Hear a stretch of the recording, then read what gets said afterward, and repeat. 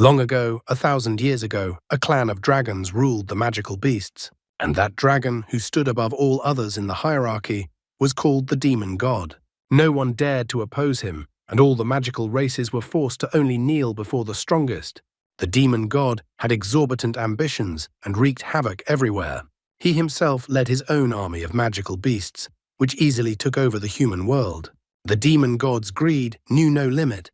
He sought to plunge every part of the universe into endless darkness, sparing absolutely no one. It was at this moment, right in the face of death, humanity has fully revealed its potential.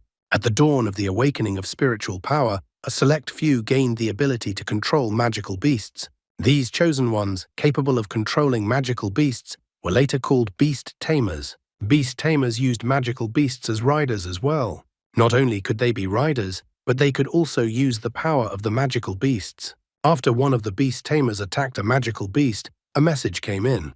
A magical beast descended over the northern neighborhood of the city. In the same instant, the report was updated to say that a magical monster had fallen into a residential neighborhood and emergency assistance was urgently needed.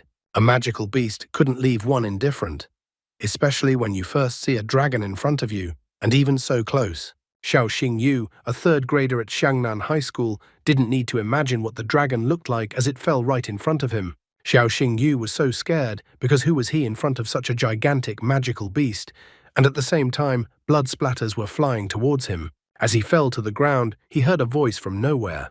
The voice said that at the beginning of this catastrophe, when heaven and earth were not yet separated, he had made a pact. He sealed it with his blood and summoned the spirits of the void. He decided that blood would be his payment and words would be his bond, and then bade them listen to his command.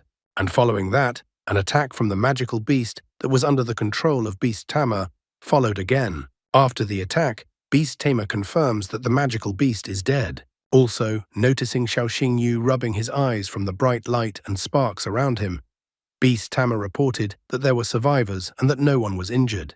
Opening his eyes, Xiao Xingyu noticed a giant lion in front of him, as well as a beautiful girl who was apologizing for the inconvenience.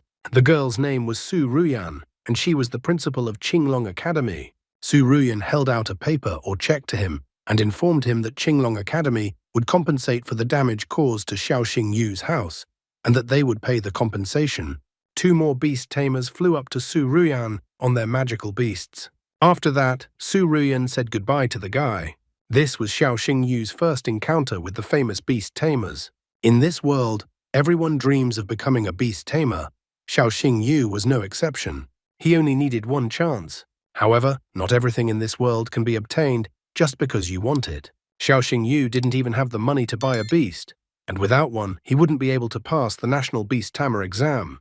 At this moment, while the guy was still in his dreams, a small dog appeared out of nowhere. The dog immediately started licking the guy, who was not particularly pleased with this action. Xiao Xingyu began to scold. Had the dog been following the dragon all this time? The guy didn't understand where the dog even came from in his apartment. However, the guy who has no money but has a dream immediately became curious if the dog could be tamed. After looking at the dog, he remembered something. As in the textbooks, mentioned a creature that was similar to a dog, and his name was Gale Hound. The Gale Hound had a weak bloodline and didn't require much spiritual power. Therefore, the guy thought that he could feed the dog.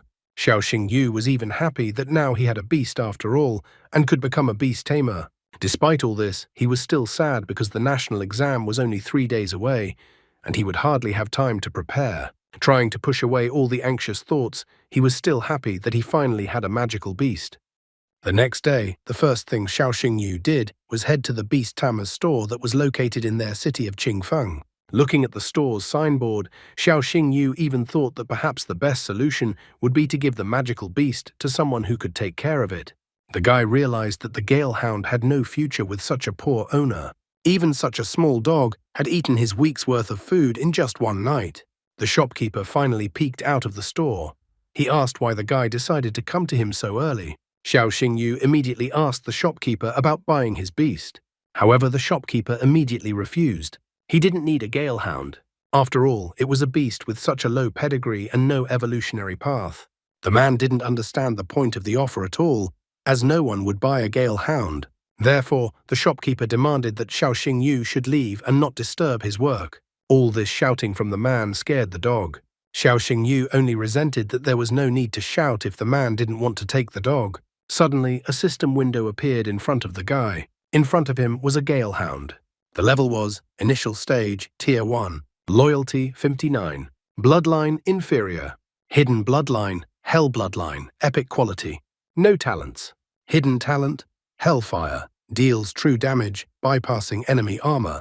No evolution paths. Hidden Evolution Path, Gale Hound, Hell Gale Wolf, Hell Nether Wolf, Divine Infernal Wolf. Xiao Xingyu thought that he must have been too tired, and he had dreamed up all sorts of things. He could see no other explanation as to why some system window had appeared in front of him. After carefully wiping his eyes with his hand, he opened his eyes and the system window was still in front of his eyes.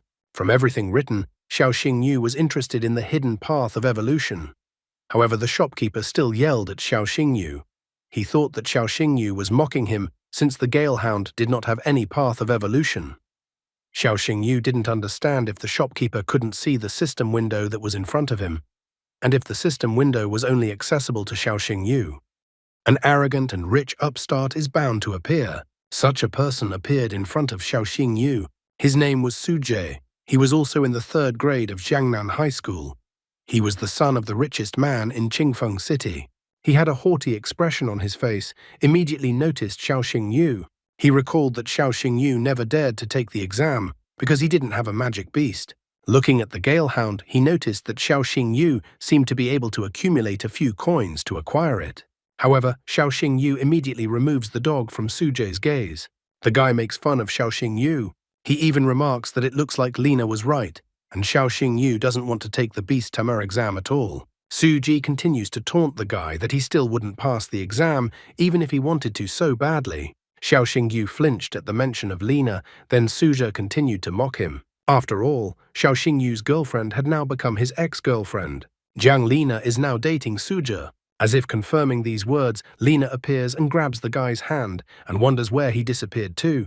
She could barely find him. Suja says that he just noticed an old acquaintance of the girl and decided to greet him. Lina asks Suja not to joke around. After all, she broke off her relationship with Xiao Xingyu a long time ago.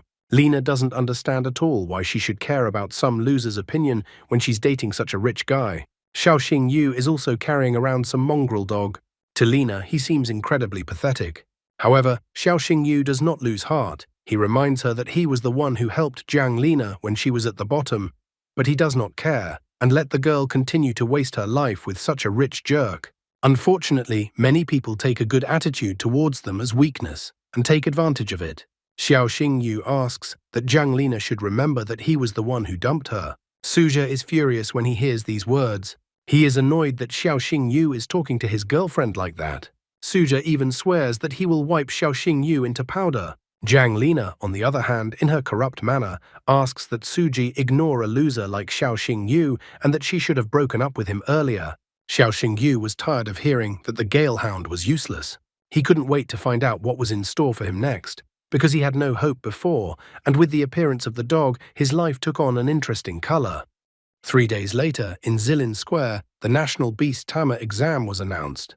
The examination center in Qingfeng City welcomed the candidates and asked them to take their seats. The test was about to start, and Xiao Xingyu didn't want to be late and no longer tried to escape. The other candidates also noticed Xiao Xingyu, only they didn't understand why the guy showed up for the exam since the guy didn't have a magical beast. The other candidate also knew about it since Xiao Xingyu couldn't buy a magic beast. However, he heard that Xiao Xingyu had signed up for the exam 3 days ago, and that Xiao Xingyu had applied to Qinglong Academy. The guy was shocked to hear such a thing. After all, Qinglong Academy is the best of the 4 academies. The other candidate was also surprised. He didn't understand how a loser like Xiao Xingyu dared to take such a step. Approaching the table with the magic ball and the examiner who placed his feet on the table, Xiao Xingyu gathered his resolve and said hello to the examiner. He announced that he was here for the exam. The man took off his hat and looked at Xiao Xingyu. He immediately asked, "Is the guy Xiao Xingyu?" It was Chen Qinian, the teacher of the admissions office of Qinglong Academy in Qingfeng City. Xiao Xingyu confirmed that it was him, and also said that he would like to take the Beast Tamer exam. Recalling the guy's dossier, Chen Qinian also recalled that Xiao Xingyu was the only student in Qingfeng City who had applied to Qinglong Academy. The arrogant upstart Suje did not stand aside and came to properly ridicule the guy. Suje believes that Xiao Xingyu has become too brazen and sees no boundaries. Suji recalls that in the past 5 years, only 8 students from their city have applied to Qinglong Academy. But none of those students who applied could pass the exam. Suja thinks Xiao Xingyu is an upstart and that he thinks he is so special. Suji is ready to kneel down and call Xiao Xingyu father if Xiao Xingyu succeeds in passing the exam. That's how much he believes that Xiao Xingyu will fail the exam. Xiao Xingyu did not stand aside. With full determination in his eyes, he tells Suji to get ready, because soon Sujie will have 2 fathers at once. Suja is still shouting after him, but Xiao Xingyu doesn't care about him anymore. Xiao Xingyu asks the teacher to start the exam. The teacher immediately decided to warn Xiao Xingyu that the selection process for Qinglong Academy is extremely strict, and the guy didn't even choose other schools in case he fails the exam for this academy.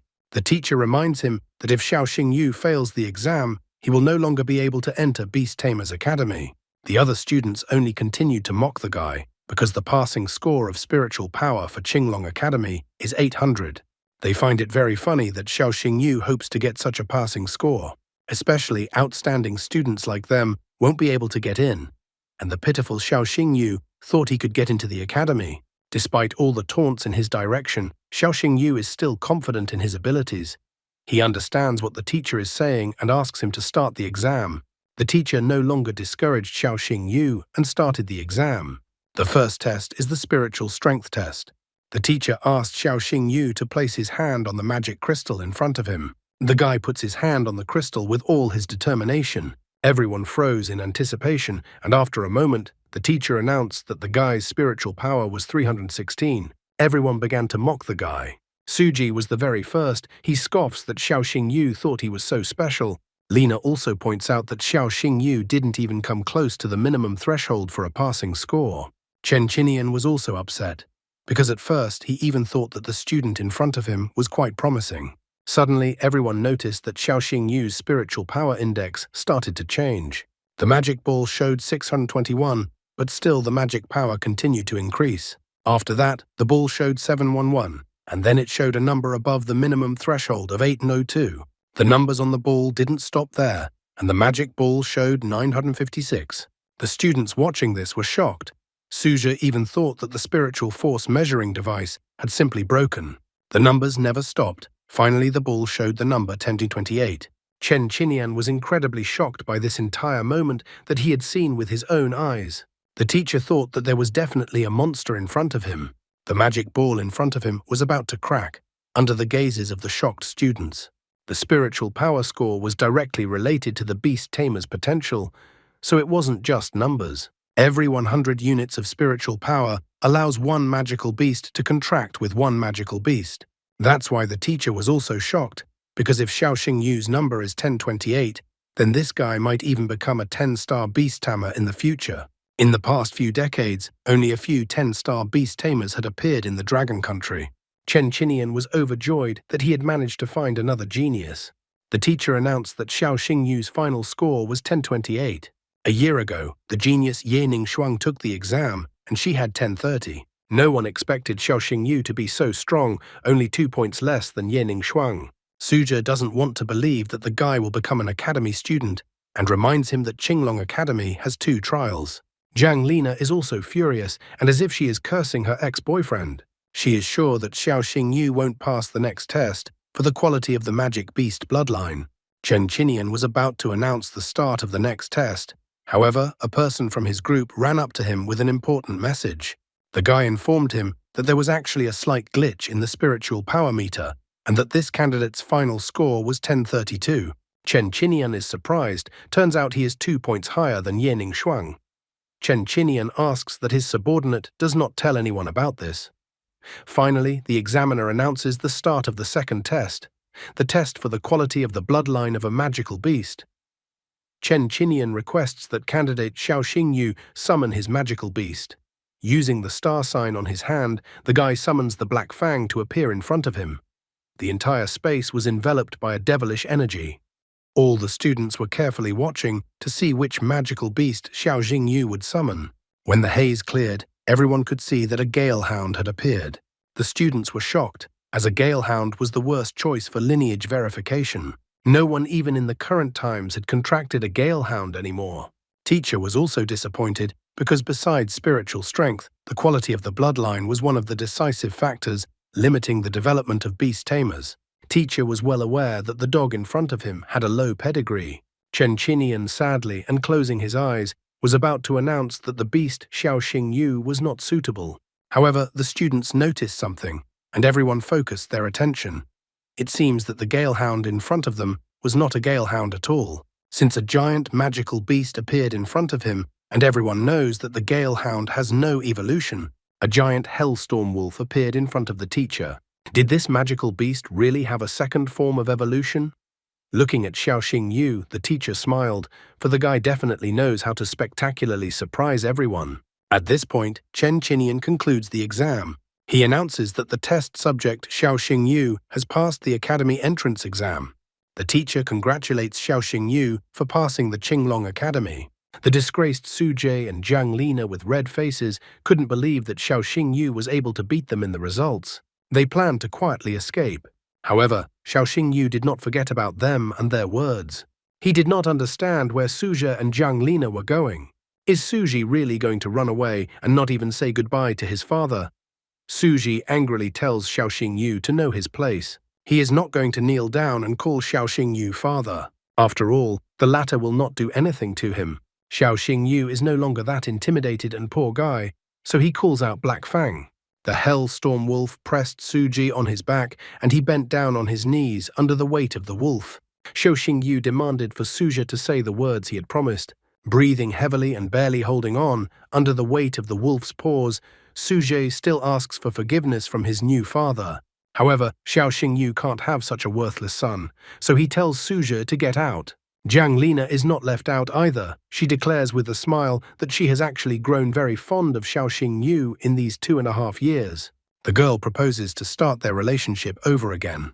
Xiao Xingyu is already a cool guy, so he tells Jiang Lina that their entire relationship is in the past and walks off into the sunset. Jiang Lina dramatically falls to her knees and asks her ex-boyfriend to forgive her and that she was wrong. She quickly changes her mind. Apparently she didn't like the upstart so much, even with Suzhi's father's money. Xiao Xingyu left the examination square.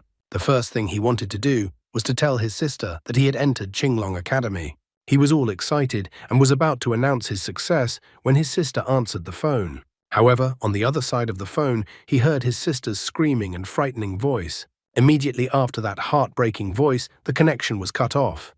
Meanwhile, on the outskirts of Qingfeng City, at the farmer's market, monsters attacked and people were trying to escape. A woman in this turmoil was trying to find her child. Another woman cradled the frightened child against her and asked the girl not to be afraid of anything. To hide from the eyes of the monster, these people could not. The giant scorpion was able to find them very quickly.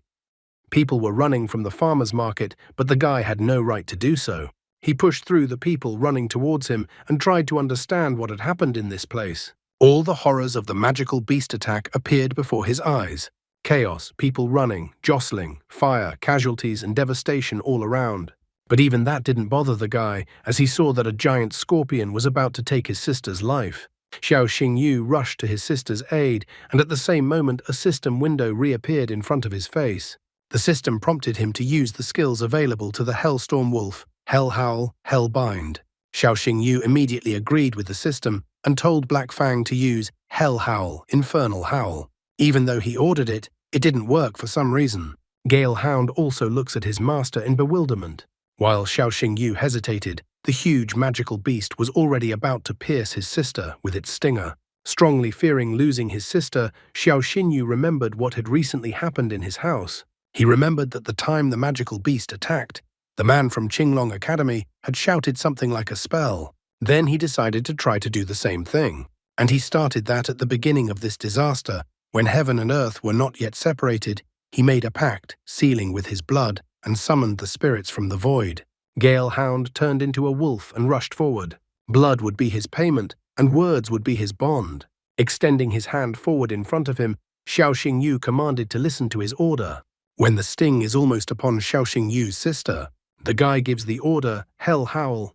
A powerful attack bursts out from his Hell Wolf and destroys the magical beast.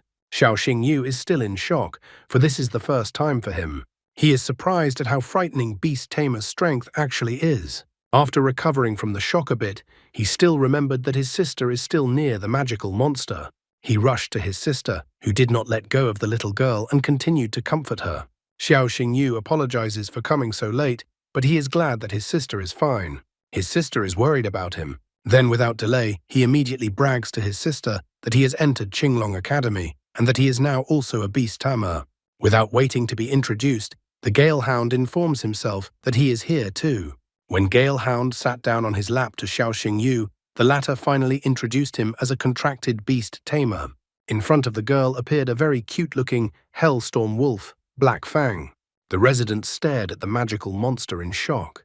The one who had caused so much commotion and taken so many lives was finally dead. The guy with a satisfied look confirms that the monster is gone. His sister for now and herself does not know what happened. Finally, the frightened woman found her child. She didn't run away. She kept looking for her daughter despite the danger. The woman thanks her brother and sister. The girl rushed to her mum in tears. She was so scared of that monster. And at that moment, her mum disappeared and she was even more scared. After returning the girl to her mum, the brother and sister decided to go see the defeated monster. In the remains of the monster, Xiao Xingyu found the core of the magical beast. Core level beginning. Condition for obtaining the core, killing the magical beast. Attribute poison. Effect +5 poison attack, experience +10. Taking the stone in his hands, Xiao Xingyu still didn't understand what kind of magical beast core was in front of him. Even though it was just an initial stage core with a poison attribute, but even the smallest core can help the Black Fang evolve, so he throws the magical core to his dog and it eats it. Xiao Xingyu then informs all the bystanders that the beast is dead, and the residents are now safe. The people surrounded Xiao Xingyu. They were happy that they were able to survive, and so they started to thank the guy. They even called him a hero. The little girl he saved also thanked him. She also wants to become a beast tamer, just like Xiao Xingyu. The guy stroked the girl's head and assured her that she will definitely succeed. At night of the same day, Xiao Xingyu never got his roof fixed, as the moon was peeking through the huge hole in the wall very well. It seems his family is not so simple, and it remains to be seen if it is a family. His sister was standing next to his sleeping brother. As she looked at his back, she noticed that the mark on his back was still active. His sister then called someone with a report that the Dragon Rune curse was still active. She reported that the seal on the Dragon King's essence was untouched. The girl didn't understand how Xiao Xingyu was able to make a contract with the magical beast then, because it didn't make any sense. The voice on the other end of the phone concluded that perhaps this was fate. The caller ordered the girl to continue to keep an eye on Xiao Xingyu. The girl accepted the order and pledged to fulfill it with all the responsibility entrusted to her.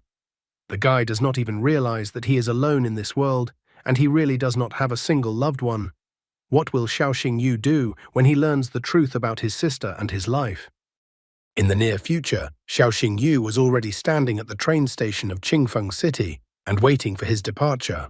He and his sister, who had also decided to go with him, had many people come to see him off. The people were so kind. One man brought a basket of salted duck eggs for Xiao Xingyu, for he had loved them so much as a child. A kind woman also brought some red envelopes where many people had put money for Xiao Xingyu. The woman asked Xiao Xingyu to cherish their gift. The guy accepted all these gifts because the locals had worked so hard for him. He waved them good-naturedly and asked the locals not to see him off, because he would definitely come back here once the vacation came. His sister also had a very good-natured look, as if what happened during the night had never happened at all. Upon entering the train, the first thing Xiao Xingyu did was offer his sister a seat. That was how they traveled. A few hours later, a warning came over the loudspeakers that magical beasts had appeared on a section of the railroad, so the train might shake. There was no shaking, however, and a voice from the speakers in the car announced that the train had successfully passed the dangerous section and would proceed on schedule. Xiao Xingyu was relieved that nothing had happened. Also, they will soon arrive in the city of Lunyin. His sister reminds the guy that his studies will start soon, so he should not relax. Everything seemed to be going well, but the moment they were relieved, the train suddenly began to shake. No one realized what had happened. Suddenly, a message came from the car speakers for the passengers to get ready. Magical beasts appeared ahead of the train, a pack of three-eyed giant monkeys. A voice from the loudspeaker warned the passengers to be careful and to take care of their lives and property. The passengers began to panic. One passenger was shocked when the conversation mentioned magical beasts. Another passenger was also greatly surprised, for they had been told before that they were safely through the most dangerous section. Suddenly, powerful blows began to resound on the roof of the train car. Xiao Xingyu didn't understand what they had to do now. The other passengers waited for someone to deal with this attack. However, before anyone could come to the rescue, one of the monkeys tore through the roof lining. One of the passengers yells for everyone to run away. When the girl wanted to react already, Xiao Xingyu asked her to the contrary to sit here and not go anywhere. The sister doesn't understand what her brother is going to do. The sister falls on her knees and asks her brother to stop. However, Xiao Xingyu can't do that because an angry monkey has decided to attack him. Before Xiao Xingyu could react in any way, a magical beast appeared right in front of the monkey and hit the monkey with its tail. The mistress of the magical beast resented the fact that the guy was just standing there looking at the monkey. Therefore, the girl orders Xiao Xingyu to step aside if he doesn't want to die. This girl's name is Qin Yanran. Qin Yanran is the daughter of the head of the famous Sky Guild. The girl powerfully swung her spear, and then with a swing of her spear, the girl used Thunder Flash. With this attack, the fox once again rushed towards the monkey. Xiao Xingyu was shocked when he saw this girl in front of him, for he seemed to have realized who she was. Based on the system, the girl had a beast, the three-tailed Thunder Fox. Level, Extraordinary Tier 3. Attributes, Thunder Fox, Epic. Path of Evolution, Three-tailed Thunder Fox, Four-tailed Thunder Fox, Five-tailed Thunder Fox, Nine-tailed Thunder Fox. Hidden Path of Evolution, Three-tailed Thunder Fox, Shadow Red Lightning Fox, Scarlet Lightning Fox. Skills, Tail Strike. Simultaneously strikes an enemy with three tails, dealing an electric shock with the effects of paralysis and stun for 1 second. Thunder Flash, dodge an enemy's attack and deal lightning damage. Putting all the information together and seeing the three-tailed Thunder Fox, the guy analyzed the spear and the magical beast and realized that the person in front of him seemed to be Qin Yanran, the daughter of the head of the Sky Guild. The girl belligerently and victoriously announced that the beast tamer was already here, which meant that everyone was saved. Only Xiao Xingyu, being a walking encyclopedia, is not at all sure that everyone is saved and is not relieved. And for good reason, as soon another monkey breaks through the roof of the train car and makes its way inside. Xiao Xingyu also recommends that everyone leave the wagon as soon as possible. Xiao Xingyu knows very well that three-eyed giant monkeys live in a pack, so he couldn't believe that just one monkey could attack the train. There was no other choice, so Xiao Xingyu decides to summon his Black Fang to help Qin Yanran deal with the monkeys. Qin Yanran finally dealt with one of the monkeys and was very indignant that there were too many of them. It seems Qin Yanran got too caught up in her thoughts and didn't notice when she was attacked from behind by two giant monkeys. However, the glorious hero is already here. Xiao Xingyu uses the Black Fang and its ability, the Hell's Bond.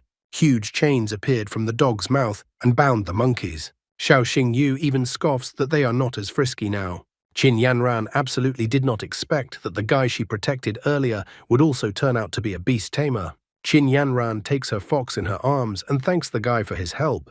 Xiao Xingyu remarks that there is no need for thanks, as any beast tamer would have done the same thing. But suddenly something caught Xiao Xingyu's attention and absolutely dumbfounded him. The system showed that the three-tailed fox was depressed, lethargic. The fox had post-traumatic stress disorder. To cure this ailment, the system suggested to crush anemone flower, pour boiling water, add thunder element catalyst, then add the magical core of the water element beast dissolved in water. Xiao Xingyu seems to be a naive fool, so he immediately tries to help the girl. He asks Qin Yanran if her fox has recently become too active during battles and then very lethargic afterward, and if it sometimes maims itself. Qin Yanran is shocked. She doesn't understand how the guy knows this. Xiao Xingyu immediately admits that the fox has post-traumatic stress disorder.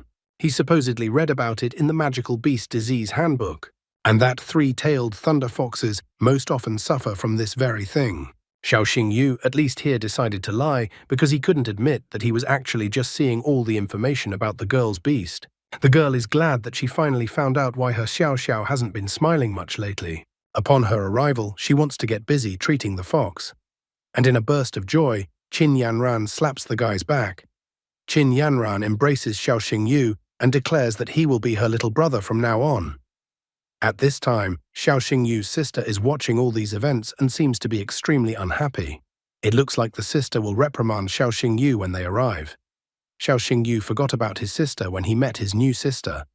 Long live the battle of who will be the best sister. Since Xiao Xingyu's sister didn't stand silently watching, she decided to intervene. The girl put her arm around Xiao Xingyu and declared that she was his sister. Qin Yanran is also not a timid girl, so without feeling awkward at all, she hugged Xiao Xingyu from the other side. She believes that Xiao Xingyu will be her named brother from now on. Xiao Xingyu himself seemed to let the situation go. Each of the girls was unwilling to give in to the other and pulled Xiao Xingyu in their direction. Xiao Xingyu felt that the girls could tear him in two. This was how they arrived at the academy. After a while, the central square of the Azure Dragon Academy, or Qingfeng Academy. All freshmen gathered for the traditional freshman welcome. The Dean of Azure Dragon Academy, Lin Kang, welcomed the incoming freshmen. Next to him was the Vice Dean, Wang Dongsheng. Xiao Xingyu, as a freshman, was also listening to this speech of the dean of all the freshmen, to be patient and wait for the principal. During the dean's speech, Xiao Xingyu remembers how he said goodbye to his sister Qin Yanran and how his sister was not happy. And just like that, he finally reached the academy. A huge lion suddenly appeared, which looked suspiciously familiar to Xiao Xingyu. The other students also noted the purple fire lion and realized that Principal Su Ruyan had arrived. All eyes turned to the arriving Su Ruyan. The boys escorted the girl with admiring glances. Finally, the headmaster arrived at the right place and set down her purple fire lion. And when she got down from the lion, the dean asked her to say a few words for the freshmen and handed over the microphone. Only at this moment did Xiao Xinyu finally notice that the woman in front of him was the same woman who had defeated the Shadow Dragon. He didn't expect that she would turn out to be the headmaster of the Azure Dragon Academy. It's worth recalling that it was us, the readers, who were told by the author of the story that Su Ruyan is the headmaster and gave her name. Su Ruyan didn't say her name or position to Xiao Xingyu. Su Ruyan took the microphone from the dean and congratulated everyone for joining the academy. However, she wanted to remind all the students of one thing. Su Ruyan's tone and gaze changed to a stern one. It didn't matter to her whether a student was from a noble family or a poor one. The most important thing for Su Ruyan was that in Azure Dragon Academy, everyone must obey her rules, and especially the 8th rule. The freshmen were in a hurry to understand and asked others what this rule was, but no one knew it. Then Su Ruyan herself delivered the 8th rule to the students. If there is a conflict between students, it should be resolved through a duel in the arena, regardless of who is right or wrong. The loser must apologize to the winner. Xiao Xingyu immediately realized that the 8th rule may seem harsh, but it actually prevents the scions of noble families from using their power and oppressing the weak. After all, thanks to the 8th rule, even ordinary students can defend their honor with their own strength. After 2 hours, Xiao Xingyu seems to have already had his first conflict, but he had just entered the academy, and it had only been 2 hours since the admission ceremony. One student seemed to recognize the guy, and that he was the same Xiao Xingyu. He couldn't believe that they were in the same class.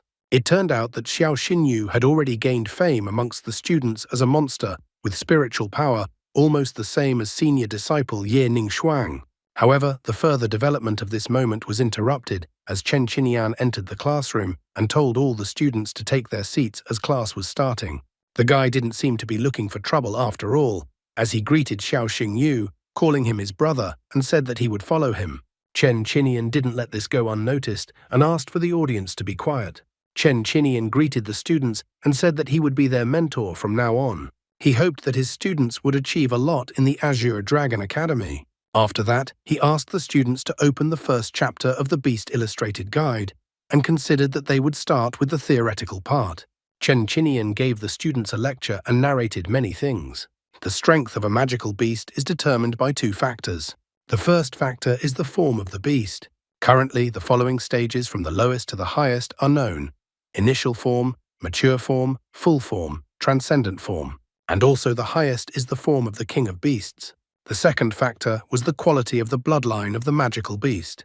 According to the records, the bloodlines of magical beasts are categorized from the lowest to the highest. Beasts of higher bloodline can suppress those with weaker bloodline.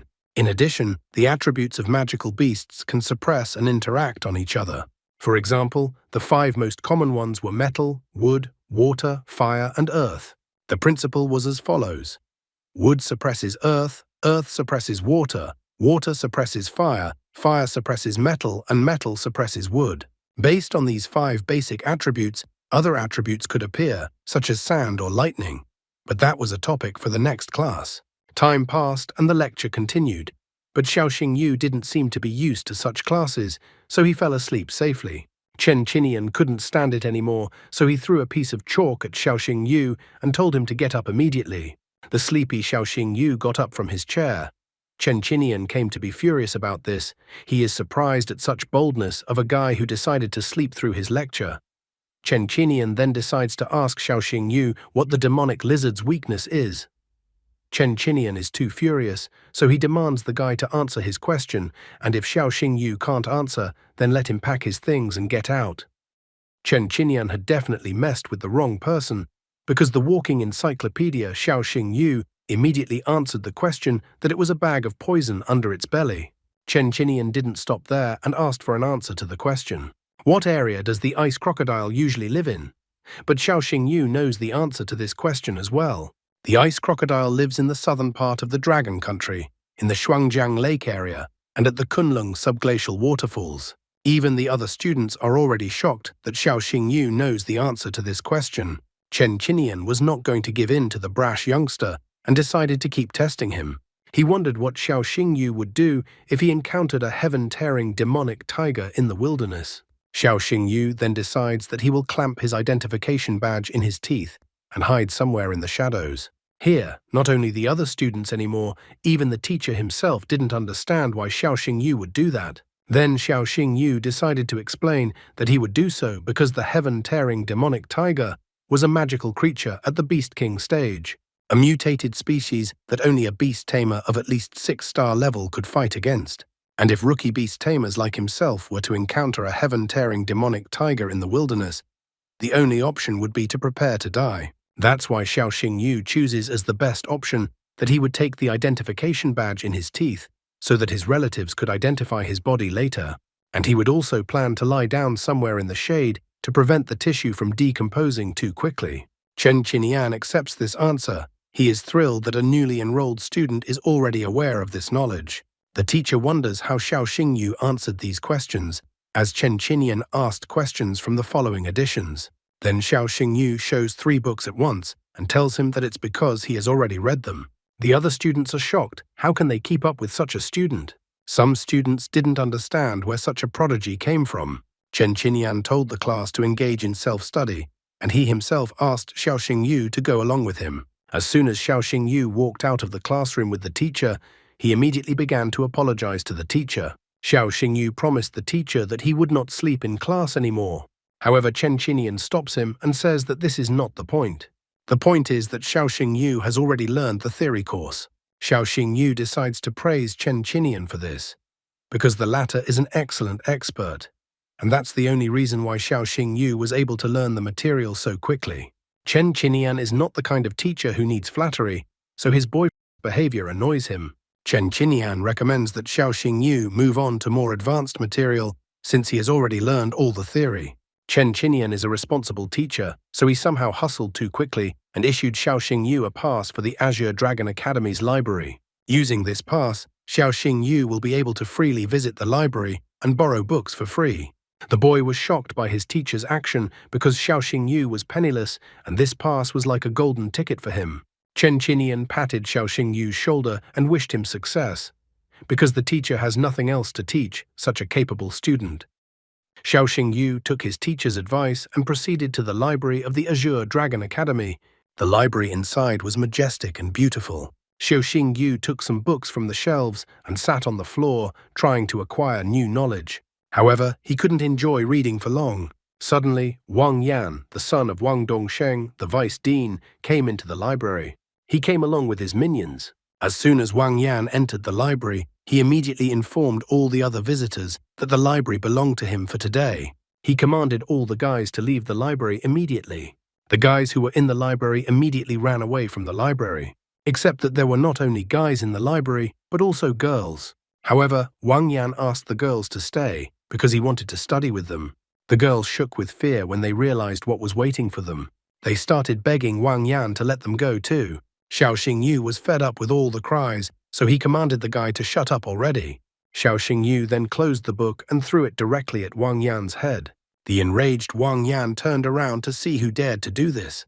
But Wang Yan's henchman immediately pointed out Xiao Xingyu and that the guy clearly doesn't know his place. Xiao Xingyu thinks Wang Yan is pathetic because he bullies girls and has no conscience. Wang Yan is shocked that someone dares to cross him and that the guy thinks he is a hero in front of him. The frightened girl asks Xiao Xingyu to run away because Wang Dongsheng is the son of the vice dean in front of him, so Xiao Xingyu better not mess with this guy. Xiao Xingyu finally realized why Wang Yan is so insolent. It's all because Daddy is the vice dean. Wang Yan is even proud of this fact and glad that Xiao Xingyu realized it.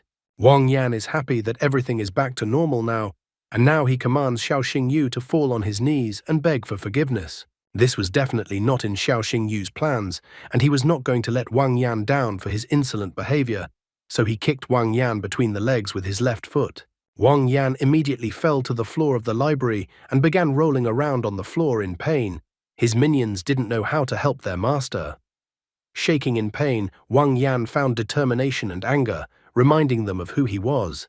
Squirming in pain, Wang Yan knows that Xiao Xingyu will not be able to deal with the consequences of what he just did. And also Wang Yan swears that he will take care of Xiao Xingyu and not let the guy leave this library alive. Wang Yan is about to show the insolent Xiao Xingyu, who is the master of Azure Dragon Academy. However, at this very moment, Principal Su Ruyan entered the library. The woman noticed how arrogant Wang Yan's tone was. She didn't realize that Wang Yan happens to be the most important person in the academy. Wang Yan is upset and surprised that Su Ruyan came to the library so quickly. Su Ruyan declares that she already knows everything. Since there is a conflict between Wang Yan and Xiao Xingyu, Su Ruyan reminds him that this conflict must be handled properly, as stated in Article 8 of the Academy's Charter. If a conflict arises between students, it should be resolved through a duel in the arena, regardless of who is right or wrong. The loser must apologize to the winner. No one has a choice, especially not the rookie Xiao Xingyu, so they move to the arena, where many students had already rushed over to take the spectator seats. No one wanted to miss this event. Wang Yan and Xiao Xingyu were about to start their duel soon. Another student was surprised that this duel took place. After all, Wang Yan's battle beast was the legendary six-legged ice leopard. Another student didn't even believe that Xiao Xingyu even had a chance to win. However, the guy who called himself Xiao Xingyu's brother still believed in him and that he was invincible. Sweat broke out on Chen Qinian's face. He hoped that Xiao Xingyu would not let them down and would be able to avoid embarrassing himself. Wang Yan and Xiao Xingyu were called to the center of the arena to shake hands, and then the announcer announced that the fight would start soon and advised the fighters to prepare for the battle. Wang Yan is already anxious to show what happens to those who dare to go against him. However, Xiao Xingyu is even now willing to resolve the conflict without a battle. For this, Wang Yan just needs to apologize. This suggestion makes Wang Yan very angry. The duel begins and Wang Yan immediately summons Ice Flame. From the summoning circle, a terrifying and frightening legendary six-legged ice leopard instantly appears. Xiao Xingyu's capillaries even seemed to burst from this as blood spurted out of his eye. Xiao Xingyu, using the system, quickly began to study the leopard. The leopard had an initial form, the first stage. The bloodline was legendary. Attributes, ice and wind. Skills, deep freeze. Any strike deals an additional blow of ice, reducing an opponent's movement and attack speed by 30%. Ice Squall summons an ice ball that explodes on impact into multiple shards that deal massive damage. Loyalty, 72. Xiao Xingyu is surprised that this magical beast has two attributes at once. Unwilling to give in, he decides it's his turn and summons Black Fang. Xiao Xingyu's brother notes that Xiao Xingyu's magical beast looks very imposing. Another student also notes that in terms of beauty, the six-legged leopard definitely loses out. Looking at Xiao Xingyu's magical beast, Su Ruyan noted that she had never seen one before.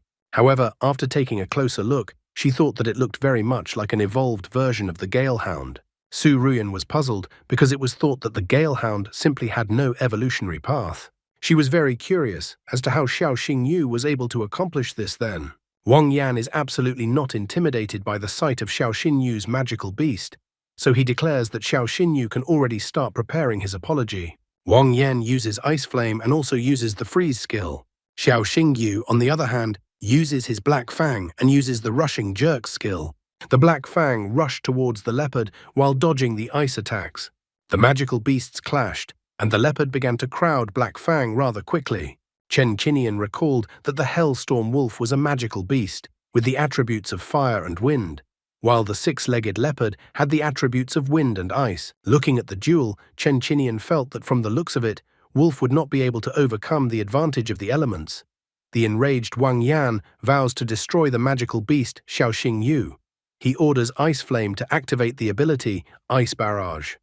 Black Fang is covered in ice, and everything around him turns into a block of ice. It's like he's in an ice prison. Poor Black Fang seems to be on the verge of life and death. Wang Yan was beginning to scoff at Xiao Xinyu. He announces that Xiao Xingyu's magical beast will freeze to death very soon. The teachers who were fed up with Wang Yan's antics, as well as Principal Su Ruyan, were waiting to see what Xiao Xingyu would do at such a moment. In response, Xiao Xingyu himself is already mocking Wang Yan, who is so confident in his plan. Xiao Xingyu then calls out to his Black Fang and orders him to activate the ability Hunt in Darkness. Black Fang instantly disappears from the ice prison he was just in. Su Ruyan and Chen Qinian instantly realize that Xiao Xingyu used the darkness attribute, and then it turns out that Xiao Xingyu has as many as 3 attributes. Wang Yan was still in a panic, trying to find where Xiao Xingyu's magical beast had gone. As it turned out, Black Fang turned into a shadow, and thus was able to avoid imprisonment in the ice prison. Black Fang attacked Wang Yang from the back, but he was prevented by the 6-legged leopard, who counterattacked Black Fang. Xiao Xingyu then summoned Black Fang and decided to see what Wang Yan would show against him. Xiao Xingyu used Black Fang's ability, the Oblivion Claw. As soon as the attacks plucked from the shadows touched the leopard, it froze in place and couldn't move. Wang Yan asked Ice Flame to fight back and do something, rather than just standing there. The headmaster immediately recognized this attack, for this Oblivion Claw was a darkness attribute skill. When it hits the target, it causes paralysis for 3 seconds. Xiao Xingyu decides that it is time to end this fight. He then uses Black Fang's ability, Infernal Howl, and pierces the 6-legged leopard with this attack. The host announces that the duel is over, and also announces that Xiao Xingyu has won. Many students, especially the newcomers, are happy that Xiao Xingyu defended their honor and punished the insolent Wang Yan. Wang Yan fell to his knees and couldn't believe what had just happened. He thought he was invincible. Xiao Xingyu approached Wang Yan and also reminded him that he had lost. Since Wang Yan lost, Su Ruyan requires him to apologize to Xiao Xingyu, as written in the academy rules. Su Ruyan is serious, so there's no way to get away. He intends to stop this whole farce. Gritting his teeth and clearly not sincere, Wang Yan bowed properly and also apologized to Xiao Xingyu. Afterwards, he left the arena with great hatred, swearing that Xiao Xingyu would pay for it. Su Ruyan, meanwhile, notes that it was a great fight. She also notes that Xiao Xingyu is already the 2nd disciple who has made a good impression on her. Su Ruyan is looking forward to Xiao Xingyu's next performance, because his next performance will be at the freshman ranking tournament, and this event will be held in 3 days. All red with embarrassment, Xiao Xingyu thanks Madam Principal for the praise, but he wonders who the first student was. Then Su Ruyan confesses that it was a brilliant girl with a spiritual power level above 1,000, Ye Ning Shuang. Once again, this name popped up in a guy's life. Xiao Xingyu had heard of Ye Ning Shuang back during his entrance exam. Su Ruyan knows how to appreciate talents, so she decides to give Xiao Xingyu a spatial ring as a reward. The guy is shocked, because it's incredibly expensive and also awesome, and here he gets it so easily. You can store anything in it. The system reported that in front of Xiao Xingyu was a spatial ring, a high-tech equipment designed to store various things, including food and supplements for summoned beasts, as well as magical monster cores. Xiao Xingyu gladly accepts the ring entrusted to him as a reward, 1 ring to rule them all. Taking the ring from Principal Su Ruyan's hands, the boy once again thanks her. Leaving the Azure Dragon Academy through the gate, the boy thought about something. His sister is probably already worried about him being gone for so long. Therefore, Xiao Xingyu decides to return home as soon as possible. However, Xiao Xingyu's plans were disrupted when a girl suddenly crashed into him on the way out of the academy. The girl even had circles in her eyes from such a blow. The good-natured Xiao Xingyu first asks if the girl is all right, and she replies that she is fine. Kneeling down and stroking the girl's head, Xiao Xingyu advises her to look around next time so as not to hurt herself. The guy then asks the girl to go home, but the girl clings to the guy. She told Xiao Xingyu that she had nowhere to go, and she also asked Xiao Xingyu to shelter her. The guy was completely bewildered by what was happening. After a while, in front of us in the family dormitory, where Xiao Xingyu and his sister now lived, the sister resented that she had just arrived and saw what was going on. She was about to pull her brother back by his ears already. Did this underdog really kidnap a child? Xiao Xingyu is outraged that his sister could even think so badly of him, and he also asks that his sister give him time to explain. The sister is outraged because she doesn't understand what the guy might say and why she might have misunderstood the situation. Eventually, the sister starts to listen to her brother, and a few minutes later, Xiao Xingyu finished his story. After finishing his story, Xiao Xingyu concludes that this is what happened. It turns out that Shi Meng, that's the girl's name, is afraid of magical beasts, so she can't become a beast tamer. It turned out that poor Shi Meng regularly bullied at home, so she ran away from home. Xiao Xingyu decided to bring her to their dormitory to help the girl overcome her fear. The girl turned to Xiao Xingyu's sister with pitiful eyes. She called her sis Zhou Shui and with a pleading look asked her to stay with them since she didn't want to go back home. The sister finally gives in and allows Xu Meng to stay. However, the sister asks that Xiao Xingyu remember an important thing. Xiao Xingyu must not date a girl from the Ye family. The next day at the Azure Dragon Academy, Chen Qinian gathered the entire class outside. Xiao Xingyu was still hovering in the clouds and pondered over his sister's words that he shouldn't see the girl from the Ye family. He tried to understand why his sister suddenly brought it up. The named brother asked Xiao Xingyu what he was mumbling about and what it had to do with the Ye family. The named brother reminds Xiao Xingyu that the teacher said that in this lesson, they will be defining roles on the battlefield. So the guy wonders if Xiao Xingyu knows what it is. Xiao Xingyu apologizes for thinking about his problems at a bad time, but he quickly gives an answer if he got it right, and the guy asks him about his roles in the band. Xiao Xingyu tells him that more often than not, beast tamers act in teams and their roles and responsibilities are different.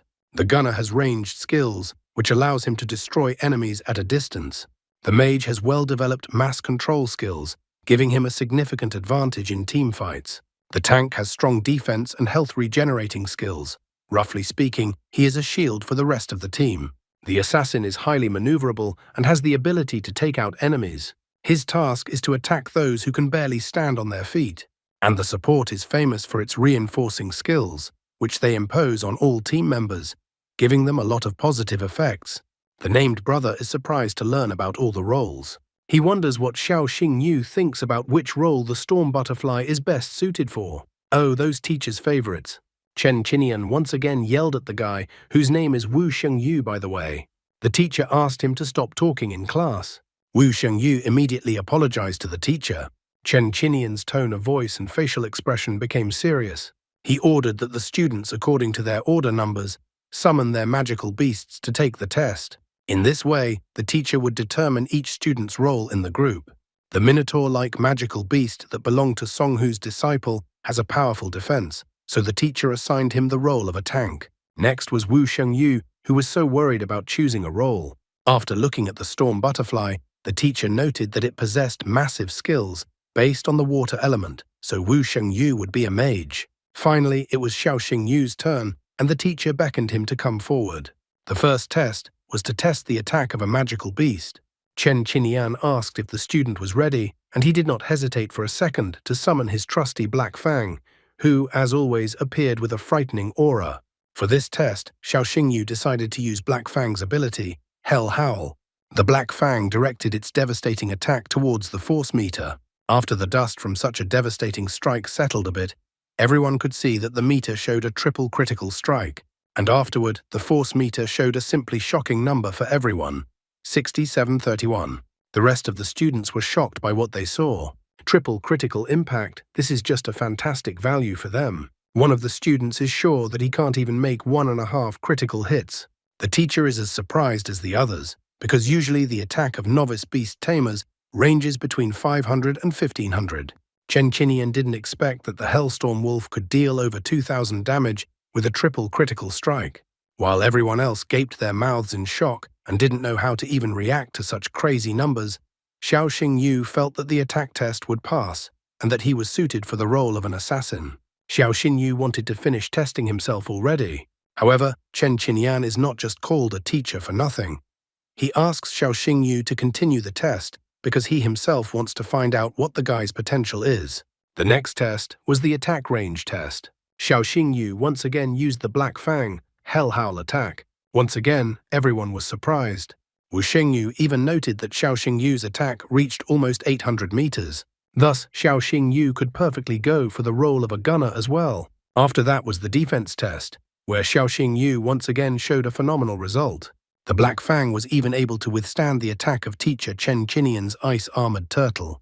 Wu Shengyu even calls Xiao Xingyu a monster. Next was the control or restraint test.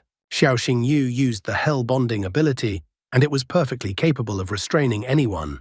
Thus, Xiao Xingyu was perfect for the role of a mage as well. Next was the reinforcement test. According to the teacher's data analysis, any beast within 10 meters of the Hell Storm Wolf would receive a 30% increase in rage, 10% increase in attack, and 10% increase in movement speed. Wu Shengyu, like the rest of the students, can't wait to learn Xiao Xingyu's role. After all, based on the tests, any role is suitable for him, and it's hard to choose from. Chen Qinian is even a little confused, because Xiao Xingyu is so good that the teacher can't even find the right words. Chen Qinian admits that there is actually one more special role besides these 5 roles. The teacher wants to tell the name of this role, but the students will have to wait until the new chapter of the story is released. As this chapter came to an end, cut off halfway through. Chen Qinian calls the role Xiao Xingyu after all, and it's all-rounder. Wu Shengyu, like the rest of the students, doesn't understand what this role is and what it all means. They ask the teacher to tell them about this role, all-rounder. Then the teacher explains to the students that all-rounder is called Beast Tamers, whose summoned creature is equally suited for all roles.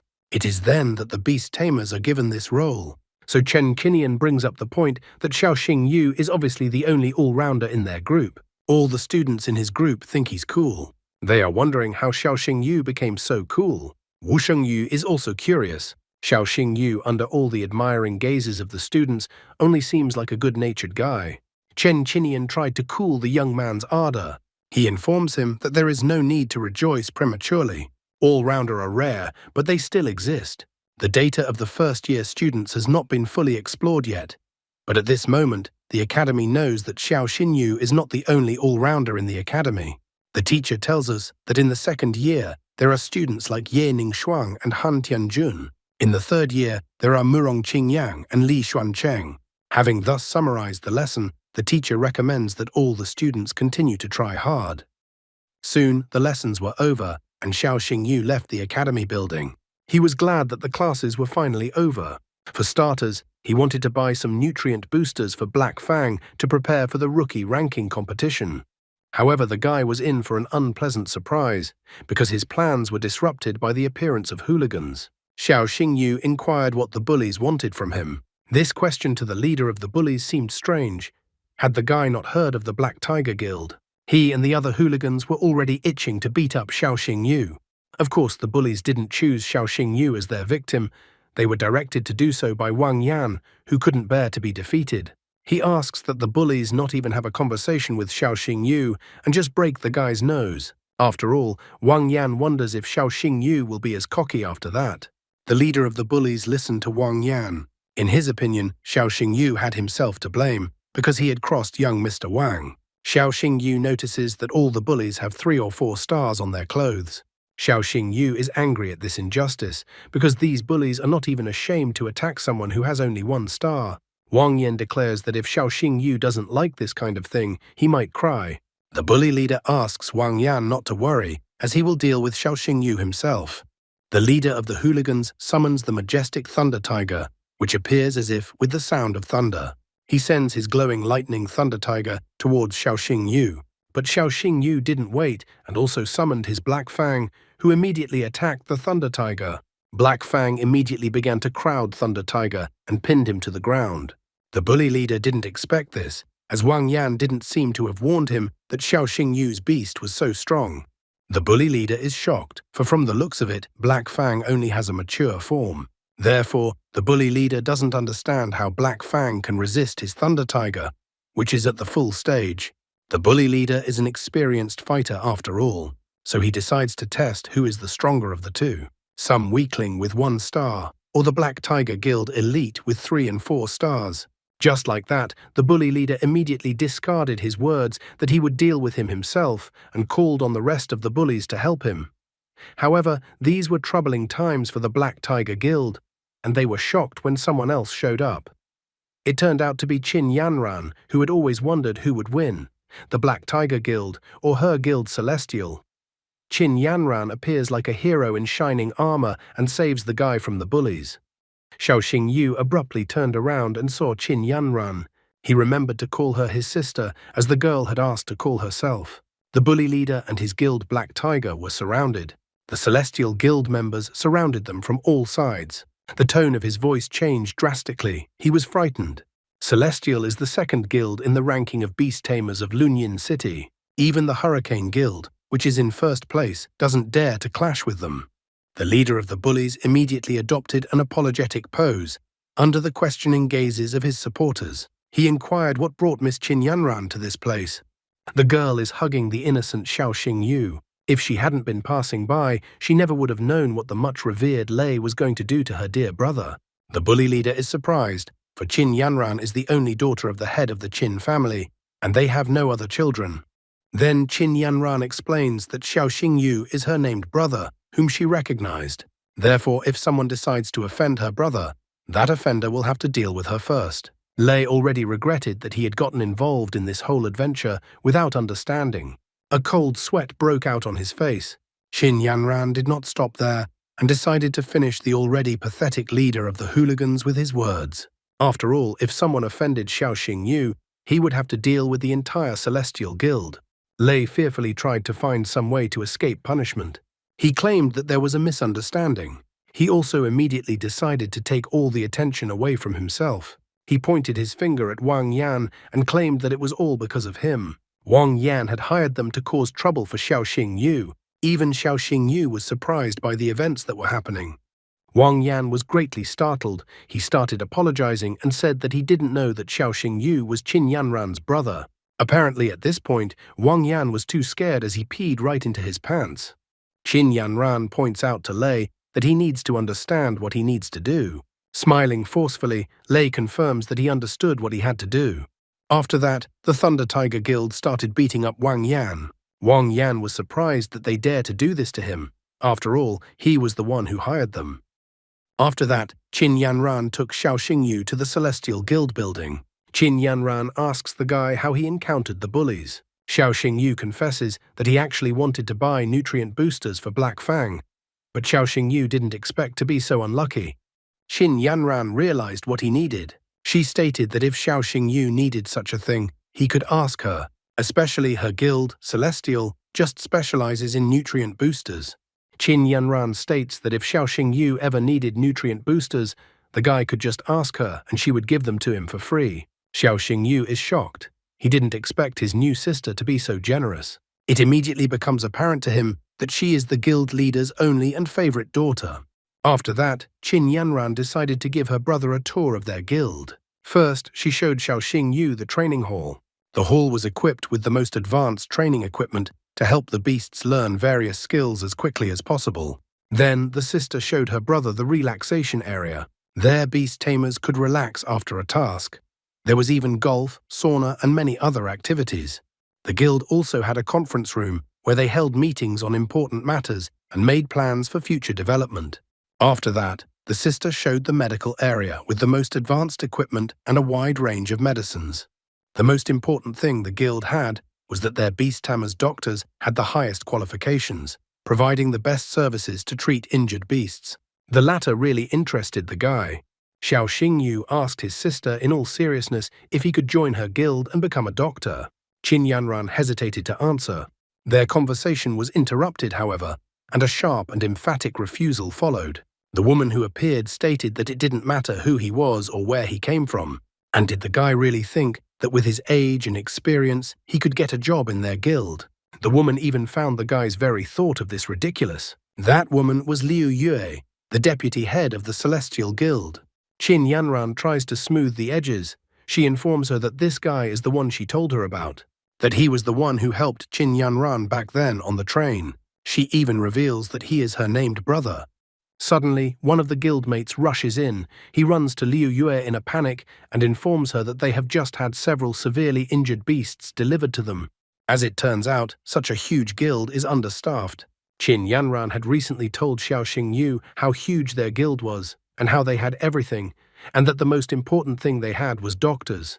Liu Yue asks his subordinate to calm down and then contact the other branches and ask for their help. Liu Yue asks for Qin Yanran's help to take care of the matter. After going to the injured beasts, Liu Yue notices that time is running out and that the beasts are bleeding heavily and won't last long. Xiao Xingyu beats his palm on his chest and declares that he can help then. He asks Liu Yue not to pay attention to anything, because there is not a second to lose. The Celestial Guild branch was very turbulent today. Many magical beasts came here with serious injuries. A new patient was brought in urgently. The doctors were carrying a magical beast on a gurney to the third operating room, and the patient was bleeding heavily. That's why there were only cries to bring in spare blood bags. The guy who helped carry his magical beast on the gurney asks everyone to stand back. The guy begged for the doctors to help save his magical beast. The doctors were alarmed by this kind of situation. It's typical for the experience of doctors to fade away when the protagonist of the story is around. The doctors ran back and forth in panic. The magical beast had lost too much blood and needed to recover it as soon as possible. The clamp wasn't helping, so a doctor was demanding that a cure be prepared. Another doctor remarked that it wasn't helping, for the blood wouldn't stop. The doctors are frustrated because their methods are absolutely no help at all. Xiao Xingyu is completely different from all these ordinary people. He examines the magical beast with his almost X-ray vision from the system. It was a green-eyed mastiff. Level, mature form, 3rd stage. Loyalty, 92. Bloodline, elite. Life sings. Wound from the poison bee queen's attack, dealing poison damage and preventing healing. Xiao Xingyu immediately finds the wound and reports that the magical beast has encountered the poison bee queen. The greenish slime is a special poison that hinders regeneration. Xiao Xingyu admits that he can stop the guy's battle beast from bleeding, but he needs the guy's permission to do so. The guy panics, he has no choice in the situation, so he asks Xiao Xingyu to save the beast. Xiao Xingyu recommends mixing 1 stalk of heavenly grass with a purple crystal flower to get 20 grams of medicinal mixture. Then add the core of the magic beast, matured with the attribute of poison, and boil for 5 minutes. Other doctors notice that all these ingredients are highly toxic. They really dislike this method of treatment because it is like putting out a fire with gasoline. However, Xiao Xingyu is serious. He asks that they immediately prepare the medicine according to his prescription. Otherwise, they will just waste time and the magical beast will die. The poor guy is too desperate, so he decides to believe Xiao Xingyu. The guy tells the doctors to not stand still and do as Xiao Xingyu said. The doctors finally stopped standing still and rushed to prepare what he said. 5 minutes later, a panting doctor came running in with a bottle of medicine and announced that everything was ready. Xiao Xingyu put on gloves and opened the cap and the bottles. Then he carefully began to lubricate the magical beast's wound. Suddenly, the magical beast roared, surprising everyone there. At the same time, the wound seemed to glow, the bleeding stopped, and the healing process began. The guy who had almost lost his beast a while ago hugged it in tears. Xiao Xingyu, on the other hand, walked over to Qin Yanran and Liu Yue. He asked Liu Yue if she was satisfied with the work he had done. Liu Yue is not stupid and not too arrogant. It's not every day that genius protagonists come to her. They are mostly mediocre guys who lack experience. Liu Yak declares that the guy has demonstrated an amazing result. Liu Yue was forced to admit that she jumped to conclusions about Xiao Xingyu. Only now does Liu Yue officially invite the guy to join the guild as a special pharmacist. Xiao Xingyu gladly accepts this invitation. After all, this is what he wanted from the beginning. At the dormitory, his sister reprimands him.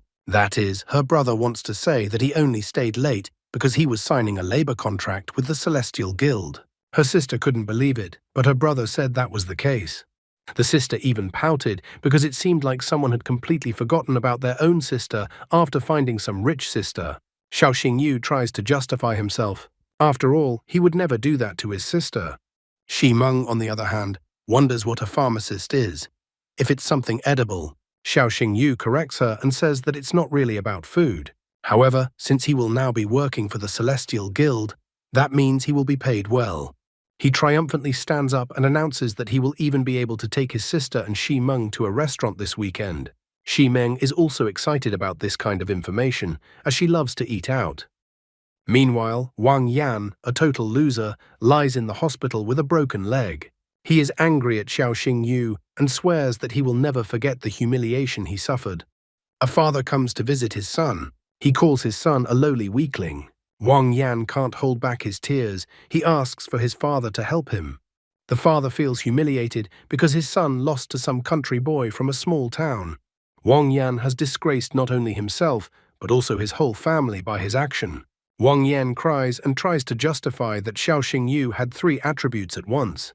He also points out that Xiao Xingyu has the Celestial Guild behind him, so he doesn't have a chance to take revenge on the guy either.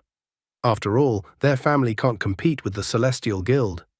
However, the father is devious. He remarks that it might happen that Xiao Xingyu will accidentally die from the clutches of a magical beast during the trials on Yunnan Mountain. Then it would have nothing to do with their family, a real villain with glasses. Soon, the vice dean's plan began to materialize as the students were sent to Yunnan Mountain. Teacher Chen Qinian, Principal Su Ruyan, and Vice Dean Wang Dongsheng were with the students. Wang Dongsheng announced that all the newly arrived students would be given another test. This test will be broadcast live on all screens at the academy.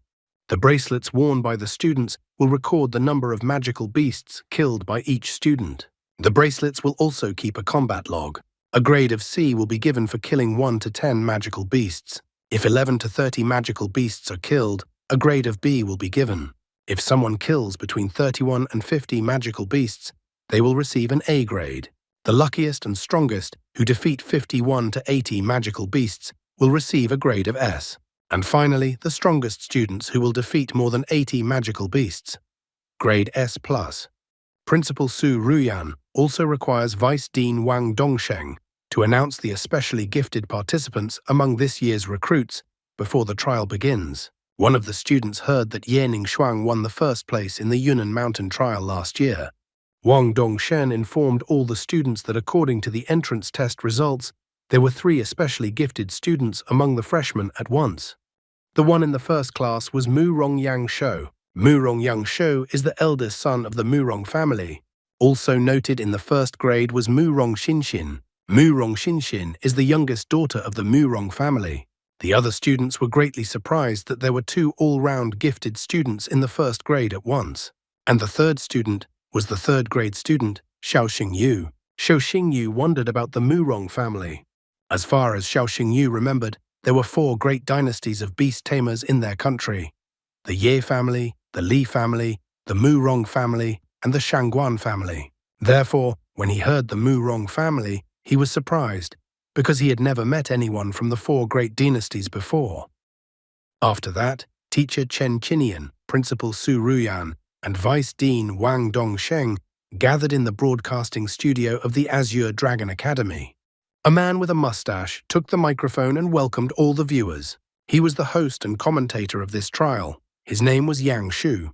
Su Ruyan asks Wang Dongsheng his opinion about Xiao Xingyu and how much the guy can defeat the magical beasts. Wang Dongsheng is quite arrogant, and he thinks that Xiao Xingyu will defeat no more than 50 magical beasts. He even thinks that he has given an exaggerated prediction.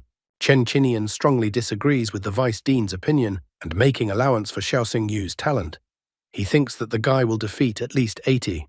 Su Ruyan also disagrees with the teacher. In her opinion, Xiao Xingyu will perform a real miracle and break Yening Shuang's record. Meanwhile, the newcomers had already begun to enter the trial area, and the trial had officially begun. Not even half an hour later, Wang Lin, a student from the second grade, had defeated a short-tailed bear. The total number of magical beasts killed exceeded 10. Sun Tianhao from 5th grade was able to deal with 20 magical beasts already. The host was surprised that just an hour after the trial started, Mu Rongyang Shou from 1st grade had already killed 43 magical beasts. People watching the trial left comments. Someone remarked that Mu Rong's family could be proud of him. Some even wanted to marry the guy. Some wondered how strong the Mu Rong family was. The host said with unconcealed admiration that the white griffin was the only beast in this trial that had reached its full form. This beast's ability, space penetration, not only instantly shortens the distance to the target, but also enhances any attack by adding a piercing effect. Though the silver-fanged snake has exceptional regeneration abilities, it is unlucky to encounter the white griffin. After all, it would completely nullify the silver-fanged snake's regeneration. So the snake's fate was already sealed. Mu Rongyang Shou asked his white griffin to stop torturing the snake. Approaching the snake, the guy just wanted to extract the magic core and go on his way. The test statistics showed that all 3 gifted students greatly outperformed the results of the other students. However, all 3 gifted students were going toe-to-toe. Mu Rong Xinxin, 50, Mu Rongyang Shou, 49, Xiao Xingyu, 48. The host decided to leave the young master from the Mu Rong family for now and see how his sister was doing in the trial. The Mu Rong Xinxin magical beast was a bone-winged bat with a legendary bloodline. It was also the only undead beast in this trial.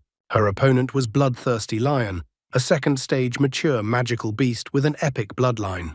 The Bloodthirsty Lion's attacks dealt 5 times the damage. It was a very strong opponent. However, after facing the bone-winged bat, even such a formidable opponent only had to accept his fate. The host knows how to get the audience excited.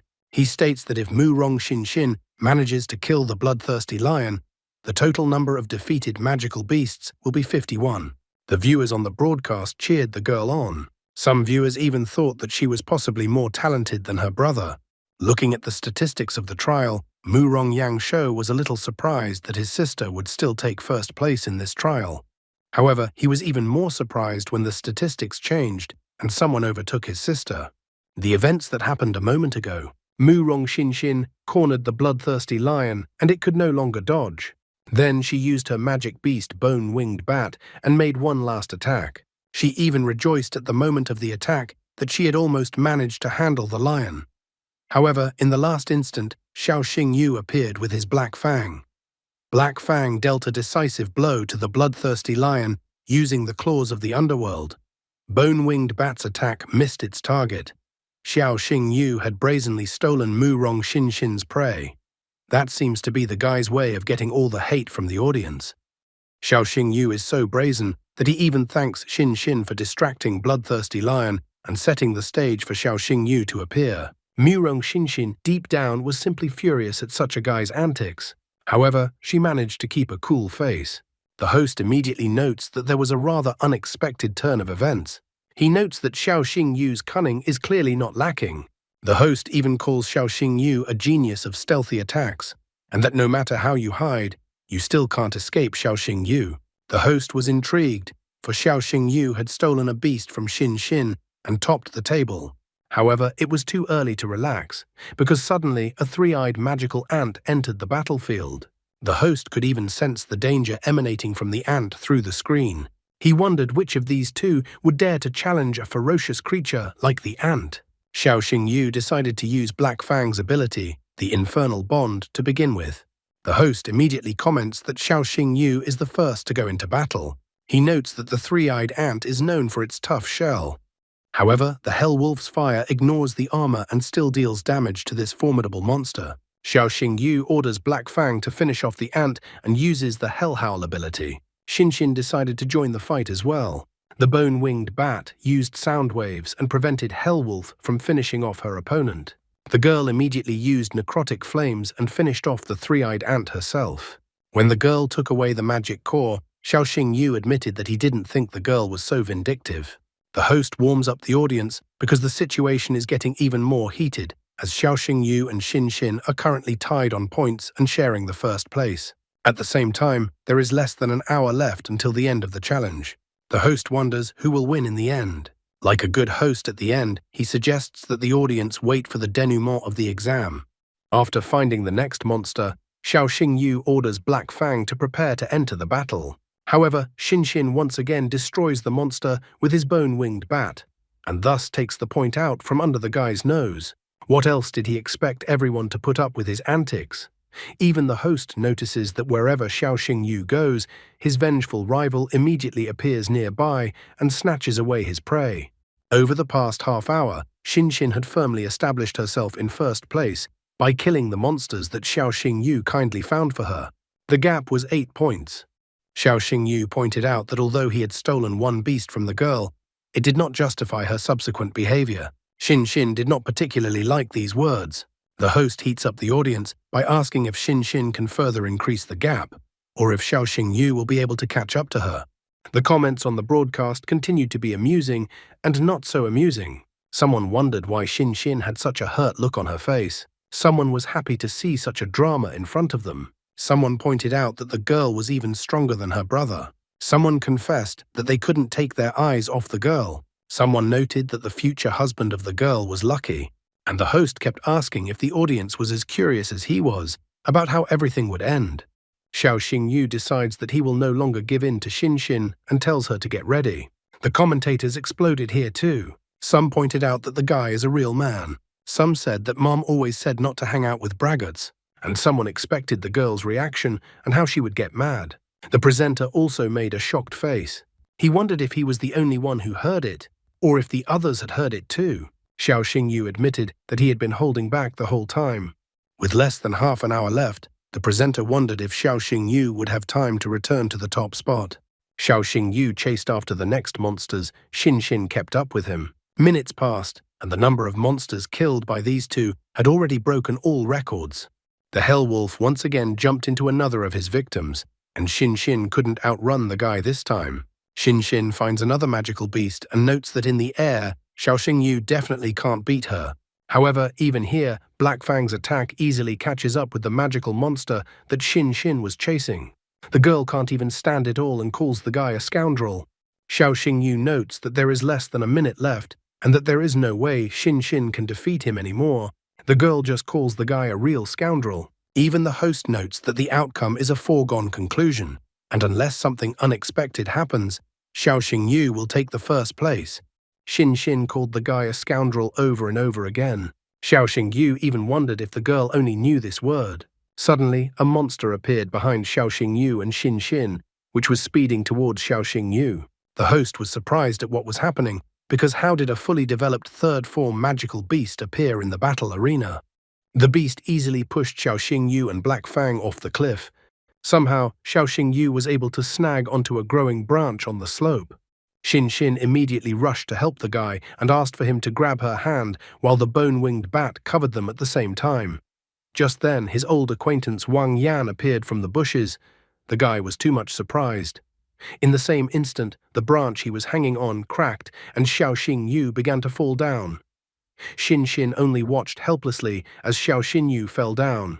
There was nothing else she could do but stare in the wake of the falling guy. Meanwhile, in the broadcasting studio, teacher Chen Qinian is angry about these exam twists and turns. He asks the principal for permission to personally go to rescue his students.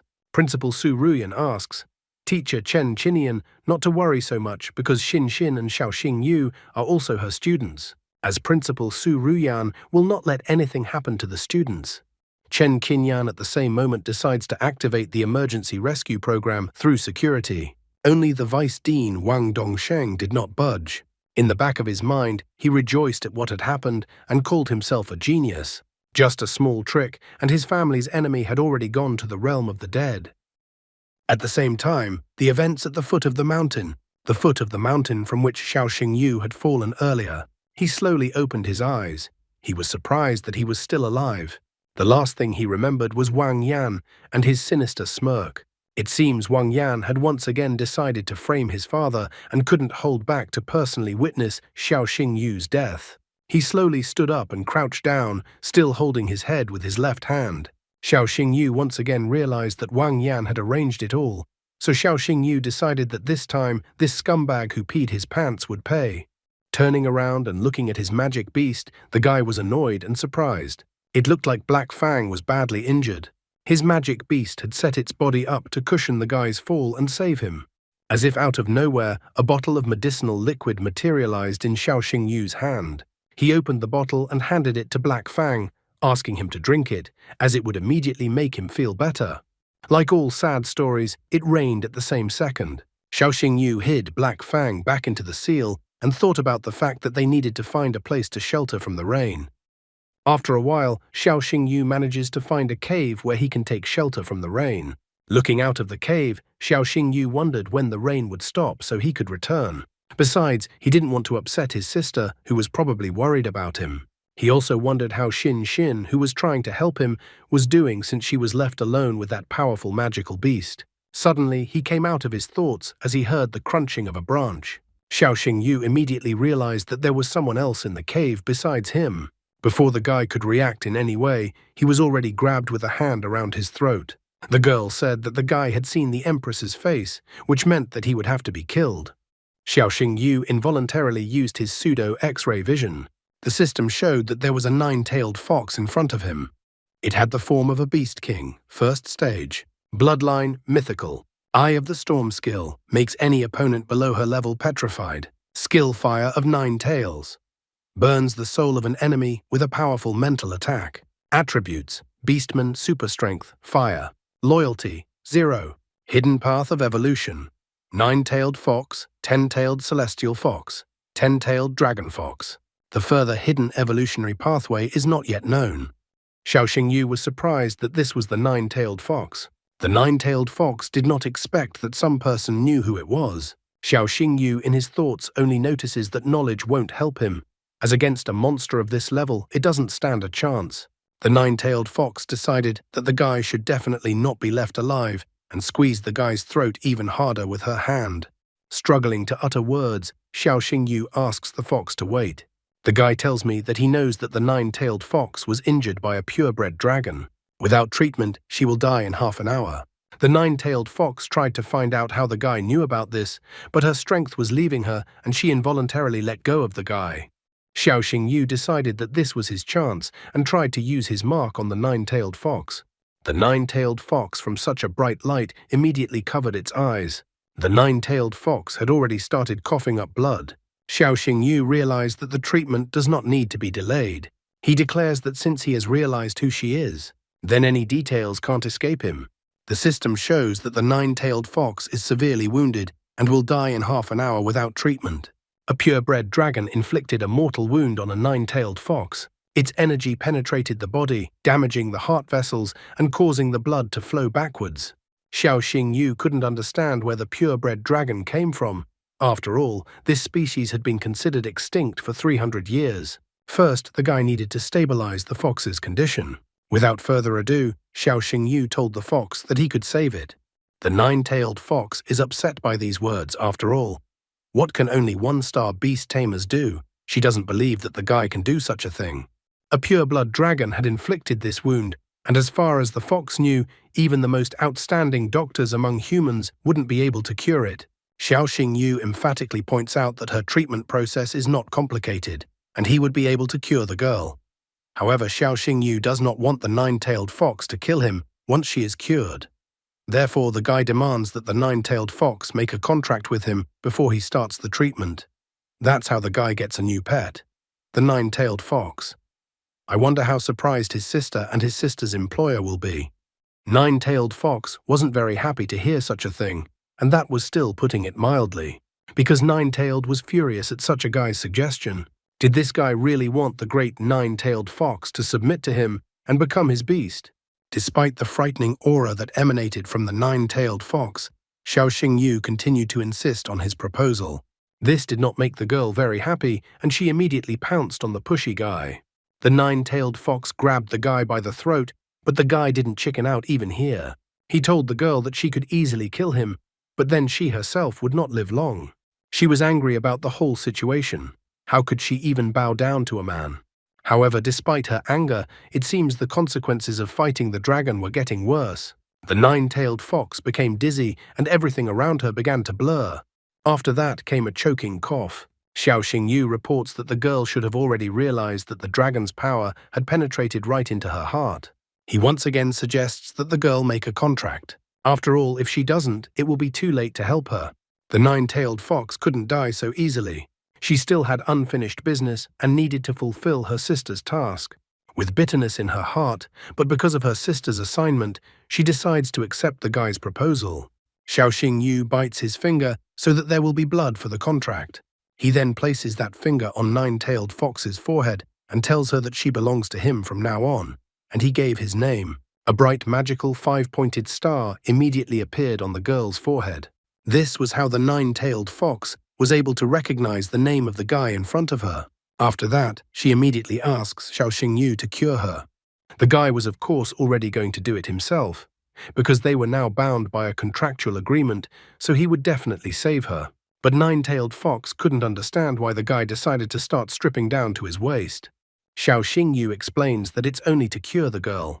Even though the girl asked him to get dressed, he still extracted his blood. After that, the guy pointed at his wound and asked the girl to drink his blood. The Nine-Tailed Fox was shocked, her face turning completely red. She didn't understand what kind of nonsense Xiao Yu was saying. After all, she can't do such things. However, the guy stands by his decision and already orders the Nine-Tailed Fox to drink his blood, as the blood will protect the girl's heart. The Nine-Tailed Fox believes that there is no turning back, so she decides to go even for such humiliation. After she started drinking the guy's blood, she felt her heart fill up with some power, and it overwhelmed her. After that, Xiao Yu got dressed and told the girl sitting on the ground that this option would help for a while. After that, he finally asked the Nine-Tailed Fox for her name. After all, he was now her new master. The Nine-Tailed Fox was somewhat suspicious, but already with a lot of confidence, and told him that her name was Dailu. However, Dailu was interested in one more suspicious thing, which her new master was silent about.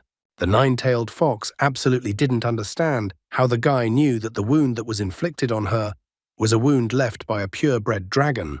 Xiao Yu at this moment is only thinking that Dailu has something to do with the disappeared dragons, and that this is clearly for a reason, and maybe the girl can understand what's going on with him. The guy says that he doesn't want to hide anything, and tells her that maybe his eyes have changed after getting dragon blood in them 2 months ago. He even decided to demonstrate, and his eyes blazed with a bright aura. He tells that after that incident, when he concentrates, he sees a panel of information as if it were some kind of system. That's what made him know about the girl's injury. Dailu, in her thoughts, thought that the guy's eyes are similar to the legendary eyes of a demon god. She had heard that those eyes could see all the information about any beast. However, it was not clear to her why a mere human could have such eyes. This made the girl curious about who her new master really was. Xiao Yu didn't understand why the girl had been silent all this time. Dailu, on the other hand, was still in her musings. She realized that it didn't matter now that he had become her master. If everything was as she thought, and the guy really had the eyes of a demon god, then it seemed perfect. In the end, the girl sat down on a rock and said that the guy was incredibly lucky. Xiao Yu obediently sat down next to her and started listening. Dailu reported that the guy's eyes had most likely changed under the influence of the dragon blood and became the eyes of a demon god. This was the first time Xiao Yu heard of this. He thought it was just a system. However, Nine-Tailed Fox corrects him and tells him not to make up any system. He's not a hero of books. She advises the guy to stop reading so much fantasy. In her opinion, what the guy sees is just a visualization of the abilities of the demon god's eyes. He carefully began to ponder her words. Even though she was talking about visualization, at that time he didn't understand why he was hearing that voice. One day he heard a voice telling him to pick up a brightly colored stone that lay before him. This stone would awaken the blood of the beast and allow the dog to be reborn. The first time this happened was after the shadow dragon attack. This voice pointed to a crystal that he said would awaken the bloodline of the Galehound. Later in the Azure Dragon Academy exam, the guy also gave the crystal to his dog. And after that, the Galehound was also able to successfully evolve into a Hellstorm wolf. He wondered when he would be able to hear that voice again. And while Xiao Yu was pondering over the information he received, another magical beast approached the cave. It did not make any welcoming speeches and immediately attacked Xiao Yu and Dailu. The Nine-Tailed Fox grabbed the guy by his collar and tried to pull him out of his thoughts. This magical beast was the lava lion tiger. It was because of him that Xiao Yu fell off the cliff. Xiao Xingyu didn't expect that the lava lion tiger would find him even here. At the same instant, the lava lion tiger rushed into the cave, from which Dailu and Xiao Xingyu could barely jump out. The magical beast once again turned around and was about to tear the guy apart. Xiao Xingyu realized that his affairs were bad, and he wasn't capable of much at the moment. However, the moment the guy was about to be torn apart by the magical beast, the lava lion tiger was attacked by someone. The guy was surprised, not realizing who was attacking the monster, but he quickly realized that it was Dailu. The nine-tailed fox was badly injured, but it still couldn't let some pathetic magical beast growl at it. The lava lion tiger was not afraid of the girl and attacked her with its paw, trying to pierce her with its claws. As a result of this, he managed to plow Dailu to the ground. This only infuriated Nine-Tailed Fox even more. She didn't understand how such a pathetic beast dared to attack the Empress. Dailu reports that for such insolence, it was as if the monster had asked for her to destroy it. Therefore, she does not hesitate to use the true eye of heaven without any hesitation.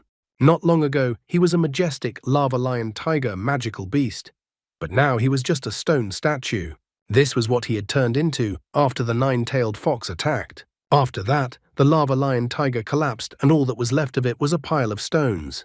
Xiao Xingyu breathed a sigh of relief because they were now safe. However, he suddenly felt unwell. He felt dizzy and his eyes began to close. Dailu could not do anything and only called his name. At the same moment, Xiao Xingyu woke up in his subconscious. The huge dragon in his subconscious greeted him. The dragon had been waiting for a long time for the eye of the demon god to appear in front of him. Xiao Xingyu didn't understand who was saying this. The guy asked the dragon who the person in front of him was and why he was in this place. The dragon doesn't understand how the guy could forget him, since he was the one who helped the guy's beasts evolve. Xiao Xingyu only made progress because he only followed his instructions when he found that blood-awakening crystal himself. Xiao Xingyu has finally found one of the answers to his questions because the very voice that led him to the crystal is in front of him. The guy wonders who is in front of him. The dragon informs him that that shadow dragon blood that got on the guy has awakened him, and the dragon himself doesn't know who he is. Guy is surprised that everything happened exactly as he thought it would. Even though the dragon didn't know who he was, he said that he could help the guy achieve greatness. Even Xiao Xingyu is amused by these words, as the dragon himself doesn't know who he is, so how can he help the guy? However, the dragon doesn't stop and informs the guy that the guy has already seen his abilities. Xiao Xingyu had assumed this before, but it looks like all those system panels were the dragon's doing. The dragon tells him that he can see all the information about magical beasts. The guy just needs to concentrate to summon the dragon, and it will appear. If the guy follows the dragon's instructions, the dragon promises that the guy will climb to the top of the world. Xiao Xingyu thought all these words were just sweet talk, because there should obviously be a high fee for such an obvious thing. Therefore, he immediately asks the dragon what he wants to achieve. The dragon did not lie. He decided to admit that he does not know. Maybe he could get his memories back this way. Xiao Xingyu does not understand why the dragon decided to appear at this moment. Before this, he thought that all of this was some kind of system. The dragon calms the guy's vigilance and informs him that all of this was only possible because the guy became stronger. Only then was the dragon able to make a connection with him. When the guy made a contract with the two magical beasts, the dragon decided that the time had come. Xiao Xingyu was still curious about where he was and how he ended up in this place. The dragon informs him that it is the guy's subconscious mind, and he himself decided to meet the guy while he is fainting. Only now does Xiao Xingyu realize that he has fainted, and the dragon after that decides that the guy already needs to wake up. His body was enveloped by a red aura, but lastly he asked the dragon when they can see each other again. The dragon, on the other hand, reassures the guy with his last words that he is always there for him. At the same moment, the guy came to his senses. Xiao Xingyu ended up in the hospital, but he didn't know how he did it, because he was in a cave. Chen Qinian and Su Ruyan, standing nearby, immediately noticed that the student had finally woken up. Xiao Xingyu apologized for making them worry. He sat down on the hospital bed and reported that the last thing he remembered was the cave next to the cliff. Su Ruyan calmed him down and informed him that the rescue team had found him unconscious near the cliff. However, Su Ruyan was interested in another oddity, that they found the corpse of Lava Lion Tiger near the cave. It was only 100 meters away from where the guy was rescued. Therefore, she was very curious if he knew anything about it. Covered in cold sweat, Xiao Xingyu reminds the principal that he was found unconscious, so he can't know what happened there. Could the principal really think that a student with 1 star would be able to defeat such a monster? Su Ruyan was slightly annoyed because she thought that Xiao Xingyu had something to do with it. Principal Su Ruyan asks the guy not to worry because the academy will conduct a thorough investigation and deal with the whole situation. Xiao Xingyu, of course, could not counter this and said that he believed these words. After that, Chen Qinian decided to give some good news as well. After all, in the Yunnan Mountain trial, Xiao Xingyu and Mu Rongxinxin had received a grade of S+ and set a new academy record. Therefore, the teacher asks Xiao Xingyu to focus on recovery and prepare for the rookie ranking competition to be held this weekend. After their debriefing, Chen Qinian and Su Ruyan decided to let the guy rest and left the ward, and at the same moment, the guy's hand glowed. Dailu, the 9-tailed fox. Dailu materialized in front of the guy, and all the while he was wondering where she had gone. Dailu informs that the guy sacrificed his blood to save her. After that, he lost consciousness due to his wounds. Almost immediately, she heard voices that someone had found the cave and wanted to check it out. The rescue team arrived just in time. Dailu didn't want them to see her, and so she hid. The 9-tailed fox remembered the guy's words about falling off the cliff being an accident. However, remembering his gorgeous friend who peed in his pants, Wang Yan, Xiao Xingyu reports that it was no accident. Moreover, the guy knew exactly who was behind it. Xiao Xingyu decided that this time, this fool Wang Yan would definitely not get off so easily. It was after all an attempt on his life. Meanwhile, Wang Dongsheng, the vice dean, was sitting on the sofa in the Wang family's office. A frightened Wang Yan ran into his father's office with a phone in hand and informed his father that something terrible had happened. Wang Dongsheng is not pleased with his son's panicked behavior and tells him to pull himself together and tell him what happened. Wang Yan once again reports that things are not good. Holding out his phone to his father, he reports that Xiao Xingyu has survived. The news reported that a true miracle had happened. The young man who went missing on Yunnan Mountain has finally been found. Not long ago, the Azure Dragon Academy was holding a test in honor of new students, in which one of the participants fell off a cliff, but luckily he was found safe and sound. Wang Yan reports that Xiao Xingyu will not let it go and will definitely take revenge on them. After all, he is even supported by the Celestial Guild. Wang Dongsheng doesn't understand why he should take revenge on them, since they had absolutely nothing to do with the incident. The son still has questions and misunderstandings. However, the father informs him that even if Xiao Xingyu suspects them, he has no proof. The father comes to the table, and at this time the son wonders what they should do in this situation. But the father stops him and informs him that they don't need to do anything for now. He then pulls out of the table some kind of creepy box with a red skull drawn on it. He tells his son that if they are going to do anything, then they will have to kill Xiao Xingyu. After that, the father hands this box with a red skull to his son. Meanwhile, in the dormitory where Xiao Xingyu was staying with his sister and Shi Meng. While Xiao Xingyu was relaxing sitting on the couch, someone called his phone. The caller turned out to be Wu Shengyu. He immediately shouted and said that he was glad that Xiao Xingyu was alive. Wu Shengyu was also incredibly happy that Xiao Xingyu had won first place in the trial. He sincerely admired Xiao Xingyu and informed him that if he needed anything, he would let him speak up. Xiao Xingyu was glad that they were truly concerned about him. While he was in the hospital, his sister sat next to his hospital bed. Shi Meng also cried when she saw him in the hospital. Wu Shengyu also reports that the freshman tournament has been postponed, but he believes that Xiao Xingyu will still beat everyone and take first place. Xiao Xingyu asked his friend to calm down. He was surprised that the freshman tournament was postponed just because of him. Then Wu Shengyu reports that Xiao Xingyu probably doesn't know, but his disappearance is the most talked about topic right now. Due to his disappearance, the academy even declared a state of emergency and organized large-scale. They even postponed classes because of this. The freshman tournament is the main event of the Azure Dragon Academy, which is held every year. All participants are divided into groups, and the order of matches is determined randomly. And after the 8 finalists are determined, then the fight for the 3 prizes begins. It is a tense and exciting competition where the future of each participant is at stake. Wu Shengyu was incredibly excited and happy when he talked about it. He asks that Xiao Xingyu not to be late. Xiao Xingyu understood everything and wished the guy a good night. Looking at his reflection on his phone, he thought about the freshman tournament. After all, a good result in the tournament would attract the attention of the academy and its financial support. And since the guy came from a poor family, it was necessary for him to get it, even though he already had a job. The skills of magical beasts depended on the energy level of their master. Right now, he had 2 magic beasts. The stronger the magic beast, the more spiritual energy needed. With the resources of the academy, he could greatly accelerate his development. This would allow him to avoid repeating the situation where Dailu's skills had completely drained his spiritual energy. He needed Dailu's help to get revenge, to finally get rid of the Wang family. This family had been annoying him too much lately. However, in order to utilize Dailu's skills, there was no way he could stand still. He had to continue his development. He was tormented by questions about how he could increase his spiritual energy before the freshman tournament. Looking for different answers, he decided to try asking the dragon inside him about it. This time, he managed to enter his subconscious mind on the first try. As the guy stood at the dragon's huge eye, the dragon inquired if the guy was looking for easy ways.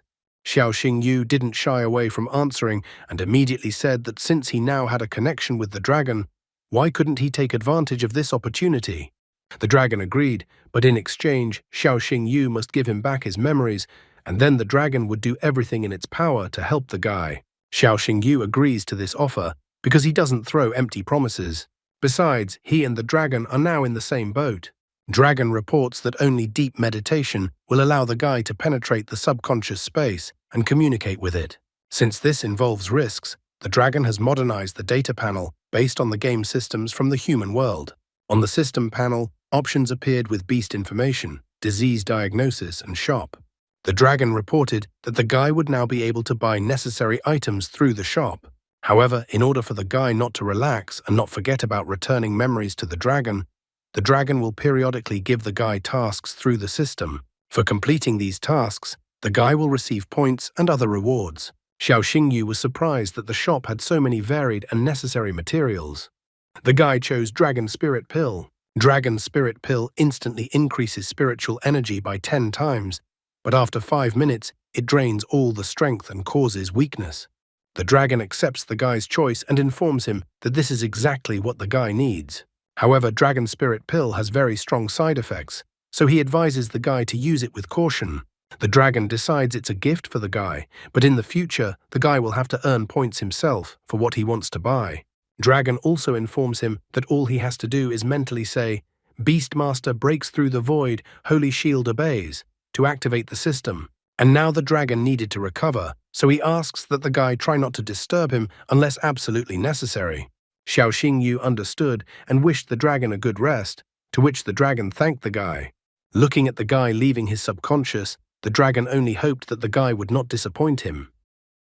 The next morning in the dormitory, Xiao Xingyu informed his sister that he had gone to study. The sister is worried and asks that her brother not to run like this, as he has only recovered. Ximeng also asks that he take care of his health. The guy wishes them a good day and leaves the dormitory. The long-awaited event for all freshmen, the freshman tournament, is already going to be held today. He even wonders if Wu Sheng missed him while he was away. While walking to the academy, he suddenly noticed a wanted flyer on a pole, and the guy was really surprised by it. On the flyer was a picture of Dailu, a 9-tailed fox was wanted, a reward of 3 billion. She was accused of theft. To get the reward, the 9-tailed fox had to be delivered to Lan Palace in Imperial City. Finding a street with no one on it, the guy pinned Dailu against the fence and demanded answers. He didn't understand why the 9-tailed fox had tricked him. Xiao Xingyu pokes the girl's face with the wanted poster and wonders why she didn't tell him that she was wanted by the imperial family. Dailu lazily replies that she didn't hide it. It's just that the guy didn't ask her about it. Xiao Xingyu got really angry because this is no longer a joke. The 9-tailed fox was wanted by the Empress's personal decree. Therefore, he does not understand how Dailu has not told him about it until now.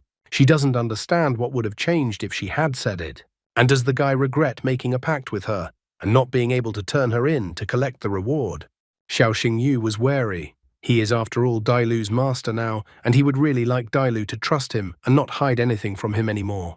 The girl remembered the humiliation she had gone through when she signed the contract with Xiao Xingyu. She agreed to try her best not to hide anything from the guy. After that, she took out a purple crystal. Dailu felt that it seemed like Shangguan Lan had put such a bounty on her head just because of this thing.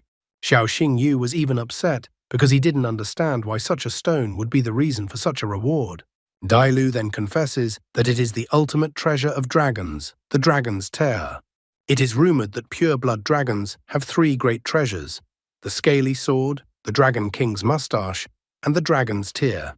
The scaly sword and the dragon king's whiskers are artifacts with devastating attack power that can be used in battle.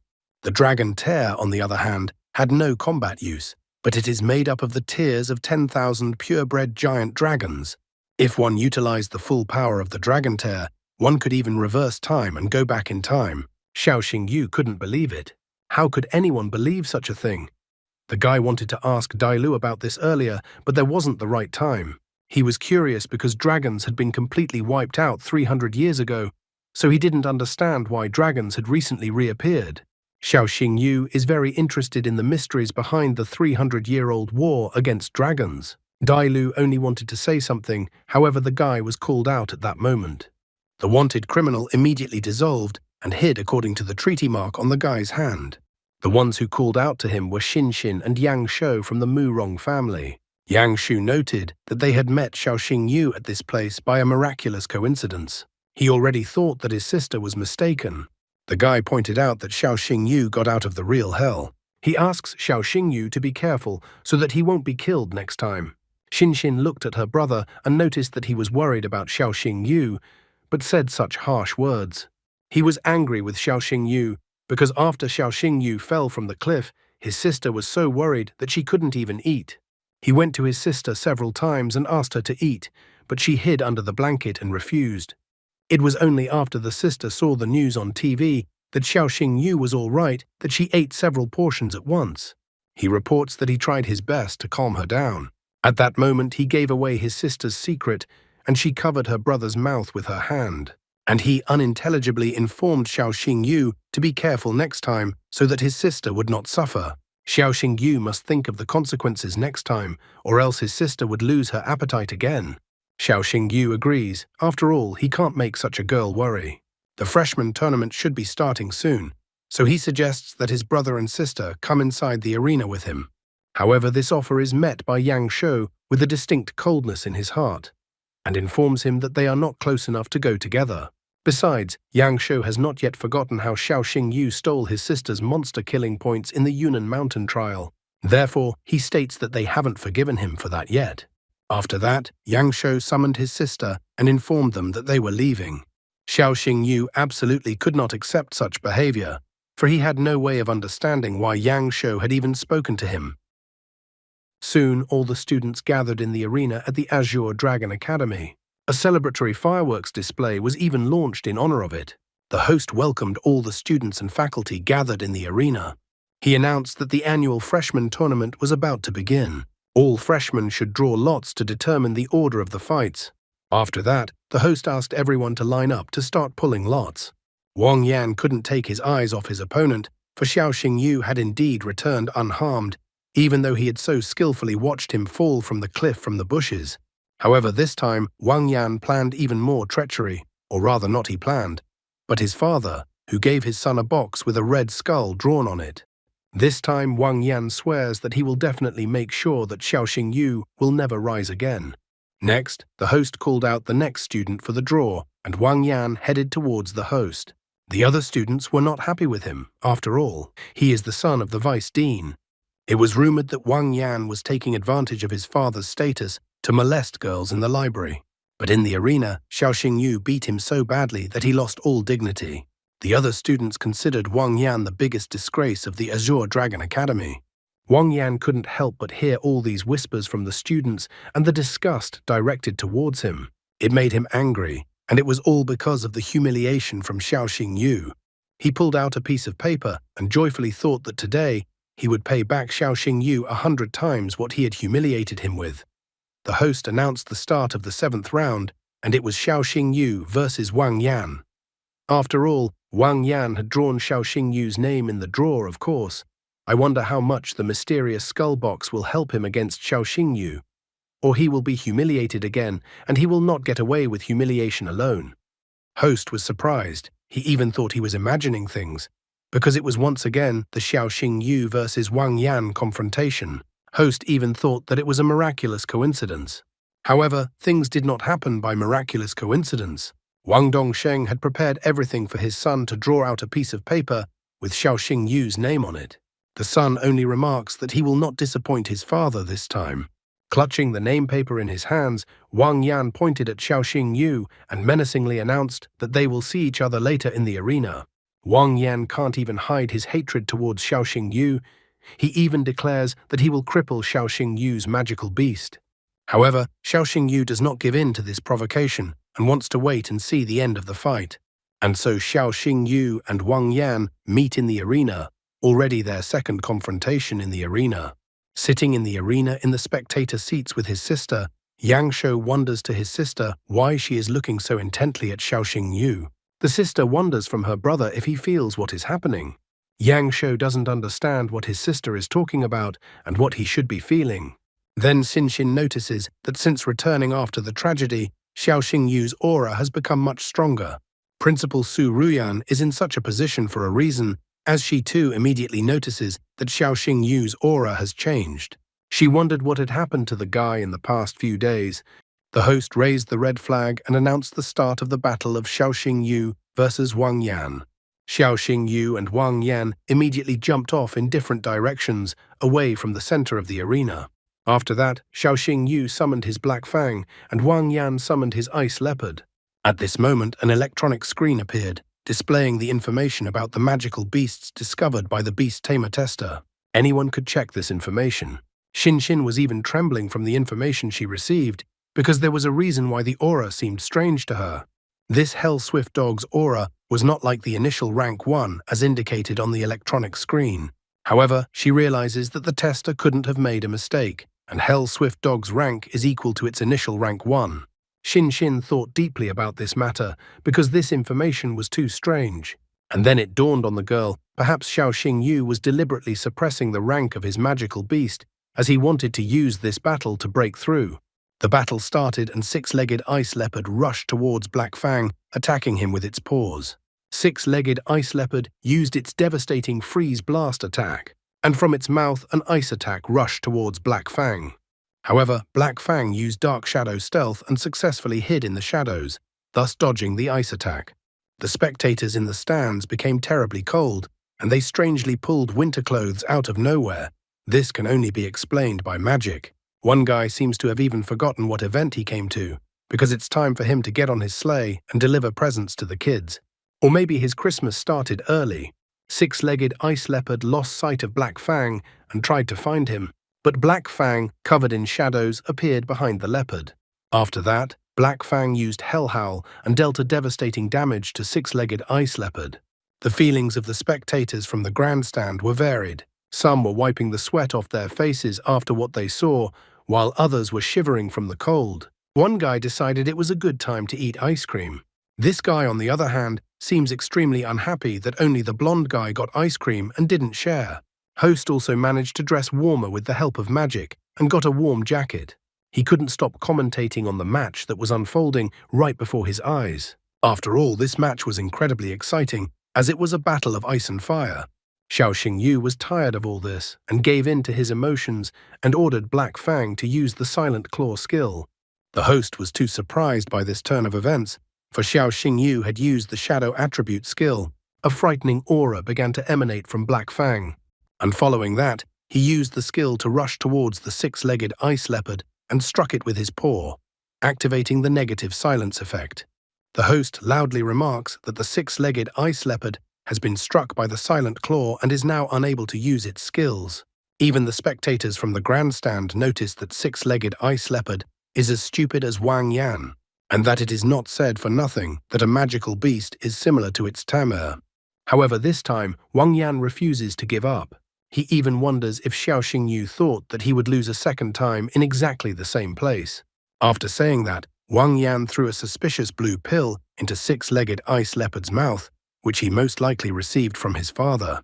Six-legged Ice Leopard began to chew on the pill he received from his tamer, and at the same moment, His aura began to change. It was as if the six-legged ice leopard had evolved.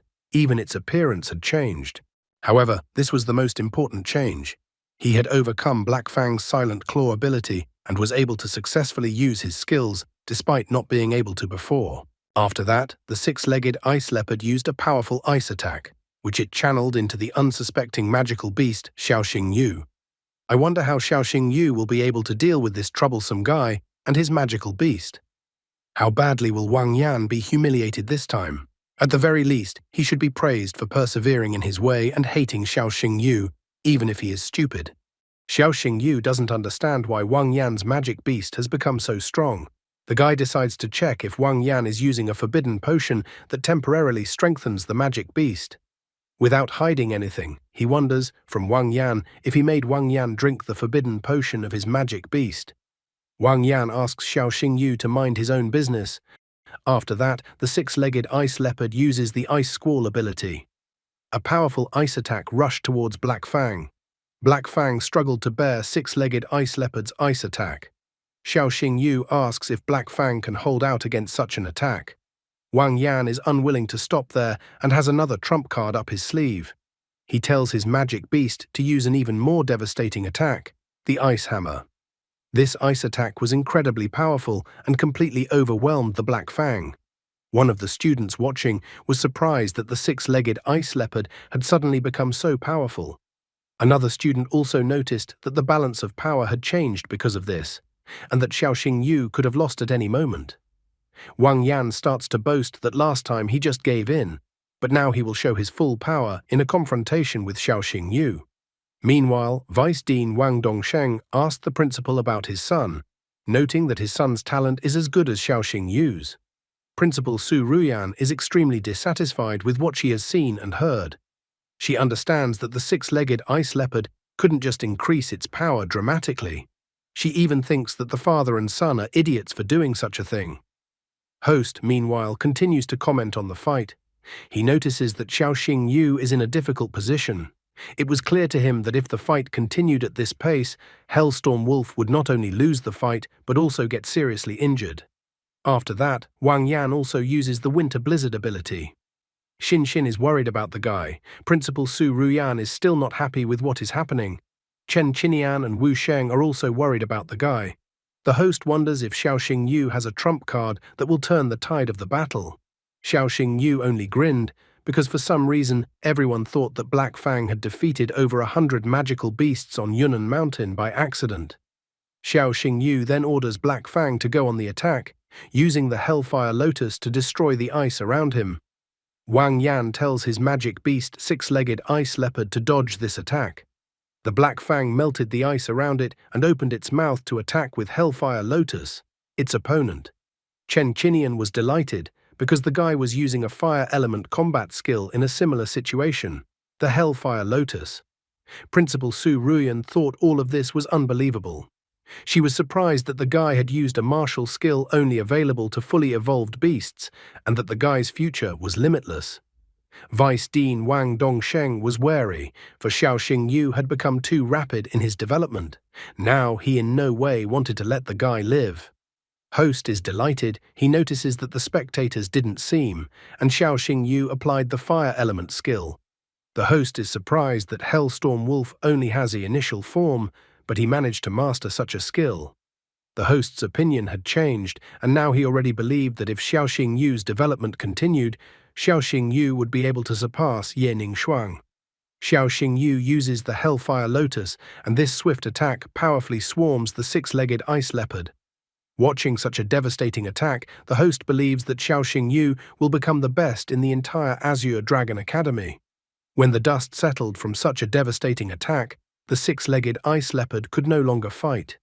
There was a sepulchral silence in the stands. Host looked at the battlefield, and seeing the end of the battle, he decided to announce the winner of the battle. Host announced that the winner of this confrontation was Xiaoxing Yu. Many students thought that the guy was a real monster. Some of the students marveled at what kind of destructive ability the Hellstorm Wolf had. After that, someone asked everyone to look at the electronic scoreboard because Hellstorm Wolf's data had changed. Originally, the Hell Storm Wolf was only at the first step of the initial form, but now it had reached the third step at once. The host announced that Xiaoxing Yu had set an unprecedented record.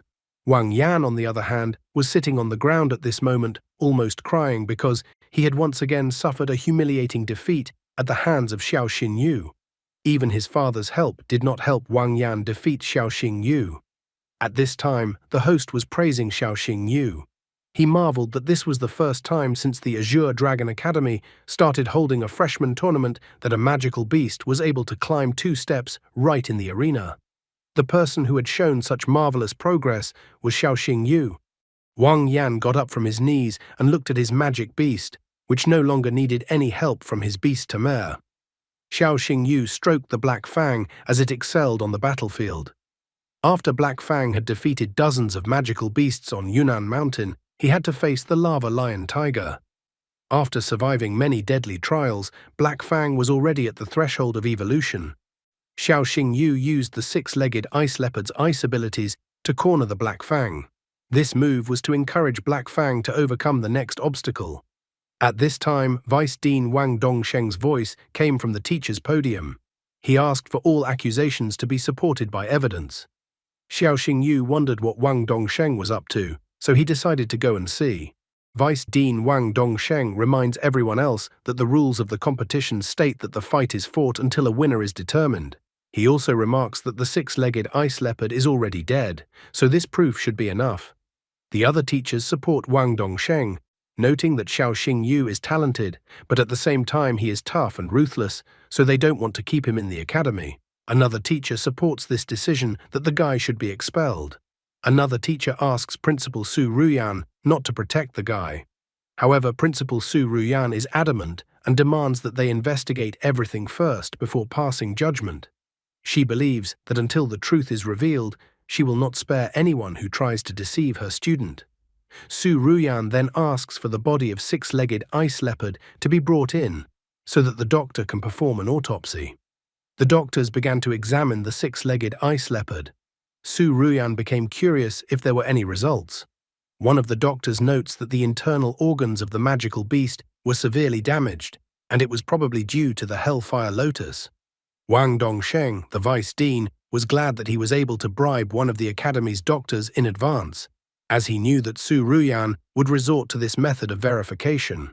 Wang Dongsheng continued to insist that the guy should be expelled since even the doctor had confirmed everything. However, Xiaoxing Yu suddenly came over and asked Wang Dongsheng how he thought that the killer would act so brazenly in front of so many people. Xiaoxing Yu recalls that the Hellfire Lotus only attacks the soul, but the 6-legged ice leopard died from internal bleeding. The teachers abruptly began to change their opinions. One teacher also remarked that there was no point in striking so openly. Another teacher also pointed out that a spiritual attack didn't leave any physical damage. Xiaoxing Yu pointed his finger at the doctor Wang Dongsheng had bribed and asked him if he was sure of his statement after the autopsy. Xiaoxing Yu leaned closer to the doctor and told him that he shouldn't risk his career over a small bribe. The poor doctor was immediately frightened. He didn't know what to do now. Xiaoxing Yu remarked that the matter was extremely serious, so he asked to have the 6-legged ice leopard's blood analyzed to check everything again. Principal Su Ruyan agrees with this request and decides to do it immediately as well. 10 minutes later, the doctor finally finished examining the 6-legged ice leopard. Soon the doctor ran up to Su Ruyan and in a trembling voice began to tell her what caused 6-legged ice leopard to die. Su Ruyan was fed up with this, so she told the doctor to make it clear. The doctor reported that 6-legged died because of the rampage pill. Wang Yan became furious at such a statement from the doctor and told the doctor not to lie. Wang Yan kneeled down and complained that he could not have given his magic beast such a dangerous pill. However, the doctor shows the results of the analysis, not just words. He reports that he can say with certainty that the 6-legged ice leopard has taken the rampage pill. This drug puts magical beasts into a state of rage, enhancing their abilities, but this drug had many side effects. Principal Su Ruyan took the doctor's report and looked at Wang Yan again, noting that all the evidence was there that he had done this to his magical beast. Wang Yan began to stutter, not knowing what to say. The teachers were shocked that the vice dean's son was so cruel that he even gave his magical beast poison. One teacher couldn't even think that such a heartless person even existed. Wang Yan looked pleadingly at his father and begged him for help. Wang Dongsheng asked Principal Su Ruyan to give his son another chance. However, she is extremely dissatisfied with such a request. She asks Wang Dongsheng not to forget his position, as he is not only a father but also the vice dean of Azure Dragon Academy. She completely serious and threateningly states that if Vice Dean Wang Dongsheng plans to cover for his son, he can get out with his son. These words of the principal immediately pointed out Wang Dongsheng's current situation, because if things continue, he himself will suffer. He didn't hesitate to sacrifice his son and decided to pass judgment himself. He stated that Wang Yan had violated the rules of the Azure Dragon Academy and had given his magical beast a rampage pill. Wang Dongsheng decided to expel Wang Yan from the academy. This came as a shock to Wang Yan. He didn't understand why his father decided to expel him from the academy. Wang Dongsheng remarks that the fact of using the forbidden pill had already been established, so the son was left with no other choice. However, he vows that he will definitely avenge his son. Wang Dongsheng then pushed his son away and told him to throw him outside the academy grounds. Wang Yan was shocked by his father's betrayal. Many students breathed a sigh of relief because it was finally over. Some even heard that the list of the top 8 first-year students was already prepared. The top 8 of the tournament were Murong Xin, Xiao Xingyu, Murong Yangshou, Zhao Tianming, Fan Rui, Zhou Xiu, Sun Wanpeng, and Lin Enzuo. The students were ecstatic as Xiao Xingyu was the real dark horse in this tournament.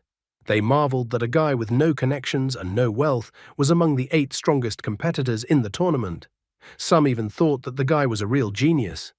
Everyone who saw the Xiao Xingyu versus Wang Yan fight immediately refused to participate further. Yang Shou also noticed that Xiao Xingyu was among the top 8 competitors in the tournament. He remembers that Xiao Xingyu stole a lot of points from his sister in the tournament, so he vows that if he meets against Xiao Xingyu in this tournament, he will avenge his sister.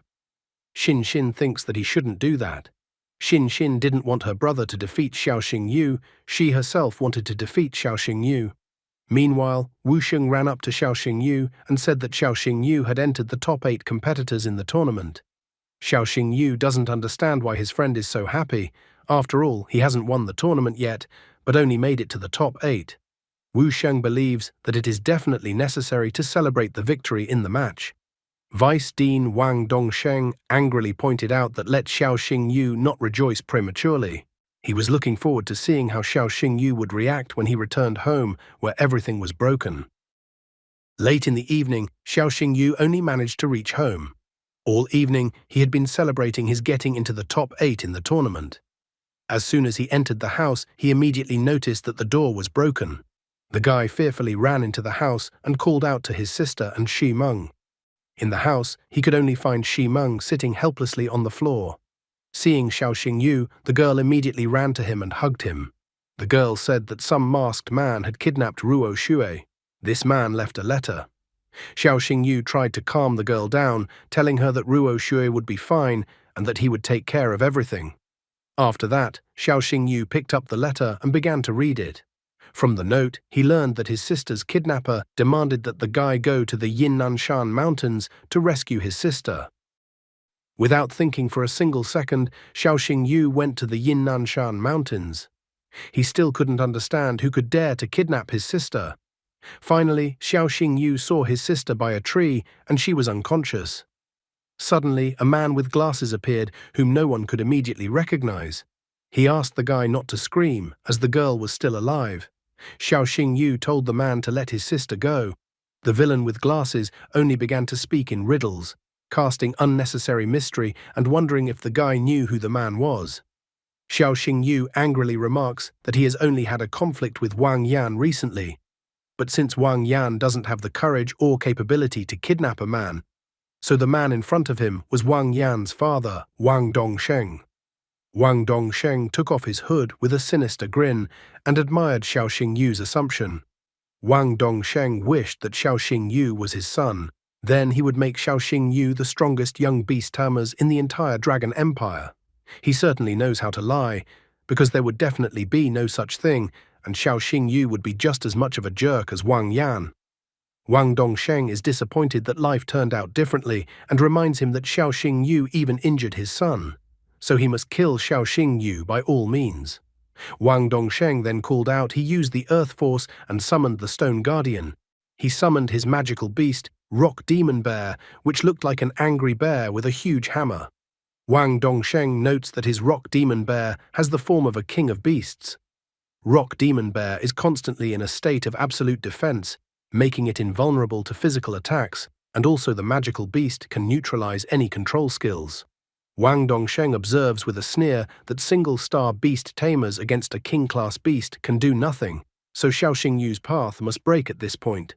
However, Xiao Xingyu did not lose optimism and thought that Wang Dongsheng would be disappointed.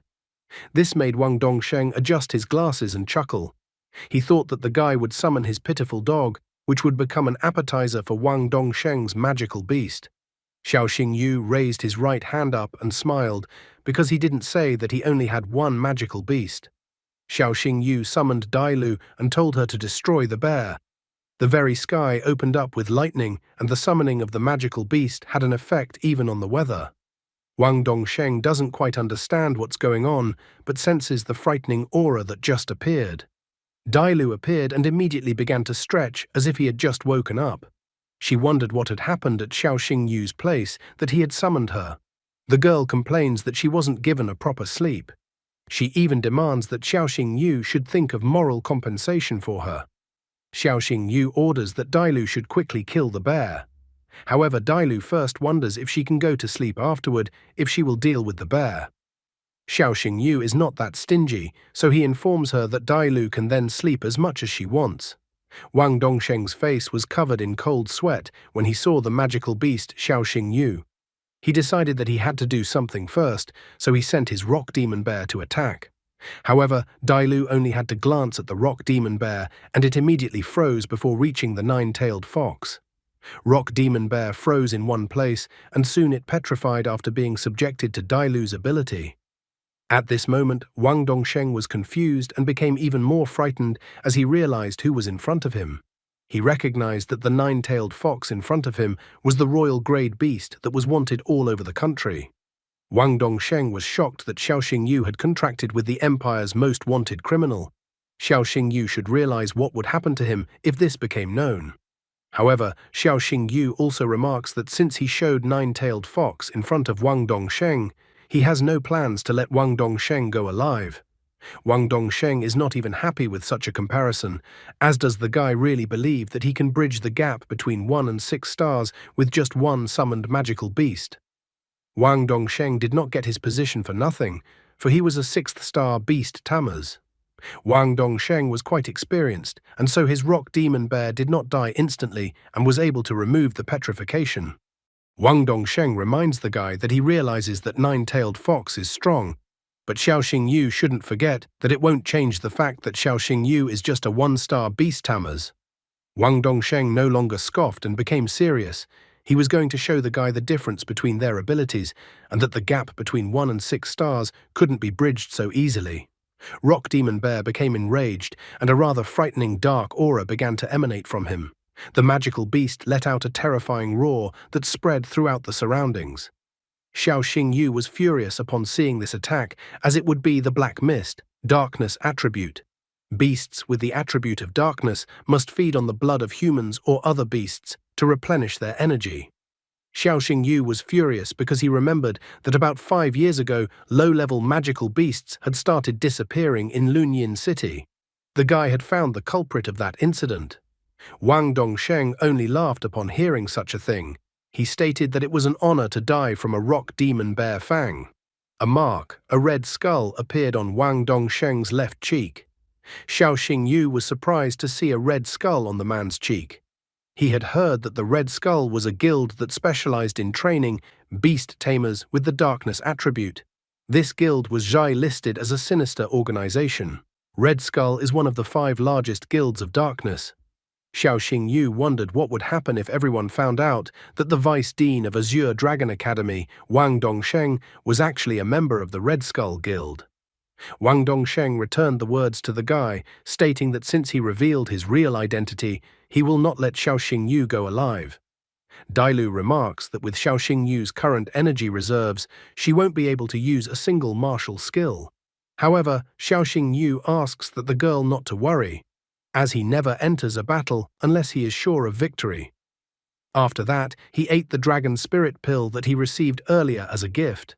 Energy instantly surged in his body.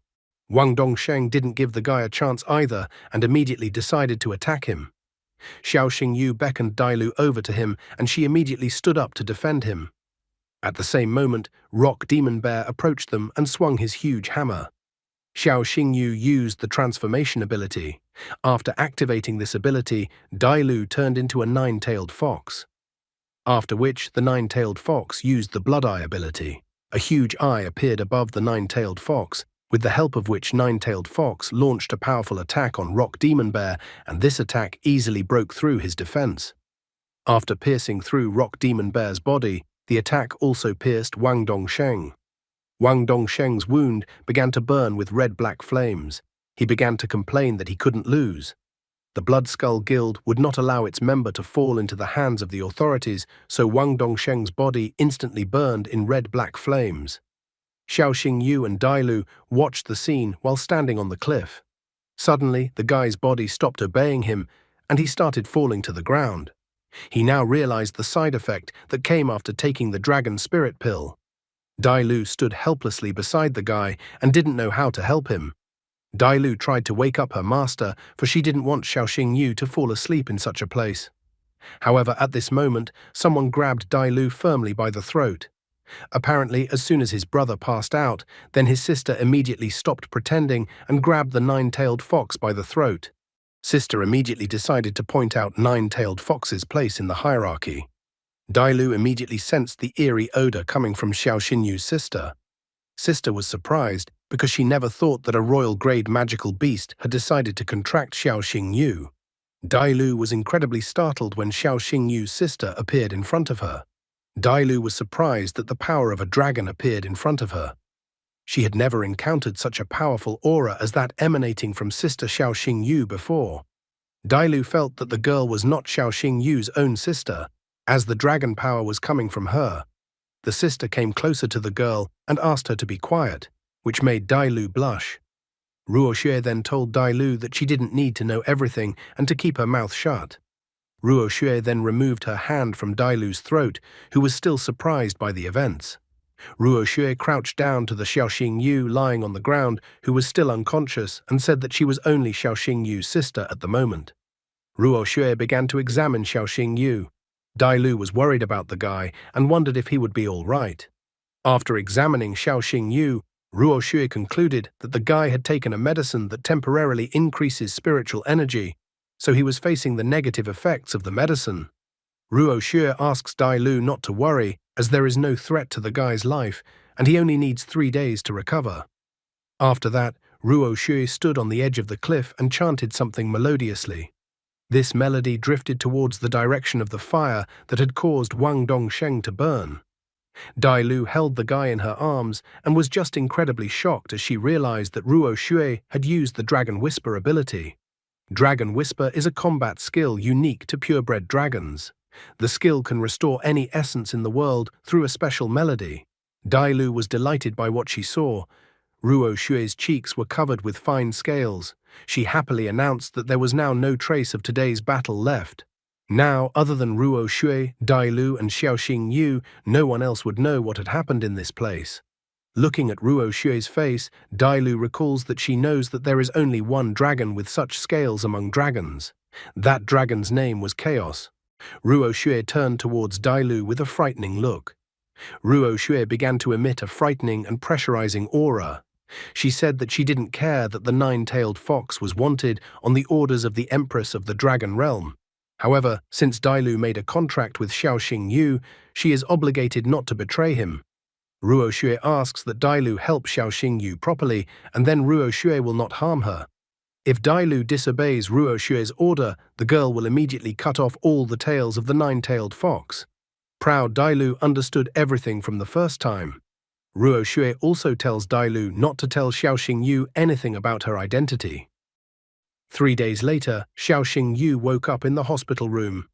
He was happy to see his sister as well as Principal Su Ruyan. His sister was so happy that her brother was fine, because she was so worried about her brother. Xiaoxing Yu asks his sister and pressurizes him like this, since he has not fully recovered yet. Xiaoxing Yu first wonders what happened that night. Ruo Xue said that when she woke up, she found that they were on Yinnanshan Mountain and her brother was lying unconscious beside her.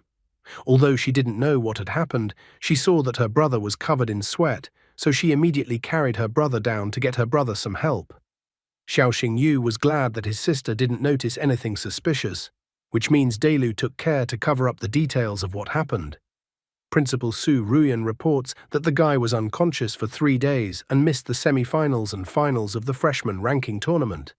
The first-place winner was Murong Xin and the second-place winner was Murong Yangshou. Since the guy was unconscious for 3 days, his absence is considered a voluntary withdrawal from the tournament. However, as Principal Su Ruyan had learned, something strange had happened 3 days ago. Vice Dean Wang Dongsheng had disappeared. Xiaoxing Yu became anxious after saying this, because perhaps because of such a coincidence, everyone began to suspect something. Ruo Xue immediately stared angrily at the woman after these words of the principal. She believed that if Su Ruyan dared to harm Xiaoxing Yu, she would immediately kill her. Ruo Xue had already released the claws on her left hand. However, Su Ruyan said that she believed that the guy was innocent and would therefore continue to investigate the matter. Now, Azure Dragon Academy needed to find a new vice dean. Xiaoxing Yu was surprised, for it seemed that Su Ruyan had decided to protect the guy. Once again sitting down on the chair, Su Ruyan also informed that she had not just come to check on the lad's well-being. She had come to inform about the Supernova tournament. This was the first time Xiaoxing Yu had heard of such a tournament. The Supernova tournament is a major event co-organized by the Azure Dragon, White Tiger, Red Crane and Black Turtle academies. 3 of the most talented rookies are chosen from each school to represent their academies. When it came to the most talented disciple, everyone would name Ye Ningshuang. However, in last year's Supernova tournament, she lost to Li Mucheng of White Tiger Academy and only came in 2nd place. Therefore, Su Ruyan wants Xiaoxing Yu to become one of the representatives of the Azure Dragon Academy and restore the honor of the academy. In addition, Su Ruyan believes that this will be a great chance for the guy to make up for the lost opportunity of winning the freshman ranking tournament. Xiaoxing Yu certainly understands Su Ruyan's opinion, but he doesn't even know the conditions for participating in this tournament. After that, Su Ruyan decided to talk about the rules for participating in the tournament. The first rule was that a participant must have at least 2 battle beasts. The second rule was that the participant must be a minimum of 2nd-star beast tamers. These were the 2 prerequisites for participating in the tournament. The tournament should be held next month, so Principal Su Ruyan believes that the guy will be able to qualify for the tournament. Principal Su Ruyan believed in him and had helped him many times, so he didn't want to let her down. Plus, Xiaoxing Yu wanted to see the strength of the White Tiger Academy that was able to defeat Ye Ningshuang. Xiaoxing Yu asked Su Ruyan not to worry, because he would get the 1st place in this tournament and bring back the greatness and honor of the Azure Dragon Academy. That same night, the guy set off for the mountains. One of the conditions for participating in the tournament was to contract at least 2 magical beasts. The guy already had 2 magic beasts, but Dailu was wanted all over the country, so she couldn't be summoned in open battles. Besides that, Black Fang was only an entry-level Hellstorm Wolf right now, so it would be difficult for him to participate in such a high-level tournament. Xiaoxing Yu decided that it was time for Black Fang to become stronger, so he summoned him. Xiaoxing Yu was glad that he had prepared everything in advance. After the principal left, he checked out of the hospital and bought some fire supplements and evolution materials with his salary as a beast tamer's doctor in the Celestial Guild. Some of them were rewards for the Yunnan Mountain trials and the freshman ranking tournament. Xiaoxing Yu laid out all of his stockpile of materials and supplements that he could acquire in front of Black Fang, and then asked Black Fang to eat all of these treats. Black Fang lightning fast began to devour all the gifts that Xiaoxing Yu had given him. Black Fang was filled with a monstrous amount of energy that was difficult for him to contain. Xiao Xingyu summoned Dai Lu and informed her that Black Fang might have a breakdown during the evolution, so he asked the girl to protect them. Black Fang began to rampage, despite Xiao Xingyu's entreaties for him to remain calm. Dai Lu was holding back all of Black Fang's powerful attacks that he was sending in different directions. Xiao Xingyu fell to the ground as he felt all the pain that Black Fang was feeling. He decided to use the dragon spell, Beastmaster breaks through the void, Holy Shield obeys. This way he wanted to check the progress to the end of evolution. At this moment, the evolution progress was 30%. The evolution progress continued to increase as Black Fang and Guy's pain became more and more intense. When the evolution progress stopped at 99% for a while, Xiao Xingyu even thought that perhaps the Black Fang had failed. At the same moment, he noticed that Black Fang glowed with purple energy, and the guy rejoiced that Black Fang had succeeded in evolving. Black Fang evolved into Hell Netherwolf. All of its stats increased. Stage, Mature Form, Level 1. Bloodline, Hell Bloodline, Epic Bloodline. Hellfire, deals pure damage while ignoring enemy armor.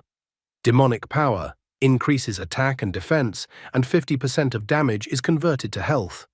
Attributes, Fire, Wind, Darkness, Demon. Skills, Hellbind, Hell Roar, Shadow Stealth, Silent Claw, Judgment Blade. Xiao Xingyu was glad that Black Fang had a new attribute after evolving. Dai Lu was greatly surprised that Black Fang was able to awaken a demonic attribute. Looking at Xiao Xingyu, the girl was once again convinced that the guy was a unique beast Tamers. Xiao Xingyu was glad that everything had gone according to plan, and Black Fang had become stronger. Dai Lu reminded the guy that he needed to make a contract with another magical beast. She wondered what the guy would do now. In this case, he already had one option. As it turned out, Qin Yunran had heard that the guy was going to participate in the Supernova tournament, so she thought that the guy couldn't do without another beast and was going to buy him everything he needed. Xiao Xingyu thanked Yunran for agreeing to help him. However, Yunran reminds him that Xiao Xingyu is her brother, so she will help take care of his problem, and besides, he only needed one magic beast. After that, they headed to the magical beast store.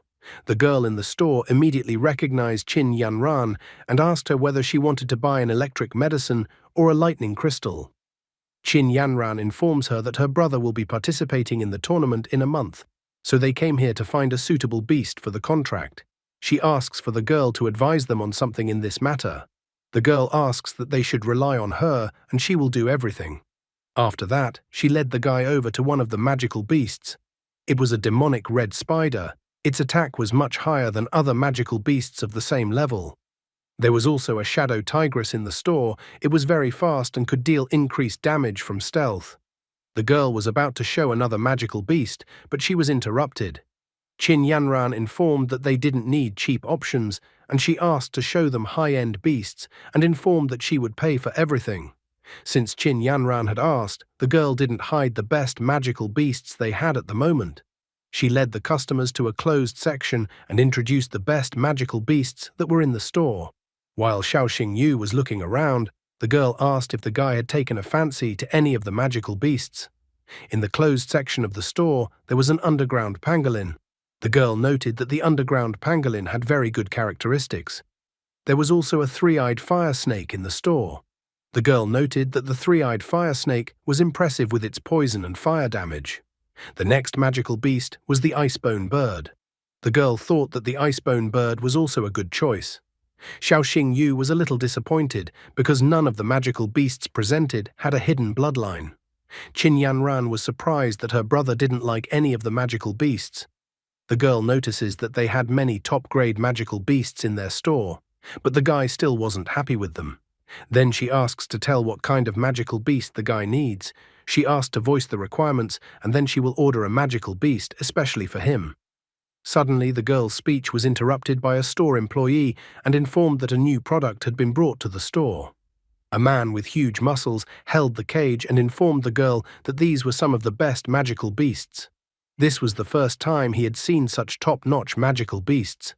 The cage appeared to be filled with elven-type magical beasts. Xiao Xingyu knew that such magical beasts were considered useless, so he didn't understand why the store needed such magical beasts. Qin Yanran informs him that if one were to sell elven-type beasts as battle beasts, no one would take them, but if they were bought as pets, they would be bought up instantly.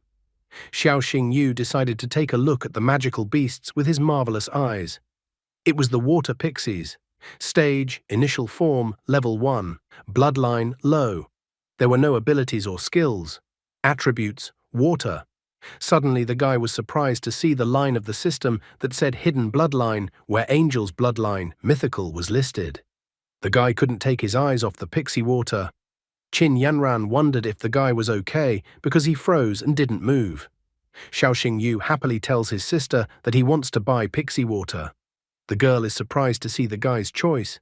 Qin Yanran is also shocked at how her brother turned out to be. The guy is like a naive fool, absolutely doesn't realize what's wrong with his choice. He moved closer to the cage with the water pixie and revealed that he wants her to be his magical beast. He didn't reveal that he only wanted to take the water pixie to him because of her bloodline. After the purchase, Xiao Xingyu went to the mountains along with the cage with the pixie water he bought. He opened the cage and asked Pixie Water not to be afraid of him since he wasn't going to hurt her. He then took out a pill and asked Pixie Water to eat the pill so that her wounds would heal. After the water pixie ate the pill, then her wounds instantly healed. Xiao Xingyu then asked the water pixie if she wanted to make a contract with him and become his magical beast. The water pixie began to contemplate her actions, remembering how the guy immediately noticed her and bought her from the store, and then how he helped her recover with a pill and promised not to harm her. After thinking over her decision carefully, Pixie Water flew up to the index finger of the guy's right hand to make a contract. Xiao Xingyu was pleased that the girl had agreed to the contract and informed that they would be bound by the contract from now on. After that, the contract was successfully concluded. Xiao Xingyu wondered at the water pixie if she was willing to accept him as her master since she had agreed to a contract with him. The water pixie flew up to his hand. Xiao Xingyu was happy that the bond between the beast and beast tamers was much stronger after the contract was signed. After that, he took out a crystal awakening bloodline crystal and informed Pixie Water that he had shattered the crystal especially for her. If the girl ate the crystal, she would be able to evolve. The water pixie, still a little suspicious, flew up to the crystal and began to eat it little by little. After eating only a small portion of the crystal, the water pixie became incredibly painful. Xiao Xingyu asked the girl to be patient for a while because it was going to be over soon. The water pixie couldn't contain all that raging energy in her body and shot it into the sky. This energy was dangerous as Dailu appeared at the same second and asked if Xiao Xingyu was all right. Xiao Xingyu, who was under Dailu's protection, reported that he was fine. Pixie Water's body curled up into a cocoon at this moment, with golden energy emanating from the cocoon. Soon the evolution process came to an end and a militant angel girl emerged from the cocoon. Xiao Xingyu was happy that the hidden evolution had awakened. Examining the system window, he noticed that the girl had become a sacred angel of light. Stage, initial form, level 1. Bloodline, angel's blood, mythic. Shield of light ability. Dispels negative effects and creates a shield of holy light around allies. Attributes, angel, holy light. Sacred cross-strike skill. Creates a blade-shaped wave, dealing triple critical damage to enemies while increasing the number of layers of holy light shields on himself and allies. Sword swirl of light skill. Swings 2 wings of light, unleashing feather-shaped swords of holy light that deal massive damage. Evolution path. Sacred Angel of Light, 4-winged Angel of Light, 6-winged Archangel, Sacred Angel Priestess, 12-winged Seraphim. Xiao Xingyu, looking at the girl once again, clarified whether he had understood correctly that when he became a 9th star beast tamers, the girl would be able to evolve into a 12-winged Seraphim. Only now did Xiao Xingyu remember that he never gave his new magical beast a name. Before the awakening of the hidden bloodline, the girl was a water element spirit, so he decided to give the girl the name Freya. In Greek mythology, the name Freya is associated with the spirit of water. Freya immediately knelt down on one knee on the ground, as if welcoming the name given by her master. Xiao Xingyu said that from now on, he and Freya would fight side by side. Dailu noted that after he obtained another magical beast, he was one step closer to participating in the Supernova tournament. The next step is for beast tamers to become a 2nd star. Soon in the teacher's office, Chen Qinian was shocked to hear that Xiao Xingyu wanted to participate in the second Star Beast Tamer's exam. Xiao Xingyu notes that the Supernova tournament was about to start soon, so he needed to become a 2-star Beast Tamers as soon as possible.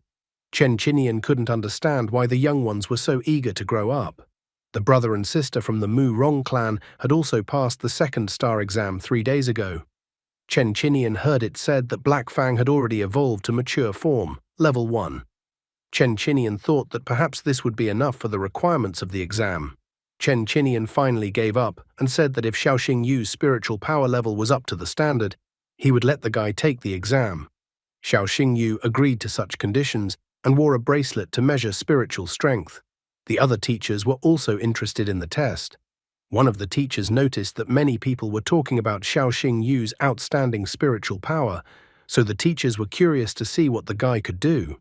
As soon as the guy put on the spiritual power bracelet, the numerical value immediately showed more than 1,000 and continued to rise. Finally, the numerical value stopped at 2,583. The teacher was shocked, because if she hadn't seen it with her own eyes, she would never have believed it. Chen Qinian noticed that usually when a beast evolves, the spiritual power of the host would also increase, but according to statistics, the average spiritual power level of 2-star beast tamers was in the range of 2,000 to 3,000. Chen Qinian noticed that none of his students, even the most talented ones, had spiritual power that reached such values. The highest value was 1,500, and that was only when their beasts had entered a mature form. But Xiao Xingyu's value was over 2,500. Chen Qinian allowed the fellow to take the 2-star beast tamer's exam. Xiao Xingyu teacher for allowing him to take the exam. Soon a helicopter was flying over the Blood Mist Canyon. Xiao Xingyu opened the door of the helicopter and realized that this was the place where his second star exam would be held. Principal Su Ruyan informed Xiao Xingyu through the earpiece that the guy had arrived at the entrance of Blood Mist Canyon, and that the 2-star Beast Tamer's exam would start at this place. Chen Qinian cautions the guy, reminding him that Blood Mist Canyon is full of magical beasts. If the guy realizes that he can't cope, he shouldn't be a hero, but should not give a distress signal. Standing on the edge of the helicopter, Xiao Xingyu announced that he was ready to start the exam. Principal Su Ruyan and Chen Qinian watched the guy through magic screens that displayed everything in the exam area. Su Ruyan reports that Xiao Xingyu's task is to go through the canyon all the way through. If he successfully reaches the exit, the exam will be considered passed. After that, Su Ruyan officially announced that the exam for 2-star beast tamers had officially begun. When Xiao Xingyu heard that the exam had started, he parachuted out of the helicopter and jumped straight into the canyon. Principal Su Ruyan and Chen Qinian were in the exam observation room. Chen Qinian informed Principal Su Ruyan that Xiao Xingyu had already entered the Blood Mist Canyon. In order to pass through the Blood Mist Canyon, the examinees must first fight the iron-toothed crocodiles.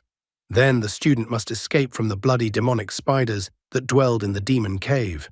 However, among the blood demonic spiders, there were sometimes individuals of the 3rd stage of the mature form. Chen Qinian wondered if Xiao Xingyu would be able to deal with such magical beasts. The teacher also recalled that because of yesterday's downpour, many magical beasts had appeared in the purple swamp. During his landing after skydiving to the ground, the guy noticed these magical beasts, which were iron-toothed crocodiles. Iron-toothed crocodile. Stage, initial form, level 3. The magical beast possessed many dangerous skills. Chen Qinian was scared for the guy when he landed with his parachute directly to the many iron-toothed crocodiles. However, the teacher believed that if Xiao Xingyu summoned his Hell Nether Wolf, he would be able to avoid danger. Finding himself practically in the jaws of all those iron-toothed crocodiles, Xiao Xingyu decided to summon his magical beast. Contrary to all the teacher's assumptions, the guy summoned Freya, who could perform well against such enemies. Chen Qinian was shocked that the guy had summoned a non-Black Fang. Principal Su Ruyan was also surprised that the guy had already managed to contract a second magical beast. After looking at Freya's characteristics and skills, Chen Qinian was shocked that he couldn't even hide his emotions. He confessed to Su Ruyan that Xiao Xingyu was a real monster because the guy was able to contract with the sacred angel of light. Chen Qinian could not believe what he had seen with his own eyes. He noted that such magical beasts had not been seen for many years. He wondered where Xiao Xingyu was able to find the sacred angel of light. Principal Su Ruyan had heard that 2 days ago Xiao Xingyu had bought a water pixie from a magical beast store. She speculated that perhaps the water pixie had evolved like that. Chen Chinian can't believe it, since water pixies are inferior beasts and the sacred angel of light has a purebred bloodline. Principal Su Ruyan asks that Chen Chinian not forget that Black Fang was also raggedly only a gale hound, but now he has evolved into Hell Nether Wolf. After accepting all the arguments, Chen Chinian could not deny this outcome. He remarked that Xiao Xingyu always made the impossible possible, and this was what true beast tamers should be like. As soon as Xiao Xingyu landed on the ground, he found himself surrounded by iron-toothed crocodiles. However, the guy was not confused and ordered Freya to attack the magical beasts that were in front of them. Freya dealt with the iron-toothed crocodiles with consummate ease. The poor teacher would soon be in trouble from a student like Xiao Xingyu. Chen Chinian couldn't help but be surprised as Freya defeated the iron-toothed crocodile in just one strike. He immediately realized that the real sacred angel of light was in front of him. Chen Chinian believed that his student's magical beast definitely had a mythical bloodline. Xiao Xingyu asks for Freya to guide him through the swamp. Freya is willing to fulfill Xiao Xingyu's task, but she decides otherwise and takes the guy in her arms. Xiao Xingyu clearly did not expect this outcome. As the girl flew using her wings along with the guy she held in her arms, the guy kept asking for the girl to put him on the ground. He felt that it was incredibly humiliating. Xiao Xingyu even covered his face with his hands in shame. However, Freya soon stopped and set the guy on the ground. A thick fog appeared in front of them, which they couldn't ignore. As if out of nowhere, a multitude of spiders appeared. Freya immediately swung her blades and went into battle. As Freya's attack energy rushed upwards, the blades in her hands became entangled in a web. In front of Xiao Xingyu and Freya, the same blood demonic spider that Chen Chinian had told about appeared. The bloodline demonic spider was one of the most dangerous for Xiao Xingyu in this exam, as the spider already had a mature form that was level 3, bloodline elite. The blood demonic spider also possessed a super strong thread, making the web resistant to water, fire, and chopping attacks. Attributes: poison. The spider also possessed the spider prison skill. With this skill, the blood demonic spider could create a giant web that envelops its victim and begins to constrict. Xiao Xingyu recognized the magical beast that appeared in front of him at a glance. He remembered that blood demonic spiders lived in colonies. After looking around with his gaze, the guy noticed that there were at least 20 blood demonic spiders in this cave. After that, the blood demonic spider went to attack the guy. Watching the battle, Chen Chinian believes that although the sacred angel of light only has initial form, it can ignore the difference in strength and damage even mature blood demonic spider individuals. Xiao Xingyu dodged the attack of the blood demonic spider at the last moment. After that, he decided to summon Black Fang to deal with the blood demonic spiders. Principal Su Ruyan reminds the guy not to waste his time, as he needed to get to the finish line to pass the exam, not kill all the magical beasts. Xiao Xingyu only smiled after hearing Principal Su Ruyan's words and then ordered Black Fang to attack the magical beasts in front of him. Black Fang rushed forward to attack, but the blood demonic spiders didn't just watch, and also immediately wanted to entangle Black Fang with webs. Black Fang was able to dodge most of the attacks, but one of the webs released towards him still grabbed his back leg. Following that, one of the webs launched at him, grabbed his left front leg, and restrained his movements. Xiao Xingyu decided to spring into action and asked Freya to activate the sacred shield of light on Black Fang. The guy then asked Black Fang to unwind and use the Hellfire Lotus. Freya used the sacred shield of light, causing Black Fang to release. Black Fang then unfurled, blocking the webs that were released in its direction. The Black Fang spun around so much that it formed a tornado. The blood demonic spiders began to be sucked into a powerful stream of air that they tried to escape from. However, they could not escape and began to die one by one. The Black Fang returned to Xiao Xingyu, and the guy was upset that 25 spiders were too easy to defeat, and he thought it would be more difficult. Suddenly, the entire space around the guy shook. Xiao Xingyu felt that someone with a frightening aura appeared in front of him. Stones flew in all directions as the magical beast appeared. Crypto Spider appeared in front of the guy and his summoned magical beasts. Crypto Spider was a fully evolved magical beast. Crypto Spider possessed the skills: super strength thread, swarm intelligence. Attributes: mental. Chen Qinian asks for Xiaoxing Yu to retreat, as yesterday's downpour attracted a Crypto Spider that Xiaoxing Yu won't be able to defeat. The guy wonders what will happen to the exam if he retreats. Chen Qinian thinks that the guy will be able to retake the exam next time. However, Xiaoxing Yu doesn't want to back out, because it's just wasted time and he doesn't want to retake it. Xiaoxing Yu believes that even if God himself comes between him and successfully passing the exam, he will die. He plans to destroy anyone who gets in his way. Black Fang and Freya attacked Crypto Spider.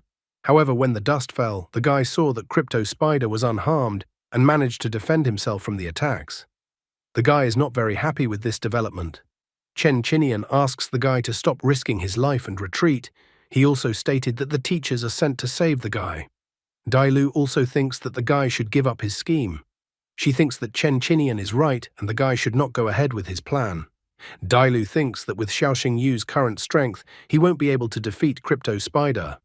However, Xiaoxing Yu is against the decision to run away.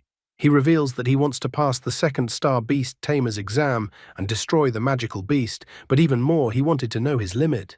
Dailu thinks the guy is a real psycho since he decided to stay. Xiaoxing Yu asks Black Fang to stealthily approach Crypto Spider from behind and use the Oblivion Claw. Black Fang plunged into the darkness to stealthily get close to Crypto Spider. However, Crypto Spider wasn't going to just stand there and wait for an attack in his direction and attacked the guy himself. Realizing that things were not going well, Xiaoxing Yu asks for Freya to cover him and Black Fang launched his attack. Black Fang came out of the shadows behind Crypto Spider and used the Claw of Oblivion on Crypto Spider, scratching him in the process. Crypto Spider, for this action, knocked Black Fang back with incredible ease, like a beaten dog. Freya stood up to Xiaoxing Yu's defense and tried to soften the blow. However, the Crypto Spider struck with an incredible force that Freya couldn't contain, and they all flew away. Xiaoxing Yu hit the rock with such force that he could use a course of rehabilitation at the very least. Despite his injuries, he was able to stand up. Freya and Black Fang are badly hurt after being attacked by a Crypto Spider. The Crypto Spider began to slowly approach them. The guy started taunting Crypto Spider, trying to make the magical beast mad. Crypto Spider didn't like the taunts from the guy and went on the attack again, using its web. Xiaoxing Yu climbed on top of Black Fang and they tried to dodge the attack. Xiaoxing Yu informs Black Fang that the web is poisonous, so he asks Black Fang to retreat to safety. Crypto Spider was unwilling to let go of its prey and rushed in pursuit. Xiaoxing Yu turned around and realized that they couldn't escape so easily and needed to come up with some sort of plan. Suddenly, he noticed that the Crypto Spider's health streak was gradually decreasing, although he couldn't understand why.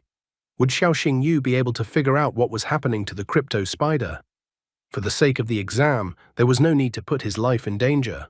You can always retake the exam, but you can't get your life back. Xiaoxing Yu noticed that Crypto Spider's wound wasn't too deep, but Crypto Spider's web had become much weaker. The guy thought that this was probably due to the Crypto Spider's blood. Xiaoxing Yu noticed that Black Fang was injured, which meant that he wouldn't be able to withstand the Crypto Spider's attacks anymore, so the guy asks for Freya to cover them. Freya then took off with the guy, and Black Fang also bounced to the side in an attempt to dodge the Crypto Spider's webbing attack. The guy noticed that the Crypto Spider's life bar had decreased once again. Now he could finally figure out how to deal with the vile Crypto Spider. He immediately shouted to Black Fang to spit on the Crypto Spider. Remaining confused, Black Fang followed the guy's order and spat on the Crypto Spider. The monster was enraged and wasn't going to tolerate such neglect on his account, so he immediately attacked the insolent dog. Xiaoxing Yu immediately told Black Fang to retreat into the shadows and attack as soon as he got the chance.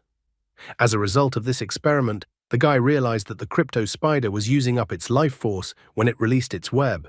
In that case, the guy needed Crypto Spider to continue attacking uncontrollably with its web, because then Crypto Spider would definitely die. After thinking over his strategy, the guy told Black Fang not to take any risks and just try to wear down the monster. Black Fang began to circle around Crypto Spider, who was trying to track his movement. However, as soon as Black Fang himself tried to attack Crypto Spider immediately caught Black Fang by the back paw with his web, and then Crypto Spider delivered a powerful blow with its forelimb to Black Fang.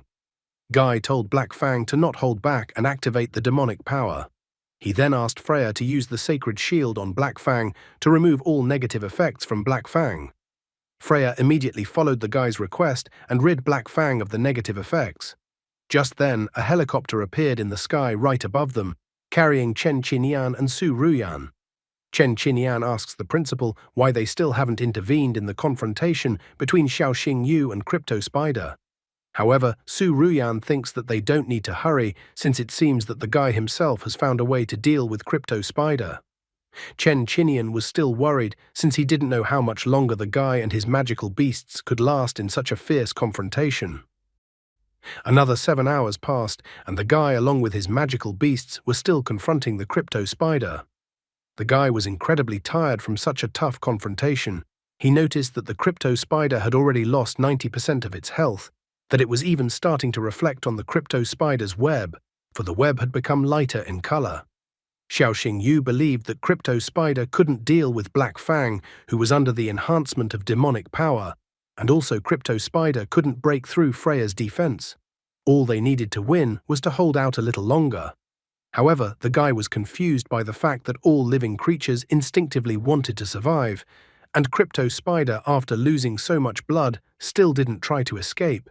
He wondered why the Crypto Spider was still fighting so fiercely. After analyzing the whole battle, he remembered that Crypto Spider hadn't left the cave all the time, which meant that maybe there was something valuable in the cave that Crypto Spider was willing to sacrifice his life to protect. The Crypto Spider couldn't retreat and escape, so it once again fiercely attacked the guy and his magical beasts. At that time, Xiao Xingyu told Black Fang to use Hell Howl. At this moment, the guy noticed that the Crypto Spider had almost no strength left, which meant that this was their chance for a counterattack. He told Black Fang to use Hellfire Lotus. The attack caught up with the Crypto Spider, hitting it right on target. Despite his injuries, Crypto Spider did not back down and attacked with his web from above. Freya managed to protect the guy and Black Fang from such a destructive force at the last second. However, Xiao Xingyu told his magical beast not to worry about his defense, because the most important thing was to finally destroy the Crypto Spider. Therefore, the guy told Black Fang to use the Hellfire Lotus once again. This time, the deadly attack still caught up with the Crypto Spider.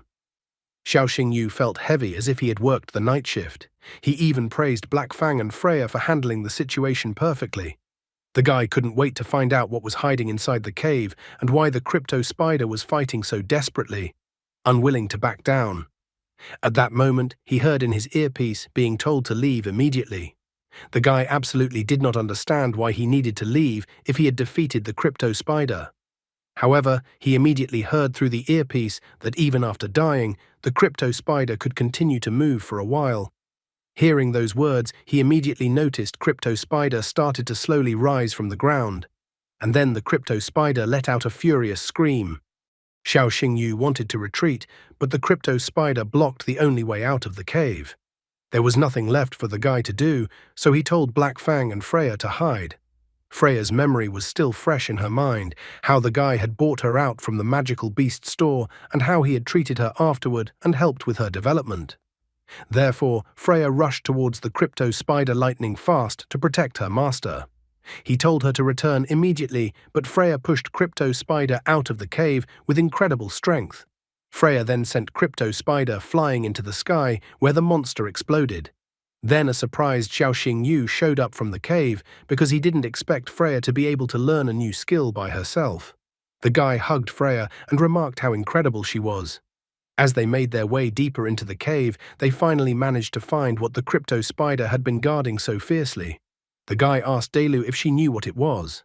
The girl told him that in front of them was a heavenly soul vine seed with an ancient bloodline. The guy was happy to get his hands on such a valuable relic. He thought that since the seed possessed such a powerful bloodline, it would be very difficult to cultivate it. Therefore, he asked Dailu if she knew how to do it. The nine-tailed fox knew the whole process. She noticed that the process of growing this seed was incredibly difficult. This seed required dewdrops from a periwinkle herb and the nectar of a magical yellow flower, as well as fertilizer made from the excrement of beasts of higher forms. The description of the process made him disappointed, because to raise such a seed required even more care than a nobleman's daughter. Xiao Xingyu reminds Dailu that she also has the form of a beast king, and that Dailu is so dangerous that the empress of the whole country is furious. He thought that the girl must be familiar with many beasts of the right level. However, Dailu got angry at the guy, yanking that she wouldn't stoop so low as to collect excrement. The guy, however, stops the girl's thoughts and remarked that he wanted the girl to just ask someone for excrement. Even this idea extremely disliked Dailu and pissed her off. Soon the guy left the cave. Just at that moment, the helicopter door opened and Su Ruyan inquired if the disciple was all right. Hiding the found seed behind his back, the guy asked not to worry about him as he was perfectly fine. 2 weeks later, the battle arena in Xiling City. The spectators were incredibly excited. The guy was also amazed by the scale and atmosphere, because this was exactly what he expected from a national competition. Just at this moment, he was called out by Yang Shou, calling the guy great, clearly mocking him. Along with Yang Shou, his sister Xin Xin also came along. Xiao Xingyu was also not left out and also poked fun at Yang Shou. He even pointed out that they hadn't seen each other for a long time and that Liu Jin had become even more beautiful in that time. Yang Shou did not expect such an outburst from the guy, so much that he even spat water out of his mouth in surprise. Yang Shou was furious to hear a guy call his sister by the wrong name. However, Xiao Xingyu reiterated that he called the girl Liu Jin, all because the name Mu Rong Xin Xin was too long, so Xiao Xingyu decided to give the guy's sister a nickname like that. Yang Shou was shocked that the brash guy had the nerve to insult his sister like that. The brother strongly disliked what kind of stupid nickname Xiao Xingyu gave his sister, and he wasn't going to leave Xiao Xingyu alone after that. However, Xin Xin asked her brother to sit down in the seats, and he immediately agreed to do so. Xiao Xingyu didn't give up and inquired about Liu Jin's progress and how advanced her magical beasts were. The girl stated that her first magical beast had undergone evolution and reached the second stage of mature form, and the second magical beast had awakened the ability to control lightning. Yang Shou was shocked that his sister talked to another guy and so calmly accepted a silly nickname from this guy. Yang Shou was upset by the fact that girls were growing up too fast. He remembered how his sister was always vindictive. The guy still remembered how he gave her the nickname, and after that, she didn't speak to him for a few days. However, when Xiao Xingyu did it, the girl didn't say anything to him. Yang Shou stated that the world has gone crazy because now a cat is in a relationship with a mouse. He even claimed in public that his sister had found her soulmate. Xiao Xingyu inquired what was wrong with the girl's brother. However, the girl asked the guy to ignore her brother. Xiao Xingyu asked the girl who they were going to fight today, but the girl also did not know this information because the results of the draw had not been announced yet. At this very moment, Principal Su Ruyan approached the trio and said that the results of the draw had already been announced. Their first opponent would be the White Tiger Academy. Su Ruyan said that they had to destroy their opponents at all costs. At this very moment, another woman appeared and snidely asked why Su Ruyan was so nervous. She wondered if Su Ruyan was afraid that her students would lose to White Tiger Academy again. The mysterious stranger who suddenly appeared was Principal Zhu, who was the principal of White Tiger Academy. Su Ruyan wondered why Zhu was in this place and not at her place in the training area. She advises Zhu that if she wants to find out the news, she should just look on her phone. Zhu notes that she only wanted to look at the main trump card of Azure Dragon Academy this year. She'd heard talk of the guy being skilled at fighting fully evolved magical beasts, and also that the guy is capable of summoning creatures of two opposite attributes, hell and heaven. She was about to say that the guy looked like Yening Shuang. The woman was willing to admit that the guy could do something, but she thought that the guy was only like Yening Shuang and nothing more. Su Ruyan couldn't stand this and stood up for her disciple and the Azure Dragon Academy. She pointed out that just because someone was in a more favorable situation didn't mean that they were really strong. Yang Shou tried to intervene and calm down the principal. Xiao Xingyu had heard that Zhu Qingyu and Su Ruyan had been competing since elementary school. They competed in everything, be it studies or position in society. Just at this moment, Chen Qinyan announced that the Empress had already arrived. The girls immediately stopped fighting and turned away from each other. Zhu Qingyu asked Su Ruyan to just wait. After all, she was going to have Su Ruyan sent to Azure Dragon Academy in disgrace. Su Ruyan only remarks that such a thing will not happen. She then angrily tells Xiao Xingyu, Xin Xin and Yang Shou to follow her to greet the Empress.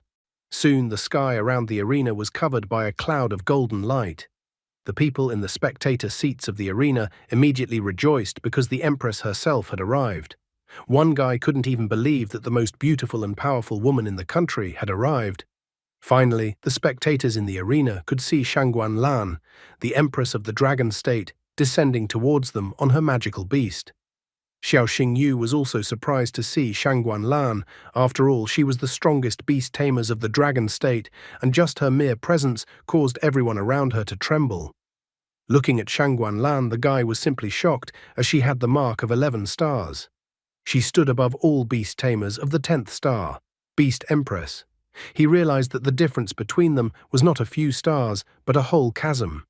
Gazing with his wondrous eyes, Xiao Xingyu discovered that the 7-colored sacred Qilin in front of him. The monster had the form of a beast king, level 3. Bloodline, pure blood Qilin, divine. He couldn't get any more information about the magical beast. He was incredibly shocked, although he had expected something like this, but the difference in their levels was too great. Even the Dragon Eye couldn't find out the full information about this magical beast. Xiao Xingyu was wondering how on earth Dailu was able to survive despite the Empress giving orders to capture her. He even cheekily remarks that Dailu should be glad she met him and survived because of it. Although Dailu notes that the guy is rude, she has to agree with this statement. Xiao Xingyu realized that Qilin was not Shangguan Lan's only beast. Dailu told me that there were more powerful beasts than this Qilin in the Empress's subordinate. Suddenly, Shangguan Lan's entire body seemed to be enveloped by a golden dragon energy. The guy was surprised that she had real dragon power.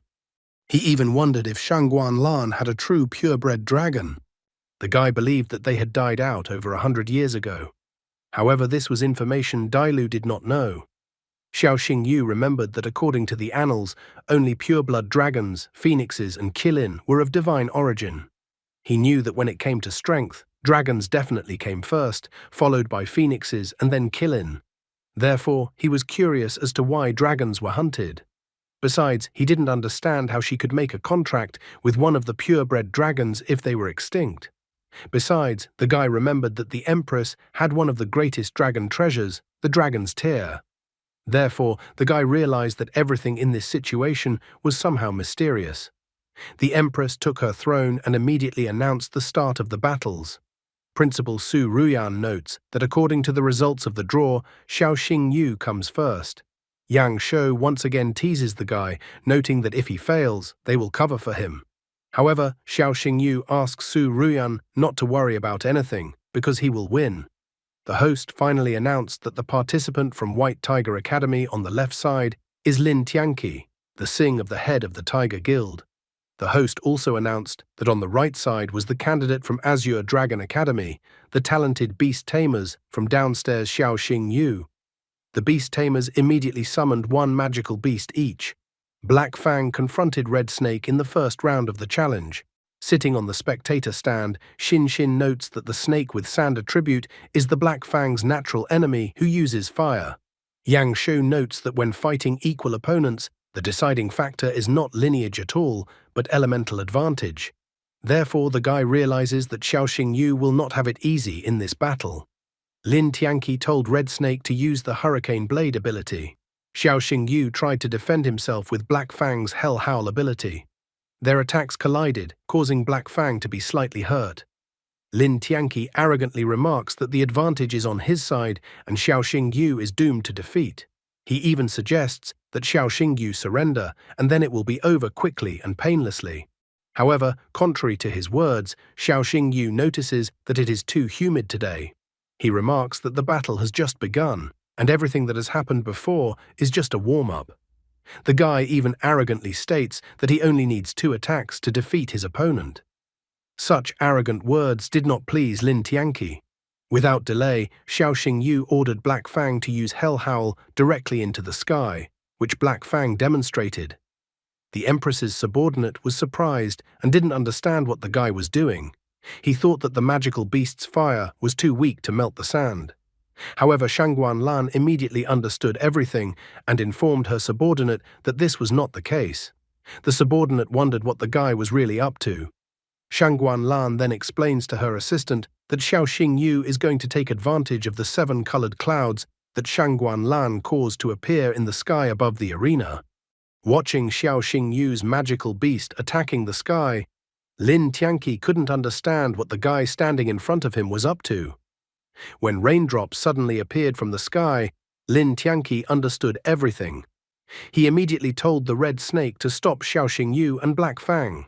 However, Xiao Xingyu happily pointed out that it was already too late and the guy had missed his chance. Looking at the ground beneath his feet, Lin Tianqi had already noticed that the sand was getting wet. Now his magic beast could no longer create sand whirlwinds or hurricane blades. After that, Xiao Xingyu led Black Fang to attack the magical beast guy using Hellfire Lotus. The Hellfire Lotus instantly roasted the red snake, which was completely unprepared for such an attack. The host enthusiastically stated that Xiao Xingyu had succeeded and had actually done what he said he would, and that in just 2 attacks, the guy had turned the tide of the battle. Lin Tianqi and Red Snake were defeated by such a crushing attack. Host remarked that the artificial rain idea was great. Shangguan Lan noticed that the guy had calculated the moment accurately and was also thinking perfectly. The subordinate reported to the Empress that they had checked Xiao Xingyu's past and could not find anything suspicious. After listening to the subordinate's report, she ordered that Xiao Xingyu would then receive the first invitation to the Emperor Soul training camp. The subordinate couldn't believe that a commoner would receive the first invitation. However, she didn't dare to go against her mistress's words and was going to comply with the Empress's order. When the guy returned to the spectator stand, even Yang Shou praised him, noting that the guy had an easy victory. Xin Xin also praised the guy. Xiao Xingyu once again pulled out quotes from a collection of pathos quotes and said that he never loses to anyone. Principal Su Ruyan, being in the spectator stands, also congratulated the guy happily and promised to reward him later. He even asked that the principal should remember to do so when they return. Suddenly, Dailu smelled the scent of phoenix grass. The guy was surprised by this fact, because according to his information, phoenix grass only grows in the western frontier. That was why he was surprised that Jiling might have it too. The guy was about to leave the arena, but at that very moment, Xin Xin noticed this and asked if the guy would watch the next fight. Xiao Xingyu tried to get out of the situation by saying that his fight was already over and he wanted to take a walk. However, the polite Xin Xin remarked that it was her turn to fight. The guy immediately gave a motivational speech for Liu Jin and that she would do well and he would hold his fists out for her. Yang Shou was directly furious that the guy decided to flirt in front of him with his sister. The girl made another attempt, but the guy informed her that he had urgent business to attend to and that there was no way he could watch the girls fight. Deciding not to insist anymore, the girl then said that they could go somewhere after the tournament. This time, the guy didn't fight back and immediately agreed to the girl's proposal. Just at this moment, the host announced that the second battle would be between Mu Rong Xinxin, the daughter of a renowned general from the Azure Dragon Academy, and Zhou Ye, the son of the ruler of Hanyang from the White Tiger Academy. Meanwhile, on Yueting Street in the city of Xiling, the city welcomed Mr. Zhou, noting his merits, that he defends the borders day and night, and that it is hard work. The hero was greeted with gifts and a lavish procession. After all, he was the hero who made Xiling famous. He was even called the brightest star of the entire Dragon Kingdom in this city. Just past all these people was Xiao Xingyu, who was surprised at how many people had come to greet the army. Then Mr. Zhou himself appeared, looking incredibly formidable and spectacular. Next to the man was an Imperial Battle Rhino.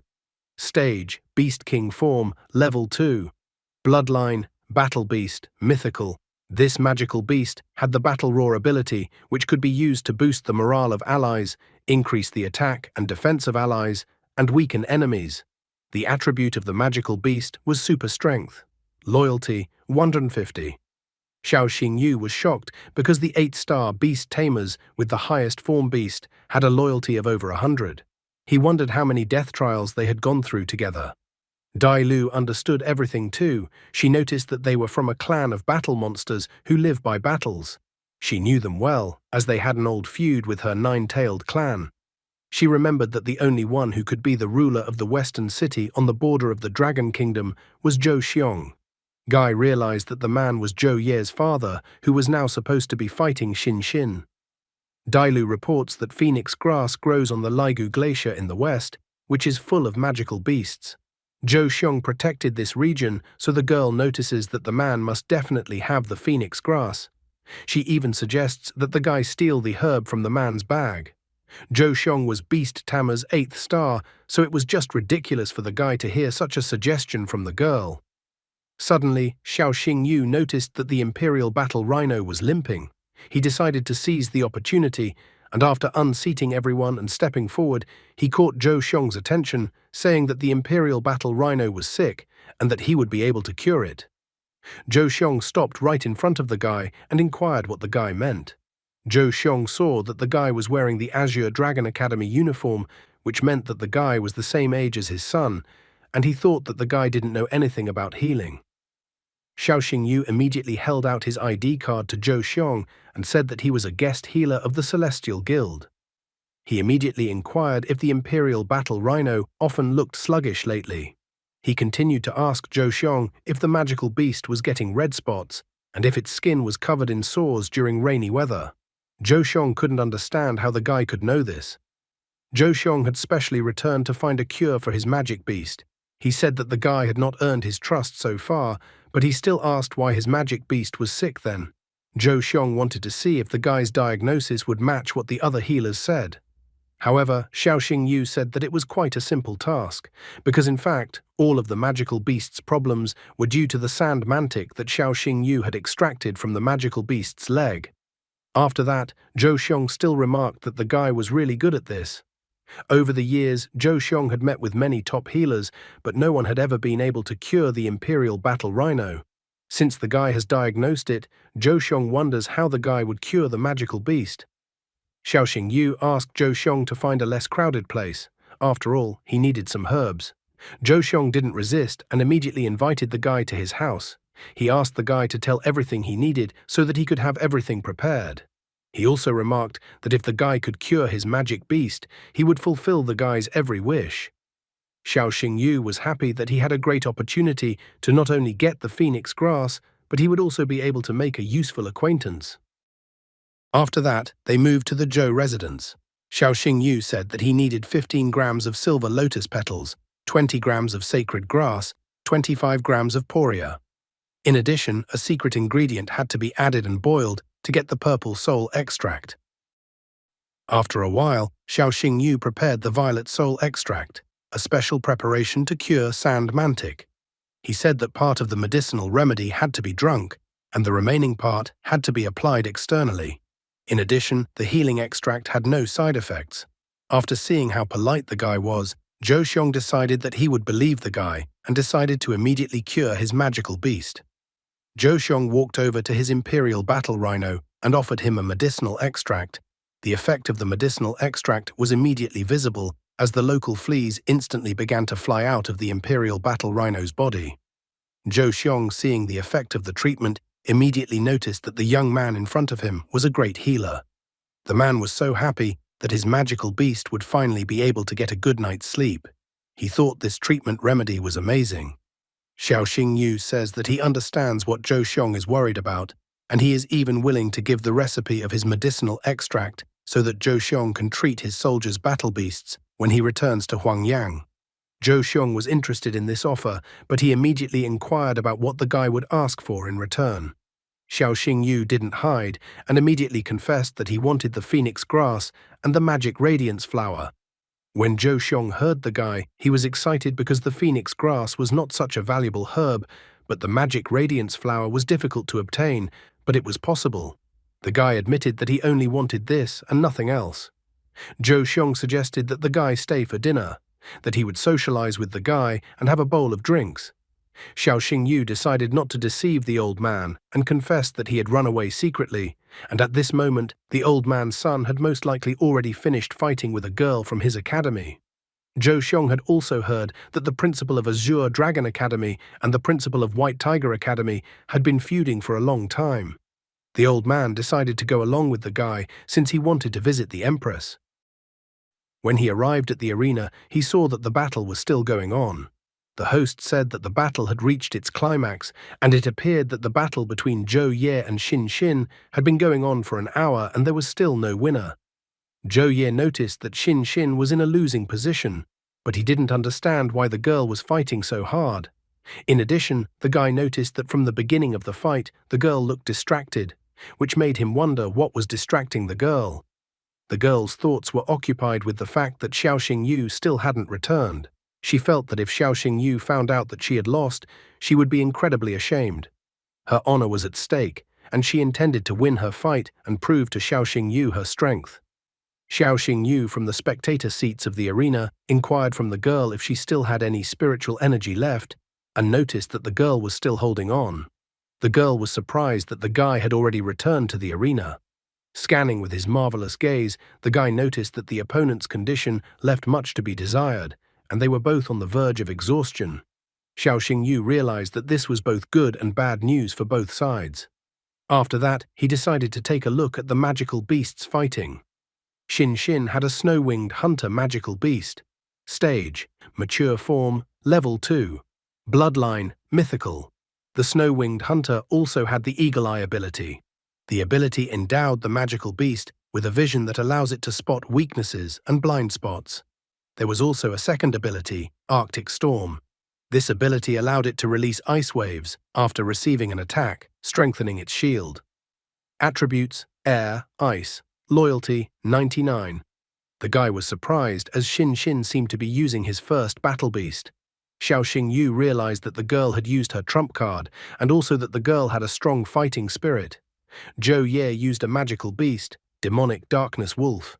Stage, mature form, level 2, bloodline, mythical. The magic beast possessed the ability of Will of the Wolf. The ability allowed it to reduce the damage it received from the front. It also had the Shadow Clone ability. The ability allowed you to create 12 shadow clones that deal pure damage. For each clone destroyed, additional spiritual energy was expended. Attribute, mental, loyalty, 87. Seeing that the magical beast could create 12 clones, the guy wasn't surprised that the fight was taking so long. Xin Xin used the Arctic Storm ability. In response, Zhou Ye once again used shadow clones. The demonic darkness wolf attacked the snow-winged hunter, who couldn't understand where he was being attacked from. The spectators in the stands thought that the demonic darkness wolf's technique was incredibly sneaky, because it was impossible to tell the difference between the original and the clones. Xiao Xingyu, however, there were differences after all. The girl decided that she should take the risk. Just at this moment, Xiao Xingyu started coughing loudly while on the spectator stand. He managed to attract the attention of Xin Xin, who immediately realized that it looked like the guy was hinting at something. The girl examined her rival's magic beast and realized what the guy was hinting at. She immediately ordered the snow-winged hunter to attack the particular demonic darkness wolf. The ice attack hit the real demonic darkness wolf, causing it to be in pain. Zhou Ye didn't understand how the girl was able to find the real magical beast, and thought that it was impossible, and most likely the girl was just lucky. He ordered his magic beast to move the clones, but Zhou Ye demonic darkness wolf had already paled. After that, the host announced that the end of the battle had finally arrived. The winner of this battle was Xin Xin. With this win, Azure Dragon Academy wins by a score of 2-0. Xiao Xingyu and Yang Shou immediately congratulated the girl on her victory. Xin Xin ran up to Xiao Xingyu and hugged him, thanking him. Her brother was just shocked at his sister's behavior. Yang Shou didn't understand what happened to his sister and what Xiao Xingyu had done to her. Xiao Xingyu, on the other hand, was about to reveal that he didn't do anything special and just gave the girl a hint to solve the problem. The brother was unwilling to listen to Xiao Xingyu's pathetic excuses and told him to keep his hands off his sister. He promised that if Xiao Xingyu ever messed with his sister again, he would definitely kill him. Meanwhile, Zhou Ye walked over to Principal Zhu Qingyu and sadly noted that he had lost too. Principal Zhu Qingyu was furious. She stated that she was waiting for all three of them after lunch to discuss team battle tactics. She noted that no one would go to bed until they managed to come up with the perfect plan. She ordered the students to practice until they fell down. Zhou Xiong was beside the Empress and noticed that it seemed that his son still had a lot to learn. He couldn't help but notice that General Murong's daughter was quite perceptive, as she was able to spot a weakness at a crucial moment. Zhou Xiong couldn't help but note that the girl was considered one of the most promising students of the Azure Dragon Academy for a reason. However, Shang Guanlan saw everything perfectly well, and she asked that Zhou Xiong not pretend, for he too had noticed that someone had tipped the girl off to the weakness of the opponent's magical beast. That someone was divine Dr. Xiaoxing Yu, who Zhou Xiong himself had just praised just now. Zhou Xiong got down on one knee and asked Shang Guanlan not to punish the disciples and give them another chance. On the contrary, Shang Guanlan thought that Xiaoxing Yu, Xin Xin and Zhou Ye had performed well and would be invited to the Emperor Soul Camp. Zhou Xiong thanked the Empress for such a valuable lesson. Meanwhile, Xiaoxing Yu approached Yang Shou and said that Principal Su Ruyan wanted to have a barbecue tonight, so Yang Shou should definitely come. At this moment, a guy ran up to them with a letter in his hands. He reported that Xiaoxing Yu and Xin Xin's performance in the arena had impressed Empress, so they were officially invited to the Emperor Soul Camp. Xiaoxing Yu didn't even know what the Emperor Soul Camp was. Yang Shou was surprised. After all, the Emperor Soul Camp was an elite program for the top freshmen, run by the Empress herself. Everyone who leaves the Emperor Soul's camp becomes a pillar of the Dragon State. Xiaoxing Yu became agitated upon hearing the information about personally training with the Empress. Although the offer was tempting, but he was bound by a bloody contract with Delu, and if they were exposed, his life would be in danger. Xin Xin, noticing the excitement in the guy, touched his cheek with her palm. Xin Xin asked him not to frown because they would have a barbecue first and they could think about the rest later. In the evening, Xiaoxing Yu, Xin Xin and Yang Shou gathered with the other students for a barbecue. Xiaoxing Yu wondered why Liu Jin and Yang Shou didn't shy away from eating street food, even though they came from an elite clan. Yang Shou remarks that the four great clansmen are not monks. She and her sister eat not only barbecue, but also malatang and even lai tiao. Xiaoxing Yu remembered that Xu Meng didn't even know what a yutiao was. He thought that all the descendants of great clans were used to luxury. Xin Xin sighed heavily, and the guy inquired what was wrong. The girl complained that her older brother was pissing her off. Xiaoxing Yu noticed that the girl was too tense, so he even offered to give the girl a massage, disguising himself as a doctor. Yang Shou is furious at such speeches from the guy. He even stated that he will kill the guy now. Xiaoxing Yu asks Yang Shou to cool down. Besides, he was going to drink 3 penalty cans. However, Yang Shou pointed out that they actually had water, not alcohol.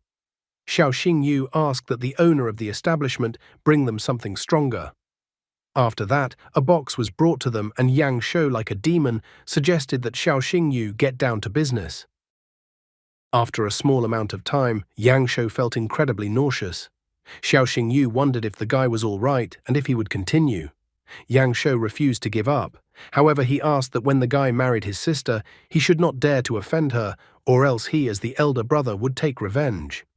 Xiaoxing Yu cheerfully remarks that the girl's brother is not feeling well, but he has already accepted Xiaoxing Yu as his brother-in-law.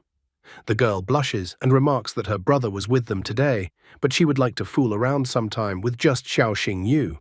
Xiaoxing Yu remarks that they have a team tournament tomorrow, and then he wouldn't mind going out the day after tomorrow.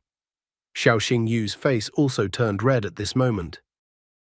When he returned to his room, he noticed that he already had the phoenix grass, and the magic radiance flower was also going to be brought to him soon. All he had to do was to get the excrement of the magical beast form of the Beast King. The guy was wondering how he would get his hands on such a much-needed item. In the end, he decided to just go to bed and decide what he should do next tomorrow. In the morning, Dailu tried to wake the guy up. The guy was surprised when he woke up and saw Dailu in front of him. He immediately pinned Dailu against the wall, making a kabadon, and wondered why Dailu had gotten out on her own. and he also wondered if the Empress's people had seen Dai Lu. Dai Lu remarked that she had gone out to get information and she had managed to find out something very important. The guy exhaled heavily. He even noticed that he was almost dying of fear and that his heart practically jumped out of his chest.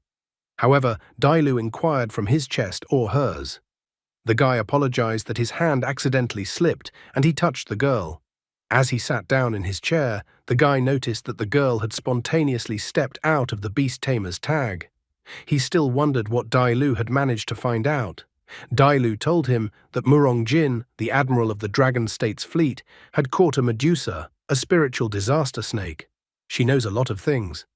Given how the Dragon State operates, Dai Lu thinks that the Medusa will probably be executed in 3 days, on the full moon. Guy remembered that Murong Jin was the father of Yang Shou and Liu Jin. Guy wondered how the capture and execution of the Medusa concerned Dai Lu. The girl remarked that she had known the Medusa for a long time, and that it was her friend, and furthermore the magical beast form of the King of Beasts. The guy realized that it was not for nothing that Admiral Murong Jin was able to defeat the beast form of the King of Beasts. Suddenly, it came to the guy's attention that it looked like Dai Lu was going to save Medusa. Dai Lu said that Medusa had information that the Dragon Empress of Shangguan Lan Dragon State had participated in the dragon-slaying battle. The girl wanted Xiao Xingyu to at least try. However, the guy realized that it was an impossible mission, and even if Dai Lu called him her master, he still wouldn't agree. Xiao Xingyu noticed that the Medusa was in the underground prison in the fleet headquarters. There were 1,000 high-level beast tamers patrolling the area. At the headquarters itself, there were 10th star beast tamers who controlled the beasts with the blood of a sea god, and the admiral himself was not to be forgotten. It was absurd to even think that a girl would want a guy to enter such a dangerous place with her. Dai Lu, with a pitiful look, begged the guy to save the Medusa. Xiao Xingyu was angry because the girl kept insisting. He even reminded her that Dai Lu was a magical beast bound to him by a blood pact and was therefore obligated to obey him. However, at this very moment, the situation did not change in favor of the guy's decision because suddenly a system notification appeared. Through the system, the guy was tasked to infiltrate the fleet headquarters and rescue the Medusa, then reveal the secret of the Empress's participation in the battle with the dragons. The reward for a successful rescue was a purebred dragon egg, plus 10,000 points. Penalty for failure: disclosure of information to the Empress about Dai Lu and her master. Xiao Xingyu was furious when he saw the task because the old dragon gave him such a deadly task, as if he wanted the guy to die there. However, the guy soon realizes that if he is revealed, his sister will also suffer, so he had no choice. Also, his attention was drawn to the fact that for completing the task, he will not only get a reward, but can also make a contract with a Medusa, a beast with the form of the King of Beasts. Plus, the Medusa's excrement could be used as fertilizer for the heavenly soul vine. Guy heroically declares that Dai Lu is not only his contract beast, but also his family, and so he wants to help Dai Lu. He eventually agrees to go with Dai Lu and free Medusa. Dai Lu was incredibly happy that Xiao Xingyu had agreed to save the Medusa. Just at that moment, he saw that the girl's loyalty had increased to 90 towards him. At the same moment, he received a news notification on his phone, informing him that there would be a public execution of the Medusa on the Ice and Flame Island in 3 days. Xiao Xingyu wondered why they chose 3 days before the execution instead of executing it on the same day. Dai Lu said that spirit snakes have special blood. If you cut off its head on a full moon, you can get a whole magic crystal. If you kill it on another day, the crystal will be incomplete. It was only now that the guy was beginning to realize what a fool's errand he had agreed to. The Beast Tamer's 2nd star was going to stage an escape from a prison crawling with strongest fighters. After that, he told Dai Lu to return to the Beast Tamer's tag, as he needed to prepare for further action. Dai Lu pleaded that the guy should not give up trying to save the Medusa. However, Xiao Xingyu needed to deal with today's tournament first. Arriving at the arena, Xiao Xingyu was surprised to see that the entire arena seemed to be drenched in lava blood. He asked why they had chosen this particular place. Yang Shou said that it was said that the fallen dragon lake was formed during the battle with the dragons. A giant dragon died in this place whose blood dyed the water that color. Since then, the place looked like a boiling magma, but Yang Shu believed that these were just rumors. After all, there was no proof of any kind. Xiaoxing Yu thought it was a cruel test. After all, if you lost, you would be left skinless. He was curious as to what was actually in the water, so he looked with his marvelous eyes. In the depths of the scorching magma, he sensed the dragon's power, and then he discovered that there were dragon bones at the bottom. Xiaoxing Yu saw that there were dragon bones at the bottom of the lake, and so he pondered that if he let the magical beast devour the dragon bones, it would surely amount to evolution. The dragon bones took all the guy's attention, as he didn't understand how he could get those bones. Xin asked the guys to be extremely careful, as the broadcast would be watched by viewers from all over the country.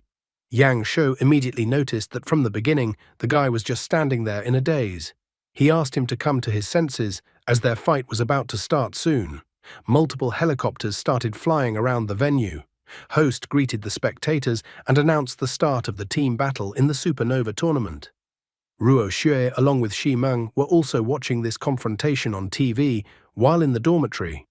The host announced that the 6 remaining contestants would fight in today's fierce fight. He fueled interest in the fight and wondered to the viewers who would be able to emerge victorious today. Ruo Xue, meanwhile, asked Xi Meng not to drink too much cola so that she wouldn't get tooth decay. Xi Meng was happy that her brother would definitely win today. Xiaoxing Yu realizes that Liu Jin is right and that he needs to show his sister and the others what he can do. Xiaoxing Yu immediately summons Black Fang. Yang Shu calls for White Griffin, and Xin calls for Bone-Winged Bat.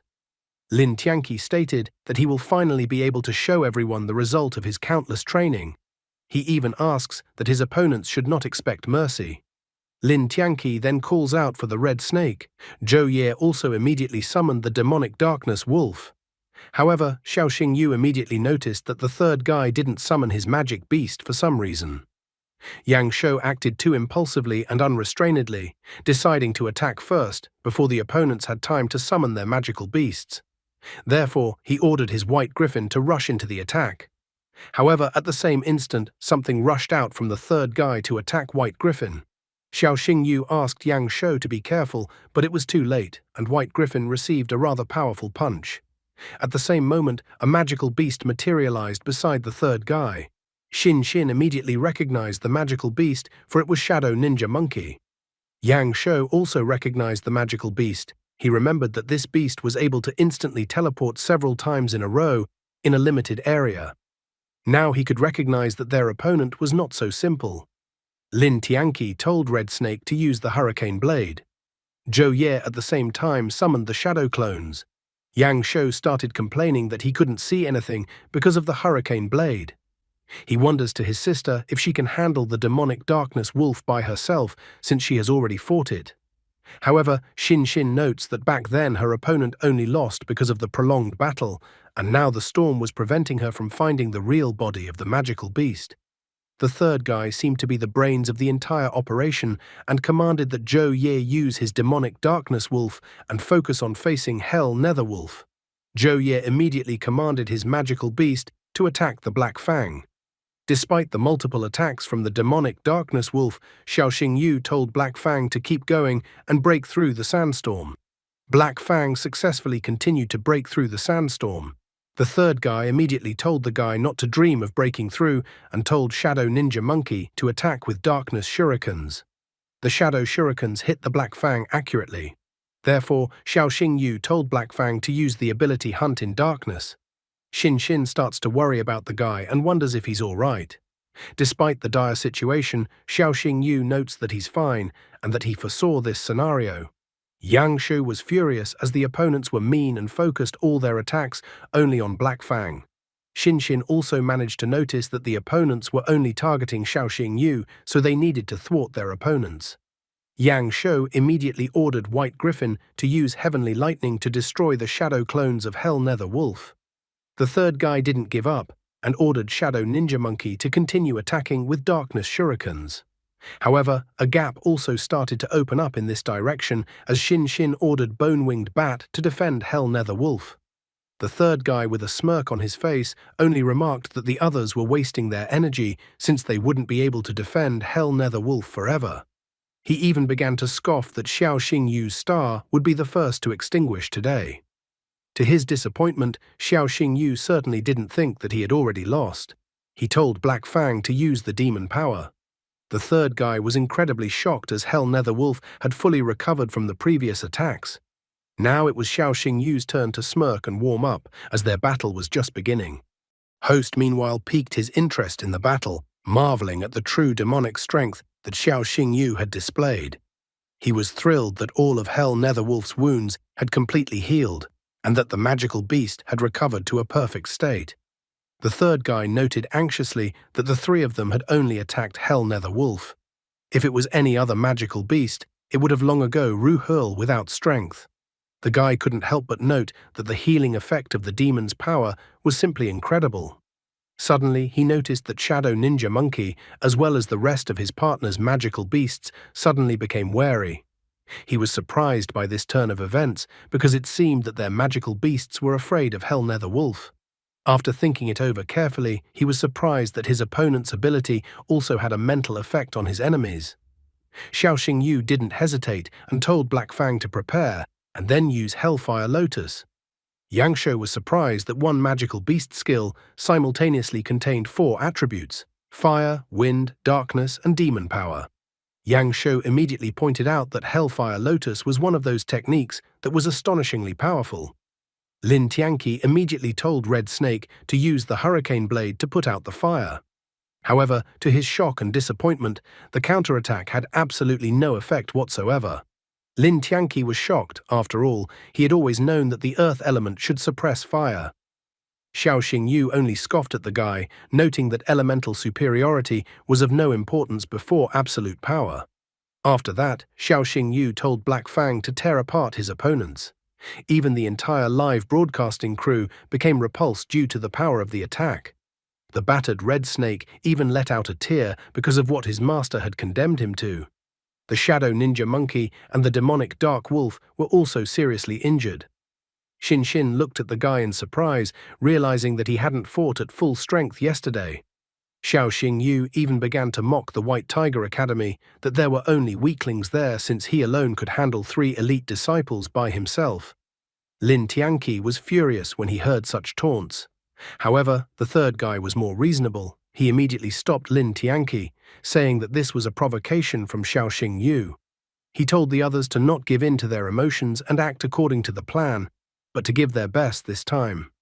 Red Snake, Shadow Ninja Monkey, and Demonic Darkness Wolf once again attacked Hell Nether Wolf using their most powerful techniques.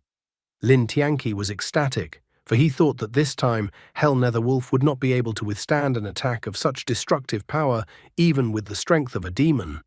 However, Xiao Xingyu wondered why Lin Tianqi was so confident in his judgment.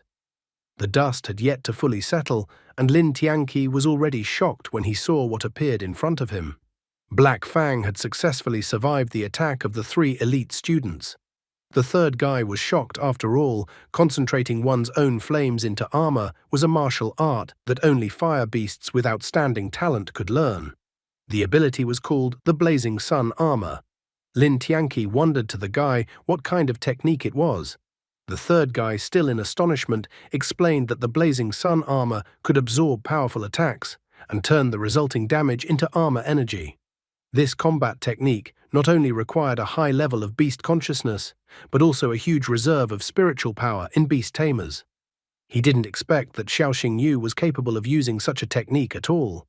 The students of the White Tiger Academy began to look around when Xiao Xingyu asked if they had noticed anything. Only now did the third guy notice the magical beasts, Yangshuo and Xin Xin. As soon as he detected them from above, White Griffin attacked all 3 magical beasts with lightning. Bone-Winged Bat then flew up to Shadow Ninja Monkey and grabbed his paws, after lifting Shadow Ninja Monkey high up off the ground. The third guy was well aware that Shadow Ninja Monkey would not be able to break free, so he would most likely be thrown outside the arena. Finding no other way out, he decided to summon his second magical beast. He told the summoned stone giant to rescue Shadow Ninja Monkey. Xiao Xingyu was ecstatic because they had finally made their opponents summon a 4th beast, so he summoned Freya. Freya and Stone Giant's blows collided, but Freya was not inferior to him despite his size. The third guy was shocked. He had seen such a magical beast in books and recognized it as a sacred angel of light. However, he couldn't understand how an initial stage beast could resist his stone giant. Xiao Xingyu, even here, doesn't let the opportunity to say quotes overflowing with pathos slip away. He states that his magical beast is much stronger than his opponents can imagine. Xiao Xingyu continues to perform tricks and pull abilities out of nowhere. Let's see how well he can handle collecting Medusa's excrement. Meanwhile, Bone-Winged Bat had thrown Shadow Ninja Monkey outside the arena. The host immediately pointed out that the first beast to be thrown out was Shadow Ninja Monkey, and that due to Xiao Xingyu's intervention, Yang Heng was unable to save his beast. Xiao Xingyu at the same time still had his two magical beasts, Black Fang and Freya, available. Despite Black Fang's snarling, Xiao Xingyu asked him not to interfere further in the battle, as he wanted Freya to show her full glory in battle. Yang Heng couldn't believe Xiao Xingyu's insolence that he hoped to be a beast of initial form to defeat beasts that had reached the advanced stage. The White Tiger team. Lin Tianqi couldn't listen to the guy's bluster anymore, so he immediately told Red Snake to teach the guy a lesson. Xiao Xingyu only smiled as if he and Freya were just waiting for this moment. Yang Heng immediately panicked, telling Stone Giant to cover Red Snake. At the same moment, Freya appeared in front of the Red Snake with monstrous speed and sent it flying at full speed with a single strike. Stone Giant appeared behind Red Snake, trying to slow down the recoil of the blow, blocking Red Snake from flying out of the arena. The host at this point couldn't understand what had happened, asking the operator to turn on the replay in slow motion. The operator even wanted to try to slow the moment down 1,000 times to at least try to see what happened at that moment in the arena. Yang Shou tried to make out what ability Freya had used, and if it was a light foot strike. Xiao Xingyu did not hide anything, and said that Freya had mastered this technique herself, and the technique was called Lightning Leap. Zhou Ye was angered and at the same time delighted at the power Freya possessed. He thought that even Stone Giant had a hard time withstanding Freya's strikes. Therefore, he wanted to know what they would undertake next, but Yang Heng didn't have any ideas. Xiao Xingyu, being the protagonist, began to rattle off pathos quotes and phrases. He asked Yang Heng if the beasts on their team liked Freya's lightning leap.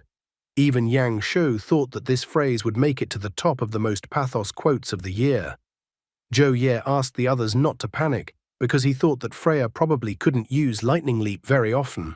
Yang Heng agreed with him, realizing that he had miscalculated but would support his two co-commanders this time.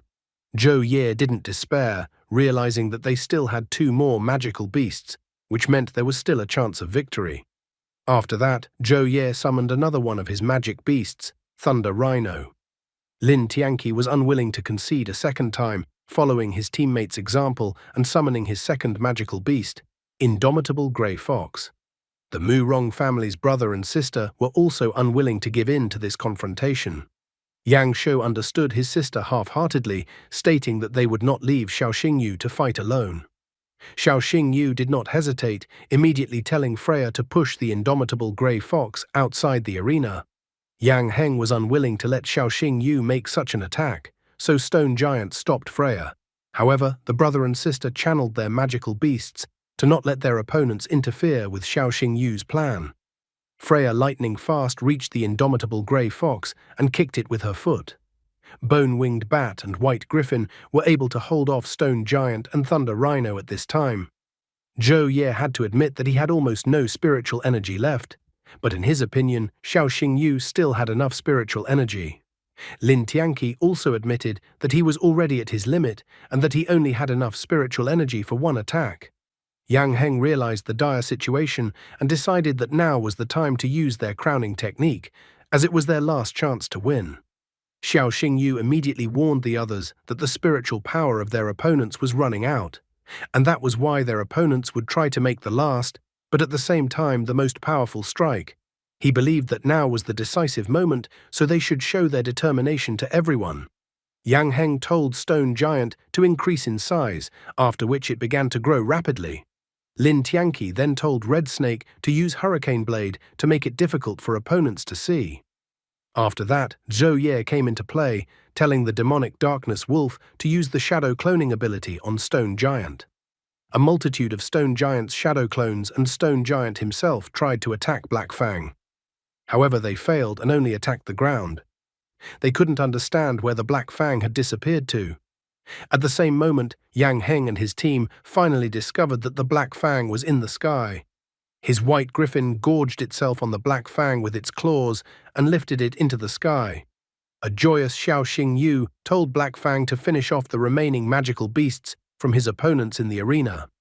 Xin Xin told Bone-Winged Bat to unleash the flames of souls. Yang Shou also told White Griffin to unleash the full power of lightning. Once the magical beasts started using the abilities, the brother and sister told the magical beasts to pre-eat all the energy to Black Fang. Black Fang began to absorb the energy of Bone-Winged Bat and White Griffin. He then attacked the magical beasts in the arena with all that energy. All of Stone Giant's clones were destroyed, and he was defeated. The demonic darkness wolf and the red snake were also defeated. Yang Heng, Zhou Ye, and Lin Tianqi collapsed without strength on the arena. Yang Heng was angry and disappointed that they had lost. The host announced that the battle was over, and the winner of this confrontation was Azure Dragon Academy.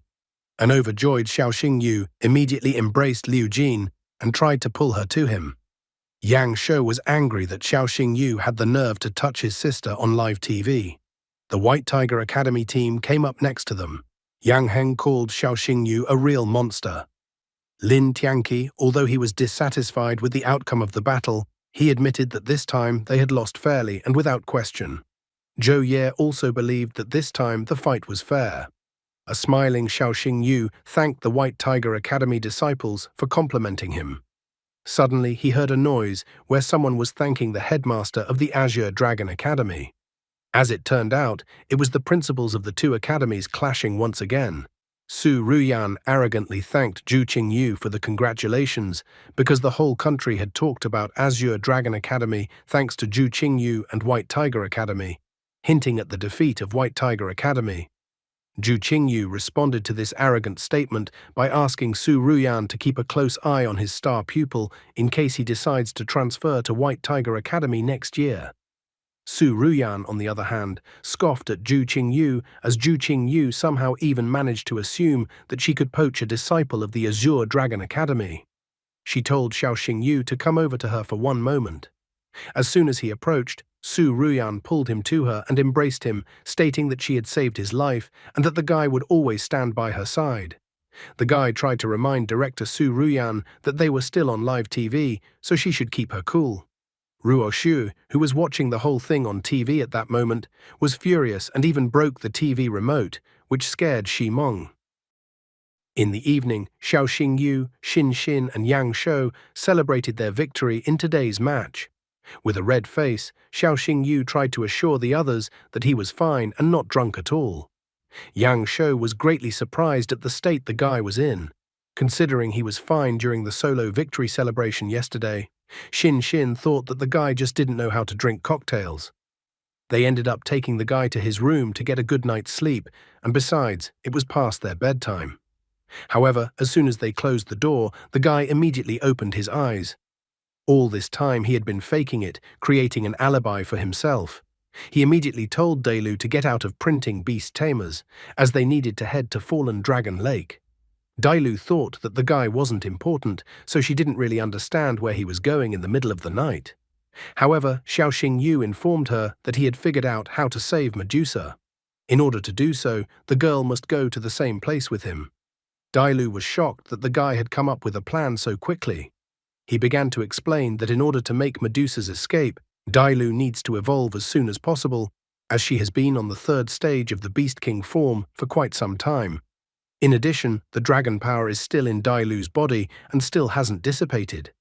Therefore, he inquired about what would happen if he gave her the bones of a pure-blood dragon. Dailu couldn't understand where the guy was going to get the pure-blood dragon bones from. And if he did, it wasn't clear how it would help her.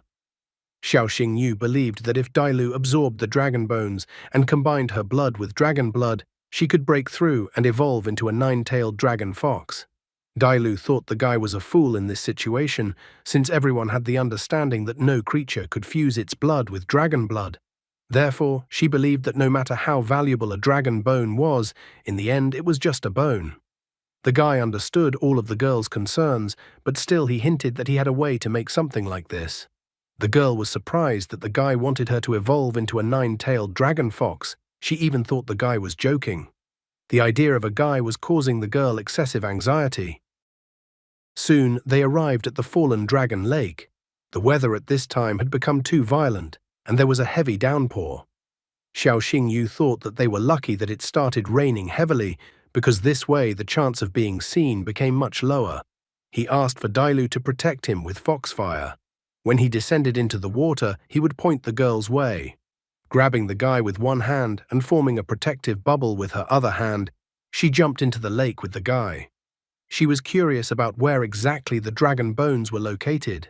Xiao Xingyu, like a navigator, began to guide her, asking her to dive a little to the left.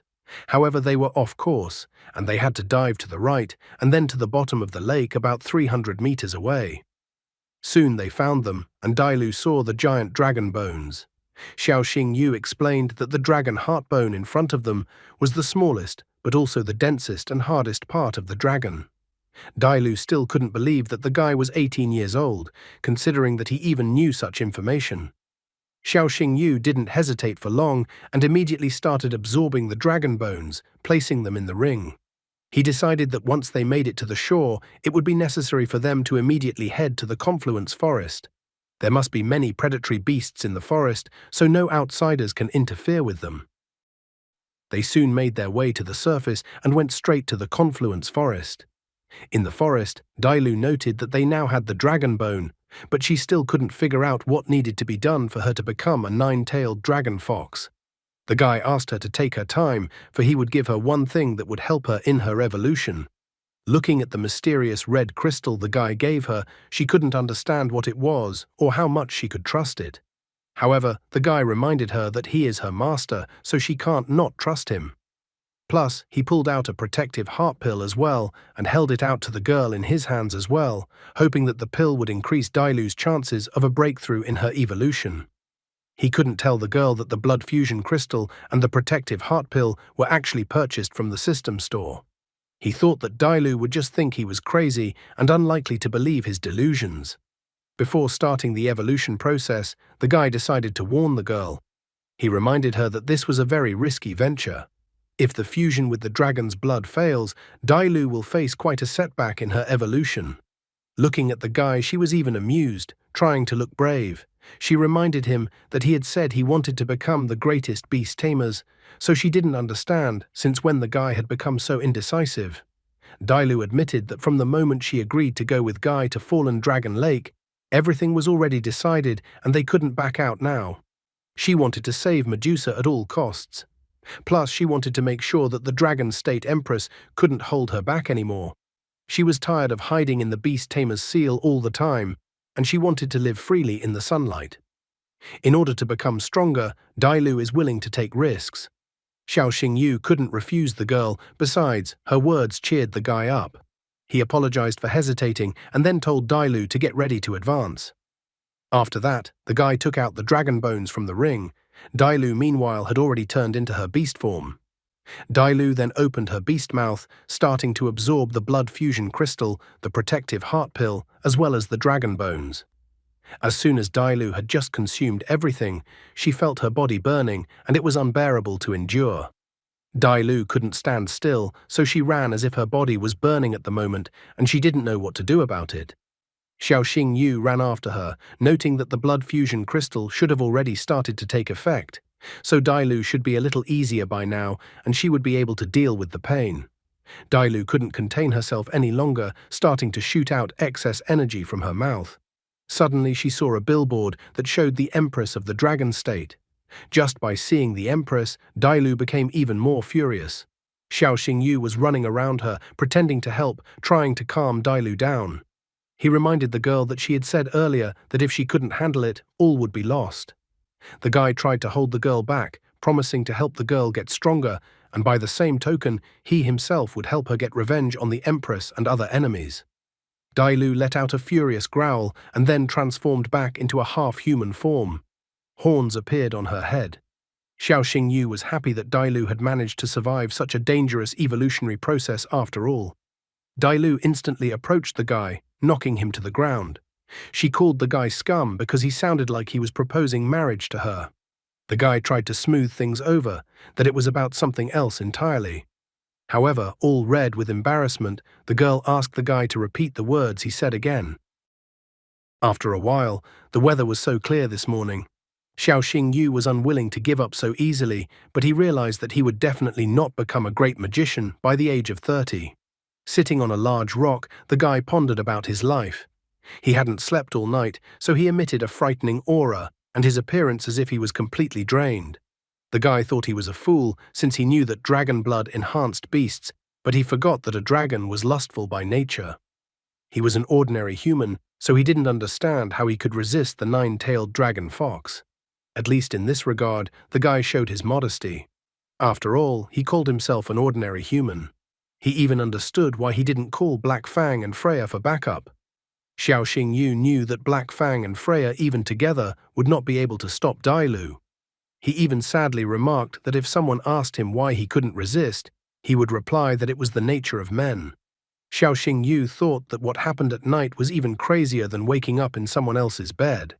Dai snuck up behind the guy, grabbed him by the throat, and started choking him. She kept calling the guy a scoundrel. However, the guy pointed out that he was the injured party in this situation. With her face reddened again, Dai started complaining that she couldn't control herself. Plus, she didn't want anyone to know what happened because she would definitely be laughed at. The guy thought it was unseemly for Dai to walk around like that, so he pulled out a cloak for her from the spatial ring. Dai scoffed at him because not only had he seen, but he had already done everything he could possibly do, and now he suddenly decided to show himself as a gentleman. She thought that the guy was a hypocrite in this regard. Xiao Xingyu was unwilling to continue the argument, believing that they were both adults. Besides, if anything should happen after this incident, he was willing to take care of the little fox. Xiao Xingyu clearly pissed off the girl, so she told him to get out, and then she also threw a rock at his head. The guy thought that even though there was a misunderstanding between them, he still wanted to congratulate the girl on her idol breakthrough and successful evolution. He held a cell phone in front of the girl, in the screen of which, as if in a mirror, she saw her current appearance. She was surprised that she now had dragon horns on her head. She was even happy that all her injuries were also healed. Xiao Xingyu decided to check everything with his marvelous eyes. He immediately noticed that the bloodline had changed as well. Bloodline: mythical nine-tailed fox bloodline, plus pure blood dragon bloodline. And the habits and tastes indicated that the girl liked bamboo shoots and sleeping longer. Xiao Xingyu praised Dai for being the world's first summoned beast that managed to absorb the blood of a pure-blood dragon.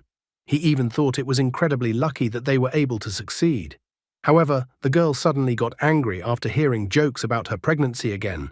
She swore that if the guy said one more word, she would personally send him to the beyond.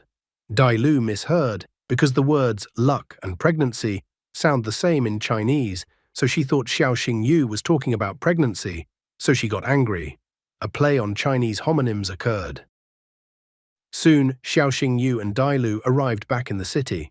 While looking at the information on his phone, Xiao Xingyu was well aware that the prison was very well guarded. They would only be able to rescue Medusa on the ice island in 2 days. The finals of the competition were to be held in 6 days. Guy realized that they only had one chance, so if the plan failed, they would have to retreat, refuse to save Medusa, and flee the execution site. Plus, they have to get everything done in 4 days to participate in the tournament, or the others might suspect something. After voicing all the information available, the guy asked Dailu's opinion of what she had heard. The only thing Dailu couldn't understand from the entire plan was how second star beast Tamer, who only had a maximum of around 3,000 spiritual power, would be able to grapple with those who were 9th star beast tamers. Xiao Xingyu asked not to worry about it, as he had one way, but he would need the dragon elixir, which for some reason he would prepare himself. Since Dailu now had dragon blood flowing in her, the guy asked her to give him some. Dailu didn't spare her blood at all, noting that the guy could take as much as he needed. The girl carefully filled the vial that the guy needed so badly with blood. Xiao Xingyu immediately told Dailu not to treat his body so negligently. He tried to stop the blood on the girl's finger. Only they were about to have a second round because of the moment that had arisen. They were immediately interrupted by a message on the guy's phone. Liu Jin texted him about them meeting at 7 o'clock in the evening at the north gate of the night market. She even made up that her brother wanted to eat kebabs with Xiaoxing Yu. In the evening, Xiaoxing Yu came to the north gate of the night market. Yang Shou was already waiting for him there and immediately called him over. Xiaoxing Yu even wondered why they had come so early. Yang Shou was clearly unhappy with what was going on, so he immediately admitted that his sister had insisted on having kebabs today. At the same moment, Liu Jin, who wore a luxurious dress today that emphasized all her virtues, came out to join them. She even complained that they were already waiting for the guy. Xiaoxing Yu started to make excuses that he had a rough night and that's why he overslept. He immediately approached Liu Jin, wanting the girl to help him with one thing. Liu Jin immediately got worried, not knowing what could have happened to the guy.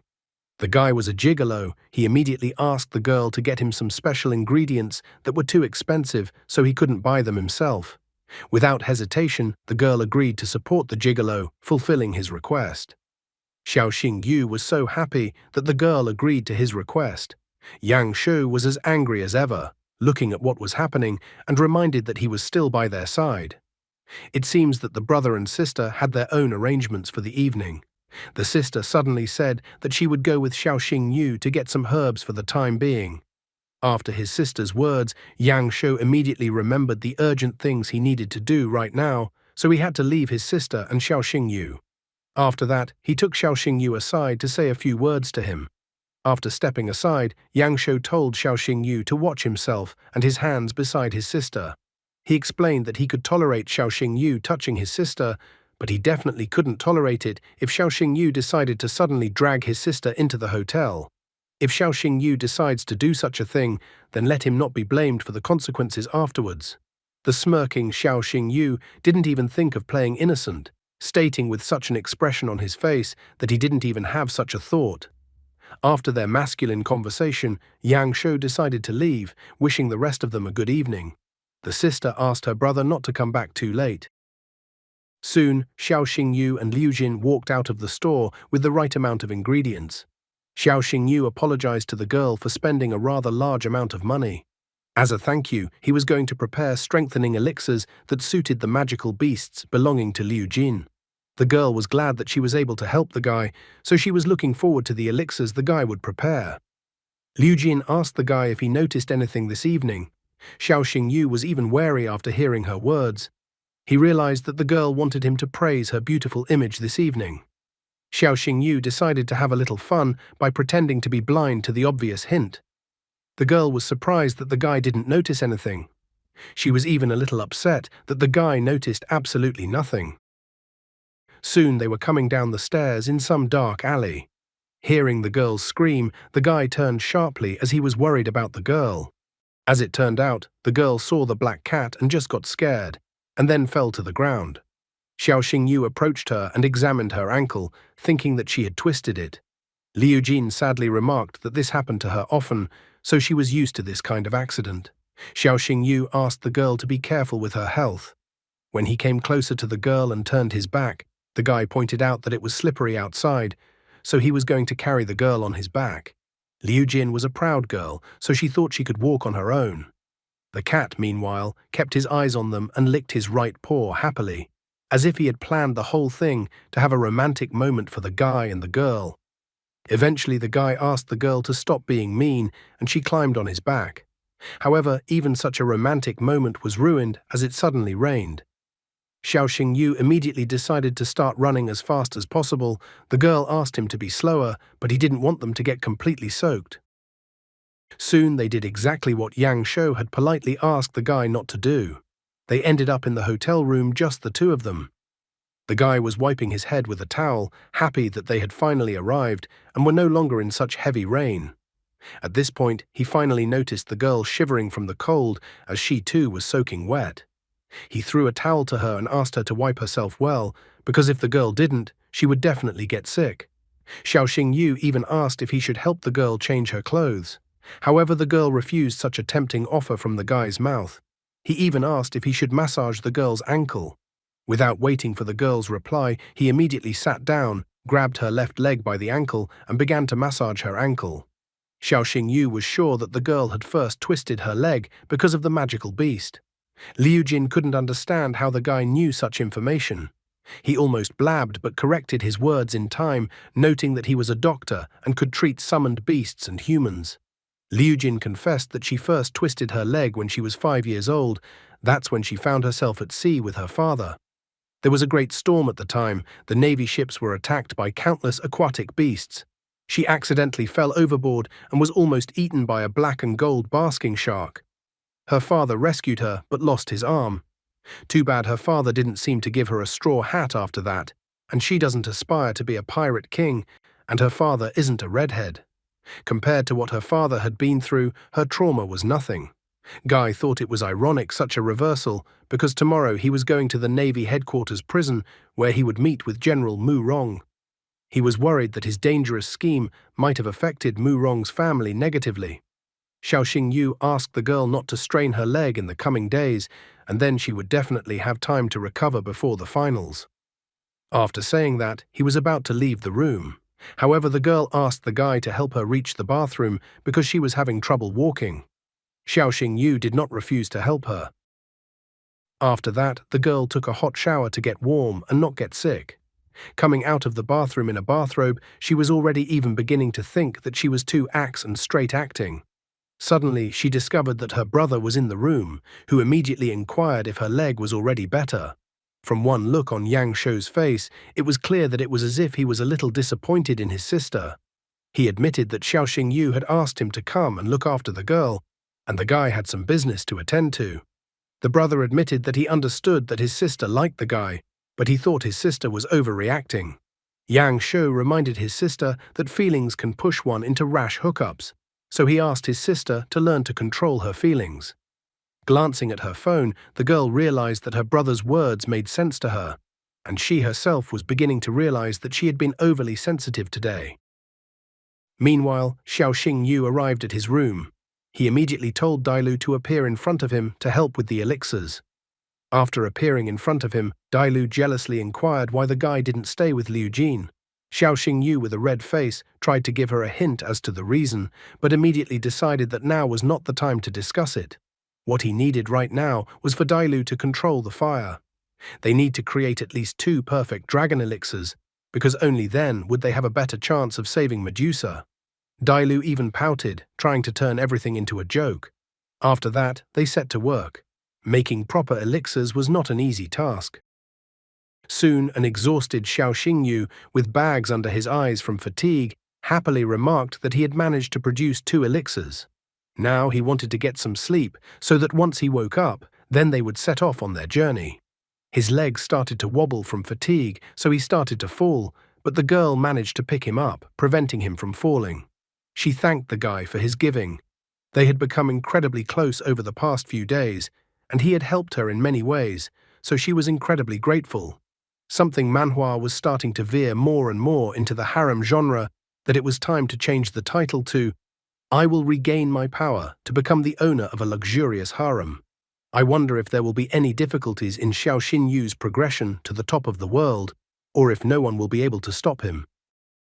After resting for a while, Xiao Xingyu regained his strength and began to prepare for the incredibly dangerous mission.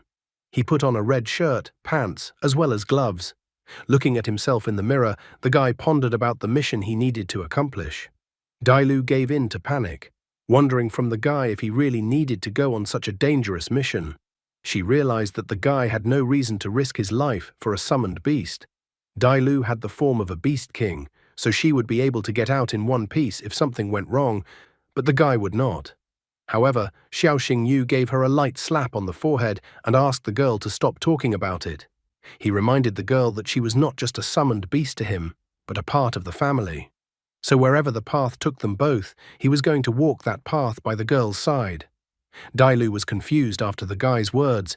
The guy pointed out that he didn't agree to such a dangerous mission just because Dailu wanted him to. Dailu wondered how to solve the academy issue, considering that the guy would disappear for a few days. She did not want to let this matter go to waste. However, Xiao Xingyu had already resolved the matter by telling Principal Su Ruyan that he urgently needed to return home. After his request, the principal gave him 3 days of vacation. Meanwhile, at the sports center, Chen Qinyan informed Yang Shou and Xin Xin that Xiao Xingyu took a vacation and went home, so there would be no guy in training in the next few days. Hearing this news, Xin Xin puffed her cheeks disappointedly and remarked that she thought so. Yang Shou wondered where his sister was going. However, her sister gave her brother an unkind look and said that she was not feeling well and would skip the training session as she would return to the hotel. Her brother didn't argue with her, asking his sister to rest since she wasn't feeling well. However, he wondered what her sister was talking to Xiao Xingyu about yesterday, since she looked so depressed. Looking at Yang Shou and Xin Xin leaving, the teacher was disappointed that all the students had scattered and that no one wanted to attend class. He was also disappointed because the students didn't care that he was even there.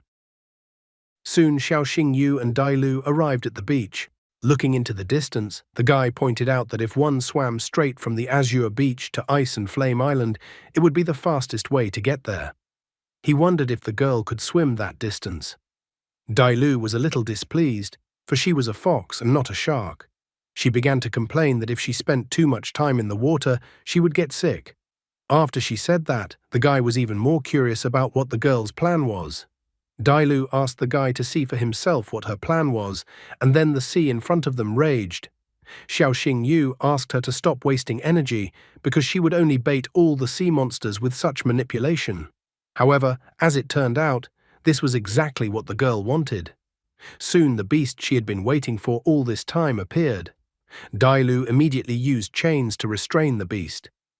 Xiao Xingyu was surprised to see the royal lava tiger whale, a magical beast of the first stage Beast King form for the first time in person. The royal lava tiger whale was strong, but it was unlucky to meet Dai Lu. Hopping onto the royal lava tiger whale, Dai Lu told the beast to take them to Ice and Flame Island. Turning around to look at the guy, the girl noticed that he seemed nervous. Xiao Xingyu crouched on the monster's back, stating that if he said he wasn't nervous, the girl would be unlikely to believe him. Dai Lu believed that even now it wasn't too late to abandon their mission. The guy lay down on the monster's back and, looking at the girl, stated that he didn't regret his choice. He asked Dai Lu to wake him up when they reached the island, as he wanted to sleep now. The girl called out to the guy again, but he indignantly asked what else was wrong. Dai Lu decided not to say anything about anything. In the back of her mind, she swore that she would protect the guy for the rest of her life. Somewhere in the distance, Punk Hazard Island, that is, Ice and Flame Island, could be seen. Meanwhile, at the main base of the Navy, General Mu Rongjin was reading the newspaper and was happy that his daughter and son had taken the right path. Mu Rongjin read the article in the newspaper that the Azure Dragon Academy had won a crushing victory. Looking at the photo of his children and Xiao Xingyu, the general noticed that his children's friend was also extremely talented. He was distracted from this activity by Lao Bai coming in. He even thought that Jin should take a vacation to visit his children since he was so worried about them. Murong Jin was surprised that Lao Bai had appeared in front of him. However, Lao Bai reminded him that executing Medusa was a serious matter. As it turned out, the Empress was worried, so she sent Lao Bai to oversee the whole process. Murong Jin was confused. Did the Empress not trust him? Lao Bai asked him not to think that way, because he didn't know what was happening on land. Lao Bai decided to enlighten him by telling him that not long ago in Sakurano, cultists had tried to break through the border, but their troops had managed to push the cultists back. The south was also turbulent, with only fugitives and bandits. The biggest headache was definitely the Flame Alliance people, who wouldn't leave Medusa so easily and would definitely do something about it. Murong Jin asked the old man if all these groups knew that Lao Bai had arrived at the main naval base. The old man only laughed when he heard such a question. He was holding back a storm of emotions because he knew perfectly well that no one would dare to even poke their nose into the main naval base when they knew that two generals were there at once. Lao Bai is the general of the ground forces. Turning around at General Murong Jin's subordinates, Lao Bai glared at them in such a way that they shook with fear. Murong Jin told him not to scare his trusted men. He decided that now was the time to start the ceremony, so he ordered the prisoner to be brought in. After a while, the imprisoned Medusa, shackled in chains, was taken to the giant guillotine. Lao Bai was brought before Medusa. He reported in full disclosure that Medusa's atrocities were incalculable. Lao Bai believed that the fact that Medusa had survived to this day was only the Empress's favor. Medusa didn't flinch after such words said by Lao Bai towards her, but she was surprised by the words about her crimes being incalculable. A magical beast-class beast appeared in front of everyone present. Medusa, the spirit serpent of disasters. Medusa was amused that Lao Bai thought she was a monster, for if that was the case, then what was Shangguan Lan, who had more dirty secrets than all of them put together, in his eyes? At this moment, Xiao Xingyu and Dailu arrived at Ice and Flame Island. Dailu noticed that Medusa was being guarded by two generals, and didn't understand how they could even fight them. Xiao Xingyu wanted to wait a little longer and see if they would still have a chance. Looking up, he noticed that there were some suspicious individuals. The sea was raging heavily at this moment. Murong Jin did not hesitate and ordered his subordinates to prepare the Dragon Fang execution weapon. The subordinates pulled the guillotine with a giant rope, raising the blade upwards. Medusa was furious, for she realized that Shangguan Lan believed that with Medusa's death, Shangguan Lan's dark secrets would forever remain at the bottom of the sea. Emitting her frightening aura for the last time, she declared that sooner or later, the sins that Shangguan Lan had committed 200 years ago would come to light. The subordinates holding Medusa's chain trembled from this frightening aura. After a moment, they seemed to lose their mental sobriety and control over their bodies, bringing their blades to their throats. Lao Bai reacted lightning fast to such an action of Medusa, telling his subordinates not to breathe in the mist. He bound all four of his subordinates with vines of wood that came out from the ground. He also bound Medusa with vines of wood. By this act, he prevented Medusa from carrying out her plan, so she disliked his act very much. The old man was surprised at how incredible Medusa was, since even in such a dire situation, she was still able to use illusions and resist. Medusa reminded Lao Bai with a wry smile that he had probably forgotten what had happened to his family. After all, out of the 5 great clans, only his clan had been destroyed. And now the Bai family was now being served by Shangguan Lan. She considered such an act on Lao Bai's part as not loyalty, but a betrayal of her ancestors. She managed to shake Lao Bai's confidence as he threateningly declared for Medusa not to dare meddle in this matter. At the same moment, one of the subordinates pointed out to the hooded guests where the electrical room was located, and then informed them that as soon as they cut the power, the hooded guests would be on their way. However, they were discovered fairly quickly by other military personnel on the property. Realizing that things were bad, the hooded men decided to act decisively. Suddenly, there was an explosion on the grounds of the naval base. An alarm was raised on the island as someone had attacked the prison. The hooded men couldn't wait any longer, so they rushed to the attack, unleashing their magical beasts. Upon seeing the invaders, Lao Bai told his subordinates not to panic, but to first launch the defense protocol and lock down the island so that not even a fly could leave the island. Murong Jin ordered his subordinates to continue the execution of Medusa, because if Medusa died, the attacking people would have no reason to attack them anymore. Xiao Xingyu decided to take the chance.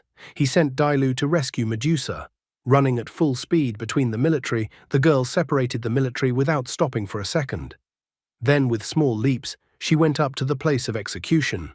Murong Jin was greatly surprised by the sudden appearance of the 9-tailed fox. Medusa was also surprised when Dailu appeared beside her.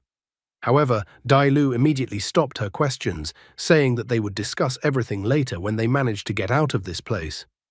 Murong Jin was extremely unhappy that 9-tailed fox had appeared. He reminded her that she was wanted all over the Dragon State, and she had decided to show up on her own. He even thought 9-tailed fox was brave. Nevertheless, he didn't waver, deciding to send 9-tailed fox and Medusa to the other world. Murong Jin was about to deal with both of them. But at that moment, Lao Bai stopped him, asking him to wait and take a closer look. On the mountain next to Medusa and Dailu was a hooded guy. This guy was Xiao Xingyu, who tried to hide his identity behind a tight hooded garment and had a half-skull mask on his face. Lao Bai thought that the guy was from the Yan clan. Xiao Xingyu confidently said that they didn't need to know, as he had only come for the snake, and anyone who got in his way would die. Dailu thought that the guy had gotten into character quite well. Medusa, on the other hand, was extremely disgusted that a newly hatched chick and weakling dared to call her snake. She was surprised that such a pathetic beast-tamer's second star dared to address her like that. The hooded invaders didn't realize who the guy was. They even thought that maybe he was their ally. In the end, they decided that it didn't matter who the guy was, the important thing was to help him escape with Medusa now. Murongjin didn't care whether the guy was from Yanmen or not, since invading the Navy headquarters would only get him killed. An overjoyed Lao Bai informed his subordinates that whoever captured the guy alive would receive a generous reward. At this moment, Xiao Xingyu ate the pill he had previously prepared. Medusa was surprised that the guy's spiritual power increased tenfold in an instant. Xiao Xingyu informed Dailu that he would be able to last for a maximum of 10 minutes, and then his life would be in Dailu's hands. The girl understood without further ado what the guy was trying to convey to her. Murongjin did not hesitate, giving his subordinates the order to destroy the guy. The military men summoned their magical beasts and rushed to attack. Quite quickly, Xiao Xingyu, Dailu, and Medusa were surrounded by the military. Only then did Xiao Xingyu command Dailu to act. The girl in return asked the guy to take care of Medusa. Nine-tailed Fox stepped forward and unleashed her power. The military men immediately fainted one by one. The magical beasts belonging to the military had a hard time.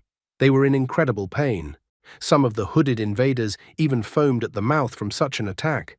One of them wondered to Mr. Guitian why they were being attacked as well.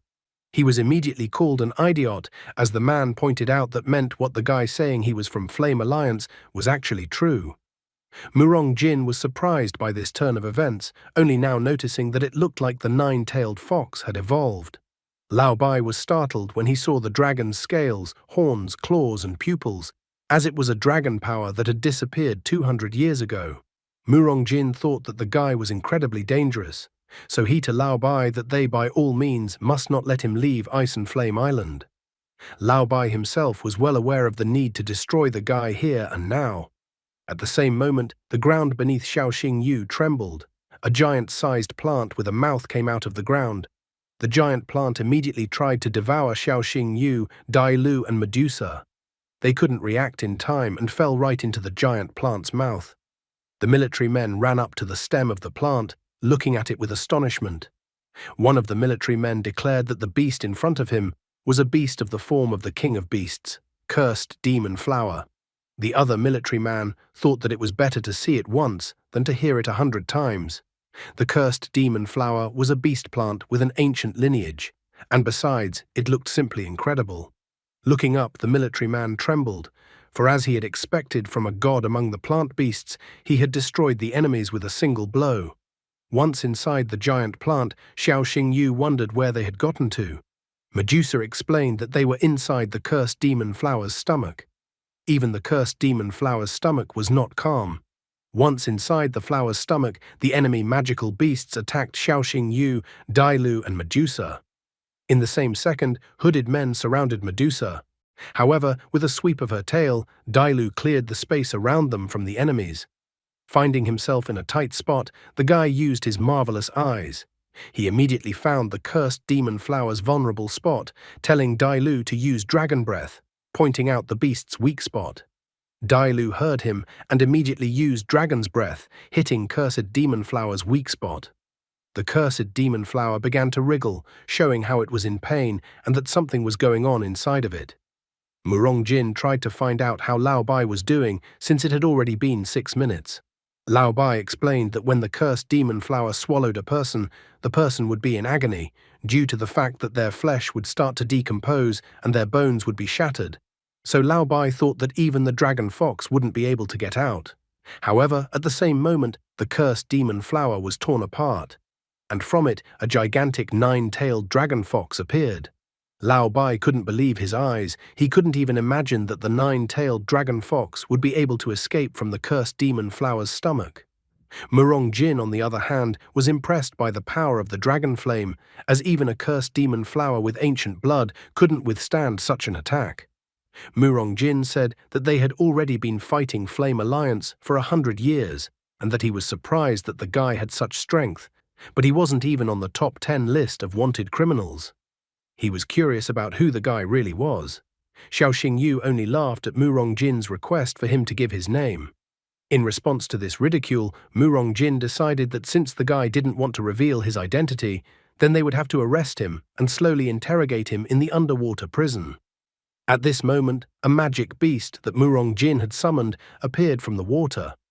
The magical beast began to suppress the nine-tailed dragon fox with its ability. Xiao Xingyu was impressed and excited at the same time, as he was convinced that the magical beast belonging to Mu Rongjin possessed a powerful and incredibly destructive force. The giant magical beast attacked the nine-tailed dragon fox, and the nine-tailed dragon fox attacked the giant magical beast in response. As a result, their attacks collided, causing an explosion. The guy was having a hard time enduring the pain. Bloody tears had already started to flow from his eyes. He reminded Delu that there was no way they could drag out the fight, as the pill would still be in effect for a little over 3 more minutes. Dailu realized what he wanted to tell her, deciding that the most important task now was to escape. Lao Bai was unwilling to let them go, so he used the execution by myriad vines ability. A multitude of vines appeared as if out of nowhere, restraining the nine-tailed dragon fox's movements. Lao Bai was furious because even though they burned his cursed demon flower with dragon flames, plant beasts were naturally painless. Xiao Xingyu realized that they were in a rather pitiful situation. They were surrounded from the front and back. The vines incredibly restrained nine-tailed dragon fox's movements, preventing her from moving. The giant magic monster belonging to Mu Rongjin was also preparing to destroy nine-tailed dragon fox with its powerful technique. After realizing the situation, Xiao Xingyu told Dailu to stop resisting, suppress the dragon's power, and disable the energy shield. Dailu couldn't understand why she would do something like that in such a situation. However, Xiao Xingyu asked her to trust and do what he was asking her to do. The water trident rushed towards her, and the vines also restrained her during this attack on her. Looking at the dust that rose up, Lao Bai couldn't understand why nine-tailed dragon fox suddenly stopped fighting and even gave up her shield. Mu Rongjin didn't care why she did so, because in any case, no enemy was capable of withstanding the strike of the sea god Leviathan's trident. Suddenly, they noticed a bright glow at the point of attack. Lao Bai was surprised that they were still alive, even after being struck by the sea god Leviathan's trident. Mu Rongjin couldn't believe it, because the trident was his pride. At the same moment, a purple dragon appeared out of a puff of dust. Mu Rongjin was shocked that a dragon had appeared in front of them, but he soon realized that a dragon soul had appeared in front of him. Lao Bai was eager to find out who the guy was, since he was able to release the dragon soul. Dailu was in a state of bewilderment as to how she was still alive. Xiao Xingyu explained to her that she had an ability, the Dragon Soul ability. The Dragon Soul ability automatically protects against lethal damage. The guy quickly realized that this ability would be good for fighting Leviathan and cursed demon flower. The girl was even a bit indignant that the guy looked somehow calm at such a moment. In fact, the guy was in a very heavy state of mind. He admitted that his spiritual energy was at 0, so he might pass out or die in a minute. He wanted to escape from this place as soon as possible. Dailu also wanted to get out of this place as soon as possible. The old man was unwilling to let them go, reactivating the vines to bind the nine-tailed dragon fox. However, Dailu got tired of the old man and cursed demon flower always getting in her way, so she attacked cursed demon flower and threw it far away from the island into the sky. At the same moment, the guy told nine-tailed dragon fox to use the bloody eye ability. But aside from the old man, their enemy was Mu Rongjin. He claimed that they represented the honor of the Dragon State Navy and that the billions of citizens of the Dragon State were behind them. Mu Rongjin could not allow them to escape from Ice and Flame Island. He then told Leviathan to use the sea god trident again. Leviathan obeyed his master and began to form the sea god trident from the water. Just at the same instant, the nine-tailed dragon fox struck from the sky directly at the trident with its attack. Their attacks met with a huge explosion and a monstrously bright glow. Xiao Xingyu, Dailu, and Medusa were thrown aside by such a blast. Once the dust cleared, Mu Rongjin and Lao Bai noticed that the invaders were no longer there. Mu Rongjin was disappointed that he had allowed such monsters to escape. Lao Bai was also disappointed that he was already too old to resist the power of the Dragon Soul. Mu Rongjin was unwilling to give up. He thundered that they were in the territory of the Navy headquarters and that no one could just come and leave on a whim from their territory. He then ordered all available vessels to search all coastal waters for trespassers. However, at that moment, one of the ships came under attack. A subordinate reported to General Murong Jin that the Southern Islands Alliance had attacked them. Murong Jin clearly did not expect such a thing at such a moment. He immediately received a report from a subordinate that the first ship had been hit and they had a leak in the hold. Some asked the general not to worry, as the attackers were no match for them. Others reported that the seventh ship's turbine was out of commission. A third reported that a third ship was coming to help, and that the general should not worry. Grabbing the radio and hearing that the captain of one of the ships was injured, Murong Jin changed his mind. He told the Leviathan to put off searching for the man in the black robe, or better yet, to surface and help repel the Southern Island Alliance's attack. After surfacing on the surface of the water, Dailu looked around, searching for the guy. Xiao Xingyu, meanwhile, was sinking to the seabed, unable to resist, as if he had eaten devil fruit. The side effects of the dragon elixir were too strong, so he could no longer resist. He wanted to sleep so badly, and he was also incredibly cold from sinking to the seabed. At that moment, a giant-sized Medusa swam up to him and grabbed the guy with her hands and pulled him to the surface of the water. Looking at him, she even praised him that he was an ordinary human being, was able to withstand 2 beast tamers of 9 stars. However, she had her own plans, and even apologized to the guy when she tried to put it in her mouth. The guy continued his unsuccessful attempts to resist the side effects of the dragon elixir. As soon as he opened his eyes, the first thing he saw was Dailu crying. The girl was glad that the guy was finally awake, for she had been very scared for him. The incredibly exhausted guy was wondering from the girl if they had accomplished their mission. In addition, his face was incredibly sore. Looking around a bit, he couldn't figure out where they were even. According to Dailu's story, they were inside the Medusa, but she told him not to worry, as no beast moved underwatery as fast as the Medusa. Looking at the girl, the guy was glad that they were able to accomplish the mission, and he was able to keep his promise. He was about to ask the girl for forgiveness, but he was no longer able to resist and fell asleep. Dailu did not wish the lad to close his eyes now. That hour, Medusa surfaced to the surface of the water to see where they were. She felt that the guy was badly injured and unconscious, and his condition was grave. So finding an uninhabited island nearby, she decided that they would stop there. Soon, Murong Jin and Lao Bai were able to deal with the attackers from the Southern Island Alliance. Murong Jin felt that they had dishonored the entire dragon state today, since the 2 generals couldn't handle such a simple task. Lao Bai was now only thinking about how they could survive the Empress's wrath. A moment later, a golden light lit up the sky, and then they saw the 7-colored sacred Qilin descending towards them from the sky.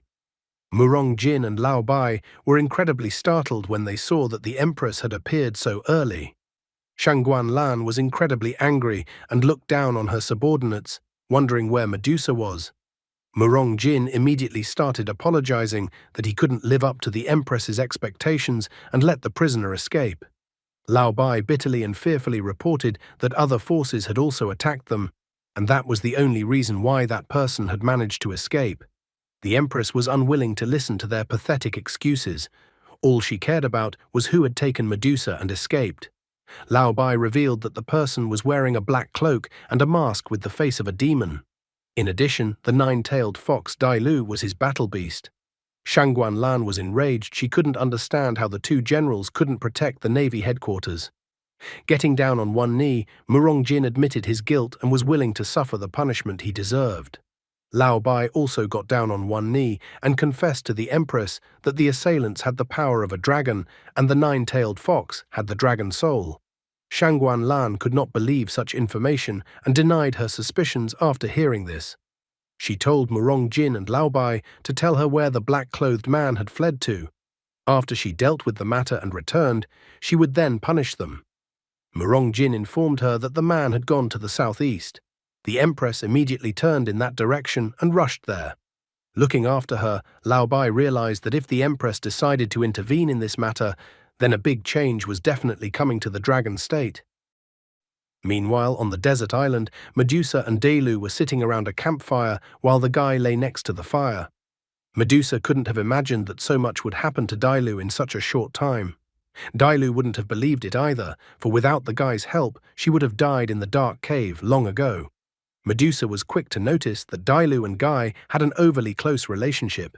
Xiao Xingyu was delirious and asked for water. Dailu wanted to fetch it, but Medusa disappointedly remarked that there was no fresh water on the island. So instead of water, Dailu gave the guy some of her own blood to drink. Medusa was shocked by such an act on the part of her friend. Her friend was willing to sacrifice her blood for some man. Suddenly, a girl and a damaged dragon appeared in front of Xiao Xingyu. He was able to recognize her as it was the empress of the dragon state, Shangguan Lan. She approached him to destroy him, and he only helplessly defended himself. Everything around started cracking like a mirror shattered, and then Xiao Xingyu abruptly jumped up. Dailu was glad that the guy finally woke up, because he had slept all morning and she was very worried about him. He grabbed his head with his hand because his head suddenly started spinning, but he was more interested in the strange dream he had. The guy asked the girl where they were now. Dailu told him that at the moment they were on an uninhabited island near a magical strait. It was outside the jurisdiction of the Dragon State Fleet, so she asked the guy not to worry about anything. Licking his lips, he instantly tasted the dragon and that Dailu had let him drink her blood. The girl with a trembling voice explained that after losing consciousness, Xiao Xingyu was severely dehydrated and there was no fresh water on the island, so she had to do so. Xiao Xingyu was grateful and appreciated such an act on the girl's part. Just at this moment, he saw that the girl's loyalty increased to 99 towards him. After that, Medusa peeked into the cave, wondering how long they would be acting like this. Xiao Xingyu was surprised to see the crown on Medusa's head. Medusa had been filling a glass of water for him the whole time and then brought him a glass of water, for which he thanked her. Looking at Medusa, the guy even blushed. Medusa thought that it was not the guy who should thank her, but she thanked him. She thanked him for saving her life. Dailu pointed out to the guy that this was the highest form of appreciation in the snake tribe. Xiao Xingyu asked Medusa to behave without all these formalities. Medusa, on the other hand, confessed that the snake tribe always repays goodness, even more so for saving a life. She said that whatever the guy wants, she will fulfill it if he only wishes, and that he cannot be shy in his request. The girl obviously doesn't know yet for what purpose she was released and what the guy needs from her. The guy was intrigued as the girl herself told him not to be shy. Without thinking about anything else, Xiao Xingyu confessed that he wanted to choose Medusa as his desire. What will Medusa say to such a tempting offer from the guy? Medusa understood the guy's choice, but nevertheless she refused the guy's offer with an annoyed look. Xiao Xingyu absolutely did not expect this turn of events, so he was incredibly surprised by the fact that Medusa refused his proposal. While the guy looked upset at Medusa, she sat down beside the fire with a calm expression. She nonchalantly informed him that she was willing to do anything for the guy except making a bloody contract. Xiao Xingyu couldn't understand how he was suddenly rejected and wanted to know the reason why Medusa refused his offer. She stated that orcs would never be slaves. We will never be slaves. The guy was incredibly generous, so he even offered food and lodging. But Medusa refused even such a generous offer. Dailu recalled her first meeting with the guy. At one time, she too had been forced into a bloody contract with Xiao Xingyu, but she was that everything ended well for her in the end. At the same moment, a fountain of blood literally spurted out from the guy's mouth. He reminded Shasha that he thought that if he risked his life for her, he could warm her cold heart. He threw his head back dramatically and began to complain that he was wrong to claim that Medusa had no room for warmth in her soul. Medusa was a little surprised by this turn of events. In addition, she couldn't understand why the guy's mouth was bleeding again. Xiao Xingyu put all of his acting skills to use. He dramatically said that since Medusa didn't want to make a bloody contract with him, then he had no reason to live anymore. Besides, in his next life, he wasn't going to save an ungrateful snake like Medusa anymore. Medusa only heard a rebuke in his direction for being ungrateful. It was as if Dailu decided to play along and also dramatically asked the guy not to leave her alone. Eventually, under the pressure of cheap manipulation, Medusa gave in and agreed to sign a bloody contract just so the guy wouldn't die. With a happy smile, the guy grabbed Medusa's hands. He remarked that Shasha was incredibly kind and that he was now motivated to live again. Medusa was shocked by the guy's behavior. Dailu decided to intervene, pulling the guy's cheek away with her hand. She started reprimanding him for being so shamelessly manipulative of everyone as of late. The guy didn't deny his guilt, but admitted that all means were good in such a situation. Besides, he believed that death was far worse than a bloody contract. Dailu wondered what the guy would have undertaken if the moral pressure wouldn't have worked on Medusa. With an incredibly intimidating smirk, the guy stated that he would then simply capture Medusa and hand her over to the authorities to collect the reward. In that case, Medusa would quickly surrender, and he would have succeeded. Dailu was slightly disappointed in the guy. After his words, she thought that honest people were almost impossible to meet these days, so Medusa was just a paragon of morality and ethics against the guy's background. The guy did not hesitate, approached Medusa and decided to immediately make a bloody contract. Shasha immediately agreed to his proposal. The guy launched a bloody drop from his finger right into the girl's forehead. In the same instant, everything around Medusa glowed with a golden light. And then a mark appeared on Medusa's forehead.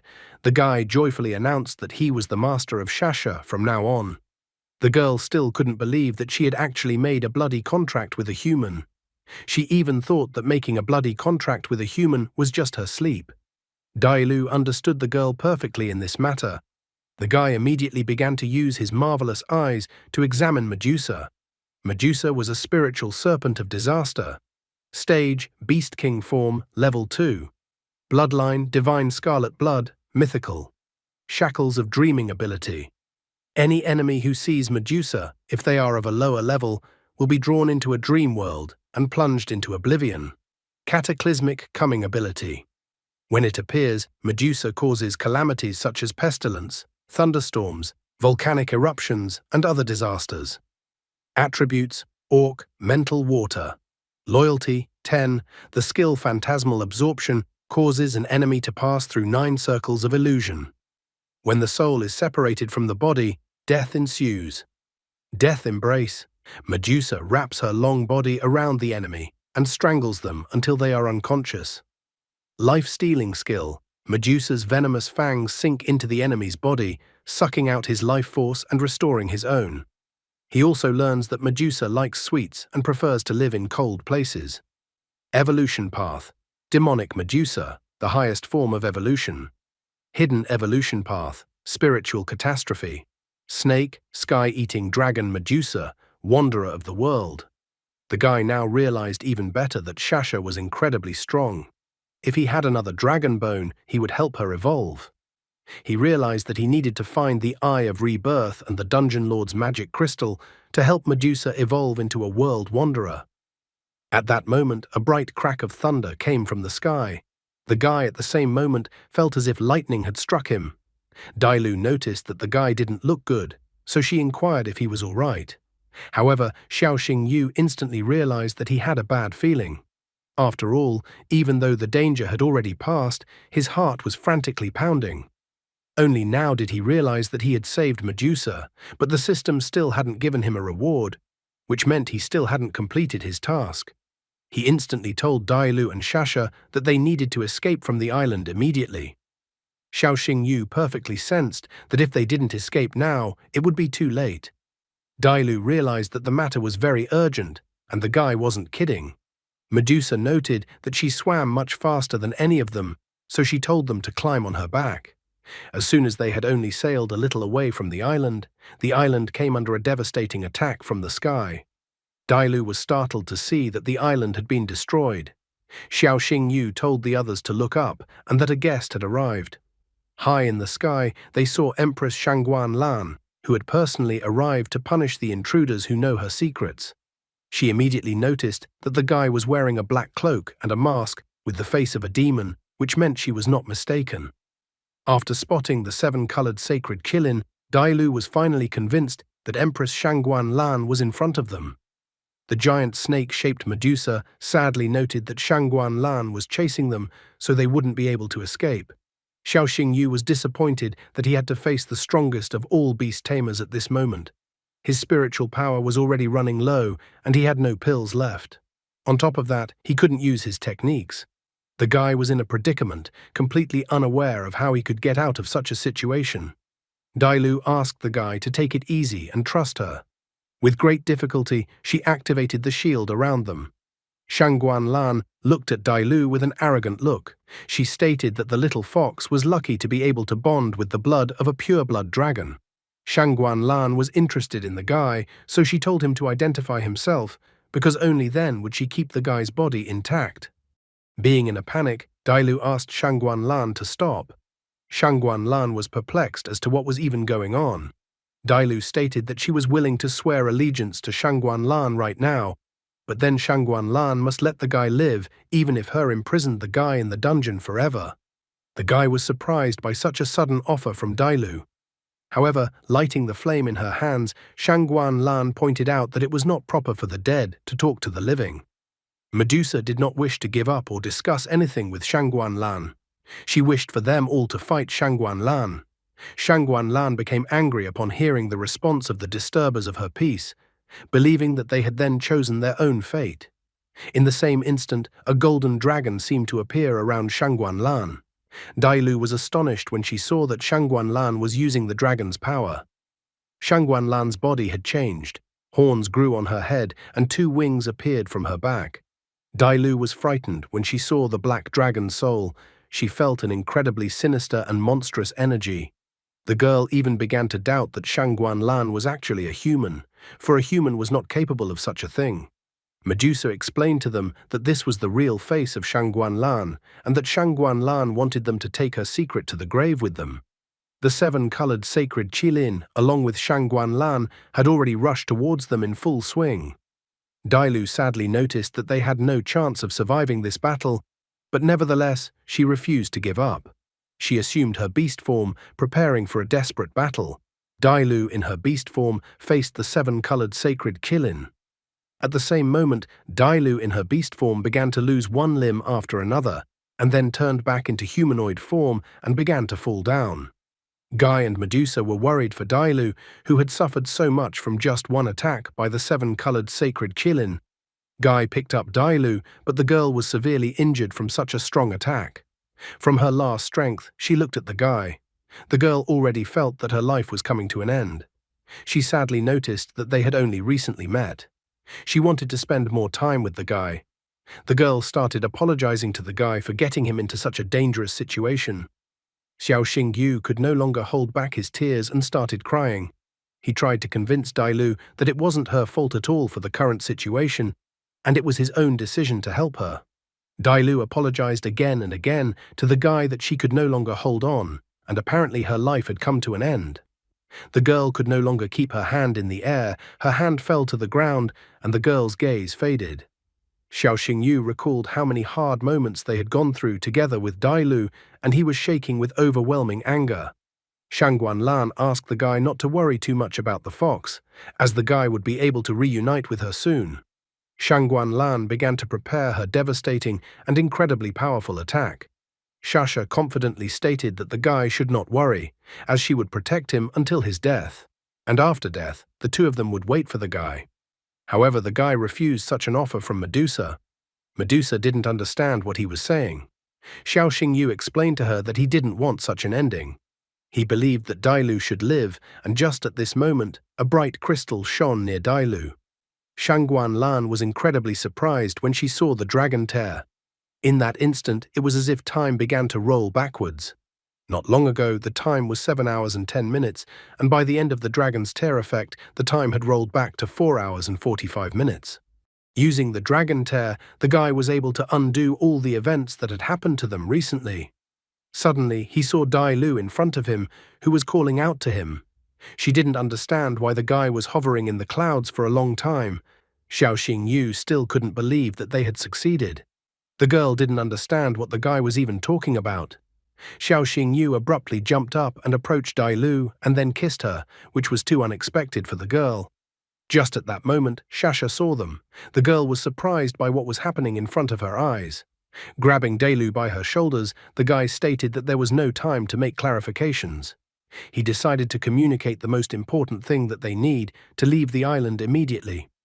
The guy told Shasha to swim towards the strait, as there were so many other beasts there. which means there were a lot of odors in that place, which plays into their hands. The girls were frightened by such sudden concerns from the guy, but Shasha decided not to argue with him in this matter. Soon Shangguan Lan arrived at the island and destroyed the island. She noticed that the trail of the intruders was lost in this place. Further away, however, the Strait of Magical Beasts had already begun. She was disappointed that the intruders had managed to escape. Looking into the distance at the Strait of Magical Beasts, Shangguan Lan promised that next time not even a bone would be left of the guy in the black cloak. Meanwhile, a guy and two girls were hiding in the territory of the Magical Beast Strait. Shasha thought that most likely no one was chasing them anymore. The guy fearfully pointed out that if they were found even in the Strait of Magical Beasts, then they would only have to die. Dailu was quite perceptive, so she immediately inquired how the guy realized that they would be chased by Shangguan Lan. The guy got down on one knee beside the girl that Medusa even thought that the guy would confess his love to Dailu. Xiao Xingyu took the girl's hands and declared that he couldn't lose the girl a second time and that he wouldn't survive it. Dailu's face turned slightly red, though she still didn't understand what the guy was even talking about. Only now did Xiao Xingyu admit that it was all about the dragon tear and that he had accidentally activated it. He asked the others to touch the dragon tear and then they would understand everything. The girls were surprised and annoyed to realize the situation they were in without even realizing it. Tears started to appear from Dailu's eyes, so the guy asked her if she was going to cry. However, the girl began to justify that it wasn't tears, but just sand in her eye. Medusa was not very happy with the situation in which she found herself. Only now did the guy see the system alert. The system was congratulating the guy for successfully rescuing Medusa. The guy received a reward, 1 pure-blood dragon egg, as well as 10,000 points. Receiving the news made the guy smile a little. After all, if the reward for saving Medusa was given by the system, then it meant that they were safe this time. Xiao Xingyu remembered that Dailu had told him that Shasha knew the secret of the dragon battle that happened 200 years ago. The guy asked Shasha to tell him about who Shangguan Lan really was and whether or not she was even human. Shasha told the guy that once upon a time, Shangguan Lan used to slay dragons in packs, but ended up becoming what she was fighting, a sinister dragon. In the war 200 years ago, 90% of the strongest warriors of the dragon state participated. Back then, there were two strongest warriors, Shangguan Lan and Xiao Liang. In those distant times, Shangguan Lan was not yet the empress of the dragon state, and Xiao Liang was not the rebel leader of the Flame Alliance. Back then, Shasha was just a small snake hiding in a rock. The girl remembered how they fought in the Dragon Valley where her hideout was, so she saw the entire battle with her own eyes. After Shangguan Lan had killed countless dragons, she stood in the center of the valley and was covered in dragon blood. Shasha remembered Shangguan Lan laughing hysterically at that moment. Shangguan Lan then transformed into a black dragon that was much larger than its brethren. Obsessed with bloodlust, she destroyed the entire valley, not caring whether the enemy in front of her was an enemy or an ally. When the battle was over, the dragons were destroyed and almost all beast tamers were dead. The only survivor was Xiao Liang, the current leader of the Flame Alliance. Only because Shasha was far away, then she was able to avoid death. But even so, Shangguan Lan still wanted to kill her. Now Xiao Xingyu could understand why Xiao Liang betrayed the dragon state and created the Flame Alliance, becoming Shangguan Lan's enemy. Xiao Xingyu was curious as to how Shangguan Lan was able to become a sinister dragon. He was curious to know if it was because of her or if it was about the number of dragons destroyed. If what mattered here was the number of dragons destroyed, the guy was curious how many Xiao Liang had destroyed then.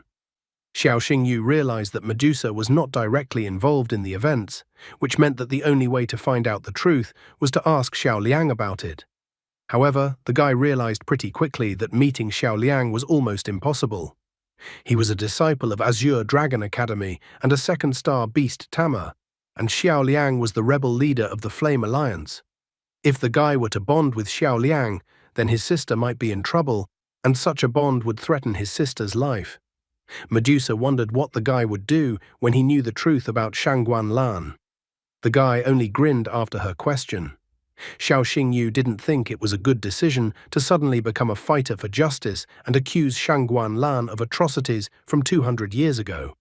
He didn't even think such thoughts were funny. After all, one couldn't feud with such a monster. Dailu thought a little differently as she realized that Shangguan Lan had already targeted the guy and would not let go of him so easily. Xiao Xingyu responded by arrogantly saying that Shangguan Lan was after the man in the black cloak, and that man had nothing to do with him. Dailu was not convinced by his words. The guy then asked her not to think about it and reminded her that they needed to rest for a while first and then slowly return to the city. The dragon tear in the guy's hand suddenly shone brightly. The guy's head suddenly ached and his legs began to shake. In the same instant, the guy lost consciousness.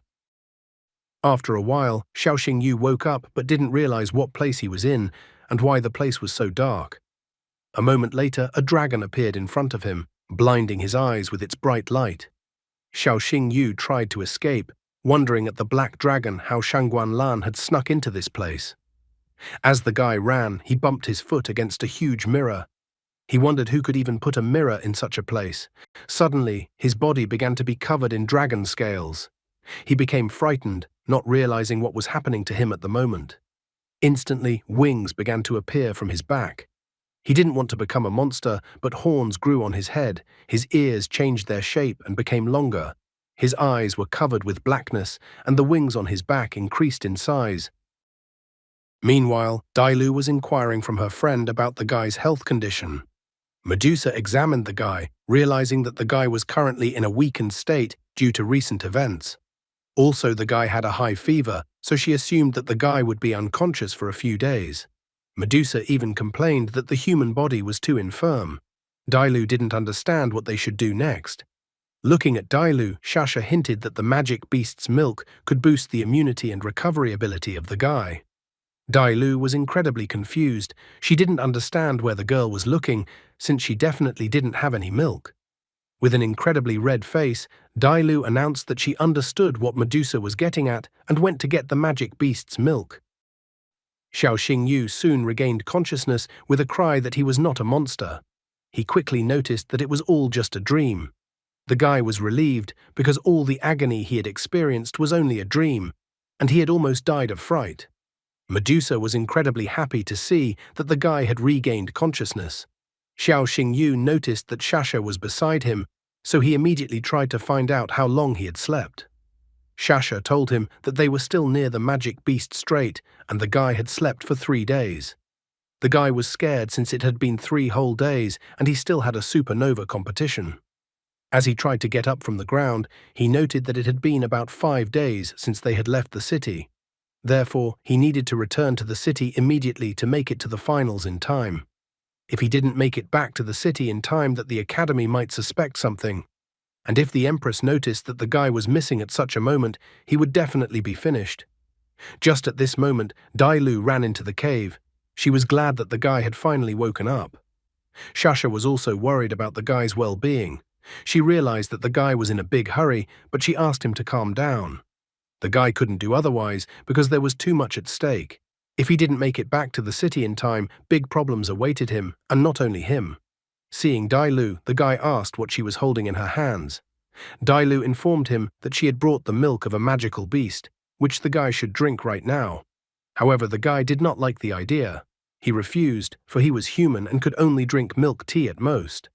The guy didn't like the beast's milk and found it too nasty. Dailu did not accept the guy's refusal, as the guy needed to drink the magical beast's milk. Medusa smirked and asked the guy if he knew why he had been unconscious for 3 days. The girl believed that the milk of the magical beast would strengthen the immune system and restore the guy's vitality. She also added that Dailu had sacrificed too much. Looking at the embarrassed girl in front of him, the guy began to ponder Medusa's words.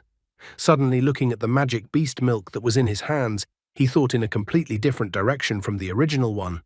Medusa told the guy to stop procrastinating. After all, Dailu had extracted the milk especially for him, and if he didn't drink it, the girl would be upset. Dailu stated that she had put in a lot of effort, drop by drop, so she wanted the guy to drink the milk. Blushing a little, the guy still decided to drink the milk. He realized that Dailu had sacrificed too much for him, so he didn't want to hurt the girl again. Therefore, he gathered his courage and drank the magic beast's milk.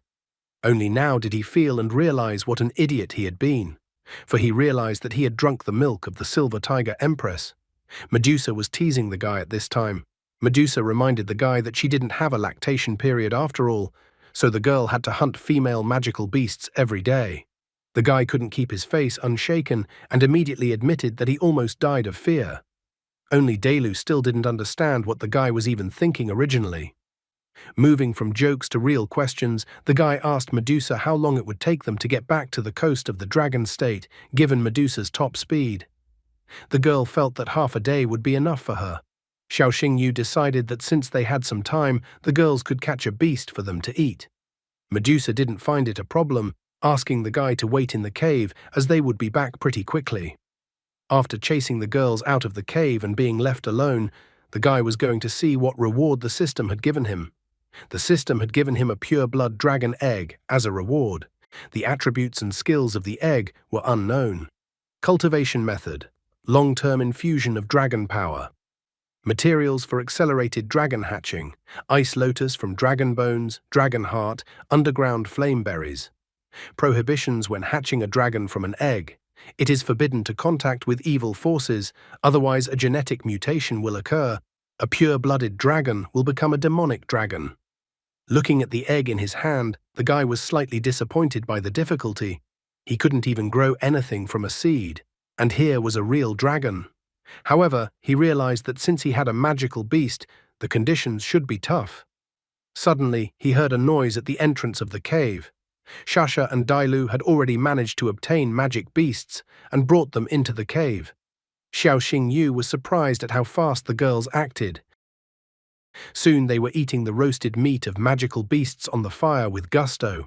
Looking at Medusa, the guy noticed that even in her human form, she was eating rather huge chunks of magical beast's meat. The girl immediately reacted after noticing the guy's gaze on her. She inquired what the guy was thinking about. The pervert immediately decided to check with the girl about his relationship with her. Medusa thought that the guy was her savior, so she stated that the guy could speak his mind directly. Just at that moment, the guy decided to ask the girl if she could give him some of her excrement. Medusa felt as if she was petrified when she heard the guy's request. She even decided to ask the guy again what he said, as she thought she heard wrong. Not the least bit embarrassed, the guy with a smile again asked the girl for some excrement. Medusa became furious and let out her claws, thinking that the guy was definitely looking for death. Dailu immediately stood up and tried to stop Medusa. Medusa asked Dailu not to stop her because she just needed to kill the pervert who was right in front of her. The guy realized that the situation was rather unpleasant, so he figured that since Medusa was refusing, then Dailu could comply with his request. However, Dailu resented the guy's suggestion. She stated that he only approached her because Medusa was unwilling to fulfill his request. Dailu even called the guy a pervert and incredibly spoiled. The two girls angrily declared that the guy was a pervert. Xiao Xingyu tried to explain that he was not a pervert and that he needed the excrement of the magical beast for fertilizer. He didn't understand why the girls were looking at him as if they were willing to die rather than agree to such a disgusting request. Medusa was slightly surprised to hear about the plant. Dailu also stated that she and Medusa were no longer wild beasts, so they had pride and dignity. The guy admitted his mistake and that he was too rude to them, but nevertheless he really needed the fertilizer. The most important condition for excrement is that the magical beast has the form of a beast king. After thinking about it for a bit, Dailu noticed that other magical beasts might be suitable as well. After listening to the guy, Medusa didn't know what the problem was, because they were currently in the magical beast strait, and at the bottom of the strait there were many beasts of the level they needed sleeping. After a while, Xiao Xingyu, Dailu and Shasha decided to pull off their plan. The three lights dived to the bottom of the magical beast strait. As soon as the lights touched the bottom of the strait, the bottom immediately exploded. At the same instant, the magical beast, disturbed by the explosion, became indignant. The magical beast was about to find out who dared to disturb the peace. Suddenly, a small magical beast appeared out of the water. It started complaining and shouting why someone had gotten the idea to hurl fire into the sea. The guy was a little surprised when he first saw the rare mutated imperial whale. The girl resented the guy calling it rare. She angrily stated that the guy was definitely sick of living. Xiao Yu was not the least bit scared and provocatively told the beast to come out and fight him. Such insolence, the girl couldn't stand it, so she was going to rip the guy apart in 3 seconds. She instantly jumped out of the water, intending not to leave even bones from the guy after their fight. However, at that moment, the magical beast saw that the guy wasn't alone and was incredibly scared. Medusa was already stretching her arms, wondering what the girl had said about killing her master. She wondered if the girl had enough to carry out her threat. Dailu was also outraged that the girl dared to insult their master. She thought that the girl should prepare to die after her words. The girl immediately bowed her head to the ground. She apologized and also asked to be pitied, for she still had her mother and 3 eggs that had not yet hatched. The guy had assumed all along that whales gave birth to calves. He stroked the girl's head and informed her that they were not villains, so they would not kill the girl. The magical beast still couldn't believe the guy's words. However, Xiao Yu then said incredibly horrible things to the girl. The pervert asked for the girl to give him some excrement, which came as an incredible shock to the girl. She immediately slapped the guy in the face with her tail, believing that the guy was a pervert. Soon, Xiao Yu, Dailu and Shasha were already heading towards the shore of the dragon state. The guy was even a little disappointed that the girl had escaped. He basically didn't understand what was so unpleasant about his request, nor did he understand why he had been hit in the first place. Dailu chuckled a bit at the situation that had occurred. Nevertheless, the guy was glad that he was able to get the fertilizer. Medusa noticed that there were snowy mountains ahead. They only needed to cross the snowy mountains and then they would be in the city of the 4 spirits.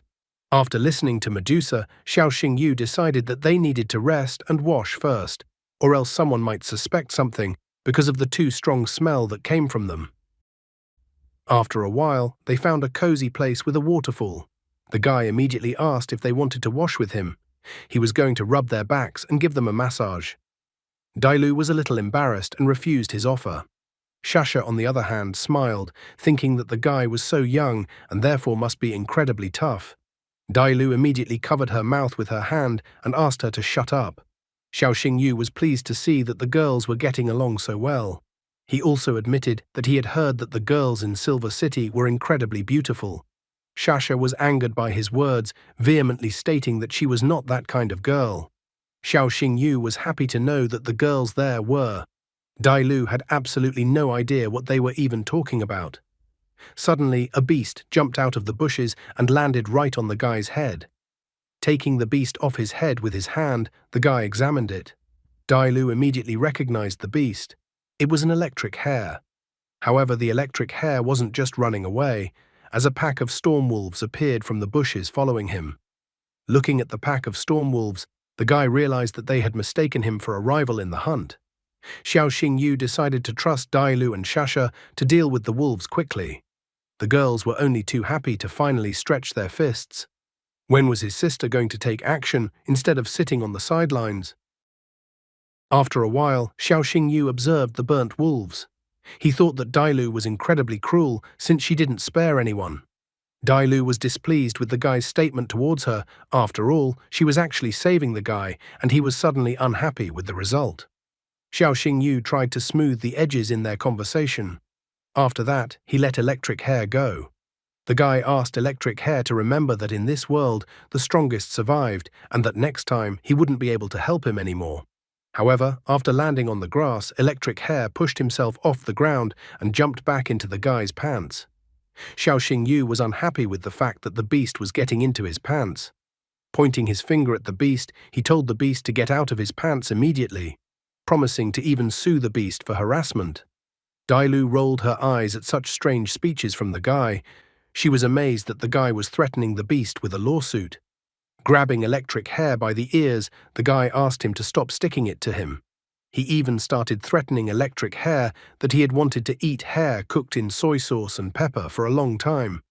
After looking at Electric Hare, he still decided to shake his chance, promising that if they were bound by fate, he would keep Electric Hare by his side. Looking at electric hair with his gaze, the guy noticed that electric hair had an initial form and that he couldn't evolve. Bloodline, low. No abilities were present. Attributes, lightning, barely enough to charge a phone. Skills, none. Hidden combat technique. Bounce allows you to reset the cooldown on an ally's ultimate ability up to 3 times in a row. Habits and tastes. Carrots, other vegetables and fruits, like stormy and rainy weather. Xiao Xingyu was incredibly happy that electric hair could reset the cooldown of the ultimate ability. He looked at electric hair with different eyes now, for he was literally a god of support. He was happy, even finally recognizing that he was the chosen one. Looking at Dailu and Shasha, he declared that the beast would go along with them. He couldn't wait to make a bloody contract with electric hair to be his battle beast. Medusa thought the guy had lost his mind. She pointed out that electric hair was incapable of evolving, so he was more useless than a flea dog. Dailu was more favorable, so she thought that if the guy decided to sign a bloody contract with electric hair, there must be a reason. Meanwhile, the peaceful and tranquil city of Jiling. On this day, the decisive battle of the Supernovas tournament was to take place in the open arena in this city. The host announced that the teams of Azure Dragon Academy and Red Crane Academy would face off in today's match. Yang Shou was extremely worried and dissatisfied that Xiao Xingyu still hadn't arrived at the arena. Xiao Xingyu was also not answering his calls and messages. There were 15 minutes left before the battle started, so Yang Shou hoped that the guy would still come and not miss the decisive battle. Xin Xin politely asked her brother to call the guy one more time. The brother started complaining that he had already called the guy many times, but the guy was out of range all the time. Then the sister asked her brother to call the guy one last time. Not daring to refuse his sister's request, Yang Shou still decided to call the guy's phone one more time. Suddenly, a voice came out of the phone informing him that there were not enough funds in the called party's account. Yang Shou was happy about this message from the mobile operator as well. After all, if the mobile operator reported that the guy had no money on his balance, it meant that the guy was in the cell phone coverage area. So even though a little angry, Yang Shou decided to send the guy some money for his phone. However, at that moment, the door to the room opened abruptly and a cheerful Xiao Xingyu entered the room. He said hello to Yang Shou and Liu Jin, noting that he missed them. Yang Shou was enraged, thinking that the guy was completely insolent and came right after he had recharged his cell phone account. He even asked for a refund. At this moment, his balance was topped up by 100,000 yuan. So he cooled his ardor a bit, but still pointing his finger at the guy, he said that since he had paid the guy's cell phone bill, he should not dare to disappear anymore. Xiao Xingyu did not argue with Yang Shou, agreeing with his words. The girl became curious about another point. She had heard that the guy had gone to Lunyin to see his sister. So she couldn't understand why she called the guy's phone so many times, but the guy was always out of range. The guy realized that his legend was so shaky and about to collapse. He started to improvise and grabbed the girl's hands. The guy confessed that he almost forgot to tell her which girl was especially beautiful today. The girl smiled, taking the guy's words at face value. However, fooling Yang Shou was not so easy. He pointed out to his sister that the guy was just changing the subject, so he told his sister not to fall for the guy's words like a lovesick fool. At this point, their conversation was interrupted, which played into the guy's favor. The host announced that there were 10 minutes left before the match started, so he asked all the participants to get ready and go to the stage for the opening ceremony. Yang Shou announced to the others that it was time for them to come out. A slightly blushing girl, after the host announced, immediately stated that she needed to go to the restroom.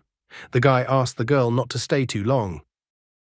When the girl was in the restroom washing her face, a girl appeared behind her. She noted that they had met again. Xin Xin wondered what Ji Liang was doing here. Xie Liang even teased her a bit, as if the girl had not expected her to participate in today's match. Xin Xin immediately realized that Xie Liang had replaced Liu Linga. Xie Liang admitted that the girl was injured, so she had to replace her. She asked Xin Xin if it was bad that she had replaced Liu Linga. Xin Xin only arrogantly hummed. Xie Liang pointed out that although they were childhood friends, she asked that Xin Xin should not expect mercy in the arena. Walking to the door, Xin Xin accepted the challenge from her so-called friend, wanting to see who would defeat who in the arena. Xie Liang was arrogant, stating that she would definitely embarrass Xin Xin in front of everyone today. Meanwhile, outside the restroom, brother was waiting for her. He was not happy that his sister had stayed in the restroom for so long because it was time to enter the arena. Now the girl was fully prepared for the upcoming confrontation in the arena. She and her brother held hands and went to the arena. Meanwhile, the host was already greeting the spectators arriving at the arena, for today was the final day of the Supernova tournament. He loudly announced that the Red Crane Academy team was on the left side. Xie Liang greeted all the spectators, and the shouts of the spectators became incredibly loud. Someone was surprised that Xie Liang had appeared, realizing that the rumors about Liu Linger's illness had turned out to be true. Someone couldn't resist Xie Liang's cuteness. The guy stated that he would agree to marry the girl even if he had to make 20 children with the girl. Someone noted the girl's brother Wei An, and what a handsome guy he was. Yang Shou pointed out specifically to Xiaoxing Yu that the introduced brother and sister from the Z family were not ordinary people. Their father was 10th star beast Tama Xiejun, one of the Empress's advisors and the chief strategist of the Dragon State. Xin Xin had heard about what was said, that Xie Wei'an had a chance to be the future husband of Princess Shangguan Qian. Xiaoxing Yu didn't care that the princess's fiancé would oppose them. After that, the host announced that the Azure Dragon Academy team was on the right side. Yang Shou announced that their time had come. The host also announced that the judge of today's tournament would be the inimitable Empress. Behind the Empress, Xi Jun appeared. He asked with a smile if he remembered the guy's name correctly, Xiaoxing Yu. Shangguan Lan noted that he had gotten the guy's name correct. Xiaoxing Yu was supposed to fight his favorite son, so she asked Xie Jun what his opinion was on the winner of this confrontation. Xie Jun only joked that it all depended on the guy's skills, and he had no way of influencing the outcome of the battle. He immediately changed the subject and asked the Empress if she had been able to find out anything about the Black Cloak and Masked Man. Shangguan Lan admitted that the Imperial Association had dispatched all the Silver Priests to secretly check all the beast tamers of the 9th and 10th star, but so far everything had been to no avail. Xi Jun was not eating his bread in vain as he inquired if she had heard the expression, "the darkest place under the lamp." He continued that the person in the black cloak might not be a high-level beast tamer at all, but an influential official, for example. Finally, opening his eyes like Gin Ichimaru, he made a suggestion that the person in the black cloak could be a minor figure from a backwater town in the Dragon State. At the same moment, Xiaoxing Yu felt someone scary looking at him intently. This frightening gaze caused his face to change dramatically, as if he had been struck by lightning or had a poisonous snake wrapped around his body. Noticing the sudden change in the guy, the girl asked if he was all right. Trying to gather his courage, the guy reassured the girl that everything was fine. Although he had survived Shangguan Lan's attack, the memories of the incident still scared him. He hoped that the Empress wouldn't find out that he was the man in the black cloak. After all, he was only a 2-star beast tamer and couldn't do anything against the Empress and her supporters. Host announced that this year's tournament was on an elimination basis. After saying that, he asked the members of both teams to enter the arena for the final battle. Yang Shou decided to go first to the battle this time, so he majestically announced for the others to watch him and learn something. Xiaoxing Yu teasingly asked the guy not to lose in the first battle. Yang Shou did not appreciate his joke. The host then announced for one contestant from each team to come forward. Both teams did not hesitate to make a choice, and both students went to the center of the arena. The host was greatly surprised that the Red Crane Academy immediately played its main trump card, and Xie Wei'an entered the arena first. The recently confident Yang Shou tensed up. He thought he would be fighting Dongfang Jing or Xie Liang, so he couldn't expect to face such a strong opponent like Wei'an right from the start. Nevertheless, he tried to cheer himself up by reminding himself that he himself was not nothing, in being the son of an admiral of the Dragon State Navy. There was no way he could slap his face in the dirt. Wei'an, without any preamble, declared that it was over. Yang Shou didn't understand what he was even talking about. Wei'an clarified that he meant that as soon as he stepped into the arena, the fight was already over. He was going to single-handedly destroy the entire opposing team. Yang Shou's pride was hurt. He was not going to let anyone underestimate him and immediately summoned White Griffin. In response to this, Wei An summoned demonic flame beast. Yang Shou couldn't hide his surprise, completely unable to understand how he could fight such a monster. Xiao Xingyu was also shocked when he saw the demonic flame beast that Wei An had summoned, because he used his eyes to see all the information about the beast. Stage, full form, level 3, bloodline, demon bloodline, mythical. The beast also had the demonic gene ability, which made the beast immune to 70% of the damage it took from enemies in the area, and also reduced the movement speed of all enemies around it by 70%. Attribute, mental, loyalty, 68. The only weakness of the beast was that the beast's tail was not immune. White griffin at the same time. Stage, full form, level 3, bloodline, legendary. The spiritual lightning ability allows you to paralyze the soul of an enemy. Attributes, lightning, air, loyalty, 94. Hidden evolution path, white griffin, thunderous hammer griffin. White griffin's biggest weakness was its low stamina. Xiao Xingyu asked the girl not to jump to conclusions, as her brother still had a chance if he attacked the beast's tail. The girl only sadly remarked that her brother was unaware of this information. The guy noted that there were too many cameras around them, so they couldn't tell her brother the information, giving him much-needed help. Xiao Xingyu realized that White Griffin's advantage was its high explosive power and damage, so the first 3 minutes would decide the outcome of the entire fight. If Yang Shou didn't take the initiative, White Griffin's low stamina would play a cruel joke on him. He even thought that it was necessary to help Yang Shou develop his beast in the near future. Yang Shou decided to act first and told White Griffin to use Thunderous Spear of Heaven. In response, Wei An told Demonic Flame Beast to simply endure the attack directed at him. The host was ecstatic, fueling the audience's interest. He pointed out that Demonic Flame Beast had withstood White Griffin's signature attack and remained completely unharmed, while Wei An hadn't even activated spiritual energy. Yang Shou was extremely upset that his beast's signature attack didn't work. Yang Shou realized that Wei An had allowed his beast to deliberately adopt the attack that White Griffin was known for. With a smile on his face, Wei An turned to Yang Shou. He pointed out that White Griffin was a battle beast that relied on quick dominance, but here it was extremely weak in the endurance battle. Yang Shou was extremely dissatisfied with the current situation. He stated that he knew everything himself and that he didn't need Wei An's advice. He then asked White Griffin to attack Demonic Flame Beast again. Seeing that his opponent hadn't given up yet, Wei An told his beast to use Rush of a Hungry Tiger. Demonic Flame Beast instantly appeared behind White Griffin and began to bite his wings. Demonic Flame Beast then pressed White Griffin into the ground with its paws. The spectators cheered as they saw such an interesting battle.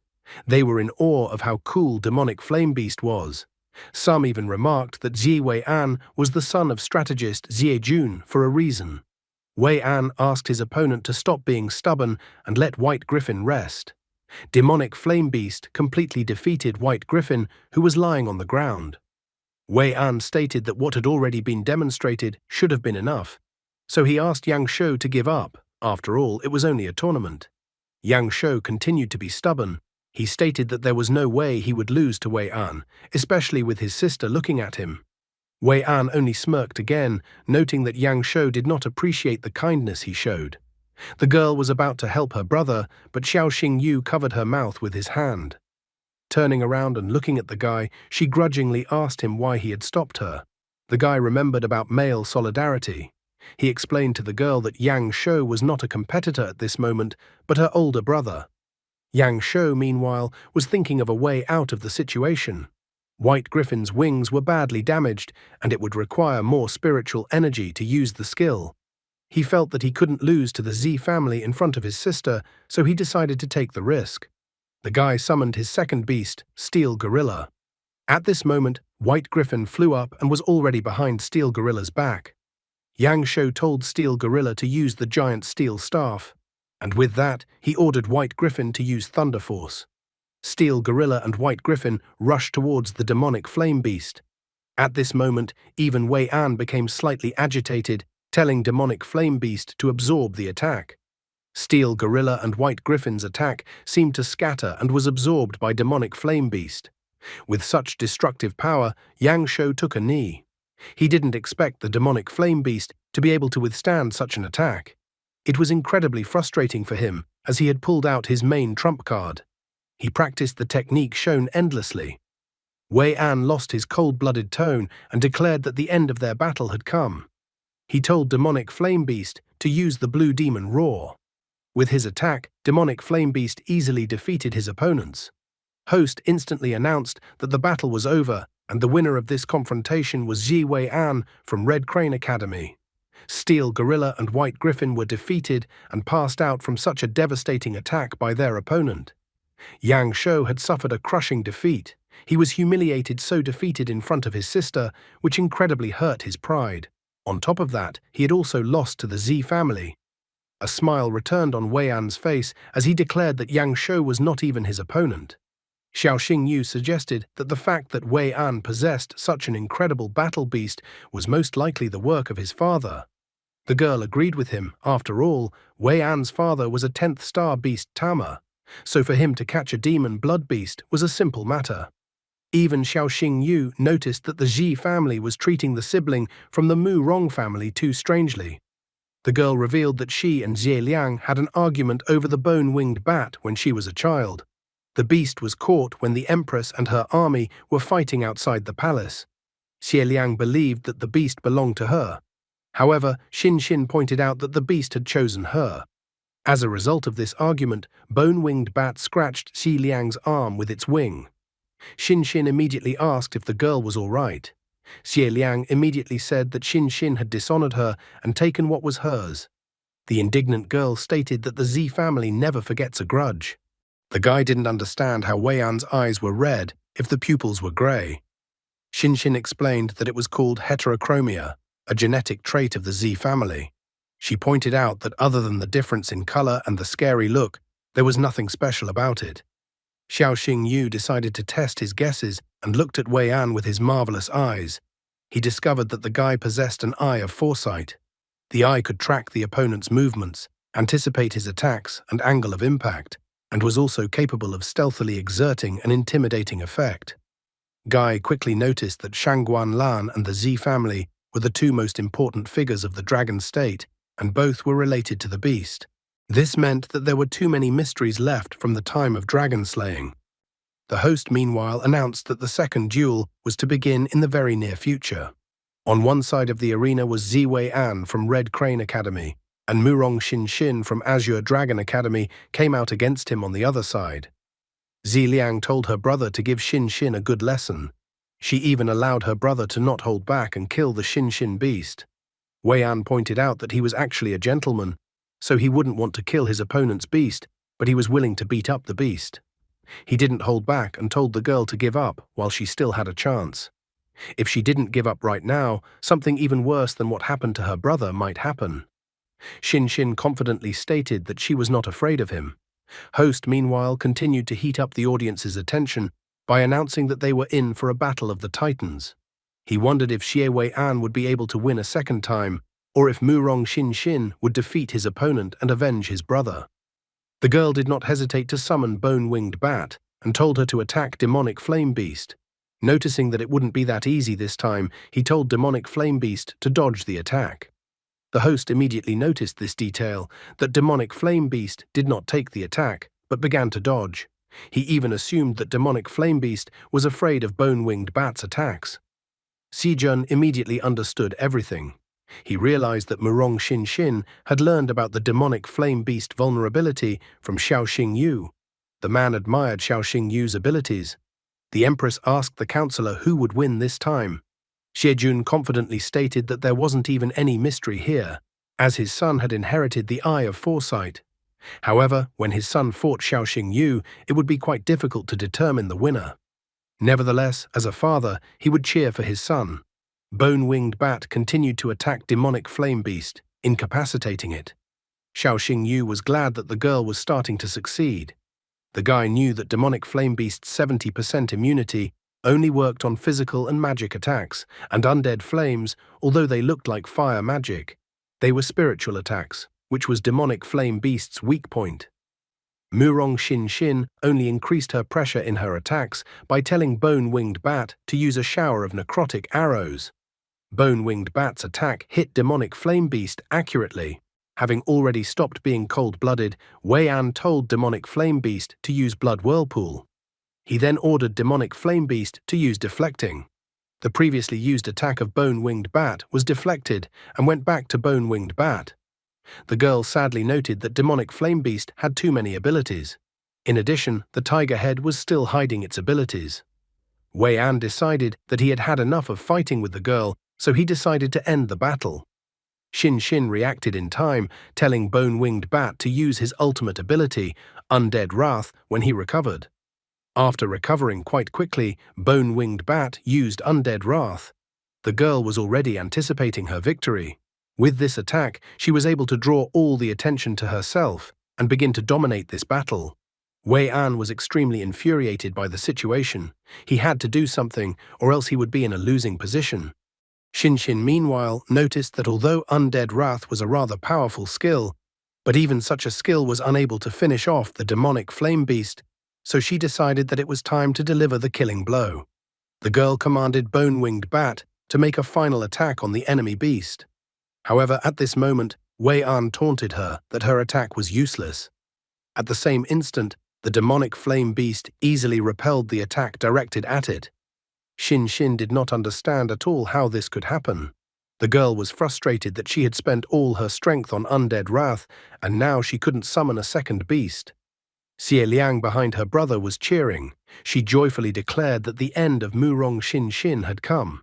Her sister asked her brother to finish off the bone-winged bat. Wei An did not hold back his emotions either, insulting Xin Xin and Yang Shou, also calling them weaklings who did not belong in the tournament. A guy tried to stop him, hinting that his opponent had already lost, but he still ordered Demonic Flame Beast to use Blue Demon Roar.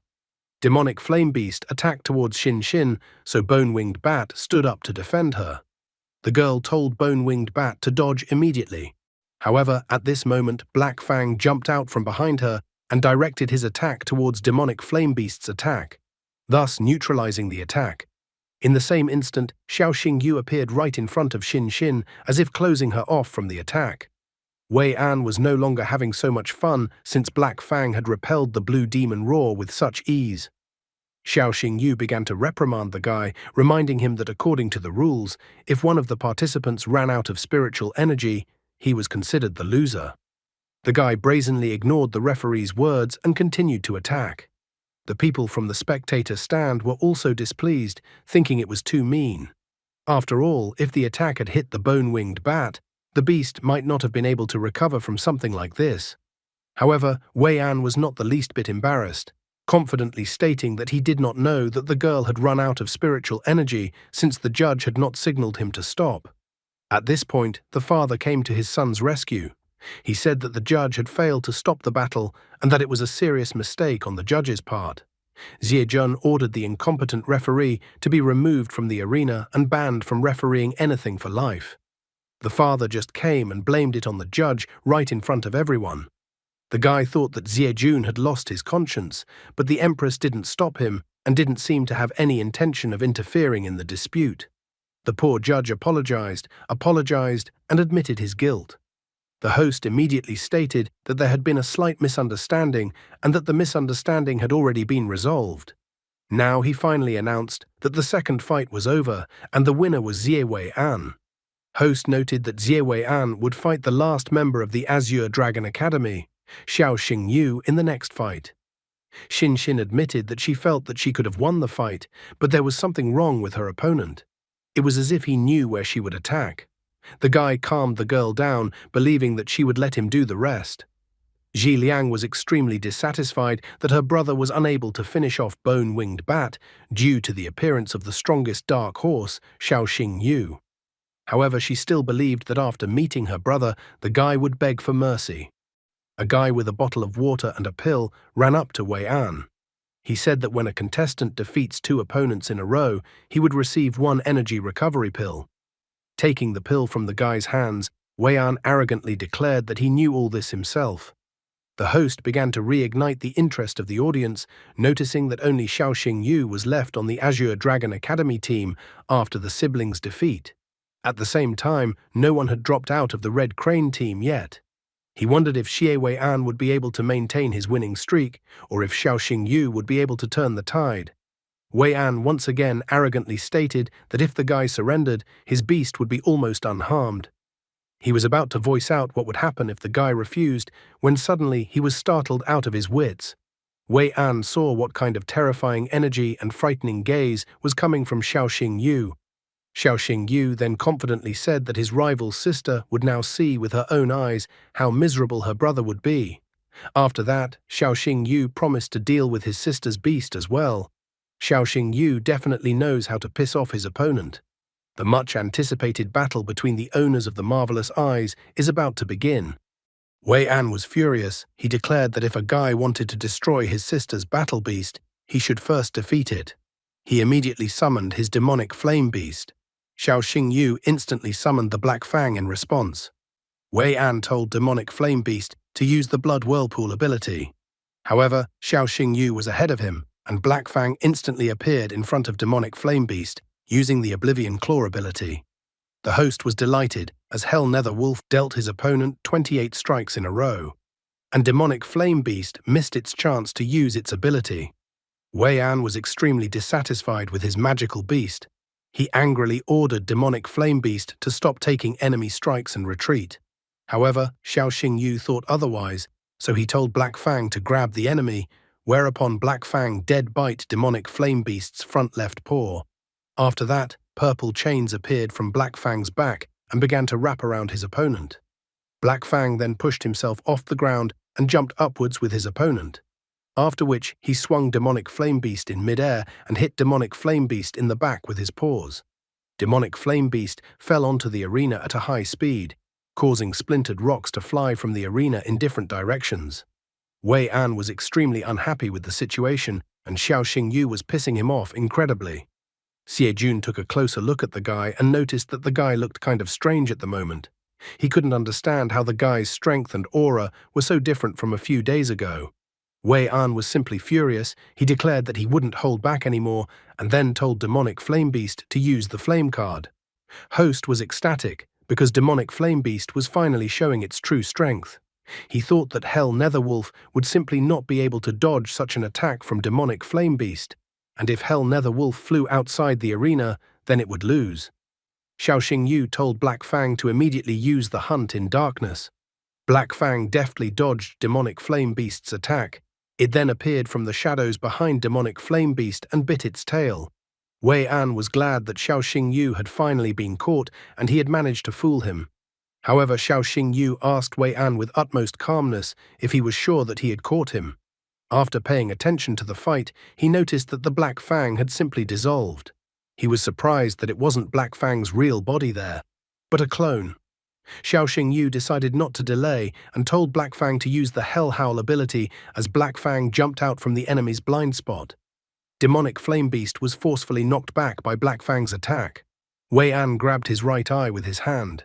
He had absolutely no idea how Xiao Xingyu had managed to anticipate his next move. However, this was not the end of the battle, and Wei-an only recognized that Xiao Xingyu was worthy of him fighting him seriously. He even promised that things would be completely different now.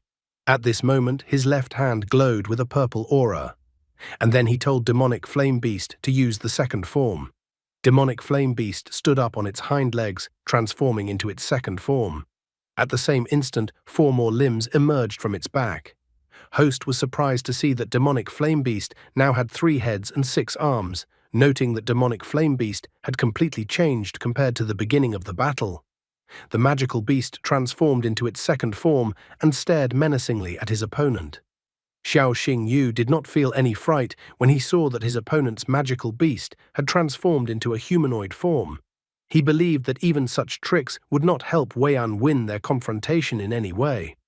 Wei-an saw that Xiao Xingyu had decided to use a second battle beast and was intrigued to see who the guy would summon this time. As it turned out, Xiao Xingyu had decided to use electric hair in this battle. What was the surprise of the host, Wei-an, Yang Shou, Xin Xin, Xie Liang, and everyone else when they saw that the guy had summoned electric hair into the arena. The Empress was also surprised that the guy had summoned electric hair. Wei-an couldn't even hide his laughter. He admitted that he thought Xiao Xingyu was a worthy opponent, but the guy turned out to be just a crazy person. He was surprised that Xiao Xingyu was seriously using a worthless magical beast like electric hair with a weak bloodline without any attributes. Wei An was surprised that his opponent was using such a magical beast as his main weapon. The guy relaxed too much, thinking that Xiao Xingyu was unworthy of being called a beast tamer. He told Demonic Flame Beast to use the Six Paths Hammer ability. Demonic Flame Beast instantly rushed towards Black Fang and attacked him with all of his 6 arms. Xiao Xingyu was not the least bit confused, telling Electric Hair standing beside him to help Black Fang. Black Fang shone a purple aura with golden lightning and then unleashed all that energy into the sky. Wei An thought that all of Xiao Xingyu's attempts to counter him were useless. He noted that the Demonic Flame Beast's absorption ability was now 3 times stronger than before, so he thought that the Hellfire Lotus ability wouldn't help him. Xiao Xingyu agreed with him that perhaps one Hellfire Lotus attack wouldn't be enough.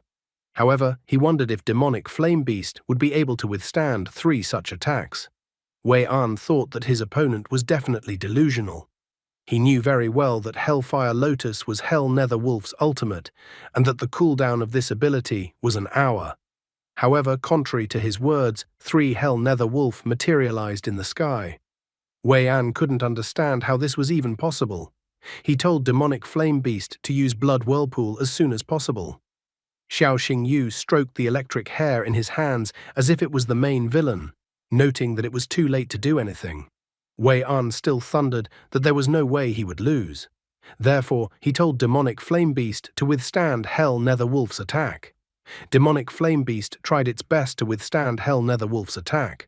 However, it was unable to hold its defense and withstand the attack for long, and as a result, a powerful explosion erupted in the arena. When the dust from the attack settled, it could be seen that Demonic Flame Beast had been defeated. The referee announced that the fight was over, and the winner was Xiao Xingyu from Azure Dragon Academy. The host continued to warm up the crowd, noting that this fight would go down in history as Xiao Xingyu had used 3 Hellfire Lotus at once. Wei An, still trying to realize his defeat, fell to his knees. Only now was it slowly dawning on him that Xiao Xingyu was able to use the Hellfire Lotus because of Electric Hair, and that was the only reason why he had contracted with Electric Hair. However, Xiao Xingyu corrected him by pointing out that it wasn't a triple Hellfire Lotus. The ability had been used 3 times since the cooldown had been removed. He also boasted that he could use Hellfire Lotus at least 1 more time. Wei An was annoyed to learn about the potential for 4 uses of Hellfire Lotus. He didn't expect Xiao Xingyu to have such a trump card hidden up his sleeve. Wei An promised that Xiao Xingyu would pay for humiliating him today. Yang Shou seemed to cheer up after Xiao Xingyu won the fight. He proclaimed loudly that Xiao Xingyu was cool and that he was his brother. Meanwhile, the principal of the Red Crane Academy came out. He stated that their Red Crane Academy might lose the fight but not lose their dignity. Therefore, he told Xie Liang to enter the arena. Xie Liang was upset, noting that even her brother had lost. She was well aware that if she went out against the guy would wipe her out. However, the principal reminded Xie Liang that her father was sitting on the judicial tribune, and the girl should be well aware of the dangers of refusing to fight in the arena. In the end, the girl still entered the arena. Stammering slightly, she stated that she did not expect at all that Xiao Xingyu could defeat her brother. Xiao Xingyu only laughed that he had to wait a long time for the girl to finally enter the arena. The girl didn't understand what he was talking about. The guy then stated that he had to avenge Liu Jin and destroy the magical beast Xie Liang. The girl started stammering her words again, as if she was afraid of the guy. She warned the guy that her father was sitting in the tribune. She even asked the guy to give in to her and lose the fight, and then she would guarantee the guy a trouble-free life. Xie Liang promised that if the guy did as she said, he would become her friend. Besides, compared to the connections of Xi's family, Murong's family was not even close. However, Xiao Xingyu didn't care what kind of connections the Xi family had, and he wasn't going to lose. Xie Liang then decided to teach the guy a lesson with her water peacock.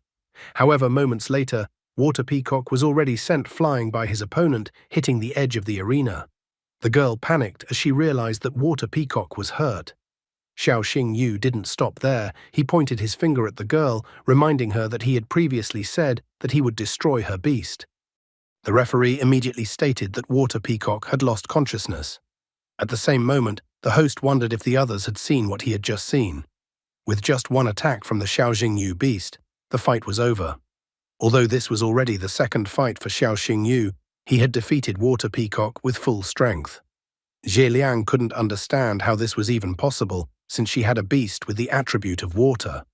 She felt that Hell Nether Wolf shouldn't have been able to hold out against Water Peacock for even one round. She already knew that she couldn't win, but she needed to hold out for 3 rounds because only then would she at least not disgrace the Red Crane Academy and the Z family. The host announced that according to the rules, the girl could summon a second magical beast. The girl was arrogant and told the host to shut up. She felt that she had already embarrassed herself enough to be made a fool of as well. Wei An approached her and announced that his sister refused to participate any further, so he asked for the next contestant to be called. The host was surprised at Wei An's sudden decision, but agreed to his request. Only now the host announced that the fight was over, and the winner of this confrontation is Xiaoxing from the Azure Dragon Academy. The host then called the next member of the Red Crane Academy, Dongfang Jing, into the arena.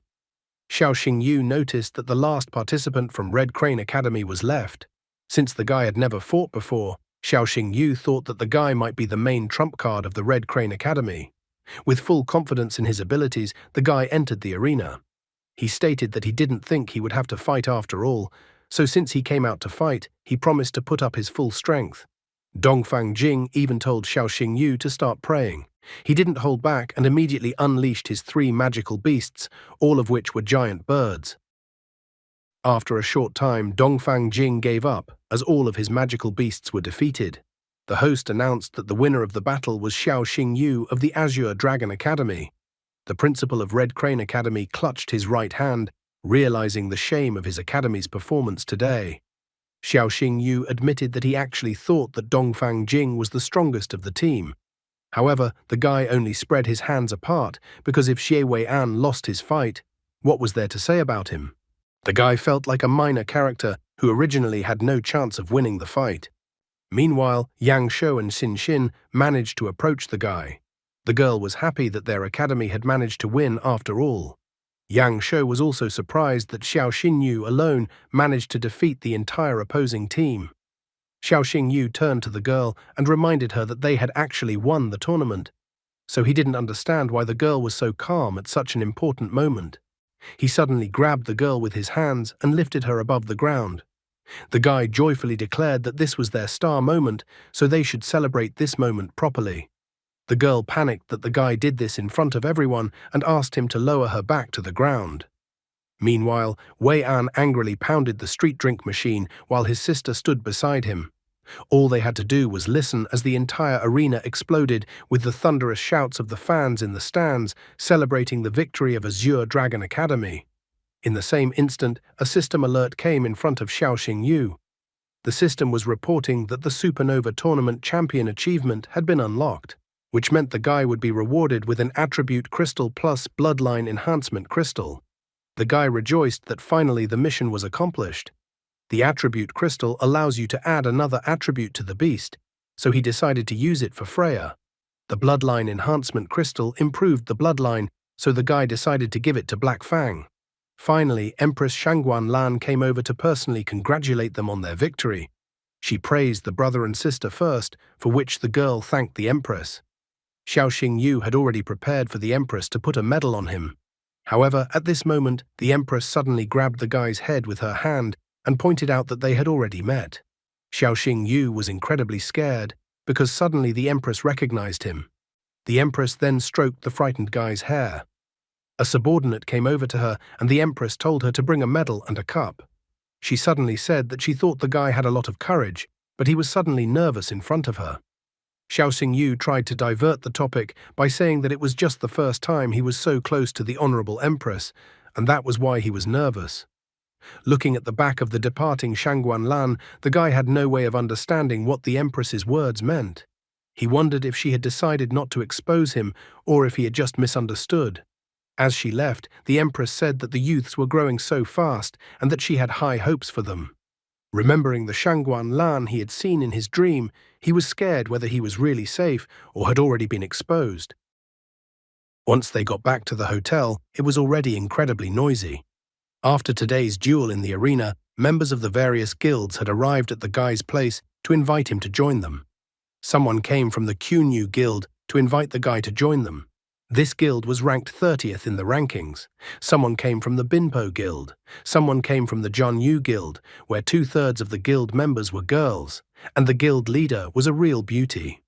The guy had instantly become a celebrity after today's arena fight, so every guild wanted to snatch a rising star. However, the guy brushed them off, saying that he wasn't interested, and besides, he was already a member of another guild as a pharmacist. Yang Shou wondered why the guy refused all the offers.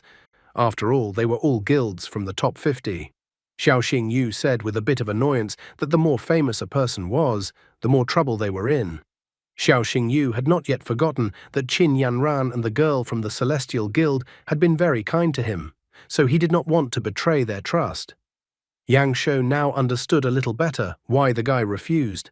The guy didn't understand what the big deal was. After all, they had accepted him as their own. At this moment, Principal Su Ruyan and Chen Qinian appeared.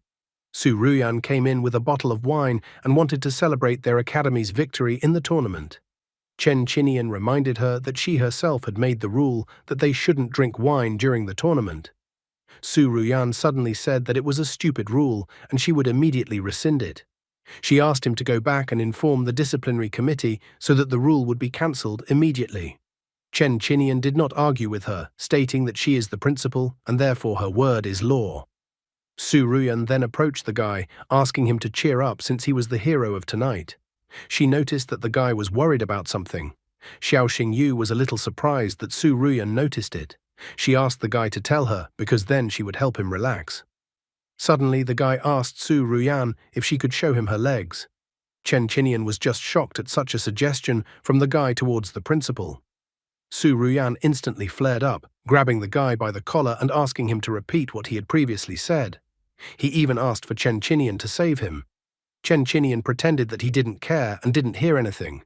Even Xin Xin called the guy a pervert, and Yang Shou advised the guy to prepare to die. He called out to others for help, but Su Ruyan grabbed him by the collar and dragged him into the room, closing the door with a loud bang. As soon as the room door closed, Su Ruyan pressed the guy against the door. She was delighted by the guy's courage. Xiao Xingyu tried to justify that it was all nerves and asked the girl to consider it all a last joke before he died. Suddenly, the girl showed him her legs as he had asked earlier, which made the guy's face turn incredibly red. She decided to promise the guy that if he passed the 4th star Beast Tamers before the end of the semester, he could do more than just look at her feet. And if he managed to reach Beast Tamer's 9th star in 10 years, there was a lot more waiting for him. The guy didn't know how to choose the right words. However, they were suddenly interrupted and were not allowed to finish. The girl in the room asked them not to flirt in this room. The girl informed them that the Empress was inviting Xiao Xingyu for a conversation. It would take 4 hours to get from this place to the Imperial City and back. The girl wondered if the guy had any free time right now. The guy didn't understand if he had the slightest chance of refusing the Empress's voluntarily forced request. He decided that what must be, so he decided to follow the girl to the Empress. After a while, they arrived at the Imperial City. As they approached the majestic building, the girl announced that the Empress was already waiting for the guy. The guy was shocked that even the entrance was being guarded by the golden Saint Killin form of the Beast King. He was well aware that if the fight started, he would hardly be able to escape at all. Slowly, the guy walked towards the Empress, who was waiting for him. As soon as he arrived, Shangguan Lan immediately inquired if the guy had any idea why she had summoned him. Xiao Xingyu decided to inform her that he was far from the Empress's wisdom, so he asked the Empress to tell him why she had summoned him. Shangguan Lan informed him that a serious crime had recently occurred in the Dragon State.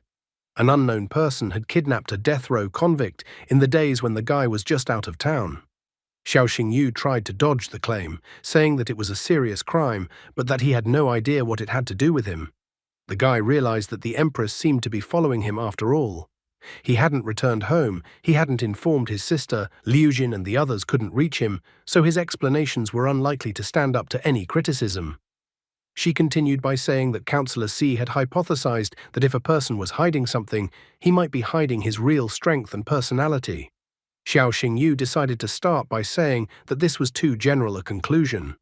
After all, by this logic, any laborer, teacher, or student could be the unknown they were looking for. At the same instant, the Empress rose from her throne and walked towards the guy with a slow step. The clatter of her heels echoed throughout the room. As she approached him and walked past him, she said with certainty that the guy was the man in the black cloak. The guy tensed, realizing that he should have expected the Empress to understand everything. He couldn't figure out what he should do now, since it was unlikely that he would be able to escape. Besides, not even the dragon's tear can turn back time to yesterday. If he dared to oppose her, his sister might get hurt. Plus, he was worried about Liu Jin and the others, who he had struggled so hard to snatch victory in the tournament with. The Azure Dragon Academy might also suffer because of his actions. Suddenly, the Empress put her hand on his head and said that she was joking and let the little one not be afraid. Shangguan Lan reported that her people called the kid's sister, and his sister said that the kid went back for 1 or 2 days and then went to catch a new beast. She was impressed that the guy's new beast turned out to be an electric hare. Still stammering with fright, the guy recalled that the Empress suspected him of being the man in the black cloak. The girl suddenly stated that she didn't suspect him of that. It was just that the guy was really cute, and she wanted to tease him. Although Counselor Z was suspicious of the guy, but she knew that the guy had gotten his first beast less than a year ago. Therefore, she was well aware that the guy couldn't compare to a 9th-star beast tamer. The guy's heart was already racing, and his heart almost stopped because of the stress. His sister had actually saved him, so he promised that when he came back, he would definitely thank her. Shangguan Lan stated that the guy was cute to her, but she didn't call him out just for a joke. She asked him if he had decided what he wanted to do after he graduated from Azure Dragon Academy.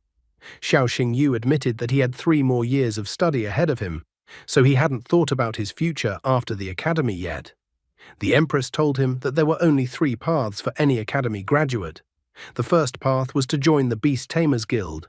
The second path was to join the army to become part of the land, sea, or air forces. The third way is to join an international mercenary organization and become a bounty hunter.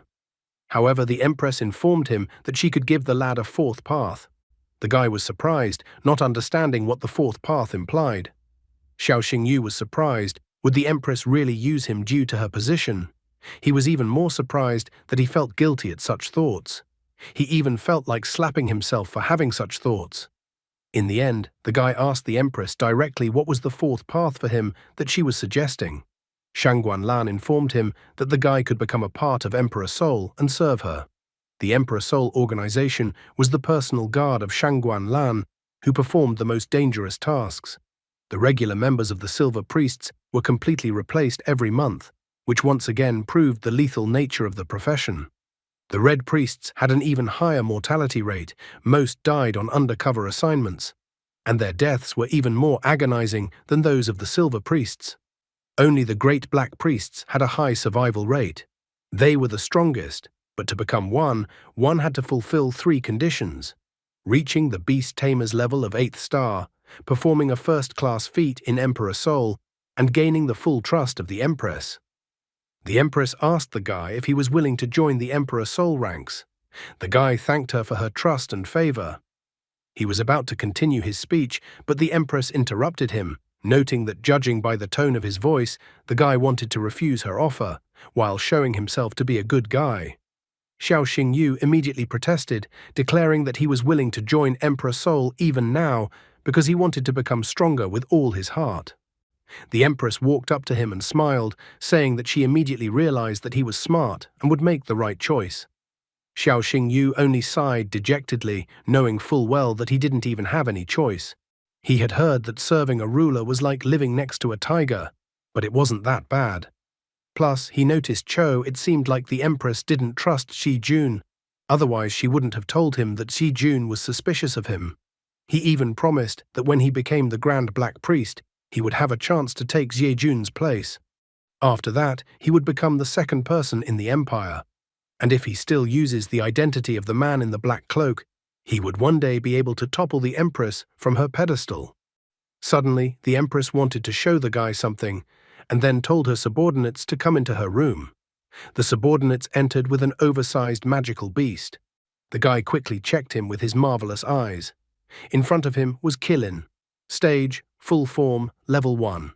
Bloodline, blood of Killin, divine. Electrosensitivity ability. This ability tripled all stats, attack, defense, and so on, in a thunderstorm. Thunder Seal ability. By setting a seal, allows you to instantly move behind an enemy's back. Not activated yet, as you must first attain transcendent form. Blood Divine Lightning. Turns blood into red lightning, disorienting the enemy. The ability was also unactivated and required the attainment of transcendent form. The Thunder Purification ability allows you to purify yourself and allies from negative effects.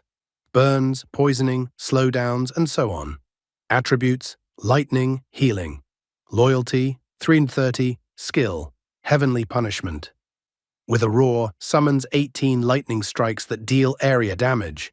The number of lightning bolts increases with strength. Lightning chain skill, a tail strike unleashes a chain of lightning. Paralyzing enemies, the awakening skill has not been activated yet. Evolution path, Thunder Jade Killin, fierce thunder beast, king of the thunder Killin, emperor of the lilac thunder. Of habits and preferences, only that he likes rain and something to chew on. Guy was delighted, realizing that there was a reason Killin possessed one of the 3 great bloodlines. The parameters of the Qilin in front of him were simply beyond the realm of possibility. The magical beast had practically no weaknesses. The Qilin was Shangguan Lan's favorite beast, so only members of the ruling dynasty could use them. The Qilin that was in front of him appeared to be still a cub. Shangguan Lan inquired if the guy liked the beast. The guy was surprised at such a question. She repeated her question again, whether the guy liked the magical beast. Xiao Xingyu honestly admitted that there was hardly a single beast tamer in the entire empire that could resist Qilin. After the guy's words, the Empress informed him that Qilin now belonged to him. The lad was shocked. He even thought that he had misheard and misunderstood the Empress's words. Wouldn't the Empress start keeping tabs on the guy and his shenanigans with the help of the Qilin given to him? The Empress asked him to repeat what he had just said. Xiao Xingyu immediately corrected himself, replying that it was simply because he was nervous that he misspoke. Qilin is a beast of the imperial family, but among those with the Shangguan surname, only Shangguan Lan and her daughter Shangguan Qian possess such a thing. Therefore, the guy was incredibly surprised that the Empress decided to bestow Thunder Qilin upon him. He concluded that perhaps the Empress had too high an opinion of him. However, at that moment, Shangguan Lan said that the guy would not get the Qilin for nothing, but that the guy had to fulfill one condition. She said that at the supernova testing next month, the guy must take the S-rank task and successfully complete it. As soon as he heard about this task, he immediately understood everything. Because this task was of high difficulty. Supernova testing takes place a month after the conclusion of the supernova tournament and is for all participants who entered the arena. Supernova testing tasks are categorized by difficulty into 4 ranks: C, B, A, S, from easiest to hardest. Most participants choose rank B, the confident ones choose rank A. He once asked the principal about this supernova testing. Then he was able to find out that in all the years of supernova testing, only 8 people had chosen the S-rank task.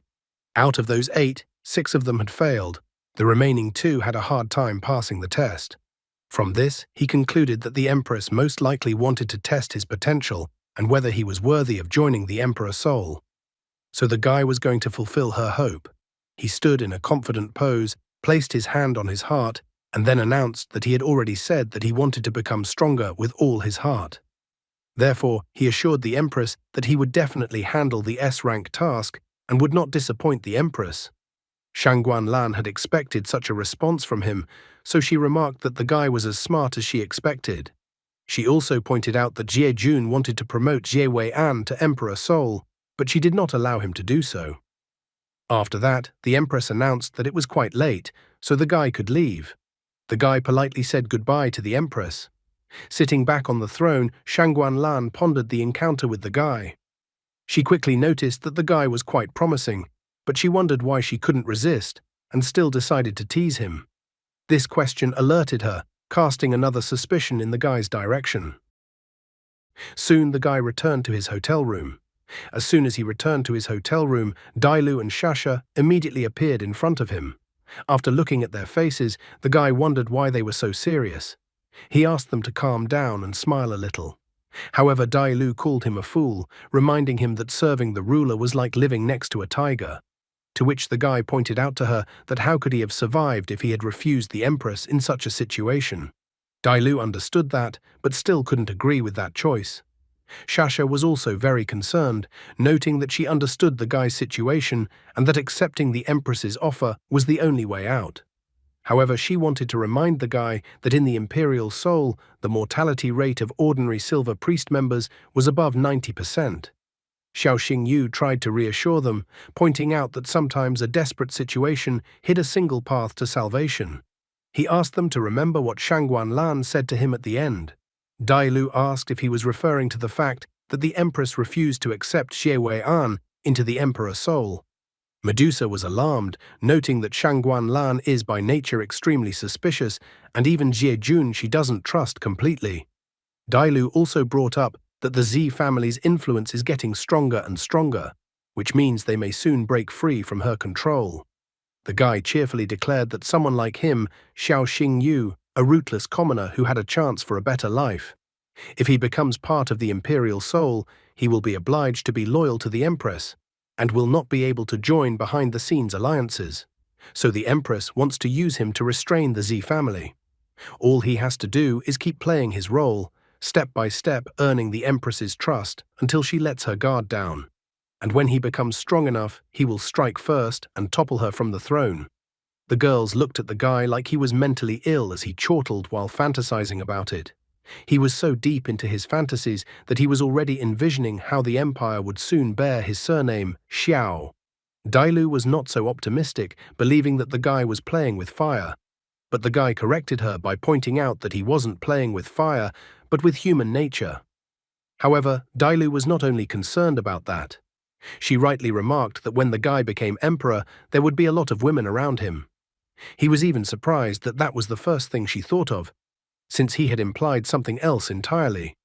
With sadness in her voice, Shasha noted that it was too late for them to retreat. Besides, if they stumbled, they would immediately die. Xiao Xingyu tried to calm them down, confidently stating that he had everything under control and that they should follow him, and then they would all win. Getting down on one knee, Medusa firmly declared that her life belongs to the master. So even if there was an abyss ahead of them, she would follow her master to the end. Dailu was surprised at how cunning the snake was, that it had even learned how to flatter. Turning to her, he pointed out that Shasha had spoken up. So now he was interested in her opinion. In the end, the girl informed him that so be it, let the guy do what he wanted, and she would always support him. The guy was happy that Shasha and Dailu had decided to follow him on this dangerous path.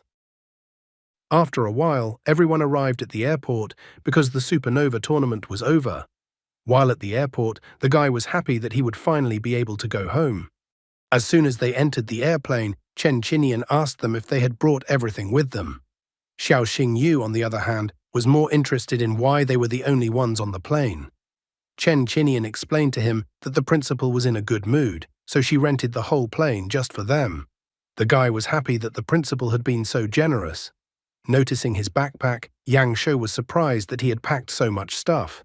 The guy's backpack contained beef from Fengyao, sugar gourds from Qingjing, and a bunch of local Shiling delicacies.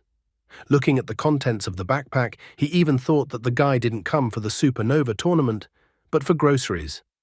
Xiao Xingyu was not the least bit embarrassed after Yang Shou's question. He noted that his sister liked all that food, so he decided to get some more. Yang Shou started hypocritically teasing the guy that he loves his sister. Xiao Xingyu didn't bend to his jokes, admitting that his sister was the best girl in the world and that he would take care of her for the rest of his life. Yang Shou thought that such respect for his sister was very good. Looking at his sister, he wondered how Xiao Xingyu was doing with his sister. He even thought of adding some fuel to the fire in their relationship. Xiao Xingyu looked at him, for his behavior raised questions for him. So they slowly flew towards home, where at home, Sister and Shi Meng were waiting for Xiao Xingyu to arrive. However, their peace was soon disturbed, as the airplane began to shake as if it were in a turbulent zone. Yang Shu panicked and tried to ask Chen Qinian what was going on, but Chen Qinian was panicking and didn't know anything either. Xiao Xingyu calmly noticed that there was a sudden smell of wine. Hearing this, Chen Qinian thought that their matters were not good. As it turned out, Su Ruyan hit the pilot on the head and he lost consciousness. She was indignant that some dork had entered the women's restroom for some reason. Su Ruyan also couldn't understand why there were so many buttons in the restroom. However, it was pointed out to her that it wasn't a restroom at all, but a cockpit, so they asked her to get out of there. Nevertheless, Su Ruyan decided to check the strange levers in front of her, causing the airplane to start dancing in the air. After a while, the plane was still able to land and they were still alive. Xin Xin was still dizzy, and Xiao Xingyu was glad that they had finally landed. Yang Shou also exhaled a sigh of relief, for he thought that this might be the end of them. At the same time, the staff members picked up Principal Su Ruyan under their arms and led him away. No sooner had they stepped out of the airplane than people rushed towards them. They began to praise Xiao Xingyu. Some considered him incredibly cool, calling him the pride of the academy. Someone thought the guy was the great hero they had been waiting for so long. Someone hailed Lunyin's great genius, Xiao Xingyu. Another guy remarked that living with Xiao Xingyu in the same room was a blessing from a past life. The guy even promised to follow Xiao Xingyu all the way to the end, from now and forever. However, Xiao Xingyu at this moment decided to inquire about who they even were. The guys were incredibly surprised, as they hadn't seen each other for a little while, and Xiao Xingyu had already completely forgotten about them. At the same moment, he admitted that he was joking, and that how could he forget about Wu Sheng and Sung Hu when they were like adopted sons to him. The guys were outraged at such jokes. Sheng was even outraged that he called him a son. He hadn't forgotten about them, though, so he reached into his bag and pulled out a notebook of notes from there. Xiao Xingyu held out the notes to them, telling them that he had made a training plan for them based on their abilities, so this training plan would help them become stronger. Wu Sheng was so happy to receive something like this. Sung Hu was already ready to call the guy father. Turning to Xin Xin and Yang Shou, he wondered why they were frozen in place, since everyone was waiting for them too. But Yang Shou pointed out that Xiao Xingyu was the protagonist of their academy. Xin Xin also didn't want to take away his glory. However, Xiao Xingyu was not satisfied with this answer, so he went behind Xin Xin and Yang Shou's back and hugged them, pushing them forward, which surprised the brother and sister. The reporters immediately began to take pictures of them to make the best photos. While mostly everyone was waiting for the winners of the Supernova tournament, there were also those who were annoyed by the whole situation. One such person was Wang Yan, who was an old acquaintance of Xiao Xingyu. Watching Xiao Xingyu from the screen, he would angrily pound his fists on the wall. Wang Yan hated Xiao Xingyu more than anything else in his life. He blamed Xiao Xingyu for everything that happened to him. If it wasn't for Xiao Xingyu, his beast wouldn't have died. If it wasn't for Xiao Xingyu, he wouldn't have been expelled from the academy. If it wasn't for Xiao Xingyu, his father wouldn't have disappeared.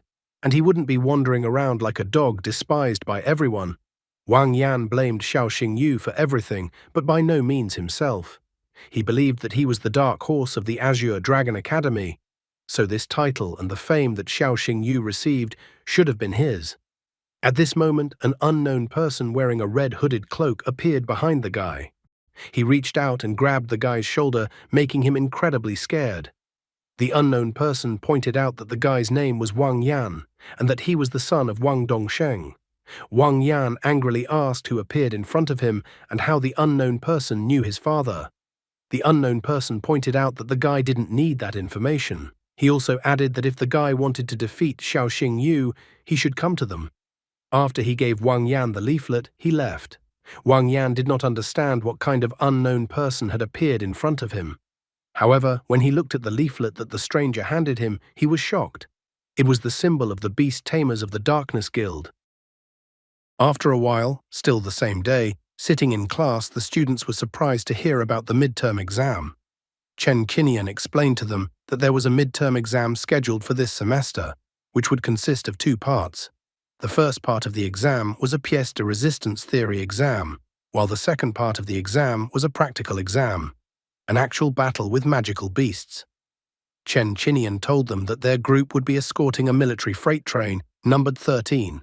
The purpose of the exam was to safely deliver the cargo from Lunyin to Huangyang in 24 hours. Hearing that they would arrive in Huangyang during the exam, Xiao Xingyu remembered that Zhou Xiong had promised to help him pick magic radiance flowers. If he collected the magic radiance flowers, then the conditions for germinating the heavenly soul vine would be fulfilled. One of the students tried to ask the teacher what their route would be while walking this part of the exam. Also, the disciple was also curious about how strong magical beasts they might encounter. Chen Qinian then pointed out that they would pass through the Poison Gorge, Kunming Mountain, and the White Bone Abyss along the way. Therefore, they had a high probability of meeting magical beasts of transcendent form, and maybe even the form of a beast king. The students were very frightened. One of the students was surprised that it was called a midterm. After all, it could have been a one-way ticket. Another student noted in fear that it was too early for him to die, so the best option would be to drop out. Chen Qinian asked the disciples not to panic, noting that Train 13 would also be accompanied by the Celestial Guild. Therefore, if strong beasts suddenly appeared, the guild would deal with them themselves, and the disciples would just get a line in their dossiers. Hearing that the Celestial Guild would be participating, Xiao Xingyu thought that perhaps Qin Yanran would also be there. Therefore, he decided to write a message to her himself. Xiao Xingyu texted her that their group would be accompanying them on a mission to guard train number 13. Qin Yanran was excited that they would be able to see each other and fight shoulder to shoulder. At this moment, the teacher menacingly called out to Xiao Xingyu. The guy put his phone away, trying to apologize to the teacher, justifying that there was an important message. However, Chen Qinian menacingly told him to immediately leave the classroom with him. There was no other choice, so Xiao Xingyu followed Chen Qinian out. One of the students was glad that Xiao Xingyu would finally get what he deserved now.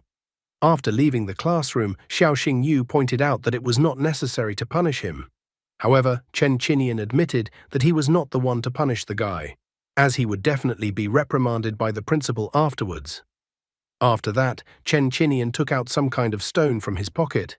He explained that it was the core of a magical beast of the full form of the lava lizard. The teacher said that it was a gift to the guy from the principal, as it would help Hell Nether Wolf break through to the next level. Xiao Xingyu was incredibly happy. He even asked for the teacher to thank the principal for him. Suddenly, Chen Qinian pointed out that last time the guy took a vacation, he had asked the guy's sister, and it turned out that the guy wasn't even home. Xiao Xingyu didn't deny it, slightly surprised that the teacher knew everything. To which Chen Qinian pointed out to him that next time there was no need for trickery, and that the guy should go straight home after class and spend time with his sister. His face covered in cold sweat, and he grabbed his head with his hand. He then informed the teacher that he had planned to do so. Suddenly, he felt as if his head had been struck by lightning. He realized that it was the power of the dragon and rushed towards the window. Chen Qinian did not understand what was even happening. Looking at the sky, the guy sensed that the dragon power was incredibly pure and did not belong to Shangguan Lan. Xiao Xingyu was incredibly surprised, for he had absolutely no idea that there were still purebred dragons in this world. Soon, a dragon appeared high in the sky, with two people standing on the dragon's head. The girl could not believe that Xiao had reached such a level in less than 6 months. She asked the leader if they should change clothes and meet the guy who was now in this city. The girl is the commander-in-chief of the Flame Alliance, Ye Mei. However, the man felt that the time for their meeting had not yet come. That man was Xiao Liang, the current leader of the Flame Alliance. Ye Mei wondered what the leader was waiting for and why he didn't want to meet the guy now. Xiao Liang only pointed out with a smile that the guy was growing up very fast, so the day of their meeting was already close. After that, Xiao Liang pointed out that it was time for them to fly away, and the dragon sped away at full speed from the place. The author's love and references to One Piece continue. Xiao Xingyu thought the whole situation was strange, because he could definitely feel the dragon's power in the sky, but he couldn't find any trace of it. The only thing that made him relieved was that it wasn't Shangguan Lan. In the evening, he was finally able to return home, which he happily announced to his sister and Shimeng as soon as he opened the door to the apartment. Shimeng happily ran up to him and hugged his leg. She confessed that she missed him a lot. The guy responded by confessing that he missed her too. Shimeng said that she saw how cool the guy was in the arena, so when she grew up she would definitely marry him. However, the guy stopped her by pointing out that she was still very young and he liked older girls. Shimeng didn't understand what was so good about them, as she thought she had it all too. At this moment, Ruoksu came out of the shower, wiping her head with a towel. She asked Shimeng not to pester her brother, as he hadn't even had time to put his backpack on the floor yet. When he saw his sister, he immediately threw his backpack aside, approached her and hugged her, saying that he missed her a lot. His sister also hugged him back, letting him know that she missed him too. Shimeng was surprised to see that a brother and sister could have such a relationship, since things were completely different between her and her sister Ye Ningshuang. Looking at his sister, Xiao Xingyu offered to sleep this night with her, but the sister pointed out to her brother that he was already a big boy, so it was not allowed. However, the guy grabbed her hand, reminding her that they had been sleeping together since they were kids. His sister explained to him that it used to be a forced measure since they didn't have an extra room. However, now they were living in the family dormitory, and also with Shimeng, so it could affect Shimeng badly. Therefore, the sister was strongly against his proposal. Xiao Xingyu pointed out that Shimeng had already fallen asleep, so he was offering to do it one last time. In the end, the girl gave in, but reminded him that it would be the last time and that it wouldn't happen again. The guy was incredibly happy that his sister agreed to his proposal. When they got into bed, they continued their conversation. His sister touched his cheek, noting that his brother hadn't been home for a long time and had lost a lot of weight. The guy admitted that everything was fine, but they had a midterm at the academy next week, so he would be gone for a long time again. His sister was surprised to hear that he would be gone for a long time. Xiao Xingyu told her that the exam is to escort train number 13 to Huangyang City. The girl was surprised since the city was on the western border of the Dragon State and it had terrible conditions and full of magical beasts. The guy tried to calm her down, noting no longer the same as before and had become much stronger. His sister admitted that it seemed that way because she used to be able to hug him with one arm, but now she probably couldn't do it with two. He thought that there was nothing wrong with that, and he could now hug her himself. After that, he pulled the girl to him and hugged her. His sister even called him a prankster afterward. Xiao Xingyu promised his sister that when he earns a lot of money, he will buy a villa overlooking the sea, and then his sister will be able to collect her favorite seashells on the shore every day. And he would beat everyone and come home and eat the food she cooked. He thought that only then he would be truly happy. The girl confessed that it was as if she could see it all in her mind. She said that she was looking forward to the future he had drawn. But in her soul, the girl sadly called him a fool, noting that she couldn't be with him for the rest of her life. At this point, his sister asked him to promise her something. The guy wondered what it was all about. The sister then asked him for a promise that whatever happened to her, he should live happily ever after. The brother thought that the sister was worrying for nothing because he wouldn't let anything happen to her, so in the end, he promised to fulfill her request. After all, his sister raised him and was always kind to him. Soon the school day at the academy started again. Wu Sheng stared at his book, thinking that failing an exam was a small thing, and that it was more frightening to die in the midterm exam. Xiao Xingyu began to tease him, suggesting that he write a will then. However, Wu Sheng refused to make a will beforehand. After that, Sung Hu sat down on their table and called them into the dining room, promising to treat them, and even took out cash from his pocket. Xiao Xingyu started bantering about how the guy was incredibly rich. He was so surprised and excited, but said it was something we could go somewhere else since someone else had already invited him today. As Sung Hu looked at the guy leaving, he asked Wu Sheng who Xiao Xingyu was dating today. Wu Sheng then pointed out that the guy was a real star at the academy now, so maybe some of the beauties had asked him out. Sung Hu remembered that there were 4 main beauties in the academy, Ye Ningshuang, Murong Xinxin, Qin Yanran, and another girl with double pupils, but he forgot her name. Wu Sheng helped him by pointing out that the girl's name was Bai Wange. Sung Hu, thanks to his friend's help, also remembered her name. However, Wu Shen thought that it was definitely not Bai Wange since she hardly showed her face in public. Therefore, the guy thought that Xiao Xingyu had a meeting with Murong Xinxin today since she was on the team with Xiao Xingyu and had a rather high ranking. Sung Hu felt that there was logic in his assumption. Meanwhile, the brother and sister were walking down the street and talking. The brother reminded his sister that their father was coming home today, which meant that there would be a real feast in their house today. The girl missed father's cooking too. Just at that moment, they bumped into Xiao Xingyu passing by. Yang Shou wondered why the guy was so excited and then suggested that he come over for dinner tonight. Xin Xin pointed out to the guy that their father would be cooking tonight. Besides, their father wanted to meet Xiao Xingyu, but suddenly the guy refused, citing that he had already arranged to meet a girl. Yang Shu was shocked from the way Xiao Xingyu said this, as if he had another girl they didn't know about. At the same time, Ruok Shui was looking at herself in the mirror, noting that the guy had grown incredibly. And the girl's thoughts were not about that at all, as she noted that the guy had grown in every sense, and her face became incredibly red. Yang Shou continued to wonder which girl Xiao Xingyu was talking about. Xiao Xingyu then admitted that he was talking about Qin Yanran, whom he had met before arriving at the academy. He also mentioned that the girl was from the Celestial Guild. At that moment, Qin Yanran called his phone, informing him that she was waiting for him at the back entrance of the academy. The guy did not forget to call the girl his sister during the conversation, and also informed her that he would come to her soon. Passers-by looking at the girl could not close their mouths, so beautiful she was.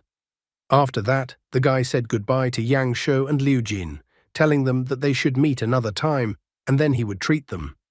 Xin Xin's cheerful mood instantly evaporated. Yang Shou was also quick to notice that means Qin Yanran is not Xiao Xingyu's blood sister. Therefore, as a loving brother, he suggested to his sister to go and follow the guy. As soon as Xiao Xingyu and Qin Yanran met, they immediately hugged each other. The girl missed him since they hadn't seen each other for a long time. Meanwhile, Yang Shou and Xin Xin were watching them hiding behind the corner of a building. Yang Shou was amazed at how beautiful Qin Yanran looked. He even reminded his sister that she should realize that guys like Xingyu are very much liked by girls, so he believed that his sister should by no means relax. His brother encouraged his sister, noting that if she wanted him to be her boyfriend, she would have to be more proactive. Xin Xin didn't understand what else to do, plus she felt that her actions were useless. Yang Shou decided that it was time to take out the secret weapon. After that, Xiao Xingyu and Qin Yanran went to a restaurant. Sitting at the table, the girl was telling him that this was the best restaurant of author's cuisine in the city, and since she was treating him, he could order himself whatever he wanted. Looking at the prices at this restaurant, the guy was amazed at how expensive the dishes on the menu were. However, beckoning to the waiter, Qin Yanran asked the guy not to worry about money. She then ordered one serving of everything at the very top of the menu. The waiter took the order and asked them to wait for a while. Soon, their table was bursting with the many treats that this restaurant had. Xiao Xingyu and Qin Yanran clinked their wine glasses happily, celebrating their meeting for the first time in a long time. The girl pointed out that although their guild members would protect the train as best they could on the way to Huangyan, but the guy shouldn't relax too much. She reminded him that recently the hordes of magical beasts had become active again on the border. Therefore, it was much more dangerous there than inland. If the border fell, the magical beasts would invade the dragon state, and then it would be no fun. However, Xiao Xingyu asked her not to worry about it, because he would be by her side. Then Qin Yanran decided that in this case she would have to rely on Guy. At a neighboring table, the customers were raging. The guy was offering the other guy more wine to drink. But the second guy admitted that he couldn't have any more since the auction in the Tower of Heavenly Secrets was about to start, and he needed to obtain material for the evolution of his battle beast. Hearing the loud conversation at a neighboring table, the guy remembered that the Tower of Heavenly Secrets was the largest auction venue in Lunyin. Qin Yanran asked him if he was interested in this auction and wanted to go, but Xiao Xingyu reminded her that such a place was obviously not for poor people like him. So Qin Yanran got up from the table, took his hand and asked him to go to the auction with her, committing to show him around. Xiao Xingyu being a poor man, he did not forget about the food, which was paid for a lot there. Since he insisted, the girl decided to take the unfinished food to go. After a while, they arrived at the high-rise building, also known as the Tower of Heavenly Secrets. As they approached the entrance, Qin Yanran showed her gold card and the man greeted her. then politely asked them to go inside, noting that VIP seats were already waiting for them. Xiao Xingyu finally began to realize what it meant to have a rich older sister. Walking down the corridor, the guy started to look around since it was the first time he had entered this place. He quickly noticed the feathers of the king of winged hawks, the tail of the ice storm mermaid, and the skull of a black diamond, which left him shocked and surprised as he had only seen such in books. Qin Yanran informed him that the exhibits on the first floor were the personal collection of the tower's mistress, Jiang Xuezhou, and that they were not for sale. A guy thought of the name Jiang Xuezhou. Just at that moment, the rich parent's son appeared. He yelled at Xingyu, telling him to stay out of the way. When Xiao Xingyu turned around and looked at the person who was yelling at him, he quickly realized who he was. Looking at the guy's card, he noticed that it symbolized the Hurricane Guild, which meant that the guy was that bratty puppy Li Han from the Hurricane Guild. Li Han decided to show surprise, as if he and Qin Yanran had met in such a place completely by coincidence. However, Qin Yanran was not as excited to meet him, asking him to stay away from her as she wanted nothing to do with him. With an arrogant glance at Xiao Xingyu, Li Han asked Qin Yanran who he was. The girl asked him to watch his tongue. After all, Xiao Xingyu was the champion of the Supernova tournament. Hearing his name, Li Han remembered that the guy was only a second-star beast tamers from a small town with no connections or power. He even rebuked the girl, noting that her taste had completely deteriorated. However, his words gave away the opposite when he expressed to Xiao Xingyu that Qin Yanran was his girlfriend. Therefore, he began to threaten Xiao Xingyu. Xiao Xingyu didn't shrink back and asked what would happen if he didn't follow his advice. At this moment, Jiang Xuezhou appeared and asked them not to forget where they were. She pointed out that if they had a disagreement, they could settle their disputes outside. After all, she didn't see the need for them to break her things. The other visitors to the Tower of Heavenly Secrets were excited to see the landlady of this auction and building. The girl covered her face with a fan and asked them to honor her and stop their argument. It seems like the guy is looking for trouble on his own head again and again. Li Han immediately apologized to Miss Jiang Xuezhou. He stated that he had no desire to cause trouble on Jiang Xuezhou's property. Jiang Xuezhou looked at the two of them with a terrifying aura. Looking at her, Xiao Xingyu opened his mouth in surprise and couldn't close it for a while. After that, Jiang Xuezhou announced to all the guests that the auction was about to begin, so she asked all the guests to go to the exhibition hall on the top floor. Xiao Xingyu continued to stare with his mouth open at Jiang Xuezhou's back as she walked away. Qin Yanran, noticing his reaction to Jiang Xuezhou, teased him that he was like any other guy who couldn't move when he saw a beautiful woman. The guy had to apologize, trying to explain that he was actually just lost in thought. Although in reality, it wasn't a ridiculous excuse, because Xiao Xingyu had turned his attention to Snow Ermine, who was in the form of the King of Beasts, sitting on Jiang Xuezhou's shoulders. To tame Snow Ermine, one had to be at least a 6th-star beast tamer. Before leaving, Li Han promised that the guy would answer to him for his words. Xiao Xingyu announced that he was looking forward to that moment. However, Qin Yanran pointed out to him that he should know how despicable Li Han was. The guy admitted that he had heard something about Li Han. The girl then explained that it all started when their guild, Celestial, and his guild, Hurricane, began fighting for influence in the city. The Hurricane Guild had held a monopoly for many years, claiming the title of best guild for years, while also profiting from their customers. For killing a monster worth about 100,000 gold, they charge a whopping 5 million gold. 2 S-rank quests were failed, even though their guild had already taken the money, and all this happened in 1 month. As a result, more and more customers began to choose the Celestial Guild, so it turned out that the Celestial Guild began to oust Hurricane. Customers began to praise the Celestial Guild. However, after that, the Hurricane Guild came up with another dirty trick. They ordered Li Han, a perverted freak, to constantly harass Qin Yanran, offering her to become his 8th wife. Li Han even tried to frame her to discredit her honor. After hearing the whole story, Xiao Xingyu also began to think of Li Han as an even bigger scoundrel. He promised that if the opportunity arose, he would teach Li Han a lesson.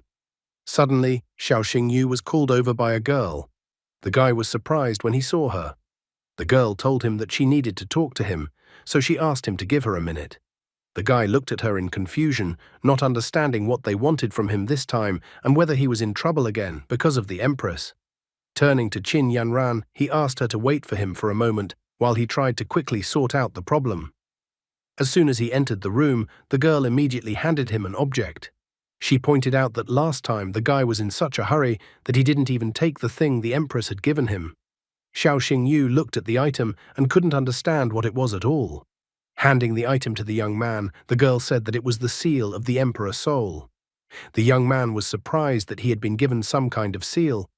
The girl explained that the Emperor Soul seal was a symbol of the Empress herself, and that its bearer was revered as if he were a stranger whose power was still hidden. Despite the fact that the young man did not yet meet the required standards, the Empress nevertheless decided to give him the seal as a sign of his belonging to the Emperor Soul. The girl hoped that the seal would help the young man overcome all obstacles and complete his studies at the academy without incident. The guy thanked the girl for the item with great admiration and a smile.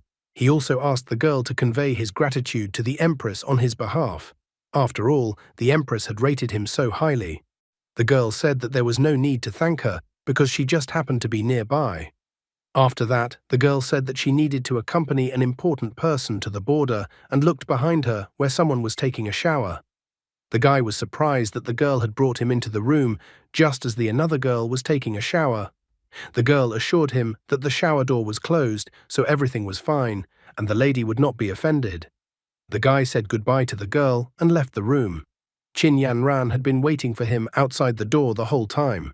She immediately asked if he was okay, but he reassured her, saying that nothing should have happened to him. He also reminded her that it was time for the auction. Qin Yanran tried to find out if the guy had done anything inappropriate when he was alone with such a beautiful girl. The guy was even surprised by the girl's remark because he had only been there for 5 minutes, so he definitely couldn't have done anything in such a short time. Qin Yanran approached him and grabbed his face with her hand. She asked him what kind of girls he liked best. Girls like Jiang Xuezhou, girls like the one he was alone with in the room, or girls like her.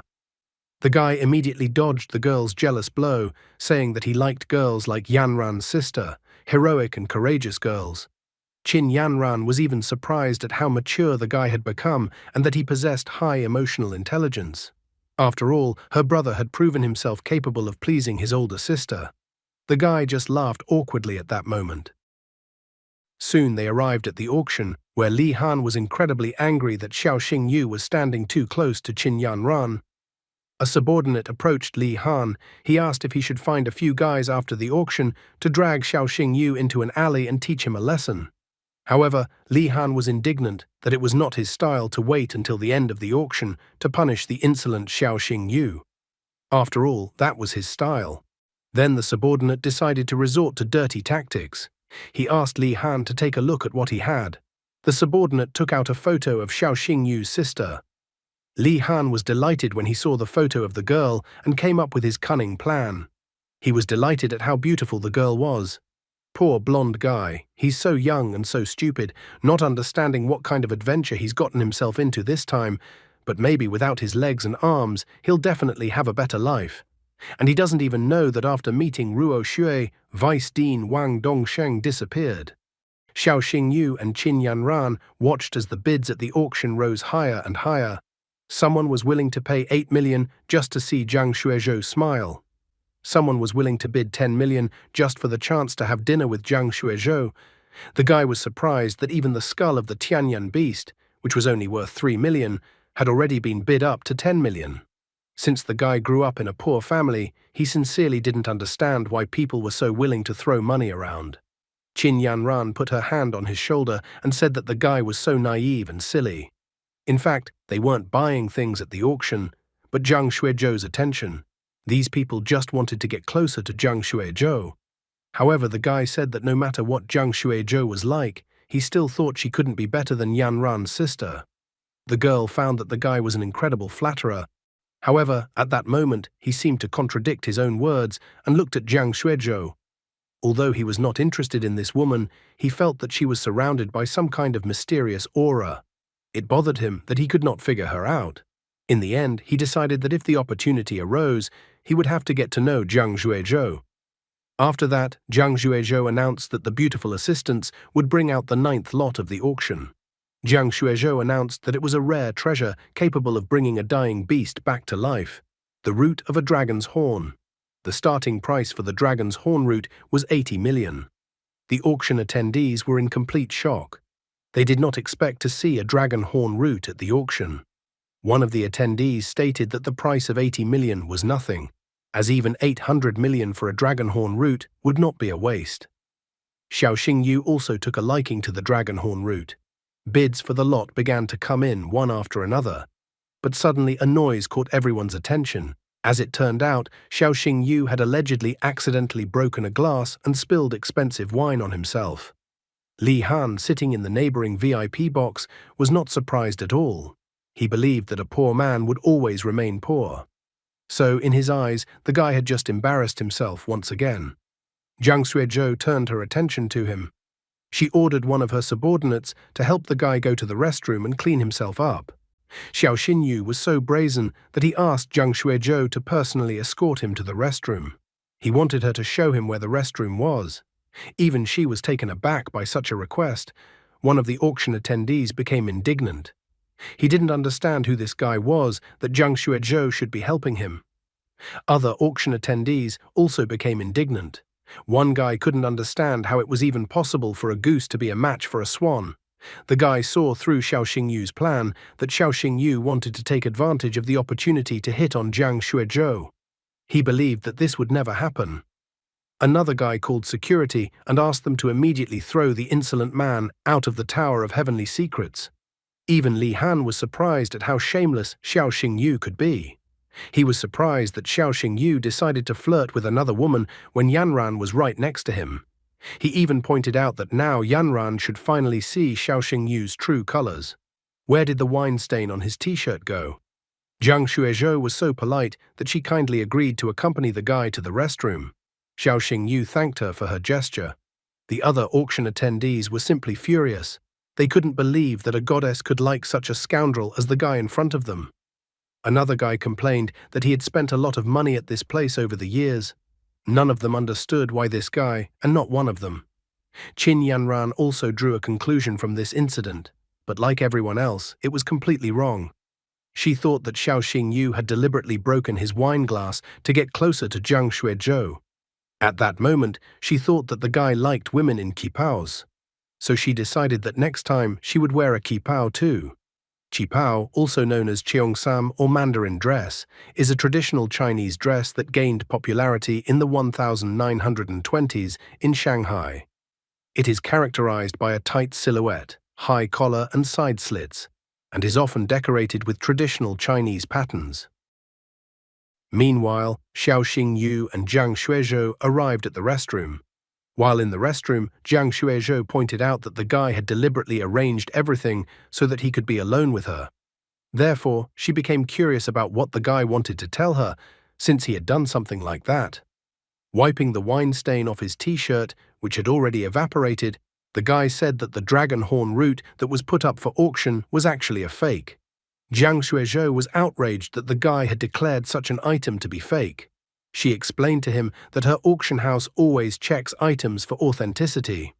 Therefore, she told the guy to watch what he said. If he continued to make such claims, she would have no choice but to ask him to leave the Tower of Heavenly Secrets. However, the guy stated with a smile that he was only a beast tamer of the 2nd star, and she was the owner of the snow ermine form of the King of Beasts. Therefore, he saw no point in deceiving her. Jiang Xuezhou was surprised that the young man knew she possessed the snow ermine. This fact alone made her realize that the young man really did have a keen eye. Therefore, she decided to ask him on what basis he had decided that the dragon horn root was fake. Xiao Xingyu tried to explain it to her with a brief lecture. He explained that the dragon horn root grows in an icy valley in the north of the country of Long, absorbs the energy of the sky and earth, and emits a light herbal aroma. However, the dragon horn root that was put up for auction did not have a light herbal aroma. Therefore, he suggested that what was put up for auction was not a dragon horn root, but most likely the bloody whiskers of a jiaolong. Jiang Xuezhou was a reasonable person, so she accepted his arguments, noting that these plants were indeed similar to each other. Thinking about it, because she valued the reputation of her auction house, she decided to immediately request an additional inspection of the plant. After a while, Jiang Shuizhou found the young man again. She thanked him, noting that the Shui clan from Lunyin had decided to deceive her. The young man felt that he did not deserve her gratitude. However, Jiang Shuizhou had other plans. She handed him a special gold card for honorary guests of her auction house. The guy tried to pretend that he felt uncomfortable accepting something like that for such a simple favor. But then he grabbed the card, announcing that he would keep it for now and return it later when the opportunity arose. Jiang Shuizhou even laughed from his joke, thinking the guy was witty. She announced that the auction was still ongoing, so she asked him to return to the hall. In the end, he decided to take his leave and go to the hall. However, looking at his back, Jiang Shuizhou smiled mysteriously, noting that the young man was a worthy son of a leader. The other guests were worried and dissatisfied that Jiang Shuizhou had been with that strange guy for so long and still hadn't returned. They even began to worry, deciding that there was something going on between the guy and Jiang Shuizhou. At that moment, they learned that for some reason, the Dragon Horn route was no longer participating in the auction. At that moment, a satisfied Xiaoxing Yu returned to his seat next to Qin Yanran. The girl immediately asked what the guy had been talking about with Jiang Shuizhou for so long. Xiaoxing Yu only noted that he had started a strong friendship with Jiang Shuizhou and that they hadn't talked about anything special. The girl was surprised and delighted that the guy had only just met Jiang Shuizhou and was already thinking about a strong friendship. However, the cunning Xiaoxing Yu quickly got out of the situation by saying that Jiang Shuizhou was just a friend, and that it was not at all like the brother-sister relationship he had with Yanran. The girl was happy to hear such words from him. Finally, Jiang Shuizhou appeared on the tribune. She apologized to her guests and announced that one of her old customers had already ordered the Dragonhorn route, so this item had to be removed from the auction. Now she was going to put an even rarer item up for sale. She then announced that this item was a special magical monster core with the attribute of holy light. The starting price for this item was 10 million. The core glowed incredibly brightly, enough to blind anyone. Guests at the auction were surprised. One guy was disappointed that he didn't have a beast with this attribute. Another guy thought that a beast with this attribute was already very hard to find, which meant that if you bought this core when you didn't have the corresponding magical beast, it would just be a useless piece of jewelry. Xiaoxing Yu was as surprised as the others, for this core surpassed even the power of demons. He thought that for Freya, this core would be just perfect. Qin Yanran quickly noticed that he was highly interested in this item. She inquired if the guy wanted her to help him win this item. The guy who grew up in a poor family didn't want to burden the girl, but she didn't even listen to him further and announced a bet of 20 million.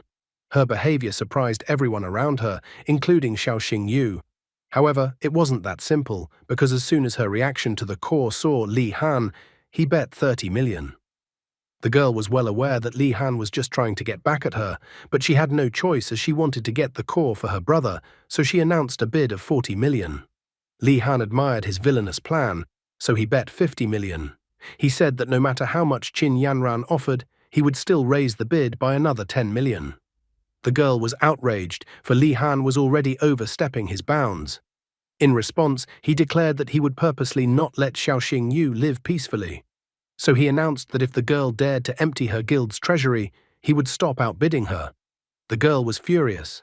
However, at this moment, Xiaoxing Yu intervened. He declared that he really appreciated Sister Yanran's intentions, but the guy believed that this was just a monster magic core and that he would have many more opportunities to get it in the future.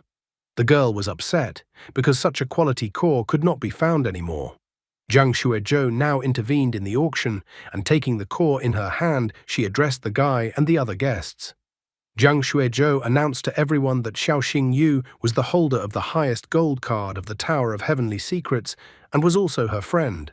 She decided that she would unilaterally remove this magic core from the auction and present it to Xiaoxing Yu personally. The reaction of the auction visitors was quite expected. They completely didn't understand how the guy got a gold card. One of the visitors was shocked by the woman's statement. After all, he had spent half of his fortune at the Heavenly Mystery Tower auction, but he was still only a silver bidder. The one who was most dissatisfied was Li Han. He thought it was unfair. A rich guy who was born with a golden spoon in his mouth was arguing about fairness. He didn't understand why such big money meant incomparably less than being friends with the guy Jiang Shuizhou had just met. Jiang Shuizhou made it clear to him and the others that this was her own business, and if she suffered a loss, it would only be her responsibility. She pointed out that Li Han shouldn't worry so much about her. Xiao Xingyu also didn't understand why such an incident was even happening. All he said was that the dragon horn route was fake. He of course expected to be able to befriend her and get a gold card, but he didn't understand at all why Jiang Shuizhou was helping him. The guy even thought that Jiang Shuizhou thought highly of his ability in analyzing items. Despite how smart he may seem, he is still a young, foolish guy, completely unaware of the behind-the-scenes games going on behind his back in the adult world. Li Han no longer knew where to vent his wounded pride. He pointed out that the guy was incredibly good and so popular with the women. However, he said that he would still see how they would stand up for the guy when he mutilated the guy's face. At this point, a lot of people came over, telling the others to get out of the way. Qin Yanran was outraged that Li Han was up to something nefarious. But Xiao Xingyu sat calmly in his seat, not worried about the situation going on. Li Han announced that he would teach the guy a lesson today, so that the guy would finally realize who was in charge in this city. Hearing him speak, Xiao Xingyu resented the wording. Then a joyful Li Han showed a picture of Ruok Shui on his phone. He stated that the guy should be happy that he had such a beautiful older sister. Otherwise, the guy would have died today. Li Han couldn't hide his admiration at how good the girl was. He had only glanced at her photo, and he could already smell her fragrance. Xiao Xingyu extremely disliked the vile speech that came out of Li Han's mouth. Li Han announced that he used to court Qin Yanran before, but now he has changed his mind. He announced that Xiao Xingyu's sister would now become his 8th concubine, and Qin Yanran, with her bad temper, would now become the 9th concubine. Li Han happily said Xiao Xingyu's sister will spend tonight with him. He did not have time to say anything further, as Xiao Xingyu lightly moved his hand to his face, sending him flying. In addition, Xiao Xingyu knocked out a few of his teeth. The rich guy was so stunned and indignant that Xiao Xingyu dared to hit him at all. He immediately asked if Xiao Xingyu knew who his father was. Li Han was indignant because his father was the head of the Hurricane Guild, Li Jianghe. So if the guy touched him, he would incur the wrath of the entire city. However, Xiao Xingyu kicked Li Han in the stomach. It didn't matter to him that Li Han's father was a big shot. Lying on the floor, Li Han continued to threaten the guy that if he trounced him one more time, the guy's sister would be unfortunate. However, that didn't stop Xiao Xingyu from grabbing Li Han's face and slamming Li Han to the floor with force. Xiao Xingyu angrily said that if Li Han mentioned his sister, he would make Li Han regret that Li Han was even born. Li Han tried to get indignant, but Xiao Xingyu started beating him up again. The visitors of the auction were in complete shock, which was not surprising because it was not every day that they saw the brash and arrogant, rich son of the Hurricane Guild leader being punished by someone. One of the guards asked Manager Qian if they should intervene and save Mr. Li. But Manager Qian must have had enough of him since he didn't want to intervene, noting that it was as if Li Han was being held hostage by Xiao Xingyu. He told the guard to contact the head of the guild immediately. After a while, Xiao Xingyu finished punishing the guy. He stated that the guy was incredibly tough, as he was already tired of beating him. Li Han's entire face was incredibly swollen with bruises, and he could no longer utter anything intelligible. After that, the guards finally arrived and they pulled Li Han aside. Li Han was still conscious. He ordered to kill the guy immediately. Manager Chen told the guards to act immediately. At this moment, the head of the Hurricane Guild, Li Jianghe, appeared. He menacingly asked who dared to beat up his son. Manager Chen and the others were terrified after Li Jianghe appeared. Li Jianghe, did you escape from fairy tale? With huge bruises on his face and barely able to speak his words, the son announced that his father was obligated to stand up for him. Li Jianghe was shocked, not even immediately recognizing that his son was in front of him. He didn't understand who dared to do such a thing to his son. The man pointed his finger at the guy and asked if he was the one who beat up his son. Li Han confirmed that he was the one who beat him up. However, Xiao Xingyu was unfazed, not understanding what the big deal was. Jiang Xuezhou was still watching from the sidelines and had not yet tried to intervene in the conflict that had arisen. Li Jianghe was outraged. He ordered the guards to immediately break the guy's arms. It was Qin Yanran who stood up in the guy's defense. She announced that the guy was not just her brother, but also an honorary pharmacist of the Celestial Guild, so if they touched Xiao Xingyu, they would declare war on the entire Celestial Guild. However, this did not stop Li Jianghe. He vilely stated that the girl's father was not in Lunyin right now, so he felt that he could teach her a lesson. Li Jianghe believed that the girl's father would not confront him over what had already happened. Xiao Xingyu asked Yanran's sister to step aside this time. He was wondering if Li Jianghe would really dare to raise a hand against him. The girl was surprised, not understanding what the guy's plan was in such a situation. Then the guy took out the Emperor Soul Seal. He complained that something had fallen from his hands. Li Jianghe and Li Han stared at the item that fell from the guy's hands. Li Jianghe was so shocked when he saw the Emperor Soul Seal that even the cigar fell out of his mouth. The still uncomprehending Li Han told the guards to immediately follow his father's order and break the guy's hands. However, at that moment, the father slapped his son. The father called him an idiot. Li Han didn't understand why his father did that to him.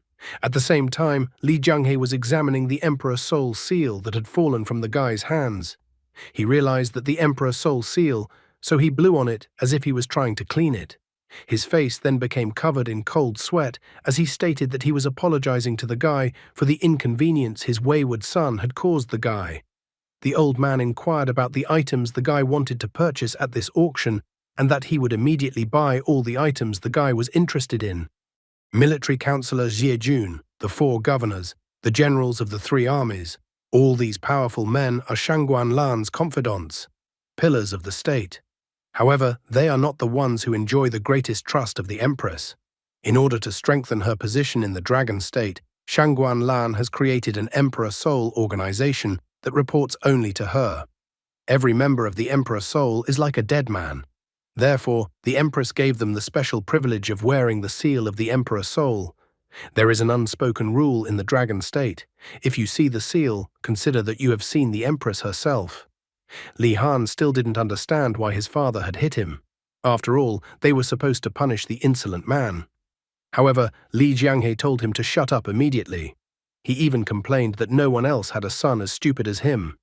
Taking the Emperor Soul Seal from Li Jianghe's hands, Xiao Xingyu pointed out that Li Han had almost maimed him, and Li Jianghe had even threatened to kill him.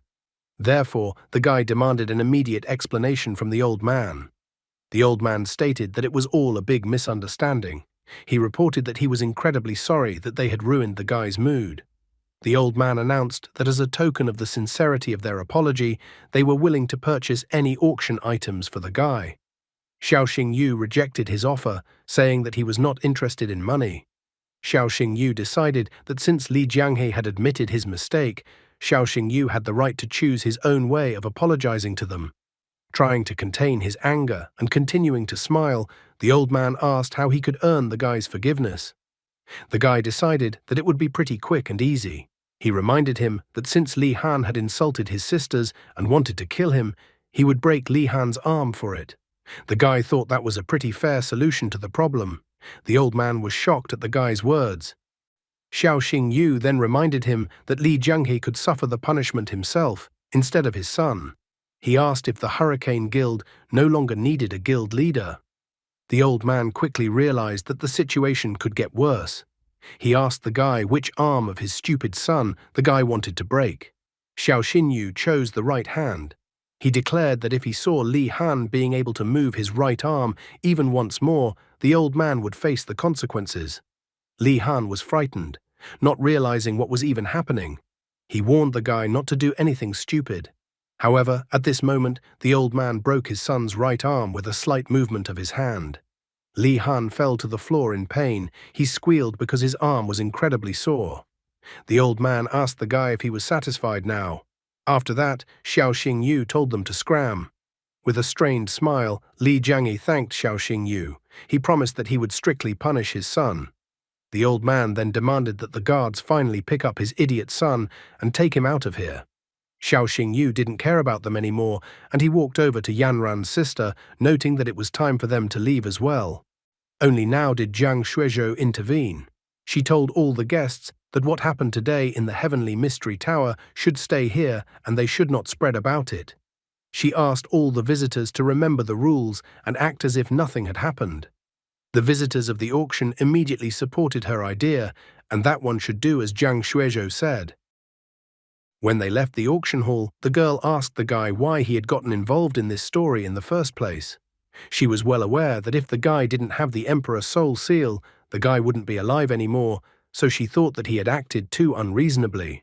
However, Xiao Xingyu explained to her that things were not as she thought, and that this was actually the situation he wanted.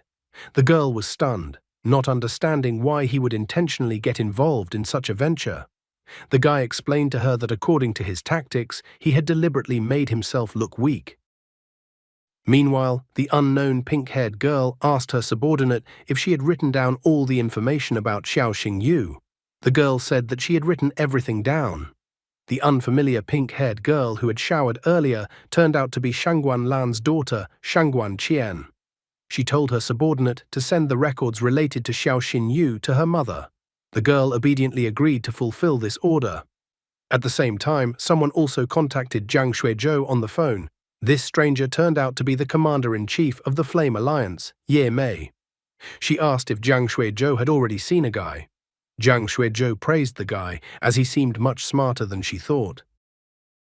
After a while in the hospital, the son was complaining to his father.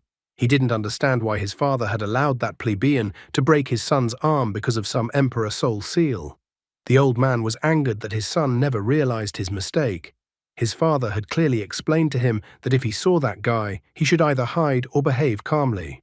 The old man pointed out that even if the guy ordered his son to eat shit, the son should do it unquestioningly. He was outraged that he had to chew on such simple truths to his son. The old man explained briefly and lucidly that the Empress herself was behind the guy, and the fact that his son was still alive was already a great fortune. Li Han's pride was destroyed, so he refused to just take it and retreat. The old man became furious at his words. He declared that if his son continued to be impertinent to him or harm Xiao Xingyu in any way, he would have to give up on his son. He wasn't going to destroy the guild because of his son. Li Han was resentful that some guild was more important to his father than his son. Li Han became furious. He blamed Xiao Xingyu for his misfortune and that Xiao Xingyu had made him a cripple. Now he had also lost value in the eyes of his own father. Li Han became wildly furious, saying that Xiao Xingyu had forced him to do this. He then grabbed his phone and dialed his uncle's number and cried afterward. In a trembling voice, he complained to his uncle that he had been beaten and had broken his arm. Life teaches nothing to such prideful people. The broken arm and his father's adoration of Xiao Xingyu did not teach him a lesson. He had not yet met Wang Yan, whose father had gone out for bread because of his meeting with Xiao Xingyu and never returned. Although morning had already arrived, Xiao Xingyu was too tired recently, so he still continued to sleep. At this moment, his phone rang. The caller woke him up, and after answering the call, the guy didn't realize who was even calling him. He was getting a call from Yang Shou, who informed him over the phone that he was standing outside his house. After a moment, the guy finally realized that Yang Shou was calling him. But he was still sleepy, so he didn't realize what had even happened or why Yang Shou was calling him. Yang Shu announced that Xiao Xingyu should go to his house for dinner since Yang Shu's father wants to meet the guy. The guy even jumped out of bed and instantly woke up, surprised that Admiral Mu Rong himself wanted to meet him. He even asked Yang Shu if it was okay for him not to go to the event. However, Yang Shu stated that he would even forcefully drag the guy to his house. He arrived in his car and stood outside the guy's house. Eventually, Xiao Xingyu gave up and decided to go. In front of the door, he met his sister, who wondered where the brother was going in this weather when it was snowing outside. The brother only told her that he was going to have lunch at a friend's house. Soon they arrived at a giant-sized mansion, as if they were visiting some king rather than an admiral. As soon as they got out of the car, a woman with glasses greeted them with a friendly smile. She was happy that the young master had brought a guest with him. Yang Shou did not deny that he had arrived with his friend. Pointing to the mansion, he informed the guy that this was his home. Xiao Xingyu was astonished, for it was not a house, but an entire palace. Yang Shou then revealed that this house was a gift from the empress. There were only 6 people in their family, including servants, so even Yang Shou thought that they didn't need such a big house. After that, they went up the stairs, and as soon as Yang Shou opened the door, he informed his family that they had arrived. Mu Rongjin was at this time preparing food for their lunch. He asked them to wash their hands while he finished preparing another dish. Xiao Xingyu was even surprised that Admiral Mu Rongjin was preparing the food himself. Yang Shu added that he and his sister had been eating food prepared by their father all their lives. Mu Rongjin intervened in the conversation, holding a plate of food in his hands. He looked at the guy and said that he had heard a lot about the guy and that he was happy to meet him. Xiao Xingyu greeted him politely. He even admitted that it was a big part for him to meet Grand Admiral Mu Rongjin in person. The man decided that they should drop the formalities, so he asked the guy to call him uncle. Mu Rongjin had heard that the guy was quite cheerful and outgoing, so he didn't expect the guy to be so uptight. Xiao Xingyu only gave a fake laugh in response. He was well aware of his tense state. After all, not long ago, they had fought to the death. After a while, the table was set with many dishes that Mu Rongjin had prepared, and they sat down to eat lunch. Mu Rongjin confessed that he had seen the guy's performances in the Supernova tournament. He praised the guy, noting that the guy was a promising young man. Smiling strainedly, Xiao Xingyu remarked that his uncle was overpraising him because he was actually just lucky. Mu Rongjin only laughed in response, thinking that the guy was also modest. He even complained about his son, who doesn't do well in everything he does. Yang Shou was displeased by his father's words. After all, he had never heard anyone say that he was not good at anything. The son even boasted that his theory class essay had recently won first place in the entire academy. Mu Rongjin was even surprised, as he remembered that his son was weak in theory. The father even thought that his son had cheated and told his son to bring the essay to him to look at. After that, the son brought a certificate where the academy congratulated Yang Shou for winning the Azure Dragon Academy's literary competition with the essay, "My Father is an Admiral." After reading such a charter, Mu Rongjin was surprised. Yang Shou confessed that he had copied the work from their library because Mu Rongjin had written something similar. He even bragged to his father that it came out well. However, Mu Rongjin was displeased, for Mu Rong's lineage was a generation of heroes, and his son was cheating so openly. The man was outraged, noting that if Yang Shou's grandfather or great-grandfather was still with them and found out that Yang Shou had written off their essay, they would definitely scold Yang Shou. While the father and son were fighting, the daughter wasted no time. She took some food and put it to Xiao Xingyu, asking him to taste it. This moment did not escape Mu Rongjin's notice. He was amazed by his daughter's actions. After all, she had never put food on him like this. Yang Shou intervened and put his father's food in his mouth. He even covered his father's mouth with his hand. The guy explained that he was the one who taught her this maneuver. After all, it was about his sister's happiness. So he asked that the father play along with them a little. The father thought about his daughter. When Xin Xin was young, her mother died in front of her eyes. Since then, she started to have serious psychological problems. The father remembered that his daughter had become withdrawn and taciturn, began to shun strangers. Even he and Yang Shou found it difficult to communicate with her. However, the father was outraged because it had been a short time since the beginning of her studies, and the daughter had already exchanged almost 20 phrases with the guy.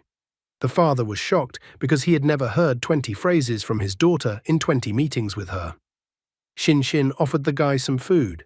She said that it was pork with pineapple and lychee, noting that it was very tasty, and advised the guy to try it. Xiao Xingyu realized that he was about to be fed like a slaughter.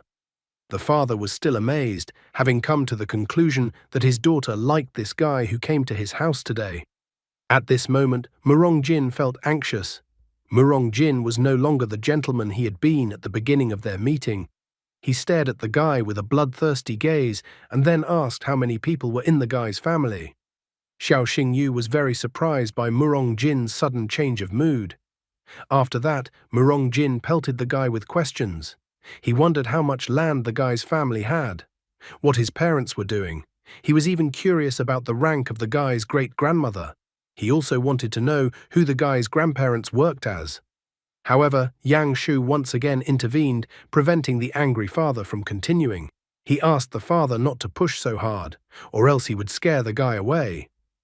But the father wasn't going to stop, so he even bit his son's hand. He was angry, as he wasn't going to let his daughter get hurt because of the guy. Yang Shu didn't expect his father to bite him at all and squealed in pain. After that, father and son began to have a heart-to-heart talk. Yang Shu asked his father to face the reality that Xin wasn't interested in guys at all, much less his own age, so he didn't understand why his father reacted so strongly. Murongjin admitted that Xiao Xingyu was good at everything, but he was completely poor. Murongjin thought ahead, as he didn't understand what they would have to do then if his daughter married such a guy. The father thought that his daughter would then definitely suffer. However, Yang Shu pointed out that Xin had him and her father, so they would be able to feed Xin if there was a dire need. His father wanted to contradict him, but his son asked him to continue without any words after the word but. He even told his father that Xiao Xingyu had become a special pharmacist of the Celestial Guild, so the guy might not even be inferior to their family in the future. After hearing all the information from his son, the father stared menacingly at the guy. The girl kept advising the guy to eat more. Xiao Xingyu noticed the changed atmosphere perfectly. He informed the girl that her father was looking at him strangely. The guy even thought that maybe the girl's father was going to stab him. Xiao Xingyu was extremely reluctant to have Murongjin interested in his person. However, Murongjin had gotten close to him. He stated that he became curious about some details about the guy. He remembered that the guy had only recently entered the Azure Dragon Academy. So he wondered when the guy had the time to become a special pharmacist of the Celestial Guild. Xiao Xingyu confessed that although he was young, he had a talent in medicine and could develop medicines to help injured beasts recover from injuries. Upon hearing this information, Murongjin even laughed, saying that the guy is so young and confident. He also revealed that special pharmacists were a rare resource for all the major guilds. So the man wondered how the guy managed to get the attention of the Celestial Guild if he had such a superficial understanding of the topic.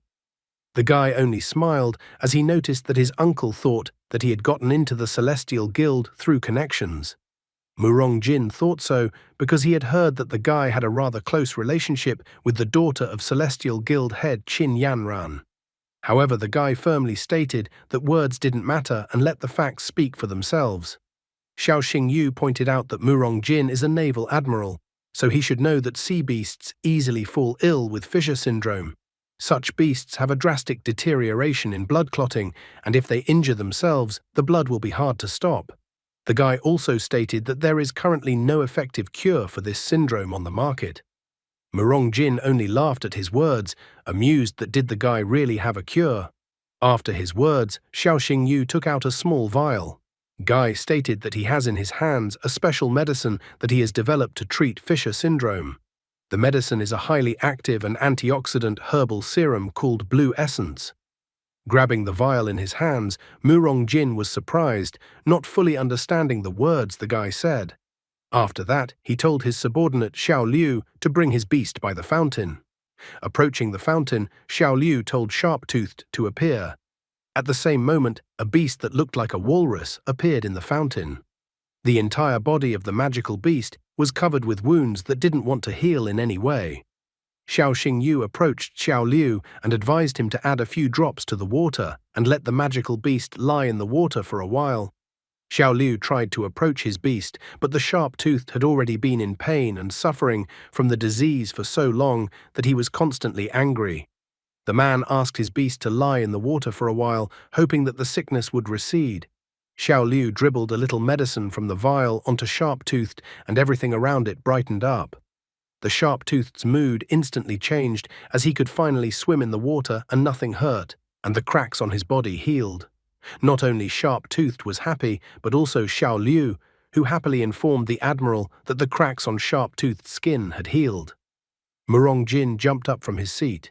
He was incredibly happy and excited after noticing that this drug was even more effective than the SK-92 drug that had been developed by the Imperial Research Institute. The guy smirkingly asked his uncle if he now believed in his abilities. The joyful Murong Jin was no longer listening to him. He was more interested in whether the drug Murong Jin had developed could be mass-produced. The guy admitted that if Murong Jin gave him a pharmaceutical factory, he could start mass production. Murong Jin seemed to have forgotten about his jealousy for his daughter, as he was already praising the guy, noting that the guy was a once-in-100-years genius. The man was so happy, for with the guy's help, a great future awaited their fleet. However, Xiao Yu lived in a capitalist world, so he wasn't in a hurry to do everything. He said that they should first discuss the fee for using his patent on the drug. Murong Jin's face immediately changed when he heard about the fee for using the guy's patent on the drug. Murong Jin was a little resentful that the guy decided to go into business with him. But Xiao Yu knew very well that there was no other way to live in this world. He even noted that in order to develop the blue essence, he had to spend a lot of effort and time. The man noted that the guy had practically become his son-in-law, but he still bargained with him. Xiao Yu admitted that he didn't hear what the admiral called him. However, Yang Shu intervened in the conversation this time as well. He asked his father to behave himself, because if other people heard, they would think that his father was selling his daughter. The son reminded that the father should be more diligent in taking care of their family's status. The guy also pointed out that the father doesn't care about him, but his sister is a girl, so the father should take care of his daughter's reputation. Murong Jin restrained his impulses, coughed, and admitted that Xiao Yu's words made sense. He now inquired how much the guy wanted for the patent. With a smile on his face, Xiao Yu admitted that he didn't need much at all, and that only 1 billion would be enough. Murong Jin's mood changed once again. He was angry, thinking that the guy had completely lost his conscience. However, Xiao Yu rightly pointed out that the Imperial Research Institute had charged 5 billion for the SK-92 drug, which didn't even completely cure the disease, for the patent. Therefore, based on this information, the guy felt that he was not asking for too much. His blue essence was the only cure for Fisher syndrome. Murong Jin was shocked to hear such words from the guy. The son approached his father once again. He informed his father that he could consider this billion as Xin's dowry for the wedding. He even thought that with this option, it would be easier for his father to part with the money. And when the right time came, they would just make some changes to the contract. Murong Jin was shocked at his son, for his son's plan seemed perfect to him. Father and son discussed the details and clearly laughed. Xiao Yu, who was standing beside them, didn't know what they were whispering about, but he felt that they were trying to fool him. As soon as Xiao Yu left the Murong family mansion, he received a call from Liu Jin. She inquired if the guy was sure about going out alone in this weather. The girl even suggested that her brother or father walk the guy home. However, the guy informed her that he still had some other things to do, so he felt it was not necessary. The upset Liu Jin asked the guy to be careful on the road. After that, the guy looked at the screen of his phone.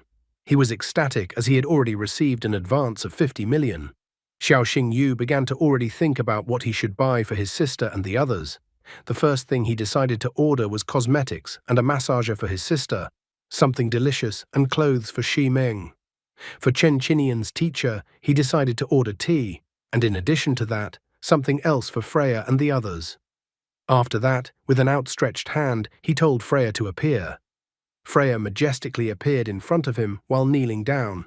The guy held out a glowing stone to the girl. He admitted that the girl had been with him for so long, and he still couldn't give her anything worthwhile. Looking at the stone in front of her, the girl was incredibly excited. Xiao Yu explained to her that he was holding a magical beast core with the attribute of holy light. He really wanted the girl to make a breakthrough and level up as soon as possible. The girl was happy to hear such information from the guy's mouth.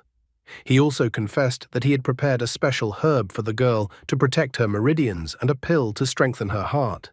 So if the girl felt bad after taking them, she should try to be patient. And if the girl's pain becomes unbearable to bear, she should draw a circle in the snow, and then he will stop infusing spiritual energy. The guy asked if Freya was ready to accept a gift from him. Freya immediately crouched down on her knees, opened her mouth, about to accept probably all sorts of gifts from him, not just the one he was offering her right now. After that, the guy placed a magical beast core with the attribute of holy light into her mouth. As soon as Freya swallowed the magical beast core with the holy light attribute, she felt as if her heart was ready to burst out of her chest. Freya tried her best to contain all the energy. However, there came a moment when she could no longer hold back, so pushing herself off the ground, she flew upwards. Freya's body was covered with multiple small cuts, and then the girl lost consciousness and fell to the ground exhausted. After the impact and all bruised, she came to her senses. The guy was already running towards her, informing her that if it was too hard for the girl, he would immediately stop the transfer of spiritual energy. The girl fell down again and lost consciousness. Xiao Xingyu asked her to wait, intending to help her. Xiao Xingyu tried to look at Freya with his marvelous eyes. At that moment, Freya was back in that long-ago nightmare from the past that happened to her long ago. She was locked in the cage again. The buyer was very unhappy to see the merchandise. The seller said that he would be reselling the item soon, so he advised the buyer to buy if any of the girls appealed to him. The buyer grabbed the hand of one of the water pixies from the cage. Trying to kiss the girl, he declared that from now on, she would serve only him. Freya, locked in the cage, clutched her head at what she saw. She prayed to her ancestors that someone would come and rescue her.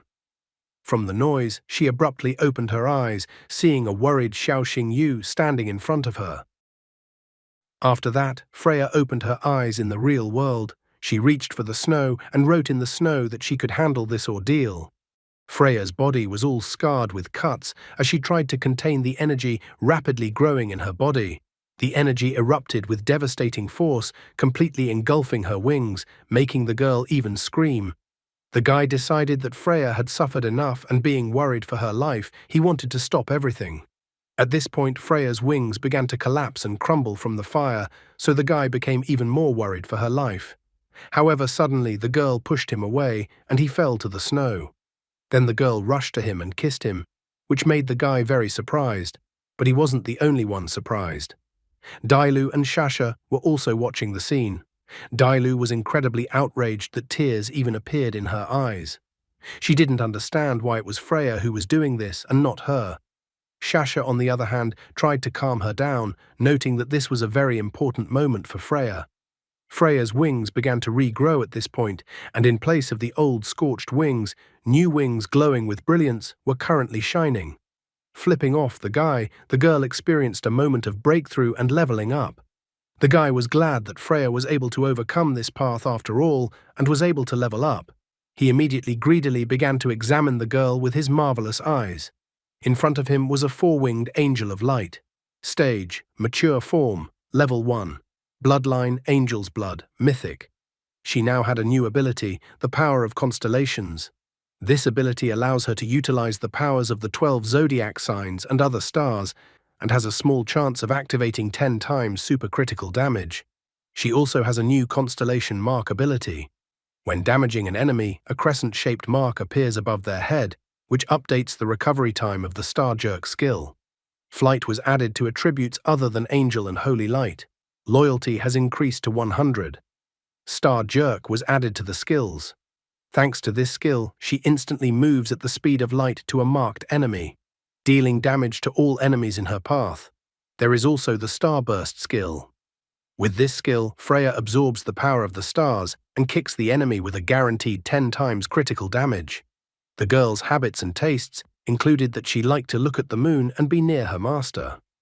A joyful Xiao Xingyu admitted that he was proud that Freya was able to pass this dangerous and difficult test. The guy then inquired about Freya's current state of health. He wondered if she had any wounds now. The girl was a little surprised to hear his words. The guy hinted to the girl that she had grown everything and even wished that Freya would take off her armor and he would inspect everything. However, the silent Freya grabbed the wooden plaque, noting that the master was a real lecher. The guy was already laughing at the top of his lungs, believing that it was completely wrong. However, there was another disgruntled person here. Dailu and Shasha appeared in front of him. Dailu became indignant, noting that the guy and Freya had gotten much closer than she thought. The guy acted dumb, as if he had absolutely no idea what she even meant. And he was more concerned with why Dailu had suddenly decided to show up. Dailu was outraged, complaining that she would get off the tag whenever she wanted. Shasha decided to clear the air, noting that Dailu had seen everything. The guy admitted that it couldn't be helped. He even smiled and wondered what he should do to make it up to her. The girl informed that just today she was not busy, so the guy could make up for everything in the evening in private. However, the guy kindly declined. The girl wondered if the master didn't like her anymore, but the guy explained that it wasn't like that at all and he loved them all, and then asked if they wanted to go shopping with him. Black Fang was forced to listen to the whole argument. Soon they were already walking quietly down the street as the snow fell. The guy even informed them that they could choose any clothes they liked. They are quietly walking around as if they weren't the most wanted individuals in the Dragon State, and it's like the guy isn't a famous person due to winning the Supernova tournament and no one will recognize him afterwards. A slightly upset Dai Lu admitted that the guy already knows perfectly well that they've never been to a human store. The guy then stated that he was always willing to help them with advice. After a while, they were already trying on clothes in one of the stores. The first option for Dai Lu was the office style. After putting on the new outfit, the girl complained that the skirt was too short for her. The second option was the qipao that Shasha wore. She thought she looked pretty good in that outfit. The third outfit was the maid outfit that Freya tried on. The guy even admitted that it was his favorite outfit. Hearing his words, Dai Lu and Shasha smashed the wall behind him. Shasha was outraged that the guy had brought them to this store just to satisfy his dirty desires. Dai Lu also thought the guy was a pervert. However, Xiao Xingyu tried to justify himself, stating that they were there so that the girls would have something to wear in their daily lives. Dai Lu walked up to him and grabbed his chin. She announced that the guy had pissed her off a lot, so she was demanding payback. The girl will inform that she will now pick up clothes for the guy, and he will wear them and she will not take no refusal. The guy asked her to calm down, as the salesgirls were looking at them. The guy was already shouting for help, for he had a rather exhausting event ahead of him. But the girl with glasses wondered to her co-worker if they should help the rich guy. The other girl said that they should not interfere in the affairs of the rich. The next day, the guy was back at his studies. The teacher announced that today was the day of the midterm exam. Train number 13 was leaving at 2 o'clock in the afternoon and should arrive in Huangyang City tomorrow at noon. Chen Qinian also added that all the stops and the route are detailed in the guidebook. The passing grade of the midterm exam is C, and the maximum standard grade is S. Wu Sheng and Sung Hu looked at the exhausted Xiao Xingyu. Sung Hu didn't understand what was wrong with his friend, for he looked like he was completely exhausted. Wu Sheng didn't understand either and thought that their friend must have just been tired while studying for the exams. Chen Qinian mentioned that if they faced a serious threat and successfully handled it successfully, doing a great service to the country, they would receive a SS or even SSS grade. He also recalled that a guy like them who studied 5 years ago, Ne Qingfeng, got SS and is now a deputy commander in Huangyang. The students were surprised to hear about such a successful academy graduate. Chen Qinian wanted to cheer them up and encourage them, stating that if any of them got a grade of S, he would personally gift that student a mature-shaped beast lightning core. Suddenly, the teacher coughed and declared that the classroom was not a place to sleep. Xiao Xingyu immediately realized that the teacher was saying this to him. Xiao Xingyu raised his right hand up and declared that he promised that he would get a grade of S. Wu Sheng stared at his friend uncomprehendingly. After all, he had heard the teacher say that a lightning core would be given for an S grade. The other students were not as optimistic. One of the students was even grabbing his head, praying to come back alive from this midterm exam at all. Afterwards, Chen Qinian announced that he had given them all the information they needed and that they should now head to the train station to wait for the train to depart. Soon, many students were already standing at the train station. Students from other classes were inquiring about the platform number from other classes.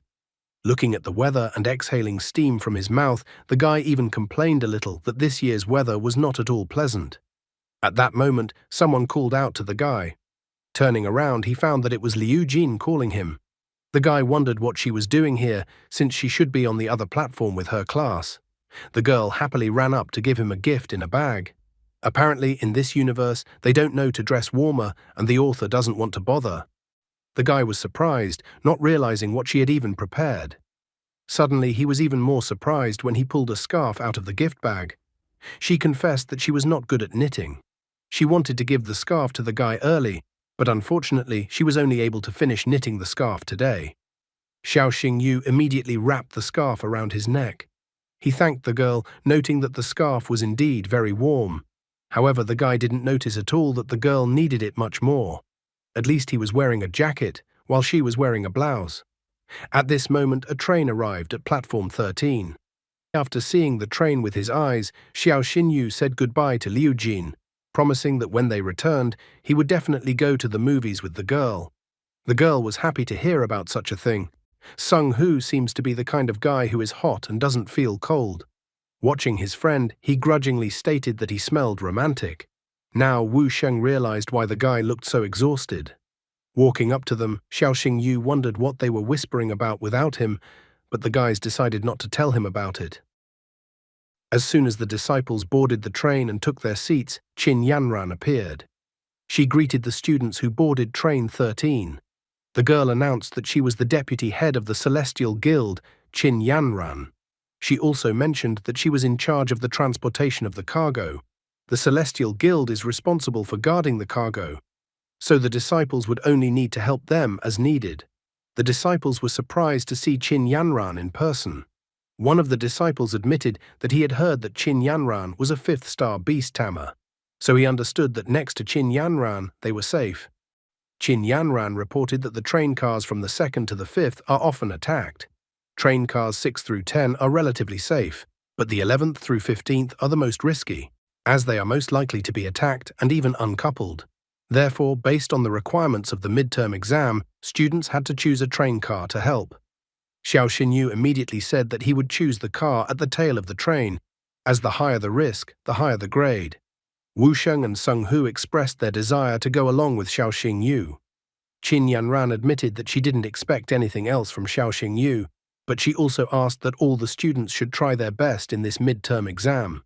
After that, she ordered Xiao Xingyu, Wu Sheng and Sung Hu to follow her to the tail train car. The girl left the further distribution of the disciples to Xiao Wang, who was standing beside her. Soon they disappeared from the general body of students. The girl asked the guy if he had been to Huangyang before. Xiao Xingyu said that he had never been there. Then Qin Yanran promised to show him everything interesting in Huangyang. Huangyang's special pride is the scorpion wine, so if you don't try it, it means the trip was a waste.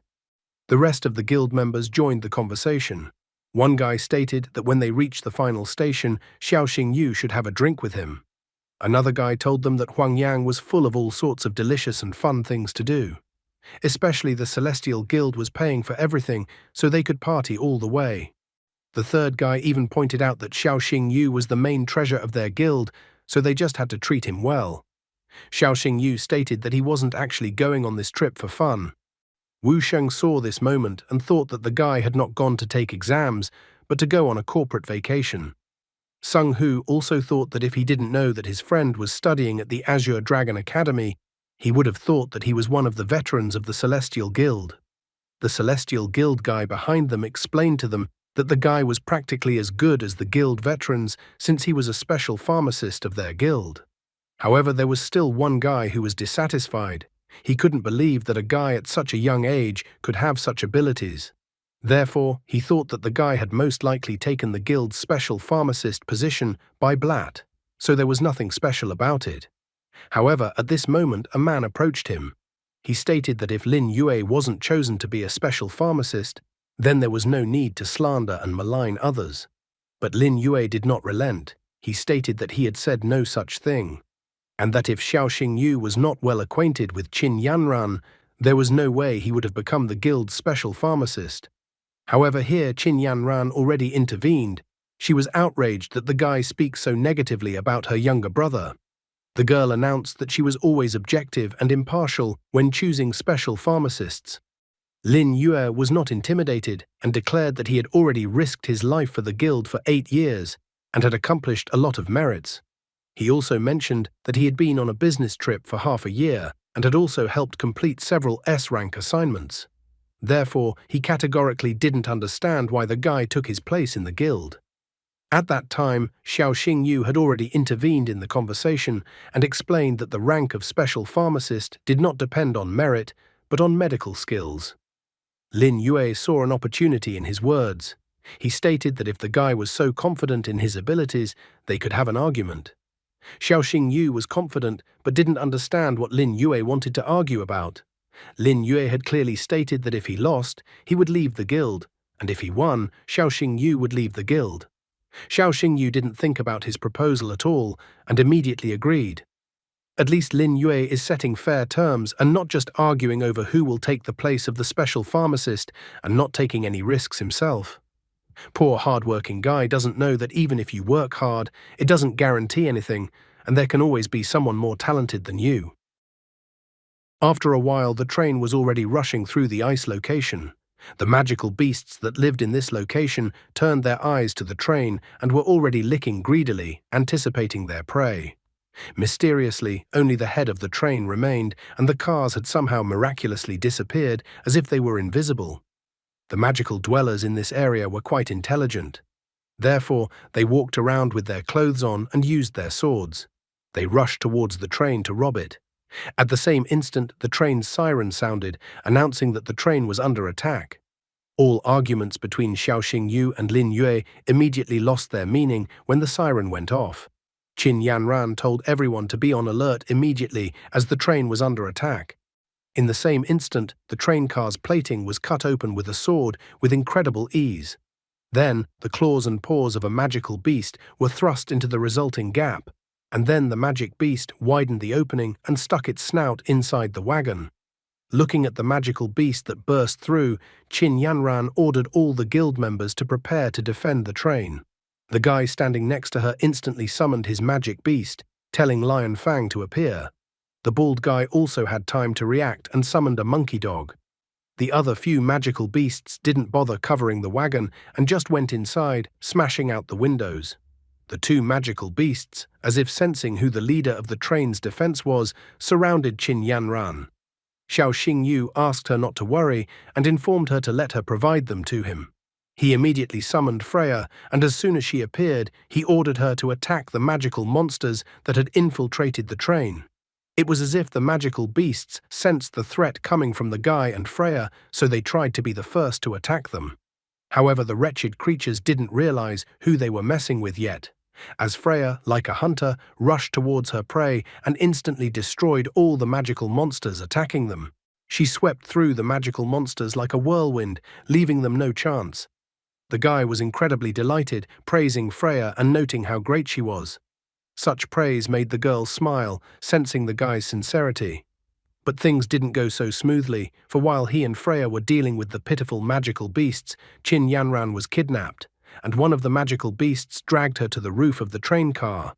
The still recently jubilant guy realized that he had miscalculated. Meanwhile, a magical beast appeared on the roof of the train carriage, holding Qin Yanran in its paw. The girl's pride was still with her, so she told the rat that Master Splinter should immediately let her go.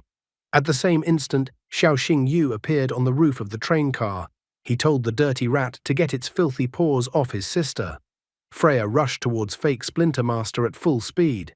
Freya instantly reached the magical beast and struck his paw with her blade. Fake Master Splinter let go of the girl but threw her aside with his last strength. Qin Yanran, while she was falling, started to call out for help to Xiao Xingyu. However, the guy was not alone, then asked his friends Wu Sheng and Sung Hu for help. The guys were not afraid, and Wu Sheng summoned his magical beast, Storm Butterfly. In an instant, a giant butterfly appeared under Qin Yanran, which the girl fell on. But the magical beasts refused to give up at such a moment, trying to pounce on Storm Butterfly.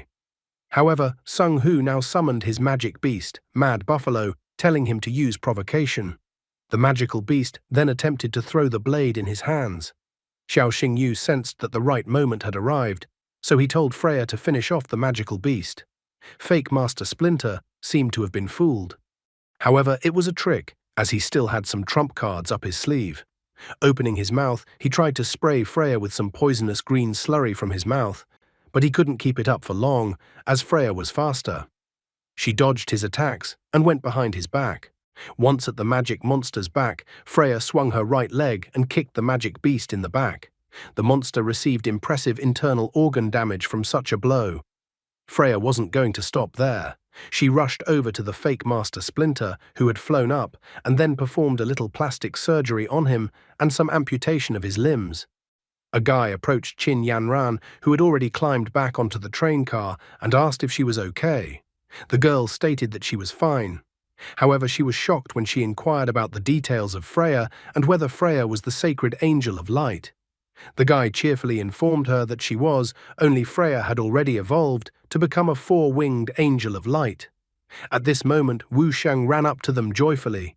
He was holding a golden-colored stone in his hands. The guy asked them to notice that a poison-type magic core, mature form, had fallen off the magic beast. Xiao Xingyu asked that his friend keep this magic core with him for now. However, their adventure was not over here. Qin Yanran asked him to pay attention to the head carriage of the train set and that there was another mature form beast there. Xiao Xingyu was surprised that the bloody Monkey King appeared in front of them. Suddenly, the train shook so much that the guy and girl were thrown aside. As it turned out, the bloody Monkey King was like King Kong, who decided to play with a toy train. He was so huge that the train fit in his hand. Bloody Monkey King easily broke one of the train cars. Then, with a fierce look, he grabbed the train driver, who kept calling for help. The train driver was just a character no one wanted, so Bloody Monkey King put him in his mouth for refreshment. Xiao Xingyu only stood nearby and just watched this. He noted that it looked like the magical beasts that were hibernating had come at the smell of blood and started devouring people to recover their strength. Qin Yanran walked into the train carriage where the members of her guild were.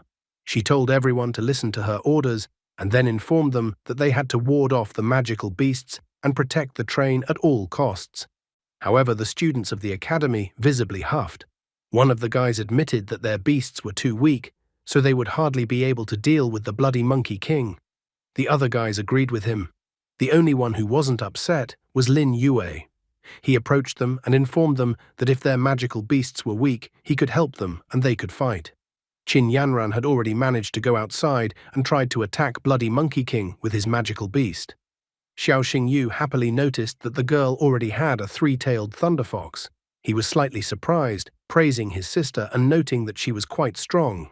Qin Yanran thought that it was just that fake Master Splinter had attacked her sneakily, and in a normal fight, that magical beast wouldn't stand a chance against her. However, Bloody Monkey King wasn't going to just give up, and his gaze became even more fierce. In that instant, he showed why he was called Bloody Monkey King, for as a king, he called out, and his subjects immediately appeared. On the mountain behind him, many monkeys appeared. Xiao Xingyu was already fed up with the whole situation as well. After all, first they had to fight off the giant rats, and now giant monkeys had appeared. Since he was already annoyed with the situation, he summoned Black Fang. Just at that moment, the rest of the guild members appeared and finally decided to show themselves. The guy was surprised that backup had finally come to them. The giant apes easily defeated the magical beasts. However, the magical beasts pounced on the giant apes with fury.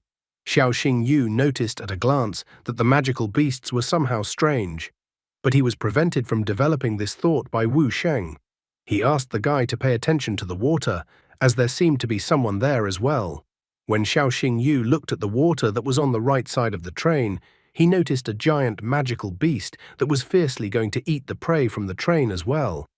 The giant beast in the water began to spin out like Ouroboros. The resulting vortex formed a water tornado that attacked the train. Xiao Xingyu told Black Fang to immediately use Hell Howl. Black Fang used Hell Howl on the water magic beast's water attack. As a result, they still managed to neutralize the beast's water attack. However, after that, the magical beast itself appeared out of the water. The guild members instantly recognized the magical beast. It was an evolved royal sea anaconda. Realizing that the situation had taken a serious turn, Qin Yanran told the students to immediately return to the train.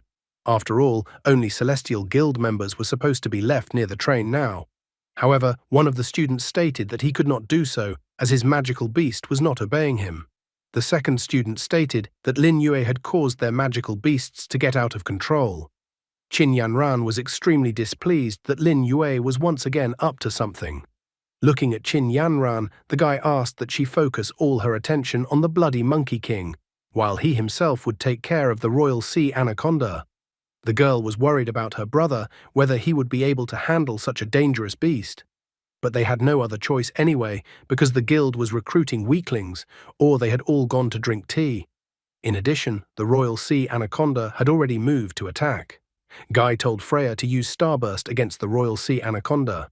Freya got close and kicked the Royal Sea Anaconda with all her might.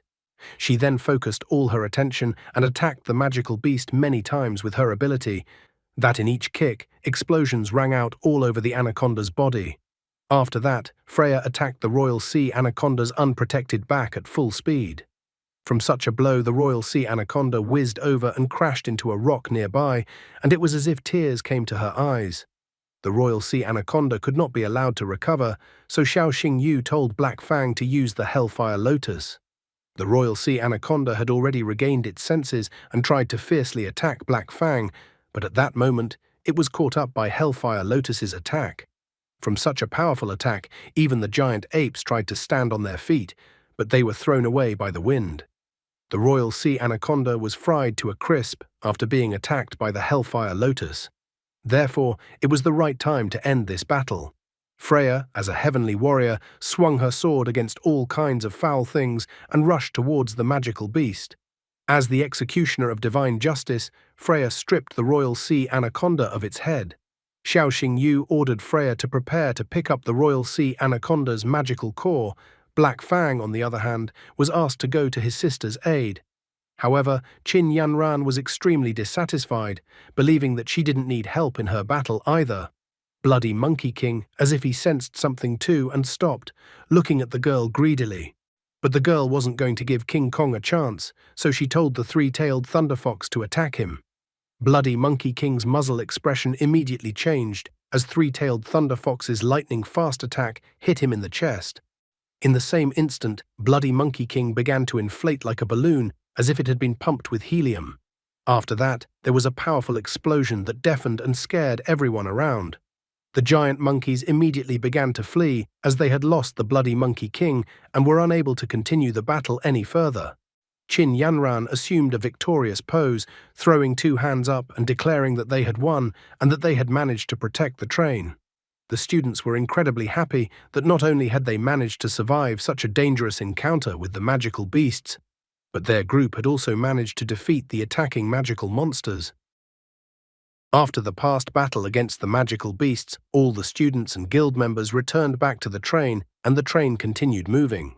One of the guild members was furious that Lin Yue had given all the student-owned magical beasts a neurostimulator. He felt that this was already unbearable. However, Lin Yue replied to Deputy Li with a smirk on his face that he only did so out of good intentions. The guy stated that he was primarily thinking of the students who participated in this exam. After all, if it wasn't for his help, the students would have been sitting on the train, as they were unable to repel even the first wave of the magical beast's attack. Qin Yanran wasn't thrilled with the guy's actions and words either. She felt that he was talking nonsense and that he definitely didn't care about human lives. But Ling Yue was sure that he was right.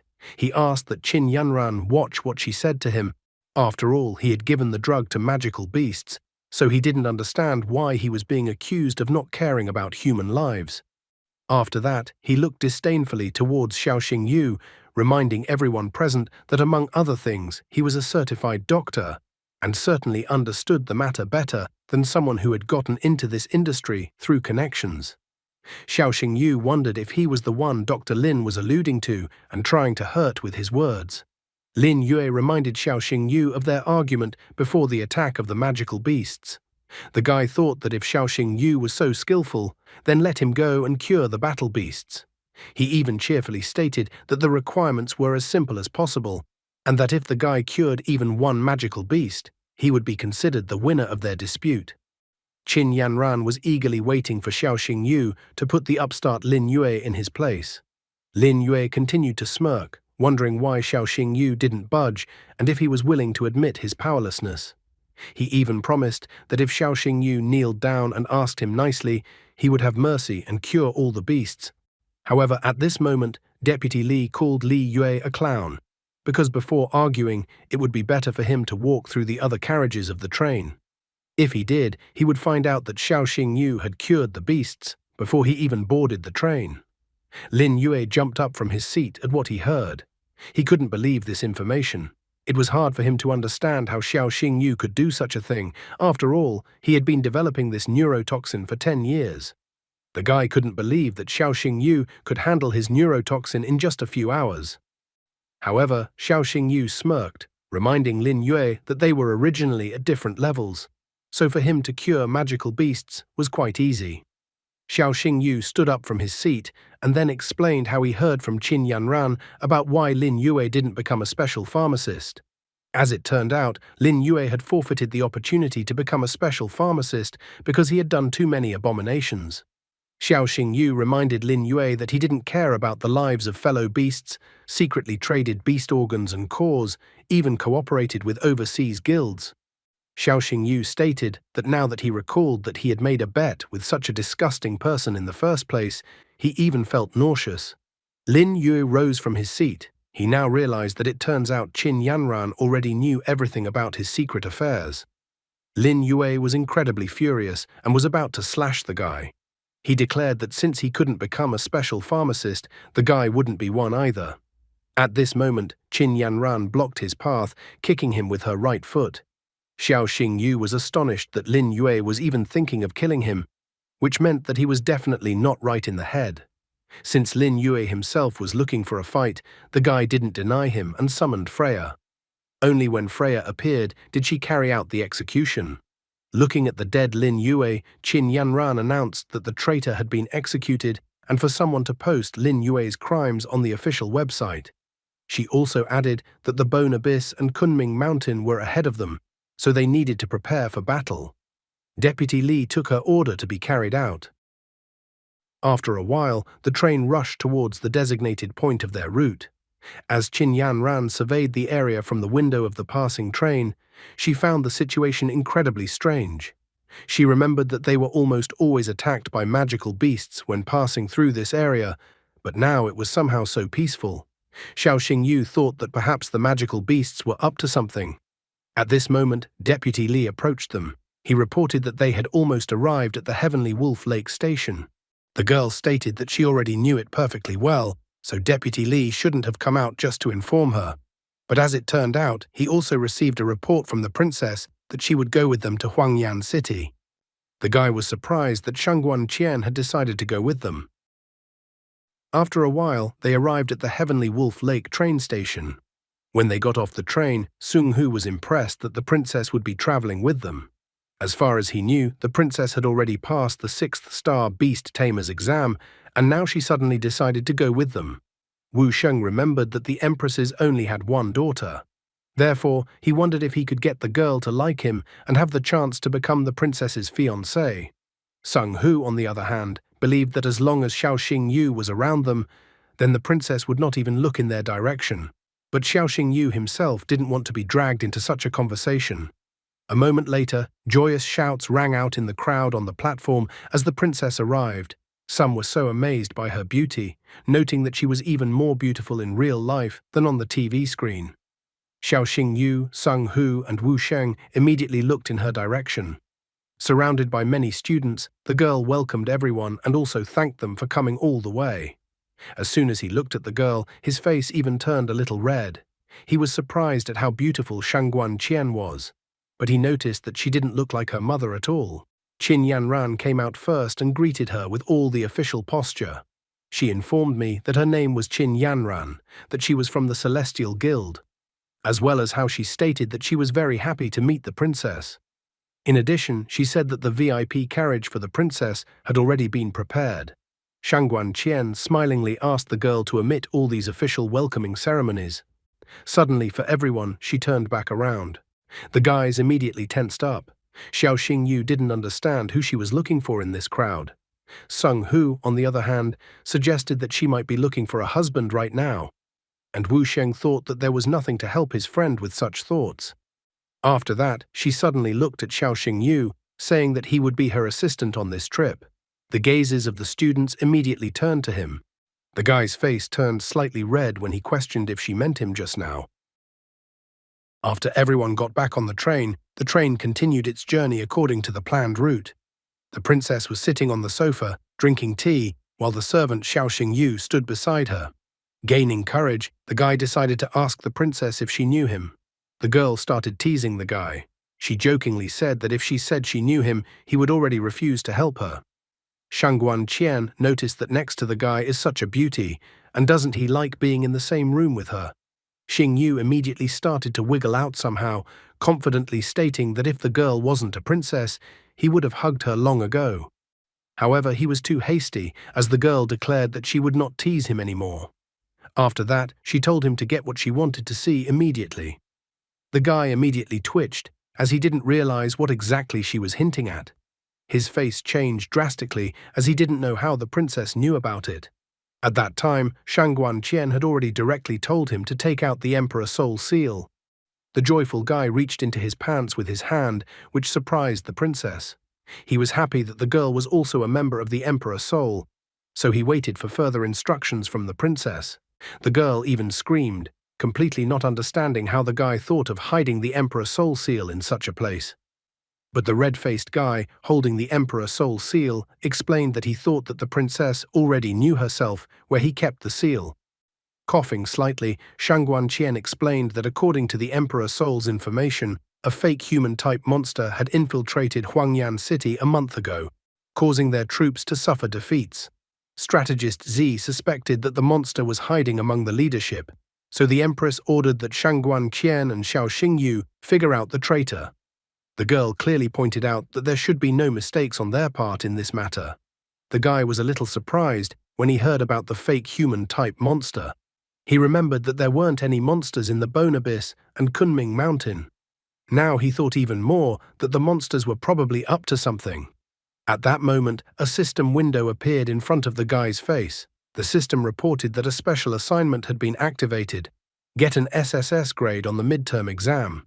The reward for completing this task was a random SSS skill crystal, as well as 20,000 experience. The guy was shocked to see that he had to pass the midterm exam on the highest difficulty. On top of that, there was also a princess involved, so he realized how serious the situation had become. The guy decided to ask the princess why the Empress had sent her daughter to such a dangerous organization as Emperor Soul. After all, the girl was a princess, but was still in such a dangerous organization. However, the princess only stated that it had nothing to do with the guy. He noticed that there was no dragon aura emanating from the princess at all, so he realized that Shangguan Qian was most likely not the Empress's own daughter. After a while, the train successfully reached its final destination, Huangyan City. After that, a voice came to everyone on the train to ask for some attention from the passengers and announced that the next stop was the final stop, Huangyan City. Soon, Shangguan Qian and Xiao Xingyu were already sitting at the table with Zhou Xiong. He greeted the princess with a glass of wine and thanked that the Empress had personally come to Huangyan, so he wanted to raise a glass of wine in her honor. However, the girl asked that Zhou Xiong not observe the formalities. She felt that she was the one who needed to thank him. After all, he had defended the border for decades. The others sat at a separate table. Deputy Li asked Qin Yanran if Xing Yu was on such good terms with the princess that he was even allowed to sit at the same table with her. The girl sipped her wine and called the guy a traitor. After all, he had traded his sister for a girl. Then Zhou Xiong stood up from the table and walked over to the guy and handed him a box. He handed the guy the color of the magical glow that he had asked him for a long time ago. The guy was pleased and politely thanked the man. Suddenly, the princess tapped her elbow on his arm. She whispered and pointed out to him that he should stop accepting gifts and should concentrate on the task at hand. The guy, also in a whisper, pointed out that he had not forgotten about their assignment. Just at this moment, 3 more men arrived. Zhou Xiong admitted that he had completely forgotten to introduce the guy and girl to his subordinates. One man was his deputy, Zhao Ming, who commanded 3 elite squads of beast tamers. Next to him was the frontline officer Liu Ruijie, and the third man was Sun Lan, who was the commander of the sabotage squad. After Zhou Xiong introduced them, they themselves greeted Shangguan Qian and Xiao Xingyu. The princess inspected them with a suspicious gaze. She felt that at first glance there was nothing wrong with them, so there was a possibility that it was someone else from the officers. For a moment, she even thought that she shouldn't rule out the possibility that Zhou Xiong could be the traitor. Xing Yu suddenly stood up and took the hand of one of the men, making the man even slightly surprised. The man trembled, not understanding why the guy had grabbed his hand so tightly. However, the guy only smiled, stating that fake human actually had a very good disguise. Zhou Xiong was shocked. The princess was in the exact same state. A guy showing off his abilities so openly. Zhou Xiong wondered why Xing Yu suddenly accused one of his men so harshly. The man also picked up on the idea, although his face was covered in cold sweat. He stated that he wished for an investigation to be done and for the monster to finally be found. The princess wondered why the guy thought that the fake human monster they were looking for was the one in front of them. The guy got angry, as where would he get the proof since they had just arrived? He wouldn't be telling them all about his marvelous eyes. The man sensed an opportunity and stated that back then, all of the guy's accusations were just unsubstantiated. However, Xing Yu assured the others to listen to him. He clarified for the others that monsters like fake human could not summon battle beasts. Therefore, he felt that if Deputy Zhao wanted to prove his innocence, he should show his beast right now. The man was slightly surprised. Then his face seemed greatly surprised, as if he was in a serious situation. Zhou Xiong recalled that Zhao Ming had recently said that his beast was under treatment. He couldn't believe that Zhao Ming was that fake human-type monster. Suddenly, a giant flower appeared out of Zhao Ming's face all over his head. The monster was extremely displeased, not understanding how some brat in front of him was able to figure out his disguise. If only the monster knew that he had met a protagonist with a bunch of secrets, then he would have pretended to be sick today and not come to meet the guy. Would the monster be able to escape in such a situation? The monster tried to attack the guy, who was surprised by the monster's attack but managed to dodge. The guy jumped away from the monster. The princess behind his back confirmed that the monster was a fake human. She then ordered everyone to immediately grab the monster. The summoned magical beasts rushed towards the monster that revealed its essence. In the blink of an eye, plants formed around the monster and began to wrap around its body. In an instant, the monster's entire body was wrapped in vines, forming a protective cocoon. However, multiple attacks from the magical beasts were directed towards the monster. The people present were shocked by what they saw. After all, the protective cocoon was not very protective and instantly shattered from the attacks of the magical beasts. And everyone was surprised because after the dust settled, they saw a female figure. This monster turned out to be the all-devouring poison ivy. Bouncing off the pillars, the monster climbed up. The monster even praised the guy for being pretty smart since he was able to expose the monster so quickly. However, the monster felt that it made no difference that the guy had exposed him. After all, the monster had already stolen the city's defense map a long time ago. So when the monster army breaks into Huangyan, it will be the end for humans. The princess was tired of listening to the monster's words, so she summoned her Ice Qilin. After that, she told Ice Qilin to use the Ice Soul ability. The roof of the building was destroyed from such an attack, but the monster managed to dodge such an attack. At this moment, Zhou Xiong jumped out following the monster onto the roof. He was angry that the monster had killed Zhao Ming. The man felt that the monster had to pay for such an act with his miserable life. After saying that, Zhou Xiong summoned the Imperial Battle Rhino, telling it to crush the monster. The Imperial Battle Rhino easily crushed the monster with its hoof. Deputy Li was slightly disappointed, not understanding why the monster was so weak. Qin Yanran explained to him that the monster was not originally designed to fight battle beasts, and its target was beast tamers, who didn't have a beast at the moment. The monster continued to shout that Heavenly Father would definitely bring the troops and destroy the humans. The monster realized that his end had come, so he decided that he would take the princess to the grave with him one last time. The monster attacked the princess with his leaves like shurikens. The princess froze in place, looking at the pieces of monster that were flying towards her. However, Xing Yu didn't wait for the princess to go to the other world because he still needed her. So he pushed the princess aside, and the leaves whistled over their heads. Zhou Xiong told Imperial Battle Rhino to destroy the monster, so the magical beast once again attacked the monster with its hoof. The red-faced girl panicked, wondering if the guy was all right and if he was under the monster's attack. But after slightly getting up from the princess, the red-faced guy admitted that she smelled so nice. He even inquired what kind of perfume she uses. Shangguan Qian didn't expect such a question from the guy at all. She explained to the silly guy that it was wrong to ask a girl such a question. Then she told him to get up off her. At that moment, an excited Qin Yanran ran up to him and called his name. The guy immediately began to justify to his sister that he hadn't molested the princess at all. However, the girl felt that this was not the time to think about it. She told the guy to leave Huangyan immediately. The guy couldn't understand why he had to do that. Then the princess told him that the whole problem was the heavenly father Yerdis, who is a mutant, beastman, beast god of the first rank.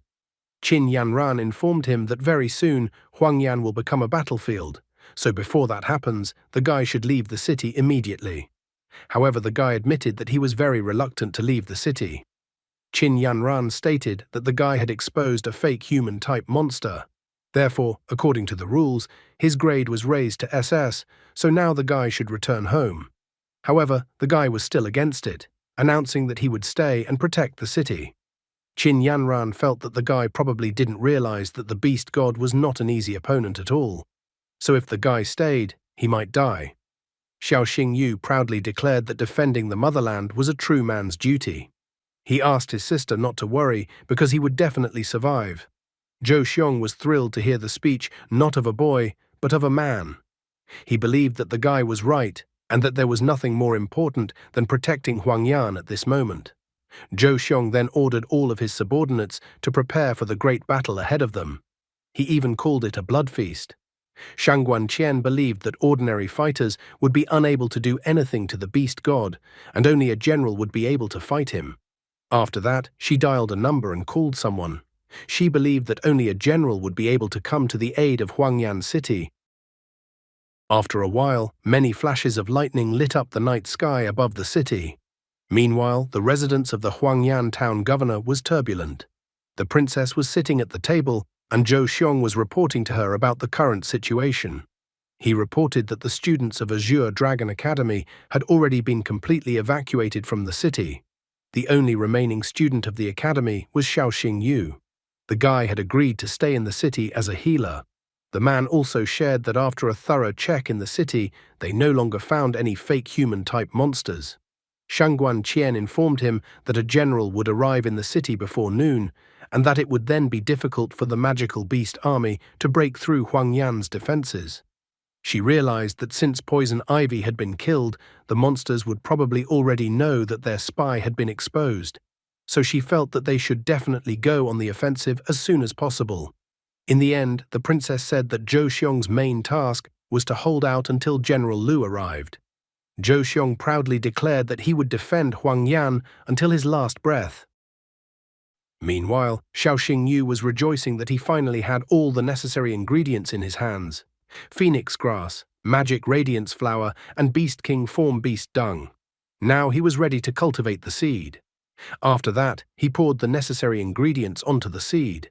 In the same instant, everything around the seed glowed with different colors, and then the seed started sprouting little by little, which the guy was greatly surprised by. Suddenly, a giant plant formed out of the flower pot. The plant began to wrap around the guy's arm, which made him worried. However, the plant suddenly tickled the guy's face, so the guy relaxed and smiled. In the end, the guy declared that it was his first plant beast from now on. He decided to name his new plant battle beast, Xiao Yin. Xiao Yin agreed with his new name, nodding approvingly. The guy was delighted, noting that it was not without reason that Xiao Yin had an ancient illusory god bloodline. He was happy because with Xiao Yin, they could now shine on the battlefield. The guy examined his new pet with his marvelous eyes. In front of him was the heavenly soul vine. Stage, mature form, level 1. Bloodline, illusory god, ancient. In addition to this, the pet possessed some abilities. Disarm, after entangling an enemy with vines, the result is that the enemy is temporarily unable to use weapons. Sun and moon essence releases a fragrant mist that significantly restores the health of allies and surrounding structures within a certain radius. Well of souls. Upon the death of any magical beast, automatically absorbs its soul. Attributes: ancient, plant, mental. Loyalty: 100. In addition to abilities, there were also skills. Deadly spikes. Releases a multitude of branching vines that burst from the ground, instantly hardening and creating a zone of spikes that deal permanent damage to enemies. Deadly embrace envelops enemies, gradually shrinking and slowing them down. Fireflies discharges a multitude of silver particles the size of fireflies, covering allies and providing strong health regeneration, up to 60% of maximum. Evolution path: Heavenly Soul Vine, Vine of Bloody Heaven, King of Soul Vines, Vine of Souls. Hidden Evolution path: Heavenly Soul Vine, Heavenly Underworld Dose, Immortal Emperor Vine, Illusory Divine Vine. Of habits and tastes: loves affection and bathing in water with pollen of the magical radiance flower and the underworld flower. While the guy was genuinely excited about his new pet, a whole delegation of monsters arrived at the city. One of the people present said that it was quite unexpected that the all-devouring poison ivy had actually died. Standing nearby was Underworld Butterfly Rommel, Beast King form, level 3. She stated that she had seen the poison ivy's demise with her own eyes, so their plan had failed. Behind her was Heavenly Father Eurydice, a level 1 beast god. He said with a smile that because of the new circumstances, they no longer needed to wait. Eurydice suggested that they would most likely send Bai Yu or Lu to help the humans, so he wanted to send out a few units to delay whoever was to arrive. He also told Rommel to take some of the army, then infiltrate the city and attack the city from within. After all, they had to capture the city at any cost. Dropping to one knee, Rommel understood his order and obeyed his words. Meanwhile, the main force of defenders was awake. The princess noticed that the guy somehow looked bad. The guy then admitted that he had a rather strange feeling right now. Zhou Xiong wanted to know more information about it. The guy then explained that it was too quiet this night. There wasn't the slightest sign of an attack. Xing Yu thought that if the monsters really feared the general's strength, they would have launched an assault long ago. He even wondered if it was really all about the rain. Suddenly, a thought crossed his mind, which even made him curse in front of the princess. The girl inquired at him, wanting to know if the guy understood anything about the situation. Xing Yu turned to her and informed her that the abilities of the all-devouring poison ivy included controlling shaman beetles in addition to disguise. The girl remembered how the shaman beetles could be used. Only now did she realize that they needed a map of the city's defenses in order to dig an undercut. At the same instant, the city began to shake and the ground began to be covered with numerous cracks, forming rifts into which people fell. Along with this, monsters came out of the ground. Looking down, Zhou Xiong was horrified that the monsters had already sneaked inside the city. At the same time, a full-scale monster attack began. A multitude of monsters rushed towards the city gates, intending to take over the city. Zhou Xiong was incredibly disappointed with himself, for they had underestimated the monsters. Shangguan Qian was frightened after noticing that there were about 20,000 monsters. Xing Yu broke the unpleasant news, noting that Huangyan City's garrison only had 5,000 soldiers. All they had left was to fight to the death against the monsters. The girl had no intention of backing down from the battle and summoned her ice Qilin. As a warlord, she loudly informed the warriors of the dragon state to keep watch. The princess declared that they would go outside the walls and meet the enemy face to face. Meanwhile, in the city engulfed in flames, crow-like monsters were trying to peck out the eyes of the warriors. The other monsters easily dispatched the weak beast tamers. The city was engulfed in flames, and there was chaos and destruction everywhere. A little girl was sitting and crying frightenedly, calling her mum for help, while one of the monsters was already running at full speed to eat her. But in the same instant, the monster was torn apart as the three-tailed thunder fox ran through it, leaving the monster no chance. Qin Yanran ran up to the little girl, wondering if she was all right, but the little girl only kept crying and calling for her mum. Qin Yanran was well aware of the dire situation they were in. After all, if even the monsters inside the city were so strong, the situation outside the walls must be even worse. The girl was very worried for Xing Yu's life. The guy was fighting the monsters with all his might. He told Black Fang to use the Hellfire Lotus. Black Fang's attack caught up with the giant monster, knocking it to the ground. Xing Yu, who had not participated in this kind of clash before, was already trying to catch his breath. He was not happy that there were too many monsters. He even saw undead and giants among the attacking monsters. Now he understood very well that all the monsters from the Bone Abyss and Kunming Mountain had fled here, and that was why no one was attacking their train. The princess wondered if the guy could withstand such an onslaught of monsters. Instead of a normal answer, the guy started blustering, noting that he was a man and so he would definitely be able to handle it. Ice Killin went to attack the Sand Toad King using his ice breath. The Sand Toad King was instantly iced by a single attack from Ice Killin. After that, Ice Killin attempted to bite the Sand Toad King. Xing Yu, who was watching this, was delighted. He clapped, noting that he was now not surprised at all that Ice Killin was the princess's favorite magical beast, considering that Ice Killin had destroyed the Sand Toad King with only 2 attacks. The princess reported that she had no shortage of cores, so she thought the guy could have the Sand Toad King's core. The joyful guy thanked the princess. Approaching the Ice Killin, Shangguan Qian realized that it wasn't as simple as it looked. The monster's strength was truly terrifying, as the monster could reflect 80% of all damage, so Ice Killin almost died. The girl noticed that Ice Killin was severely injured and could no longer fight. She was disappointed, realizing that she would now have to retreat to the rear. At this moment, the guy called out to Xiao Yin. He told Xiao Yin to use the Sun and Moon Essence ability as well as the Firefly's skill. Ice Killin looked at the body suspiciously as fireflies flew onto the body. In the blink of an eye, all the equals on Ice Killin's body were healed, much to Ice Killin's surprise. After discovering the silver particles, the girl turned to look at the guy. She couldn't believe that the guy had a heavenly soul vine. The guy confirmed her hunch. Xing Yu admitted that Xiao Yin had the ability to restore about 60% of the maximum health of the entire team. On top of that, Freya possessed a sacred shield of light that dispelled negative effects. And also the Black Fang's demonic power increased attack and defense by 20%. So the guy proudly declared that he had a real support squad. The princess pointed out that the guy really was a monster and that for him to be a 2-star beast, Tamers was too low. Guy admitted that he thought so too. He announced that when he returned to the academy, he would go straight to take the 4th-star beast Tamers exam. Noticing a guy with such great ambition, the princess announced on behalf of the examiner that the guy's grade had been raised to SSS. The guy was so happy at the princess's words. At the same instant, a system window appeared. The system reported that the guy had completed the special task of getting an SSS grade in the midterm exam. As a reward, he would receive a random SSS skill crystal as well as 20,000 experience. Looking at the crystal that appeared, Xing Yu thought that it was the infernal path. So he noticed that Black Fang seemed to be lucky. His joy couldn't last long as the wall in front of them collapsed. Shouts were heard that the northern gate had fallen and that reinforcements were needed. Only now did the guy remember that it was not yet time to relax. The princess told him to retreat with her. Meanwhile, Zhou Xiong was sitting on the ruins of the city. His subordinates ran up to him one by one, reporting the situation.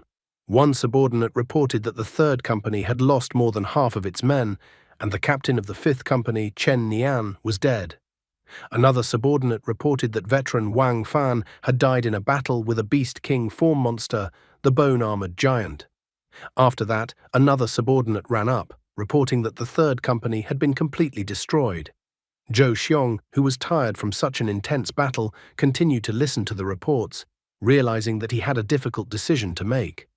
At this moment, an amalgamation of monsters appeared beside them, a bone-armored giant, Beast King form, 2nd level.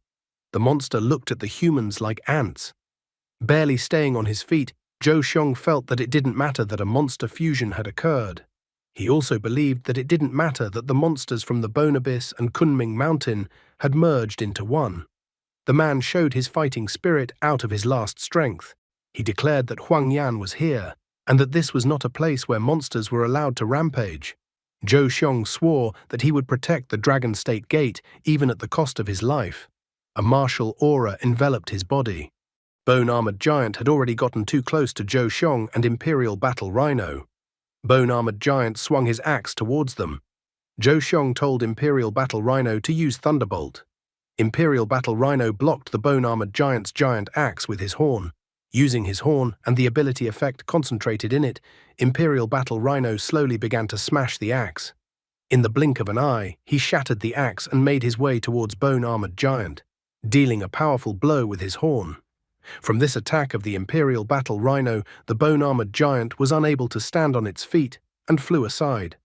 Looking at the cloud of dust raised from the Bone-Armored Giant hitting the ground, the princess noticed that the hordes of magical beasts continued to arrive. Therefore, she realized that Zhou Xiong would not be able to hold out for long. After listening to her, Xing Yu thought about how they could block the passageways through which the magical beasts kept arriving in the city. Suddenly, a thought on the matter struck him. He called out to the princess, informing her that he urgently needed some herbs that would disorient the monsters in the tunnels. For this plan, he needed emperor grass, bamboo spirit mushroom, shadow deity flower, and stinging yang ginseng. The girl was slightly surprised by his request. Refusing to question her further, she immediately turned to her subordinates and asked if they had heard what Xing Yu had said. She then ordered them to gather all the ingredients that Xiao Xing Yu had named. The subordinates obediently began to carry out the princess's order. After a while, Xing Yu gathered all the herbs he needed and began to make his potion with the help of Black Fang. Shangguan Qian, who was standing next to him, covered her nose with her hand as she couldn't stand the disgusting smell anymore. She wondered if the guy was sure it would work. But the guy asked her not to worry about anything and just trust him. After a moment, he displayed 3 small bottles of potions in his hand. He handed them to 3 people, telling them to pour the potion all over the tunnels. The guy explained that this potion would cause the magical beasts to lose their orientation in space and become confused. He even guaranteed that it would happen just as he said. The people with the bottles set out to carry out the order. Quite quickly, they happily noticed that the magical beasts were no longer climbing out of the ground. The area around the other pit was also quite quiet. A smile finally appeared on Shangguan Qian's face, and she praised the guy for being smart enough to come up with such a simple yet ingenious idea. But Xiao Xingyu is a tough guy, so with a laugh he tried to point out that the princess was overestimating him, and he was just an ordinary second-star beast tamers. However, because they were relaxing, all their fun was interrupted in a rather unexpected way. A monster approached them from behind and, using kusarigama, easily hit the guy's right shoulder with a sickle hook and then pulled the guy towards him. That monster was a mutated magic beast demon scythe crocodile. The injured guy wasn't confused and didn't silently wait for the demon scythe crocodile to eat him, so he summoned Freya. Just by appearing, Freya instantly broke the chain that demon scythe crocodile used to pull the guy towards her.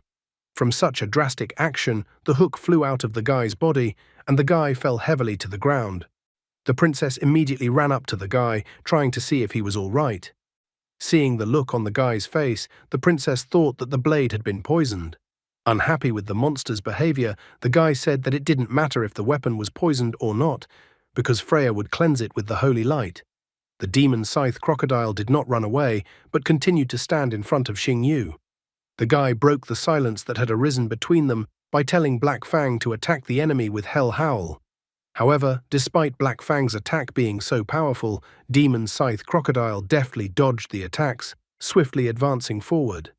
In the blink of an eye, he was near Xing Yu and Freya, intending to take a bite out of the guy. However, Xing Yu commanded Freya to lift him into the air, and as a result, the Demon Scythe Crocodile, who hadn't expected this turn of events, hit his head on the ground. Dailu and Shasha couldn't just sit silently and hide. Shasha was the first to ask if he needed help. Dailu thought that the guy just wasn't strong enough to defeat the monster in front of them alone. But Xing Yu asked them not to worry, noting that they could handle the monster. After that, he dropped an SSS rank crystal to Black Fang, telling Black Fang to eat the crystal. Black Fang deftly caught the SSS rank crystal with his mouth.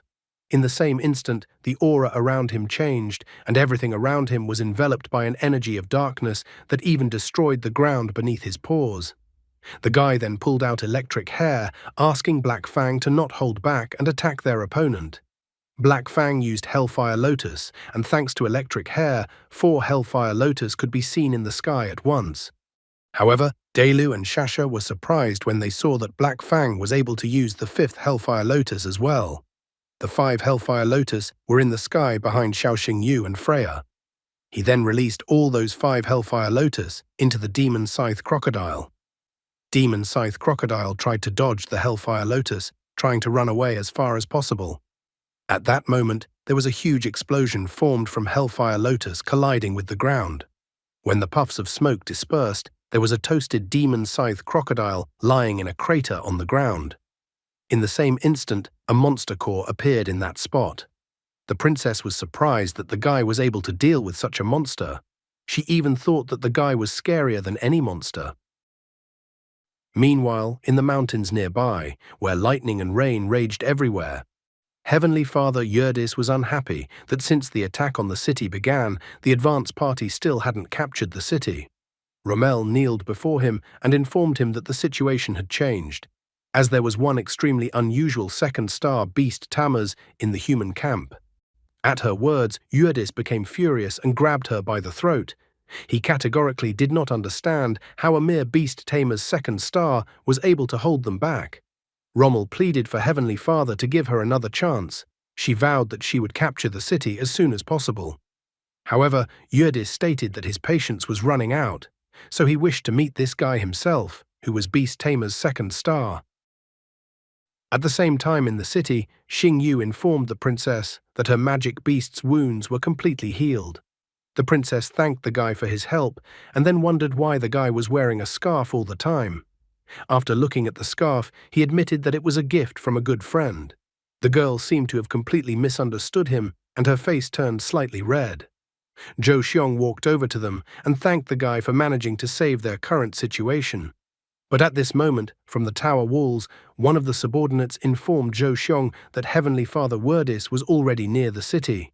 Zhou Xiong was greatly surprised that Eurydice had appeared so early. In the same instant, they noticed huge monsters began to approach the city. A lightning discharge illuminated the silhouette of Heavenly Father Eurydice, standing surrounded by his subordinates. Heavenly Father Eurydice is ranked 78th in the ranking of magical beasts. Eurydice said with a smile that he was happy to meet Zhou Xiong again. Zhou Xiong was greatly surprised that Heavenly Father Eurydice had appeared in front of them after all. He ordered everyone to immediately retreat back, and it was best to leave Huangyan City. Heavenly Father Eurydice swung his giant axe, declaring that Zhou Xiong should perish. From such a powerful attack by Eurydice, Zhou Xiong and the princess and Guy, along with their magical beasts, were thrown aside. From just one swing of the axe of Heavenly Father Eurydice, a huge portion of the city was destroyed. The dust that had risen began to settle, and the silhouettes of Xing Yu and the princess could be seen. Xing Yu was amazed by his attack, that with just one strike, Eurydice had almost destroyed Huangyan. The girl was also stunned by such destructive power of the Eurydice, realizing that if it weren't for the protective barrier, they would have all died. Zhou Xiong was all wounded, but he was still on his feet. He thought that the princess and the others should leave the city immediately. His speech was becoming less and less coherent, as every word he spoke was difficult and hurt all over his body. At this moment, Xing Yu noticed that the scarf around his neck had suddenly disappeared. When he looked up, he noticed that the tattered scarf was hanging on the ruins of a building. Eurydice finally turned his attention to it, noticing that the guy had Hell Nether Wolf and Four-Winged Angel of Light. Eurydice instantly appeared in front of the guy, making the guy think it was as if Eurydice had teleportation powers. The monster grabbed the guy by the throat, lifting him above the ground. The princess was startled when she saw this. Examining the guy from all angles, Eurydice found him special. He even admitted that at first he just wanted to destroy the guy, but now he had changed his mind. He was incredibly curious to find out how much the guy's blood tasted better than the others. The monster's grip on the guy's throat was getting stronger and stronger, so Xing Yu was already starting to lose consciousness, noting that the monster's strength was clearly not lacking. However, he wasn't going to give up so easily, so he threw the scarf right in front of Eurydice's eyes, and he was confused by the guy's action. Will the guy be able to humor Eurydice and wait for the general's reinforcements? Heavenly Father only laughed out loud at the guy's action. Releasing his axe from his paw, he attempted to remove the scarf from his eyes. In doing so, he was amused that Xing Yu continued to resist, even in the face of death. But as soon as Heavenly Father removed the scarf from his eyes, he was hit by someone else's powerful fire attack. The attack was with tremendous speed and power, throwing Heavenly Father a considerable distance away. The stranger who appeared was General Lu. He deftly caught hold of Xing Yu, who flew out of Heavenly Father's paw. Looking at the man, the guy asked for him to let him go. General Lu only laughed, noting that since the guy had the power to joke around, it meant that he wouldn't die now. However, the guy was actually feeling grandiose shame. The The princess finally decided to approach him since he was now within reach. General Lu said hello to the princess and apologized to her for being late and not arriving on time. He also asked that she get the guy away from the upcoming battlefield. Heavenly Father couldn't be dealt with so easily, so rather quickly he jumped up from the ground and yelled angrily at General Lu. However, the general was not the least bit afraid and asked Heavenly Father to be more polite towards him. Heavenly Father was not going to be deterred and ordered all of his subordinates to attack General Lu. All of the monsters under Heavenly Father's command rushed to attack. General Lu did not lose his smile and commanded his Zhuqiye magic beast to use the blazing sky ability. The magic beast flew high into the sky and began to concentrate flames around him. After that, it abruptly swooped down, blasting everything around it and emitting flames in all directions. The monsters instantly realized that they couldn't fight it and rushed to get as far away from it as possible. But it was too late because of such a destructive flame, they were instantly burned and there were no bones left. At the same time, in the still undestroyed hospital in the city, Xing Yu was lying unconscious on a bed. The doctor examined the guy and reported that he was seriously injured in the chest area, but his heart was still intact, so the doctor thought that the guy needed rest. Princess and Qin Yanran understood the doctor's intentions and were about to leave the room. The princess was upset and crouched down next to the guy's bed. She stated that she was already used to the guy's chattering and that now it was even somehow unusual for her to be in such silence. Therefore, she requested that the guy would definitely wake up. In the end, Shangguan Qian and Qin Yanran left his room in the hospital. However, it turned out that the guy had been faking it all along. In fact, as soon as they left his room, he immediately opened his eyes. He was even surprised that the princess said such sweet things. Showing jealousy, Dailu noted that she could see at a glance that the princess had impure intentions. It was as if the guy didn't listen to her, but sat down on the bed, announcing that it was time for the man in the black cloak to act. Dailu was worried about his, thinking he should get some proper rest for starters. Shasha joined their conversation. She thought that Heavenly Father was no equal to General Lu, so the guy didn't need to go to the battlefield. Putting on the red shirt, Xing Yu reminded them that he never picked up the scarf. He didn't like that Liu Jin might think he lost the scarf on purpose, and after all, she had worked so hard to knit it. But there was another thing that bothered him the most. On the battlefield, he sensed the aura of another beast god. Shasha was surprised that another beast god had appeared. Meanwhile, on the battlefield, General Lu used the Scarlet Lotus Sword and a giant flaming sword formed right above his hand. He then threw the Scarlet Lotus Sword at Heavenly Father. Even though he gave Heavenly Father a good roasting, he still showed his beastly grin. He stated that General Lu was not considered the youngest and strongest 9-star beast tamers for nothing. Heavenly Father even praised him, saying that he was impressed with his abilities. General Lu confidently reported that he could crush his core magical beast in just half an hour. However, Heavenly Father stopped hiding his devious plan. He grinningly called General Lu a fool and declared that he had not come to the city alone. At the same instant, a giant sea wave appeared above the shocked General Lu's head. One subordinate remembered that they were in the desert, so he didn't understand where the smell of the sea came from. The other subordinate was startled and asked him to look at the sky. As if out of nowhere, a water tornado appeared in the desert, along with thunder and lightning. Afterward, another girl appeared. She said that Heavenly Father was nothing, and that the general did not even consider him as a rival, but thought that he was just a punching bag. Heavenly Father asked her to keep her mouth shut and help him in the battle with the general. He even admitted that if he failed, Lord Nidhogg would definitely kill him. The girl smilingly reminded General Lu that last time on the Heavenly Island, he failed to protect the girl with red hair, and this time he would lose an entire city. General Lu was shocked and couldn't find the right words. In his mind, he vividly recalled that moment on the Heavenly Island when he couldn't save the girl, even though he won the battle. All his cheerful mood instantly faded away, and he became overwhelmed with anger when Naga once again reminded him of the incident. Overflowing with anger, he began to emit flames around and went on the offensive, trying to throw Naga and Heavenly Father off. Naga didn't have the best opinion of him either. She distinctly remembered that she had been defeated last time because of General Lu. Today she was going to restore her honor at all costs, and she was even going to soak the general's head in wine after the battle. The overjoyed Heavenly Father had implied that since Naga had reserved General Lu's head, he wanted to take the heart of the Dragon State's princess.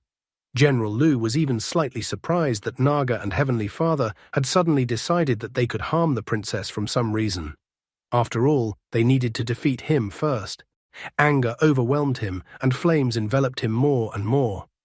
He ordered the use of the blazing fire, a myriad of tongues of flame. His magical beast did his bidding, and a fiery tornado formed around General Lu. Heavenly Father was displeased that Naga had taken to pissing off the general for some reason, but Naga reminded him that he himself had said he wanted to take the princess's heart. Heavenly Father figured that since he couldn't kill General Lu, then he would just destroy the city. Raising his axe above his head, Heavenly Father told the general to go to hell and then used the gravity control, meteor shower. The general told Jukie to stop Heavenly Father's attack. Jukie rushed up, trying to block the attack or at least deflect it to the side.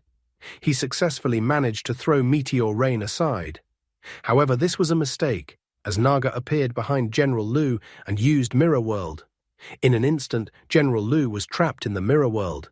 Heavenly Father was so happy, noting that this time no one would save the foolish man anymore.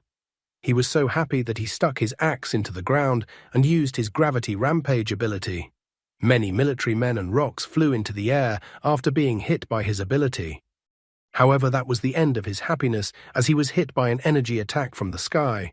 As he stood up from the ground, he became indignant as he felt the pain from this attack. He was amazed that dragon flames had been used. Heavenly Father didn't understand who dared to attack him in the first place. The black-cloaked man and his subordinate magical beasts appeared on one of the city's defensive towers.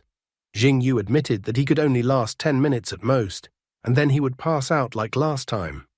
Shasha was assigned to guard the city, and they would deal with the beast god. Naga was stunned, feeling the pressure of the bloodline.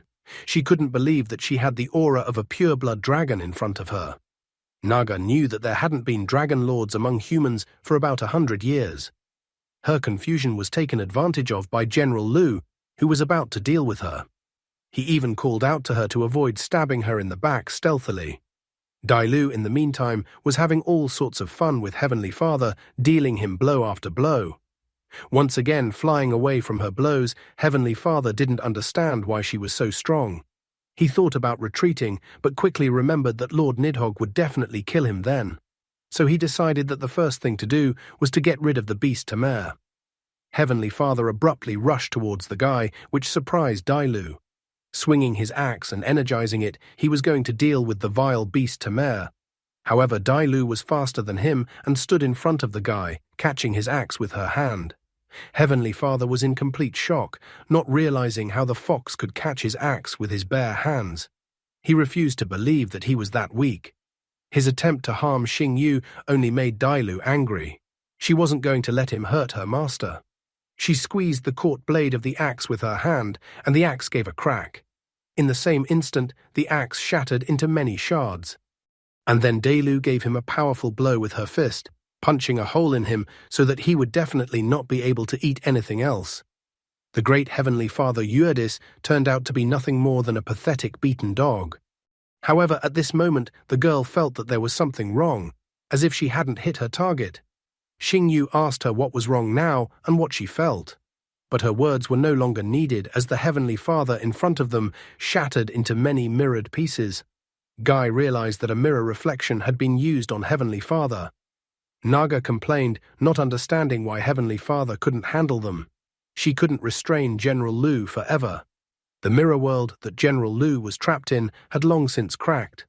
Heavenly Father tried to catch his breath, glad that his life had just not been cut short. He realized that if he had received a third blow from the fox, he would have definitely died. Heavenly Father even thanked Naga for his help. He informed Naga that he had a plan. The plan was for Heavenly Father to distract the fox, and Naga would have to kill the beast tamers. Heavenly Father ran forward and told the cursed fox to come out and fight him. Dai Lu immediately rushed towards him, asking him not to blame her later, since he was the one asking for the battle. In the same instant, they clashed fists on the battlefield. Heavenly Father felt her blow on his skin, realizing that this was practically the final battle. He then ordered Rommel to finally act. Instantly, some kind of butterfly appeared in front of the guy. The butterfly increased in size, and Rommel appeared in front of him. The guy realized that he had fallen into a small trap. Rommel grabbed him by his clothes and started to lift him into the air. However, Dai Lu was against her initiative. It even angered Dai Lu that her was so brazen. She used the Eye of Misfortune ability. Rommel's body began to turn into stone, which really scared the girl. So she had to let the guy go, stating that everything was now in the hands of Heavenly Father. The guy started falling in a huge height downwards. But Naga was already ready. A smirk appeared on her face, and she welcomed him into her mirror world. Xingyu began to fall right onto the mirror world she had created. Dai Lu tried to help him, but Heavenly Father held her back, noting that he was her opponent. At the same instant, her brilliant rival Heavenly Father was hit in the face with a fist, and lost a tooth as a result. Meanwhile, Xingyu was trapped in a mirror world created by Naga. Many copies of his sister Ruoxue appeared around him. She urged him to go to the amusement park with her. The girl invited him to go for a walk with her. Xingyu tiredly said that he knew his sister wasn't here and that it was just an illusion. He even asked the restrained Naga if she was climbing into his memories. In the same instant, the mirrored space opened and Naga appeared in front of him. She was surprised to find that the guy in front of her was the very same two-star beast tamers, Xiao Xingyu. Xingyu remarked that although the girl had succeeded in finding out his secret, she would still take this secret with her to her grave. Hearing his words, Naga only smirked. She told him to show what he could do without his pets if he wanted to kill her. After stringing an arrow on her bow, she used the empty mirror arrow ability with her former smile. Xingyu was amazed at the incredible speed at which her arrows moved. But at this moment, the mirror world cracked, and General Lu appeared and told him to turn away. He covered the guy with his body and received all of Naga's arrows. General Lu's body in front of the guy instantly shattered into pieces. Naga's face turned red with happiness and pride. She couldn't believe that she had managed to kill a Dragon State general. Naga was so happy, for she had waited for a whole 10 years. She had dreamed of killing General Lu in her sleep so many times and never expected that today her dream would finally come true. The girl looked at the guy with delight, noting that no one else would have his back. Now she wondered how the guy would get out of this situation. However, the guy only laughed in response to her words. Naga didn't understand why the guy suddenly laughed. Xingyu excitedly reported that it was now the end for Naga. He swore that this time he would rip out her magic core. Naga was stunned by his words. Then she looked at his hand, which was reaching for her. Then she drew the bowstring of the arrow once more. The girl wasn't going to be intimidated by beast tamers who didn't even have a magical beast to herself. She even declared that the guy would die soon. In the same instant, the dragon power ability was used and Dai Lu pierced through the mirror world. Naga didn't expect to see the fox here at all. She couldn't believe that Heavenly Father was so useless that he couldn't even delay the fox.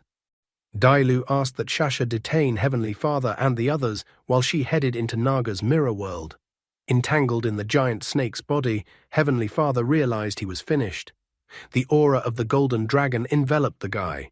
He noted that he was glad that General Lu had bought him a few seconds of time.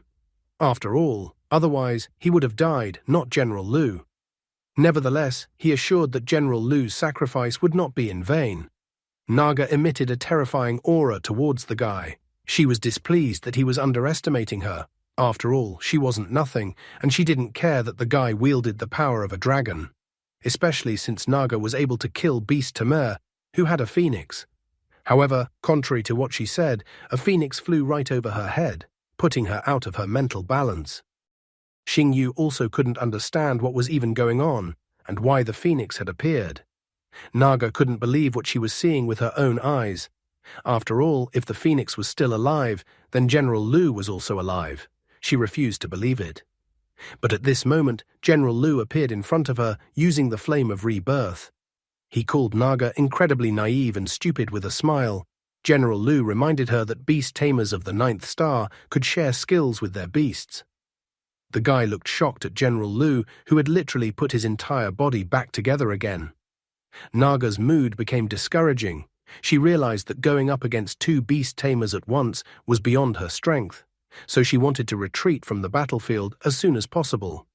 Naga once again decided to use the mirror reflection ability. Many of Naga's spears appeared around them, but General Lu asked the guy to move farther away and leave everything to him. The guy obediently agreed to his request. Destructive flames enveloped everything around General Lu, and then he told Jukie to use the True Soul ability and fuse. A powerful explosion occurred around General Lu that even giant rocks were flying in different directions. And then from that explosion, General Lu appeared in his new form. He merged with his magical beast in one body, taking on a new form. The anger in his soul was blazing, and he told the man in the black cloak to join his attack. The guy obeyed the general's request. He still continued to stare at the general, marveling at his incredible transformation. Guy even decided to memorize the technique. Naga stated to Heavenly Father that they needed to leave as they would not be able to defeat the general and the guy. Heavenly Father realized that Naga was defeated as well. However, General Lu was even slightly surprised that they were suddenly thinking of escaping. Shasha also surrounded them, preventing them from escaping. Heavenly Father was the first to decide that since they were not allowed to retreat, then they should fight. He used the gravitational heavenly lightning ability. Naga decided to fight as well, fueling his attack with his ability Mirror Reflection. General Lu asked if the guy could handle fire. The guy was fine with fighting the beast gods and withstanding the flames. General Lu then went on the attack using Blazing Rebirth. Dailu joined him, using the Dragon Breath ability.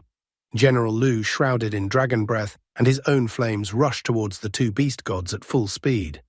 Heavenly Father tried to stop him with Heavenly Cover, and Naga tried to stop him with Thunderous Mirror Reflection. But General Lu burst through by using Reverse Wave and then using the Hellfire of Justice. An even more powerful and destructive flame enveloped his body, and he continued to break through the attacks of Naga and Heavenly Father. Naga held on with her last strength, trying to hold him back. Heavenly Father also held on with his last strength, but realized that his life had come to an end. At the same instant, General Lu, shrouded in flames, broke through their attacks and swept through them, instantly destroying them. Where Heavenly Father and Naga stood a short while ago, a huge crater formed. And then, as the dust and steam settled, two magical cores that had fallen from the dead beast gods appeared in the crater. Zhou Xiong was incredibly happy as he announced that they were able to win the battle against the beast gods. His subordinates shared his joy. One of them still couldn't believe that they had actually managed to hold the city. The man with the beard was shocked at how tough General Lu had turned out to be. He also praised the guy as well. General Lu thanked the guy for his help. He admitted that he had absolutely no idea how he could thank the guy for helping him in the battle. So he decided that the guy could take the two magical beast cores that fell off Heavenly Father and Naga. Xing Yu didn't refuse and decided to take the gift promised to him. General Lu suddenly inquired if the guy had found the scarf. He instantly replied that he had found the scarf. Xing Yu realized what a stupid thing he had just done and literally confessed who he was. General Lu stared at him intently and then said that after all, the man in the black cloak was a highly wanted criminal with a large bounty on his head personally from the Empress herself. Therefore, he felt that he should still know something about it. Xing Yu cautiously and with a slightly trembling voice tried to find out if General Lu wanted to expose his identity. However, at this moment, General Lu suddenly fell to the ground as if he had run out of strength. Lying on the ground, he began to defiantly talk loudly about how he had no strength left at all and was also dizzy. The man supposedly didn't understand how he would be able to catch some criminal in such a state. Xing Yu was even slightly indignant at the method General Lu had chosen for himself. Dailu and Shasha appeared next to the guy. Dailu tried to find out what was even going on. But the guy didn't want to tell her anything here, believing that they should leave immediately. Bloody tears were already starting to flow from his eyes, and he admitted that the side effect of the dragon elixir was already starting to show. At this moment, General Lu's phone suddenly sent an alert. The man received a message from an interlocutor whom he signed Little Beast. Little Beast complained that he was very hungry, but was too lazy to order food. When General Lu read Little Beast's message, a smile appeared on his face. He wrote to tell Little Beast to be patient for 2 days, and then he would come back and prepare a home-cooked meal. General Lu also seems to have a little secret. Just the next day, newspapers came out with shocking headlines. The front page of one newspaper said that a divine-level support genius has appeared in the Dragon Country, Xiaoxing Yu of the Azure Dragon Academy. Another newspaper revealed that Air Force General Lu Mingxiao had come to the aid of Huangyan City. The third paper reported that a mysterious man had killed the beast goddess Naga. However, the news of Naga's murder was soon found to be false. All the news was released on Sunday, November 1st, 2019. It was also stated that Lorem and Ipsum were getting married today. Meanwhile, clouds were gathering around the hospital and snow was falling. Qin Yanran tried to ask the doctor for details about the guy's condition. She didn't understand why Xing Yu was fine not so long ago, but now it was getting worse. After once again looking at the guy's vitals on the tablet, the doctor coughed and then informed her that they didn't know either. Besides, the medical devices weren't showing any complications with the guy. The princess tried to calm the girl down. And then she turned to the poor doctor and told him to cure Xing Yu at any cost. Despite having the princess in front of him, the doctor openly confessed to her that she was asking the impossible from him. Suddenly, Shang Guanlan appeared in the room in the guy's hospital along with General Lu Mingxiao. Shang Guanqian was surprised and then suddenly tried to call her mother, but stopped halfway through and called her Madam Empress. Shang Guanlan said that ordinary medicines wouldn't be able to help the guy, but fortunately she had one remedy with her. The princess took the outstretched vial of liquid in her hands, not understanding what it was. The empress explained to her that it was the blood of the rainbow Qilin. She asked that her daughter give this vial to the guy to drink, and then he should wake up soon.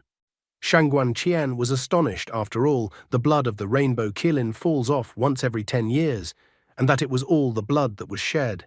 This blood was even called the gold of life, that it could pull a person out of the clutches of death no matter how badly injured they were. She remembered that she had only been given Rainbow Qilin's blood once, when she was on the verge of death due to a severe illness. The girl was incredibly amazed by her mother's act. She thought that Xiaoxing Yu was not their relative, but her mother was still so worried about him. Shang Guanqian felt jealous because of her mother's act, so pouring the liquid into his mouth, she asked that the creep get well soon. Meanwhile, in Lord Nidhogg's chambers, he was extremely dissatisfied when he heard the report from his subordinates. He couldn't believe that some second-star beast Tamer was able to destroy his attack that he had been planning for 10 years. All the surviving magical beasts were shaking with fear, and at the same time they felt ashamed and embarrassed. Sitting on his throne, Lord Nidhogg looked at his subordinates with anger and disdain. He slapped his hand on his chair, declaring that they were all trash, and then emitted a monstrous aura. From just one of his movements, the surviving subordinates screamed in pain and disappeared without leaving anything behind. Standing up from his throne, Lord Nidhogg ordered the remaining subordinates to put Xiaoxing Yu on the list of those who must die. With his action, Xiaoxing Yu had turned everyone he could against himself and also revealed his identity to General Lu Mingxiao. The princess, through her words, once again gives a clue to readers as to who Xiaoxing Yu really is. Where will the further plot of this story go? After a while, the guy came to his senses and opened his eyes. He was glad that he was in the hospital, because it meant that they had managed to deal with everything. At this moment, he was not alone. As it turned out, Empress Shang Guanlan was sitting on his bed. She immediately noticed that the guy had finally woken up. Xing Yu was surprised by such a sudden appearance of the Empress, considering that one of the generals knew about his identity. He was about to get up and show courtesy to the Empress, but she told him to stay off the bed for now and lie down. Only now did he notice that for some reason no one had wiped the liquid off his lips. He inquired what this liquid was. Then General Lu, who was also in the room, informed him that it was the blood of the rainbow Qilin, and that it was actually a real treasure. And the guy still hadn't expressed his gratitude for being allowed to drink such a treasure. After General Lu's words, the fellow rushed over to thank the Empress for such a generous gift. He even promised that he would remember her favor forever. It was just as he thought, that for such a great merit, the Empress would definitely spare his life and even reward him. and if he made a miscalculation, that in 18 years he could be a hero again. The Empress turned her gaze to General Lu. She pointed out that General Lu had spent too much time in the guy's room, which meant that he had something to say.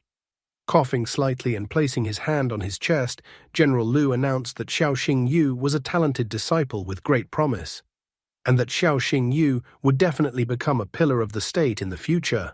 But the Empress didn't like his answer and demanded that he explain everything humanly. General Lu then explained that the Air Force was short of hands, so he was going to ask that the Empress allow him to take Xiao Xingyu to her. However, the Empress's gaze abruptly turned menacing.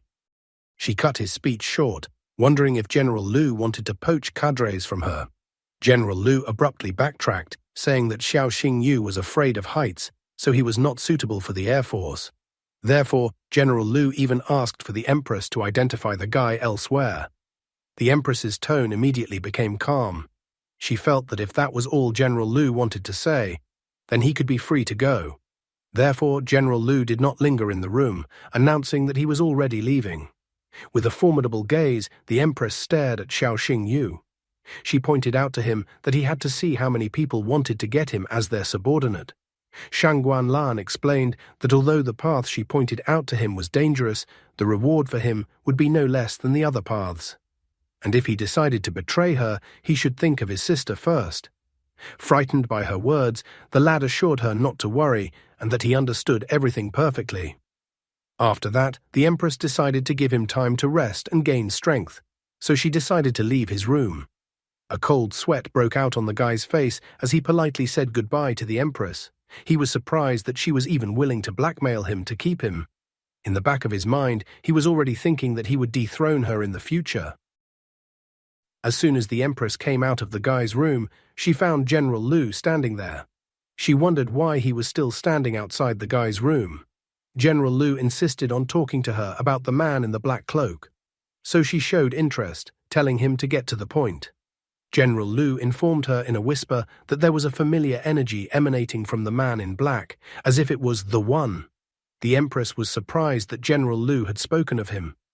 But at this moment, General Lu abruptly bid farewell to the Empress, saying that he still had business to attend to on Heavenly Island and that it was time for him to flee. Shang Guanlan pondered over General Lu's words. She even thought about the fact that the man in black was some son of Jie Liang and some fox. Jie Liang sneezed at this moment, for Shang Guanlan remembered him. Ye Mei, standing next to him, even asked if his health was all right. Meanwhile, in the capital, half a month after the Huangyan incident, when the guy had just arrived in the capital, journalists encircled the poor guy, trying to ask him questions. One of the journalists asked for Xiao Xingyu to talk about his heroic exploits. Another journalist tried to find out why the guy wore a frayed scarf all the time. He wondered if there was some hidden meaning in the guy's action. Another reporter wanted to know if it was true that the guy had destroyed 800 magical beasts on the battlefield at once. Another reporter wanted to know how good the guy's relationship with the princess was, and if there was anything between them. However, the guy said that he didn't know anything, and pointed to the princess standing next to him that they should ask her. The journalists immediately rushed towards her. One of the reporters said that he had heard that the Empress was very appreciative of Xiao Xingyu. Therefore, he was curious to know if the guy would become the princess's consort. Another journalist said that if the princess liked Xiao Xingyu, then what would happen to Xie Weian?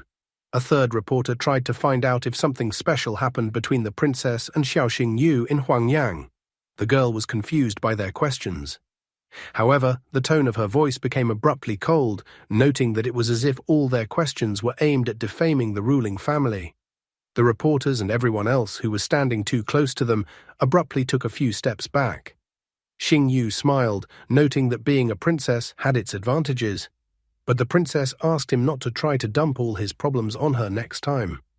The guy agreed with her, of course, but he obviously wouldn't do that. At that moment, a sister standing in the crowd of people greeted him. Guy waved happily, letting her know he was finally back.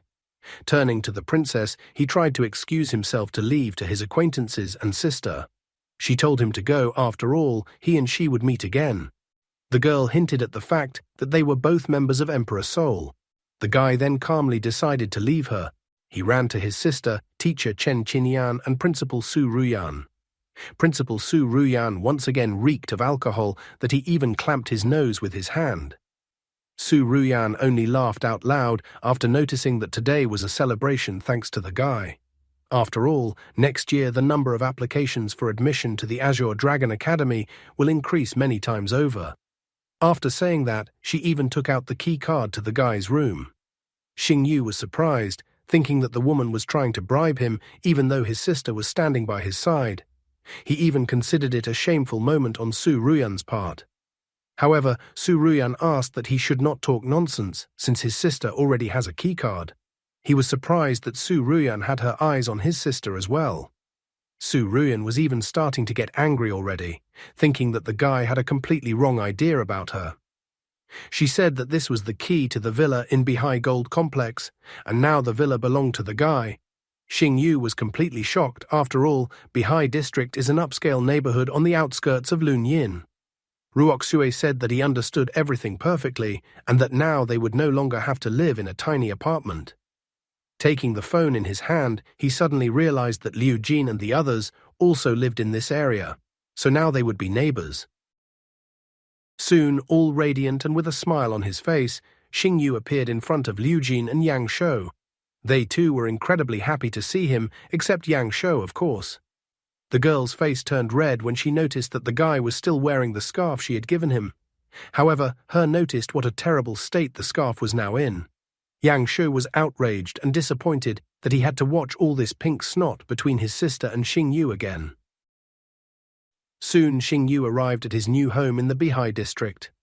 Inside the villa, he also found a sword and a crystal on the table, which were literally glowing. Taking the sword in his hand, the guy was happy that he had obtained a beast core with hellfire energy and an S-rank magic sword forged from the spine of a beast king. On top of that, he also got an entire villa. He was even slightly surprised that the academy had actually splurged on him this time. After realizing that the academy had such high hopes for him, he decided that now was the time to schedule a 4th-star beast tamer exam. He took out his phone and called his teacher Chen Qinyan, asking him to help organize the exam. Chen Qinyan was slightly surprised at how brave the guy was for deciding to take a swing at a 4-star beast tamer exam right away. However, Chen Qinyan did not discourage him this time, telling him that it would be fine. He also told him that he would be waiting for him next Wednesday near the ruins of the Heilin people. At this moment, Shimeng appeared behind Xing Yu and anxiously called out to him. The guy inquired what had happened. Blushing slightly, Shimeng confessed that she wanted to be like him in the future. She wanted to summon beasts, defeat enemies, win tournaments, and protect her homeland. The girl reluctantly admitted that she had tried many times to summon a beast, but she had never succeeded. Hearing the sadness and despair in her voice, Xing Yu asked her to go along with him. The girl immediately agreed to his proposal.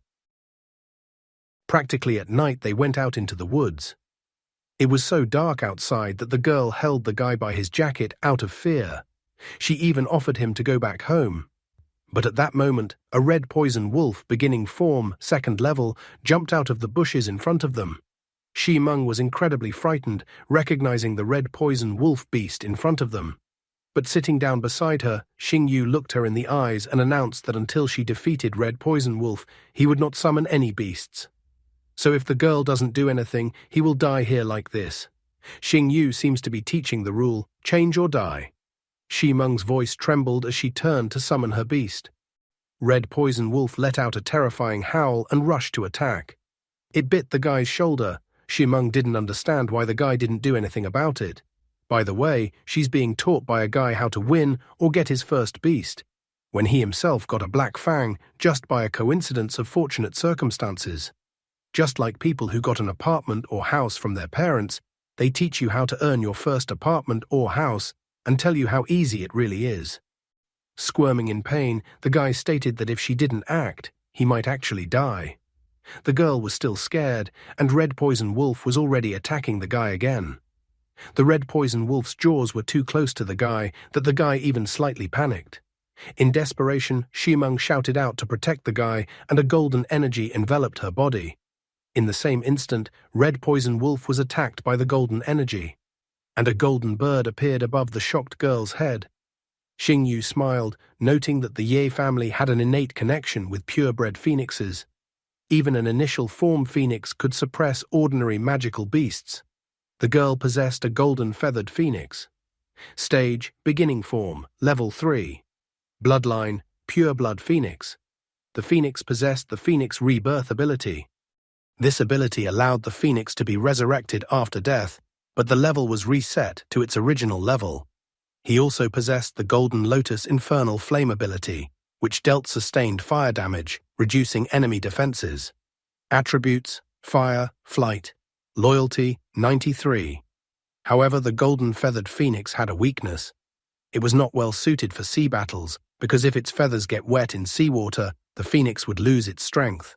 In addition, he possessed the Fire Lotus skill.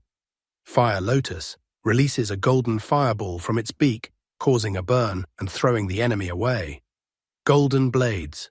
Squall flaps its wings, releasing 360 golden feathers that explode and deal additional damage. Evolution path. Golden Feathered Phoenix, Gold and Black Phoenix, Golden Wind King, Imperial Black Phoenix. Hidden evolution path. Golden Feathered Phoenix, Bloody Phoenix of the Underworld, Bloody Shadow King, Black Flame Emperor, of strange habits and preferences, sleeps in the air. Getting a little angry, the girl directed Golden Feathered Phoenix to use Golden Blade Squall. The phoenix curled up and then released its golden feathers, attacking Red Poison Wolf. Many of the phoenix's feathers hit the Red Poison Wolf accurately. Shi Meng yelled at poor Red Poison Wolf that he would pay for injuring her brother. She didn't even think for a second that her brother was an idiot and had himself to blame. A powerful phoenix attack caught up with Red Poison Wolf, causing a huge explosion that probably lit up the entire forest and woke up all the forest inhabitants. The dust and smoke had yet to settle, and Xing Yu was already congratulating Shi Meng for accomplishing her task. He gave out an ovation for her victory. Shi Meng was still surprised that she had actually managed to summon a magical beast. She rushed toward him, trying to hug him. The frightened girl felt that her brother shouldn't have taken such a risk. However, the proud Xing Yu tried to convince her that he had pushed her, and because of that, she was able to awaken her fighting spirit. He suddenly stated that it was time for her to grow up. After all, she was 16 years old. How she abruptly became 16 years old is completely unclear. Even she was surprised that the guy had known all along that she wasn't really a child. Suddenly, she was even crying. Xing Yu once again proudly stated that he and his sister knew this, since it was pretty obvious information. Tears still flowed in the girl's eyes as she realized that she was actually not little at all. When she was 6 years old, a magical beast attacked her. She lived in fear for a whole 10 years. Everyone in her family hoped she would overcome her phobia, but she failed. She failed her family's expectations and embarrassed her family in front of the others. At that moment, the girl suddenly fell to the ground and the guy bent down, reaching out to her. She remembered how she used to rely on Ruoxue all the time. Shi Meng began to realize that she had always thought that it was too early, and that when she grew up, she would stop being afraid. However, all she did was look for excuses not to grow up. The tears kept flowing out of her eyes. Suddenly, she remembered that she had missed an important point. Shi Meng took Xing Yu by the hand, intending to take him to the hospital.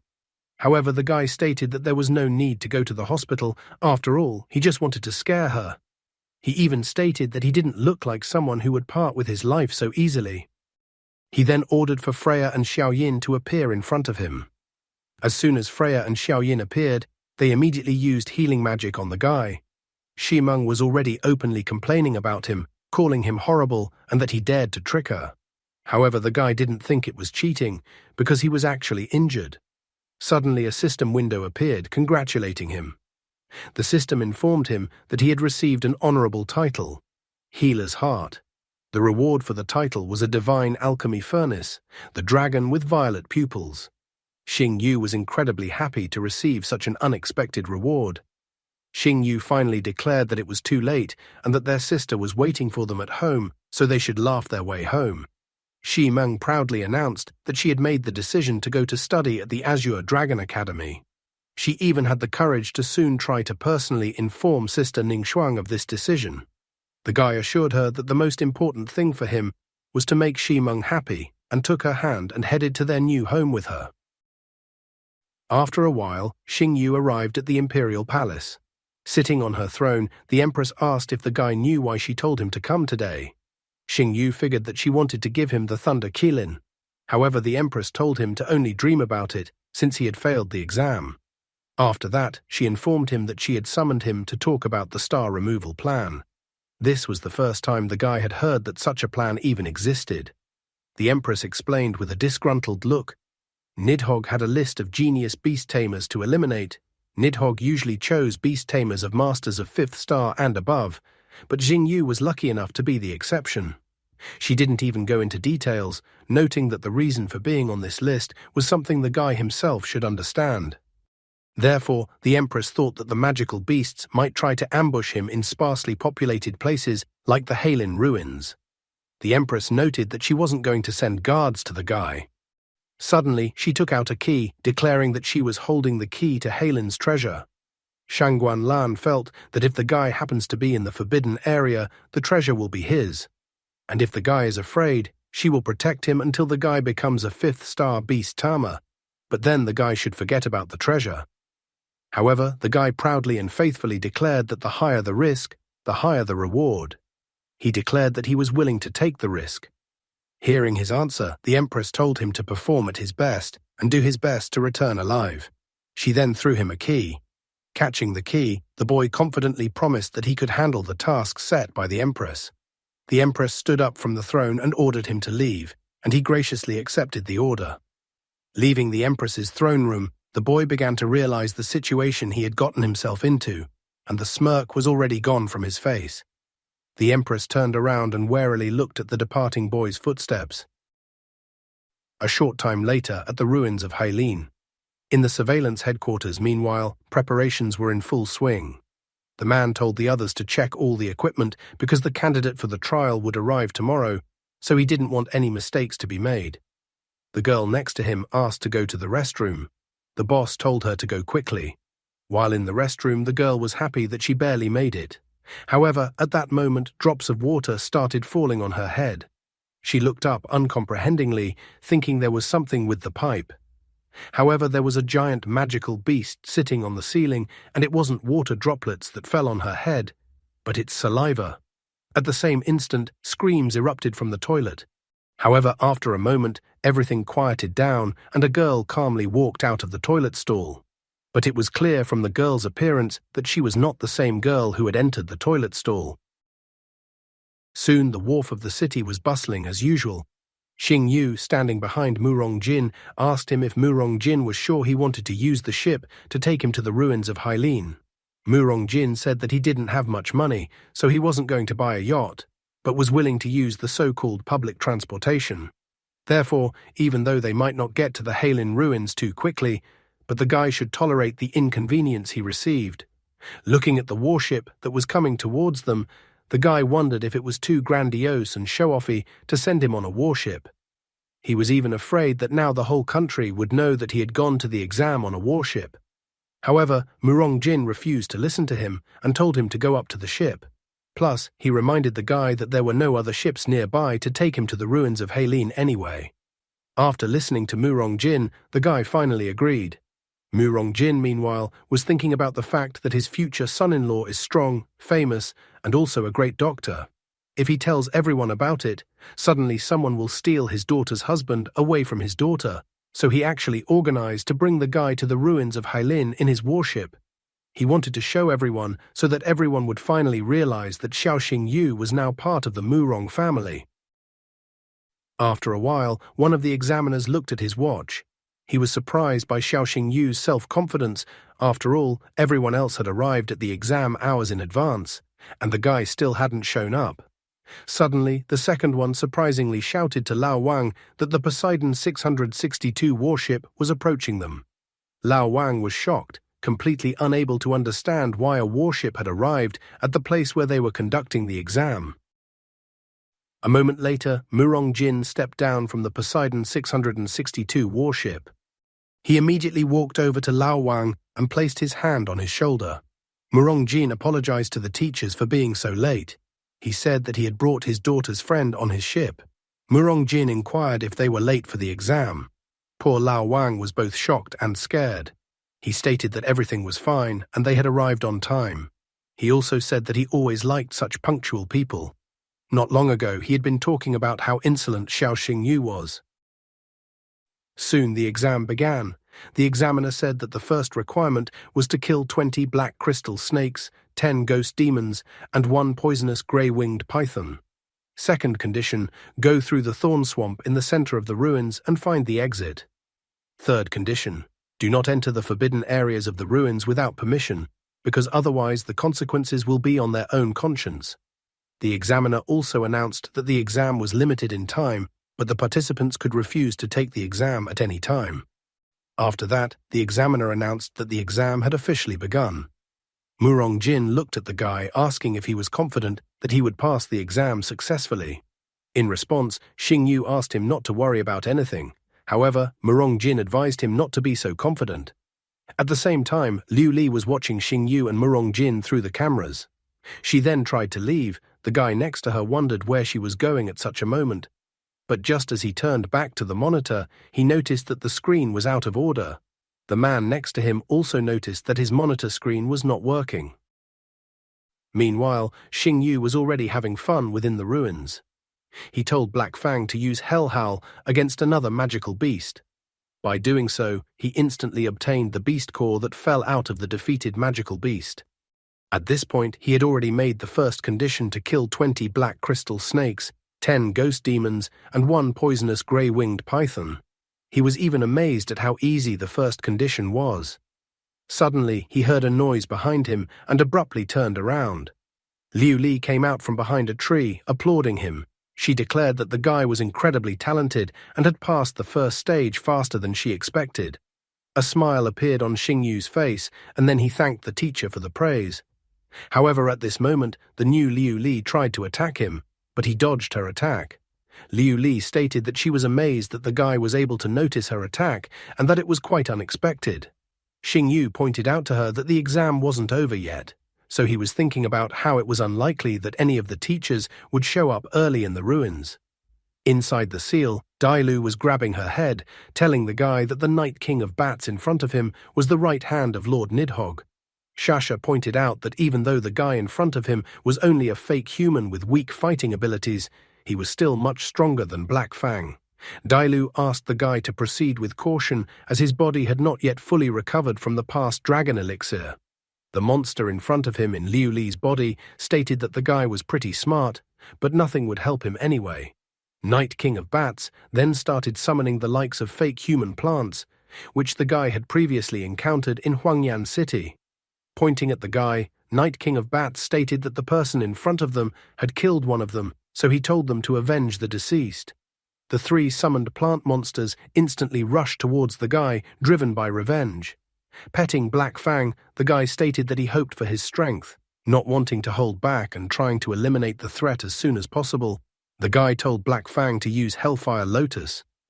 However, all the fake humans easily dodged Black Fang's attack. Black Fang rushed to attack the plant monsters. However, while Black Fang was busy with them, 2 of the fake human broke through and tried to attack the guy. Their green vines rushed towards the guy, but at that moment, Freya appeared beside the guy, repelling the attack of the 2 fake human with her sword. Freya then used a sacred strike and knocked aside the 2 fake human. After that, Black Fang rushed towards the 2 fake human that flew up. Black Fang bit through fake human's body with its mouth, and a piece of fake human's body remained in Black Fang's mouth. Night King of Bats was surprised to see that the guy possessed a magical beast with mythical bloodline, thinking that the guy seemed to be incredibly valued. Xiao Xingyu announced that Night King of Bats had come to an end since he had defeated all of his comrades. However, such a statement from the guy only made Night King of Bats laugh. Night King of Bats felt that such cannon fodder was not worthy of even standing next to him, let alone being called his comrade. Night King of Bats' smile turned creepy as he announced that he was now going to have a good time with the guy. Without thinking for a second, Night King of Bats rushed forward, trying to attack the guy. Xingyu didn't expect such a turn of events at all, and besides, Night King of Bats was incredibly fast. However, Freya reacted in time and tried to protect the guy from Night King of Bats' attack. Night King of Bats was faster and simply stepped on Freya's sword, noting that she had a good reaction time, but unfortunately it was still not enough to stop Night King of Bats. In the next instant, Night King of Bats delivered a powerful kick to Freya's rib with his foot, and this time Freya didn't have time to dodge the blow.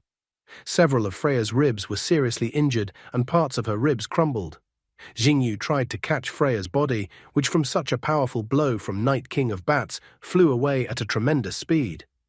At this moment, Black Fang decided to take advantage of the situation and tried to attack Night King of Bats from the back. However, without even turning around to look at him, Night King of Bats attacked him by simply throwing his blade at him. Night King of Bats' blade hit Black Fang's body with precision. Night King of Bats then grabbed Black Fang's head and forcefully slammed it into the ground. Black Fang was instantly taken out of the battle. Guy and the injured Freya were worried about Black Fang's health. After pulling out his blade from Black Fang's body and licking the blade, Night King of Bats stated that the entire dog was only in a little bit of pain. Night King of Bats asked the guy not to worry about anything because soon they would all die by his hand anyway. The guy was disappointed in himself, for just by taking human form, his rival had easily suppressed his two strongest beasts. He didn't expect Lord Nidhogg's right-hand power to be so devastating. Nevertheless, the guy got into more difficult situations, so he refused to give up and accept his fate. To begin with, he decided to summon Xiao Yin to the battlefield. Night King of Bats was slightly surprised that the guy still had some trump cards up his sleeve. He couldn't wait to see what else the guy had up his sleeve. A plant-like sprout began to emerge from the guy's belt and grow in size. Night King of Bats had not expected this turn of events at all, and the face of the girl he had reincarnated into turned red. Taking advantage of Night King of Bats' confusion, Xingyu ordered Xiao Yin to attack his opponent. Xiao Yin's plant abruptly elongated and enveloped Night King of Bats' right arm. The blade fell out of Night King of Bats' hand. Night King of Bats was surprised that the guy was able to knock the weapon out of his hand. How would Xiao Yin be able to change the course of the battle when the two Xingyu magic beasts were incapacitated? Xingyu stated that he had used Xiao Yin's disarm ability. Therefore, now that Night King of Bats was in a human body, it would not be able to break free from Xiao Yin's control. He told Xiao Yin to use the Sun and Moon Essence ability to heal all the allies. He then ordered Freya and Black Fang to attack Night King of Bats. Night King of Bats was surprised that the guy thought that he was unable to break Xiao Yin's bindings.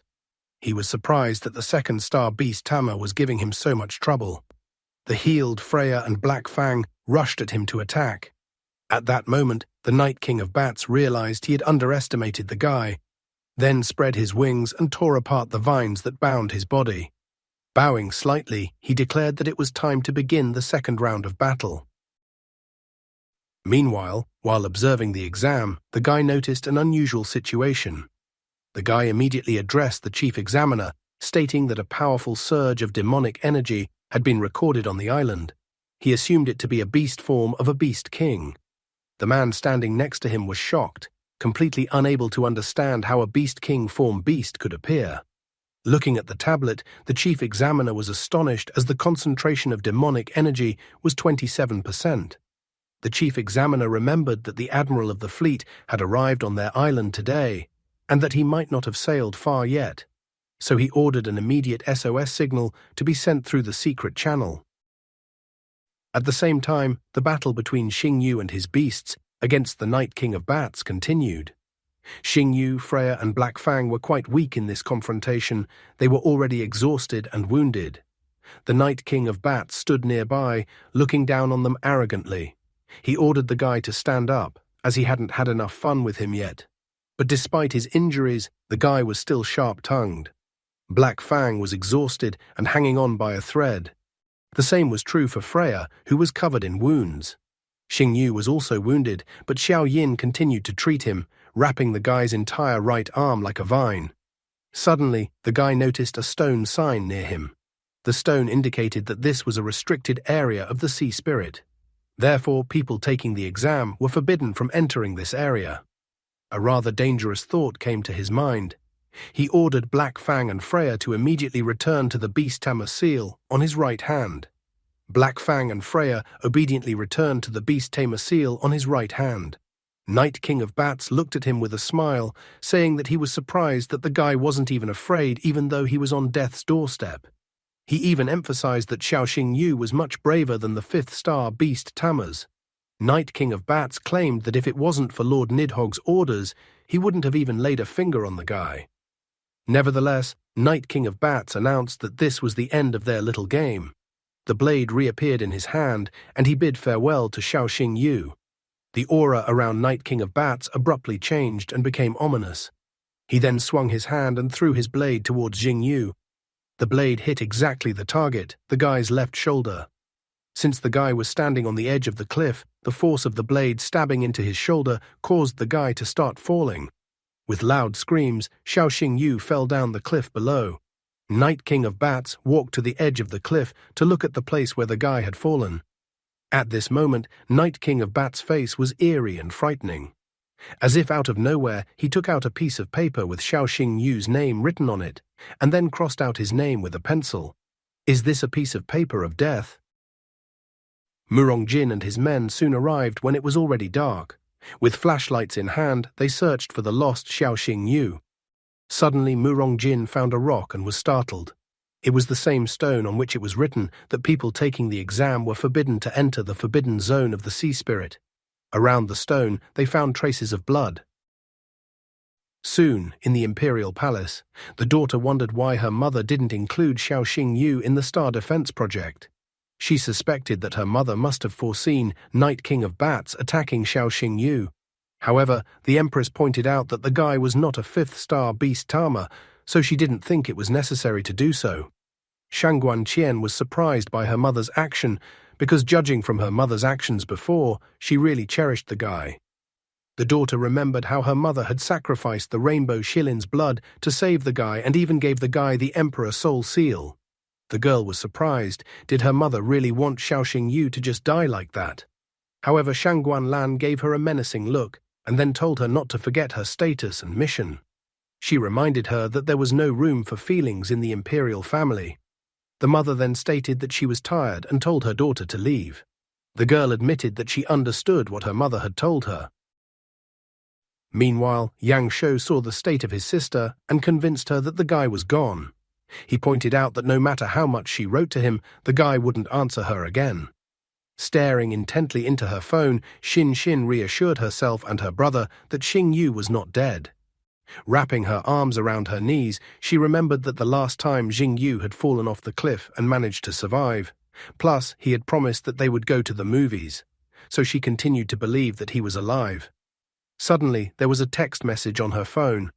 The girl was alarmed when she heard the sound of the incoming message. Grabbing her phone, she shrieked with joy and tears flowed from her eyes. She then called out to her brother, who went to another room, shouting to him that Xing Yu had sent her a message. Meanwhile, still in the exam territory and admiring the stars and the night sky, Xing Yu pondered on what he should do next. He sent a message to Liu Jin, aka Xin Xin. The guy informed her that when his ordeal was over, he would definitely take her to the movies and the mall with arcade machines. He thought that after he sent a message to Liu Jin, then everyone would suddenly be less worried about him. After resting for a bit, he still decided to get up from his seat and walk on. Leaning on the wall with his hand and continuing to walk on, he thought about how revenge was a dish to be served cold. The guy was cursing Night King of Bats with all his might, hoping to get his revenge on him soon. At this moment, he only wanted to reach the forbidden area of the Halin tribe as quickly as possible. After a while, he found himself in front of some abandoned building. There were giant stone columns all around. There was also a giant column in the center of the passage, and outside the path there was swamp everywhere. While looking at the giant stone pillars, the guy recalled that he had heard that the Halin tribe were the descendants of the humans and sea beasts that descended 200 years ago. He had also heard that the Halin tribe was once an extremely powerful civilization. However, for a reason unknown to him, they were unable to escape destruction and disappeared into the rivers of time. Suddenly, he was surprised when he noticed that the key in his hand glowed. As the key flew above his hand, it transformed into a cube, giving off a bright glow that seemed to show him the way, which surprised him, as he had intended to use the key in a different way. He remembered that Shangguan Lan had told him that the key would lead him to the true treasures of the Heilin tribe. That was why he was surprised, because he couldn't believe that it would literally go the way she said it would. The glowing beam coming from the cube pointed to a spot in the swamp as the place where he should go. Without thinking long, the guy dived into the water in the direction indicated and immediately found himself in a different body of water than the swamp. Swimming into the hole indicated by the key, he found a whole city under the water, with majestic buildings. Suddenly, strange things began to happen to his body. A moment later, his back hit the ceiling of the place. He was drawn to the ceiling as if by gravity. Now, sitting upside down on the ceiling, he could only stare at the underwater city below. Pulling out the key again and looking at it, the guy was perplexed as to how he could get to the underwater city and if there was another way in this place for him to do it. At that moment, he noticed a jellyfish swimming by him. The guy remembered the legends that after the extermination of the Heilin tribe, their souls turned into very dangerous evil spirits. So he decided that it would be better not to touch the jellyfish. However, at that moment, the jellyfish told him to stop. Xingyu was surprised at this unexpected turn of events. After all, it wasn't every day that one encountered a talking jellyfish. In the same instant, some kind of eerie energy began to gather around the dome of the main building. Xingyu tried to figure out what was even happening in this place right now. The creepy energy continued to be drawn more and more into the dome of the central building. A devilish energy enveloped the lower tiers of the buildings, where there were small, suspiciously sprinkled slides of earth. In the same instant, the hands of the locals extended out from each slide of earth. The local inhabitants then began to climb out of their earth cocoons. Looking at them from the ceiling of the current underwater space, Xiao Xingyu concluded that it looked like he could not avoid a battle with the local inhabitants of the depths. The local inhabitants of the depths rushed towards the intruder that had appeared. Xingyu released Freya from the tag as if it were his Pokémon. Freya easily sliced the local monsters in half. However, the bodies of the underwater monsters, even though they were split in half, they still didn't die. They slowly began to reassemble, and in an instant, the monsters in front of him were whole again, as if Freya had done nothing. They looked menacingly at the intruder who had disturbed their peace. Xingyu was surprised that even a magical beast with the holy light attribute was unable to harm the underwater monsters. Each of the monsters had some sort of tentacles attached to them. Many tentacles were reaching out to the underwater monsters from the central building of the underwater city. Xingyu was finally able to find what he had been looking for some time now. Suddenly, a jellyfish swam towards him again, and so the guy commanded Freya to swim away. He looked at the jellyfish that swam up to him with some surprise. As a result of this action, he commanded Freya to hold off the underwater monsters approaching them while he found a way out of the current situation. The underwater monsters were already too close to them. They reached out their long arms to grab them. Freya rushed to attack, trying to distract and drive the underwater monsters away from them. Xingyu tried to hint to the jellyfish that since the jellyfish didn't want to hurt all those evil spirits around them, then the jellyfish should help him figure out how to get out of the situation they were in. Jellyfish responded to the guy's request for a plan. After listening to the jellyfish, the guy couldn't make sense of what the jellyfish told him. At this moment, Freya relaxed slightly, and to her surprise, one of the evil spirits rushed towards the guy. Xingyu had to react, realizing that he definitely couldn't stand up to the evil spirit. But he was lucky, because at that moment, the evil spirit was blocked by a jellyfish, and the evil spirit hit the jellyfish directly. From their collision, a small bubble formed above the evil spirit's head. In an instant, the bubble enlarged, encompassing the entire body of the evil spirit, and then the bubble rushed down with the speed of a water bullet. Xingyu was a little surprised that bubbles could be used in such a way. After seeing this, an idea popped into his head. He told Freya to start rotating around her axis, moving the seawater that was underneath them to create bubbles. When Freya heard his request, she tried to do what he asked, and everything around her shone with a golden holy light. The jellyfish also helped her by creating a large number of bubbles. Due to what Freya did, the jellyfish's bubbles rushed towards the evil spirits and began to envelop them, forming golden bubbles. Like a rain of fire, the bubbles with the evil spirits began to cave in at the bottom. Guy was thrilled that they had managed to deal with all the evil spirits that opposed them in one fell swoop. He turned to the jellyfish, thanking the jellyfish for helping them deal with the embittered spirits of the sea tribe. Tapping the jellyfish lightly with his index finger, the guy wondered why the jellyfish had turned so pale. He even thought that the jellyfish had become so pale due to overwork. Suddenly, Xing Yu felt as if he had been struck by lightning. The guy was shocked by what he had just seen. As soon as he touched the jellyfish, he saw a giant dragon. It was as if Xing Yu had looked into the past of the Heilin Sea tribe. In their past, he saw how the Dragon of Despair had arrived on the island, and how the islanders from the Heilin tribe were frightened and felt desperate. They cried out that they didn't want to die. One of them told the others to run away, reminding them to find the king of the Heilin tribe as soon as possible. The Dragon of Despair let out a terrifying roar, driving all the people of the Heilin tribe into despair. But at that moment, he, the king of the Heilin tribe, appeared. Like the sea god Poseidon, he emerged from the water with a trident in his hands. The king was not about to give his people to the Dragon of Despair. He hurled his trident, shrouded in lightning, at the dragon. At this moment, Xing Yu abruptly jerked his hand away from the jellyfish as if it had stung him. The guy was shocked, still under the great impression of the terrifying black dragon. He was still stunned, pondering whether that dragon was the dragon in question. However, he decided that it probably wasn't, as the Heilin tribe had disappeared over 200 years ago, and the Dragon of Despair was a nickname for Nidhogg. Determined to find out some information, he asked the jellyfish if she knew where the king of the Heilin tribe was. He was eager to know if the Heilin tribe king had been able to defeat the Despair dragon in that battle, or if he had died. He stared at the jellyfish, but after a second, he realized that he didn't need an answer. Xing Yu realized that his question was originally a stupid question since Nidhogg was still alive and the Heilin tribe no longer existed. Therefore, the answer to his question lay on the surface. In the end, he decided that it was time to look for where the treasure was hidden in this place. An hour passed after that. The guy stood at the brightly glowing place. After searching the whole area around, he regretfully noticed that he couldn't find another entrance inside the building. So he wondered if this entrance above them was actually the only one. The guy motioned for Freya to take him up to that light pole above them. Freya walked up to him and then went behind his back and wrapped her arms around him. She then pushed herself hard off the ground with her feet and rushed upward with the guy, surprising the jellyfish in the process. As a result, they flew high up, overcoming the parallel space situation. At this point, the guy finally saw the loophole he was interested in. In one of the discovered rifts, some green orc-like monster and an underwater evil spirit monster were fighting. The guy was surprised by the appearance of another wave of monsters, puzzled if there was an army of magical beasts here.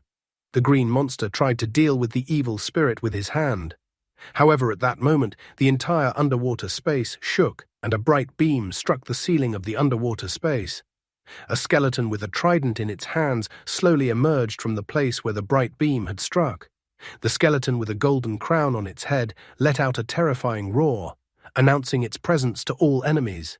Xing Yu instantly realized that the king of the Heilin tribe had appeared in front of them. The decrepit-looking skeleton suddenly reeked of destructive power and devilish energy. At this moment, a jellyfish swam towards the guy, revealing two golden-colored bubbles in front of them. However, they didn't have time to do anything, as a terrifying underwater storm covered the entire space. In the same instant, the king of the Heilin tribe noticed Freya, Xing Yu, and the jellyfish, believing them to be invaders. He reacted lightning fast and threw a trident in their direction. The magic trident collided at full speed with the bubbles that the jellyfish had created.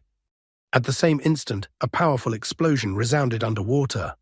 From such an underwater explosion, the jellyfish was thrown back by the blast wave towards the guy. A devilish energy began to form in the Heilin tribe king's chest. Xing Yu realized that this wasn't the best time to do treasure hunting, so he told Freya that they needed to leave this place. However, the giant skeleton, also known as the king of the Heilin tribe, was already beside them. Freya wrapped his arms around the guy and tried to escape from the giant skeleton. But the giant skeleton was extremely unwilling to let the intruders escape from it so easily.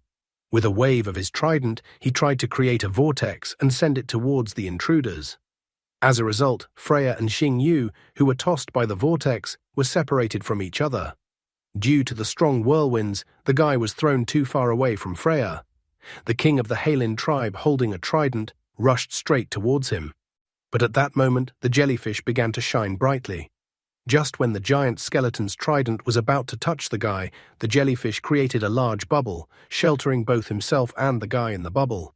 In this way, the jellyfish protected them from the giant skeleton's attack. The giant skeleton touched the large bubble with its trident and was unable to pierce the bubble with its trident.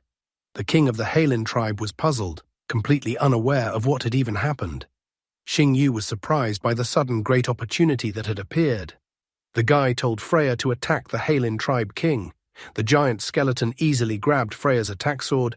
Taking advantage of such a moment, he swung his knuckle and easily threw Freya aside. Such a blow from the king made Freya's back hit the rock painfully. The giant skeleton swung its trident, and a whirlpool began to form around the trident. Realizing that the situation had become rather dire, the guy told Freya to go back to the beast Tama seal. The king of the Halin tribe swung his trident, directing the destructive maelstrom towards Freya. Just at that moment, a golden glow flashed where Freya was. At the last moment, Freya managed to return back to the beast Tama seal on the guy's hand.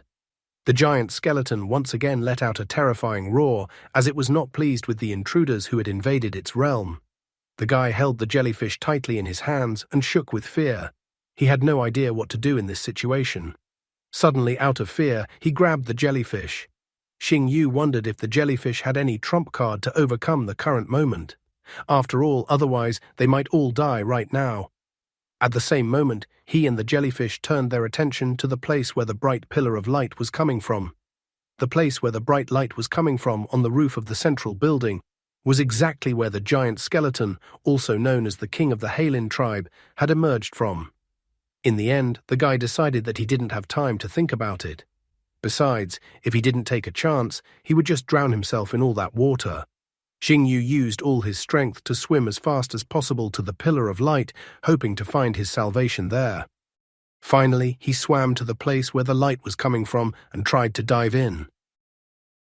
As soon as he ducked into the spot where the pillar of light was pointing, it immediately popped up on the other side. The guy tried to catch his breath, inhaling the air with his full chest. He was so happy that finally his lungs could fill with air and he could breathe in peace in this place.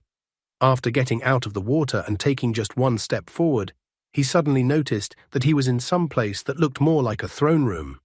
There were bones of some creatures lying everywhere, and in the center of the throne room, someone was sitting on a throne. The jellyfish got out with the guy, so he grabbed the jellyfish with his hand. Then he put the jellyfish back into the water. Xing Yu decided to proceed forward to the throne, studying this strange place. There was some girl sitting on the throne with 3 swords thrust into the throne. The guy didn't realize who the girl actually was.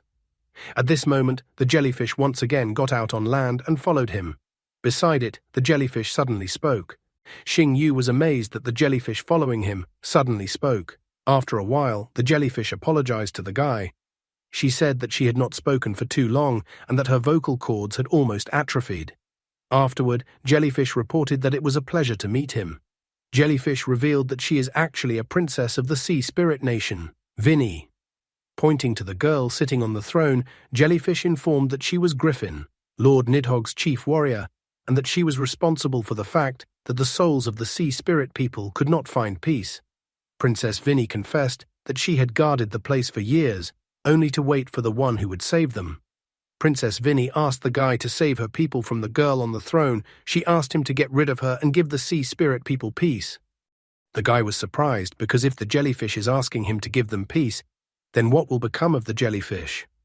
Princess Vinny apologized to him again, noting that they were now only ghosts wandering through this world. After all these years, she too wanted to finally be free of it all. The guy felt sorry for the poor sea creatures who'd had a pretty rough ride over the years. His gaze became full of determination, and then he summoned Black Fang. He assured that he would fulfill Princess Vinny's request. He then told Black Fang to use Hell Howl against Lord Nidhogg's subordinate sitting on the throne. At the same moment, the king of the Halin tribe jumped out of the water. He instantly moved, standing between the girl sitting on the throne and Black Fang's attack. With a wave of his trident, the Halin tribe king drove Black Fang's attack aside, preventing Hell Howl from hitting the girl sitting on the throne. The giant skeleton was furious that the guy dared to attack the girl sitting on the throne. Xing Yu had already become annoyed too by the king of the Heilin tribe, who was like a magnet clinging to him and wasn't going to let him go. So what will Xing Yu do to chase away the Heilin tribe king and destroy the girl sitting on the throne? He must be upset that the princess is about to retire, because he would obviously want her in the collection of his strange magical beasts. The king of the Heilin tribe stood up to defend the girl who was sitting on the throne. Xing Yu was not going to give up so easily, so he summoned Freya to the battlefield. Jellyfish sadly noted that the exalted king of the Heilin tribe had also become Griffin's puppet in the end. She regretted that her father had also suffered. However, the guy stopped her from speaking further. He pathosly declared that he would defeat the king of the Heilin tribe. Princess Vinny admitted that although she didn't want the guy to harm her father, she still wished for the guy to defeat her father. It was as if Xing Yu was waiting for her to say those words. He told Black Fang to get ready to use the demon power. Black Fang rushed into battle with the giant skeleton. The giant skeleton swung its trident, but Black Fang managed to dodge its attack, so the trident hit the ground. Using demonic power, Black Fang ended up right above the skeleton. However, the king of the Heilin tribe was not going to give up so easily. Reaching out his bone hand, he grabbed Black Fang's back paw and then slammed Black Fang onto the floor of the throne room with force. After that, the skeleton brought its trident right above Black Fang's head, intending to finish him off. But at this moment, Xing Yu told Black Fang to use his Darkness Hunt ability, so Black Fang once again managed to dodge the skeleton's attack, and the trident once again just hit the floor of the throne room. At the same moment, Freya decided to take the chance and tried to attack the skeleton by appearing behind its back. However, the skeleton easily reacted to her attack without even moving or turning towards her. Ghostly evil spirits flew out from its back. Freya tried to defend herself against them with her swords, but the ghostly evil spirits easily passed through her defenses. They attacked her rather crushingly, causing her serious damage. The wounded Freya landed on one knee on the floor, thrusting her sword into the floor and trying to lean on it to keep from falling. Realizing that the situation was becoming dangerous, the guy ordered Freya to use the sacred shield of light ability on herself. The skeleton, meanwhile, had already managed to turn towards Freya and tried to attack her with his trident. But at that moment, the trident attack was stopped as if by some kind of shield.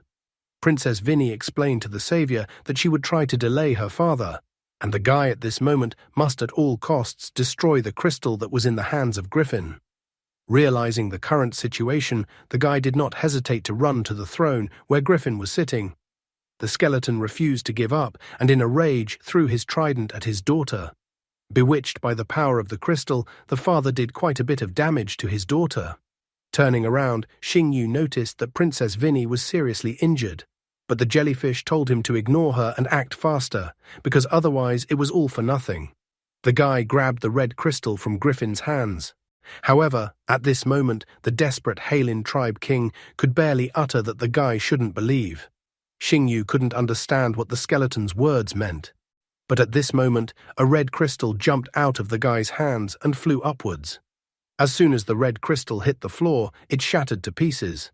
Looking at the shattered red crystal on the floor next to the jellyfish, the guy was still trying to understand what the king had told him. At that moment, the jellyfish turned red and burst into laughter. It turned red and began to increase in size. It informed him that the Heilin tribe king's words meant what he said. The jellyfish's body began to bubble, and it began to glow red brighter and brighter. The jellyfish's body began to envelop the contents of the red crystal. A girl began to emerge from the jellyfish's body. She stated that she would like to reintroduce herself to the guy. Xing Yu was still standing with his mouth open as he was shocked by the events that were happening. The king of the Heilin tribe, looking at the girl in front of him, was also saddened. In front of them was the former chief warrior of the monster army's depths, Venenum, Deep Poison. By this point, Venenum had already become enormous in size. The guy was indignant that the girl had tricked him. However, Venenum corrected him by pointing out that deception was the essence of jellyfish. Therefore, she believed that the fact that she had used it was legitimate. Furthermore, Venenum pointed out that she had actually saved his life several times, so they should be even already. The guy was shocked, because Venenum should also be from the Sea People, so he didn't understand why the girl chose such a path. Venom was surprised by the guy's question. She calmly explained to him that joining Lord Nidhogg was the only right option. She didn't even care about the entire sea nation disappearing. As she looked at the throne, she admitted that she felt sorry that her father didn't understand their situation at all and preferred the death of the entire nation without giving her power over the people of Hylene. In her place, her father had chosen some outsider. The king of the Hylene tribe refused to give up even now and tried to attack Venom. However, Venom only swung a single tentacle and easily tossed her father aside. She was even surprised that her father was still making his pathetic attempts to stop her. But her father was stubborn, so before he could land on the floor, he immediately jumped up and rushed towards her with his lightning-glowing trident in his hand. He was able to hit her with his trident and even wounded her slightly, which surprised her. He sealed her into the wall behind her with his trident, but in the same instant she swung her tentacle again, sending her father lying on the floor for a bit. Smirking, Venom reminded her father that he had been dead for a long time, so she told him to sit still and not waste her time. Pulling the trident from her body, Venom turned her attention back to the guy. She declared that she was giving him his only chance. If he would help her get rid of her father, she would let him live. Plus, she was so generous that she was willing to give him the opportunity to join Lord Nidhogg. The guy was slightly surprised by the possibility of joining Lord Nidhogg. Finally, he couldn't stand it and showed her a rather significant gesture with his hand. He stated that she could go to hell. The guy pointed out that he's actually already on the list of personalities to be destroyed. Nidhogg personally compiled a list of personalities to destroy, so the guy didn't understand why he should cooperate with Venom at all. After that, he told Black Fang and Freya to destroy Venom. Venom was surprised that such a weakling could be on the list to destroy. Releasing the trident from his hands, Venom declared that his words did not matter to her. Besides, she wanted the guy to stop wasting her time. She proudly declared that she wasn't going to fulfill anything she had previously promised anyway. It didn't make any difference to her to kill her father or to kill him, because in the end, everyone had to die. After saying that, a sinister energy began to emanate from Venom. The places where it released its poisonous liquid were instantly corroded. A giant stone column was hit by Venom poison, and the column was immediately destroyed. The poisonous red liquid was already even near the guy's shoes. Everything around the throne was shrouded in a poisonous red liquid, and the safe circle around the throne continued to shrink. However, at this moment, the throne suddenly glowed with a bright blue light, driving away the red poisonous liquid. Venom was shocked that such a thing could even happen. Her father also turned around to look at what had happened there.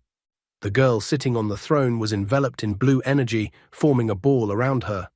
Suddenly, the guy heard a voice repeating the word key. Taking the key in his right hand, he was surprised to think that all this time, the treasure of the Hylene people had been in the possession of the girl sitting on the throne. Venom was stunned after realizing that the sea spirit's generic power, the power of the tides, had been activated.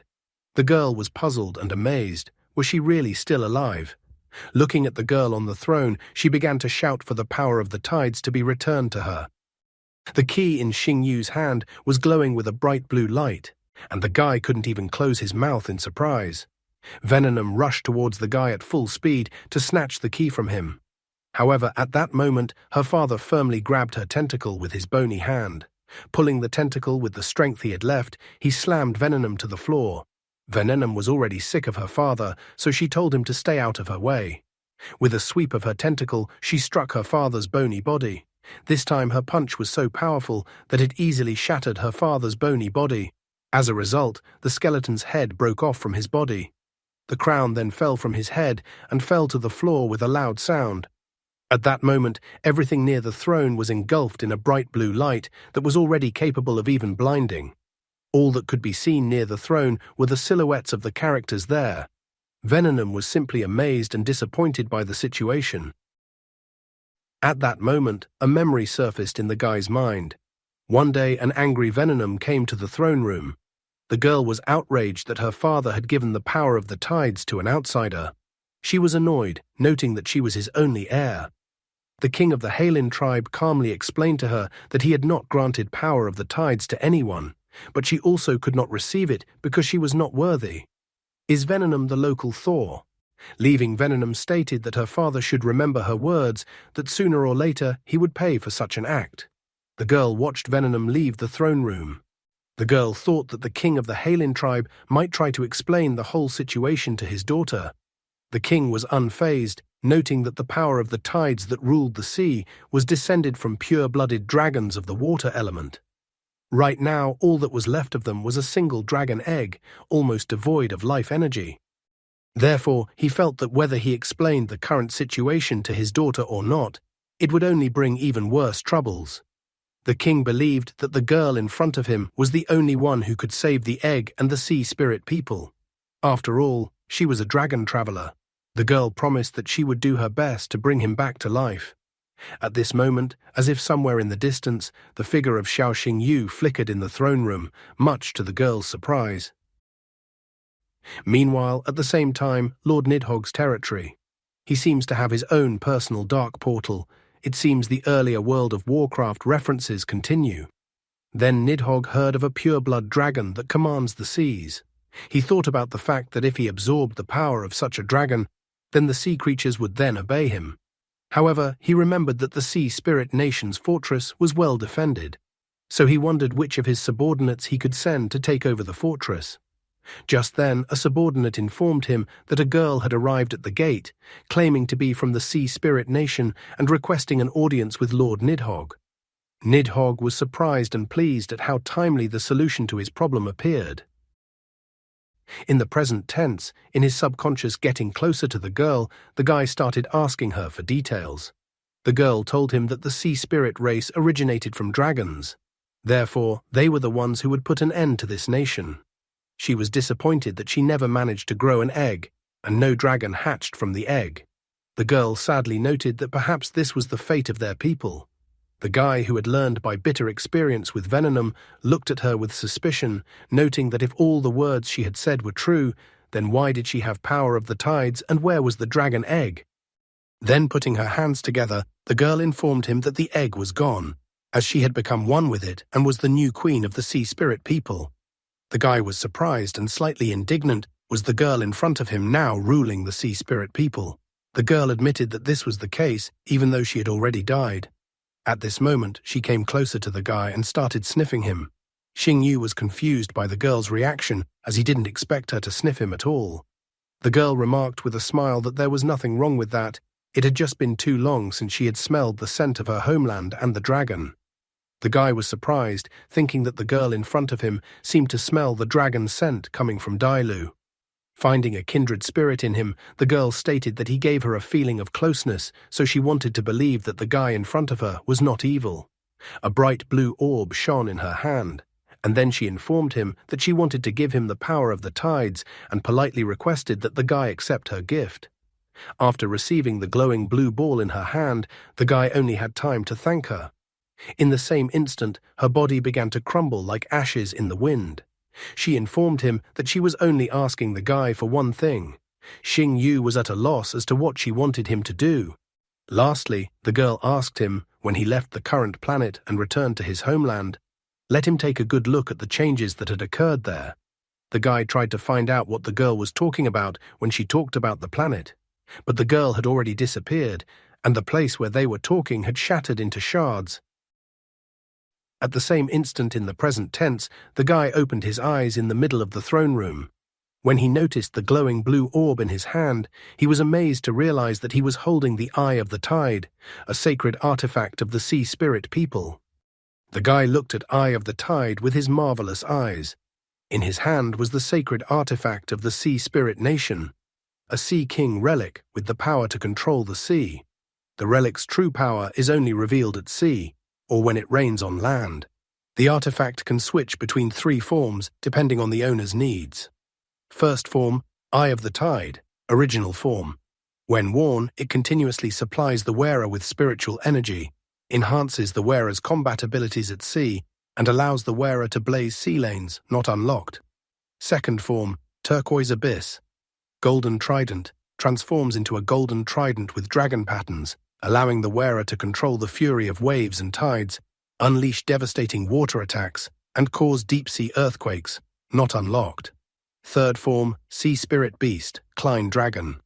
combines the power of the Sea Spirit people and World XX by summoning Klein Dragon, whose power is comparable to that of the beast form of the Beast King. He also possesses the power of the Ocean Curse. Important note, the Klein Dragon's power grows with the wielder's power. After the dragon dies, it takes 72 hours to be summoned again. The guy was greatly surprised after finishing the information about Klein Dragon. At that moment, there was another explosion and a bright flash in the throne room. Venenum flew aside from the impact she received. Her father was still ready to fight, and his head miraculously returned to its place. Glaring at the guy, Venenum was incredibly annoyed that power of the tides had fallen into the hands of a stranger once again. Standing in front of her and waving Eye of the Tide in his hand, the guy wondered if Venenum needed what was in his hand. An enraged Venenum rushed towards him, telling him to hand over the artifact immediately. However, the guy only taunted her and immediately used Eye of the Tide to activate the third form. At the same instant, a Klein Dragon appeared right above the guy's head. Venenum looked at the dragon and didn't understand what was going on. According to the information obtained with the help of the guy's marvelous eyes, the Sea Soul Beast, Klein Dragon in front of him was Beast King Form, Level 1. Bloodline. A mutated sea spirit created from an ancient mosasaur and traditional dragons. Legendary quality. Power of the Tides ability. Increases all stats threefold in aquatic environments and has the ability to control ocean currents. Dragon power. Allows you to suppress non-dragon bloodlines, can deal massive damage with self-detonation, and can restore health to allies. Attributes: Dragon, Water, Ghost, Sound. Loyalty: 100. Skills: Water Dragon Breath, Ocean Wall, Raging Waves, Dragon Sound, Hyper-Frequency Sound Wave. Ultimate skill: Wrath of the Sea God. Raging Dragon shatters the sea. His preferences and tastes were non-existent.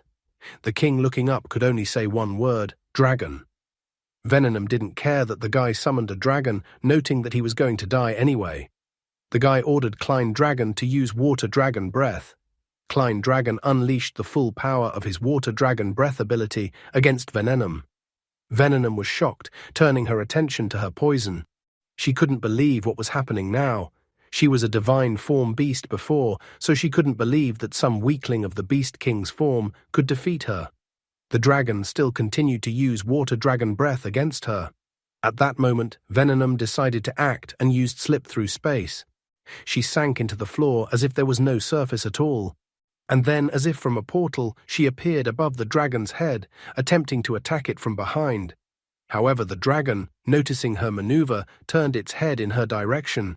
He attacked her again, using Water Dragon Breath. Venenum managed to dodge his attack and many jellyfish appeared around her. She then used her ability, Terror Expansion. As if from other spaces, many large tentacles began to appear and rushed towards Klein Dragon.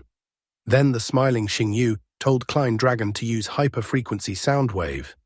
After being exposed to the Hyper-Frequency Sound Wave ability, many jellyfish began to fly off to the sides. However, some of the jellyfish still managed to gain a foothold on Klein Dragon's body. As a result, the jellyfish attacked Klein Dragon quite devastatingly. Venenum decided to take the opportunity to finish off the weakened dragon. Suddenly, Venenum stopped abruptly and was greatly surprised.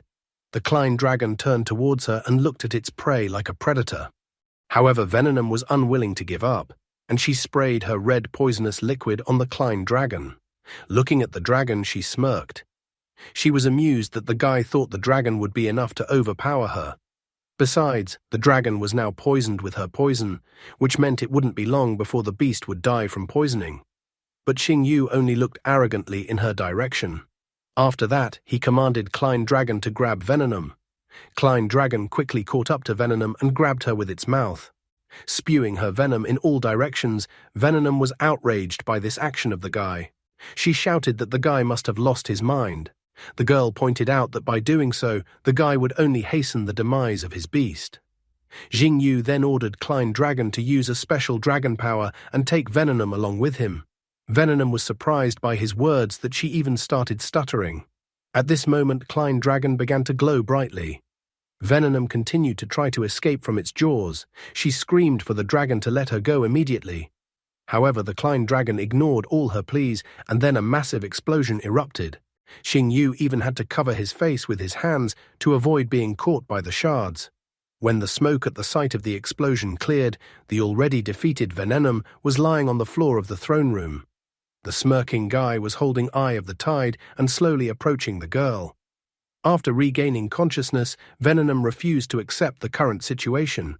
She didn't understand why Power of the Tides should belong to some stranger. However, the guy looked at her with disdain. He stated that she was simply unworthy to own Power of the Tides. Xing Yu recalled that the girl was willing to sacrifice all of her people to get her hands on Power of the Tides.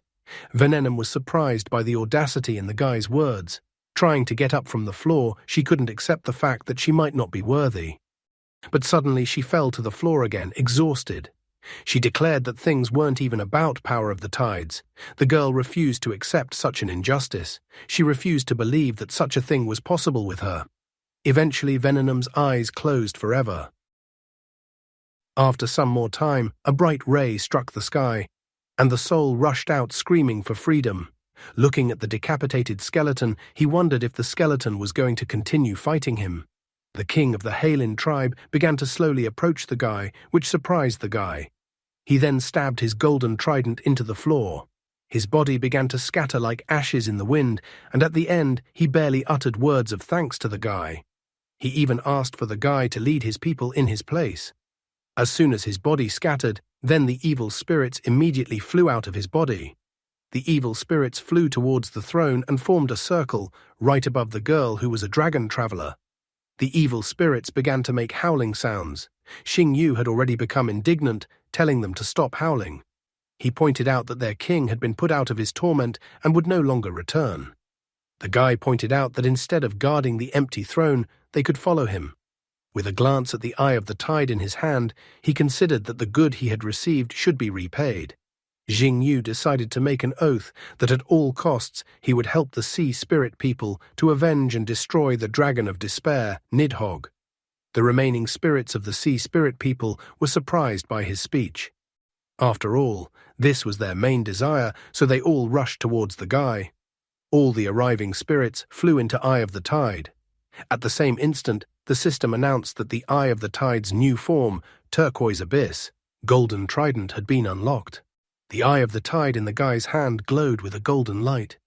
In an instant, the golden trident appeared in the guy's hand, and his hair also became golden and long. Holding the golden trident in his hand, he announced that he would take on the entire burden of the Sea Spirit Nation. Xiao Xing Yu had become a kind of new Poseidon.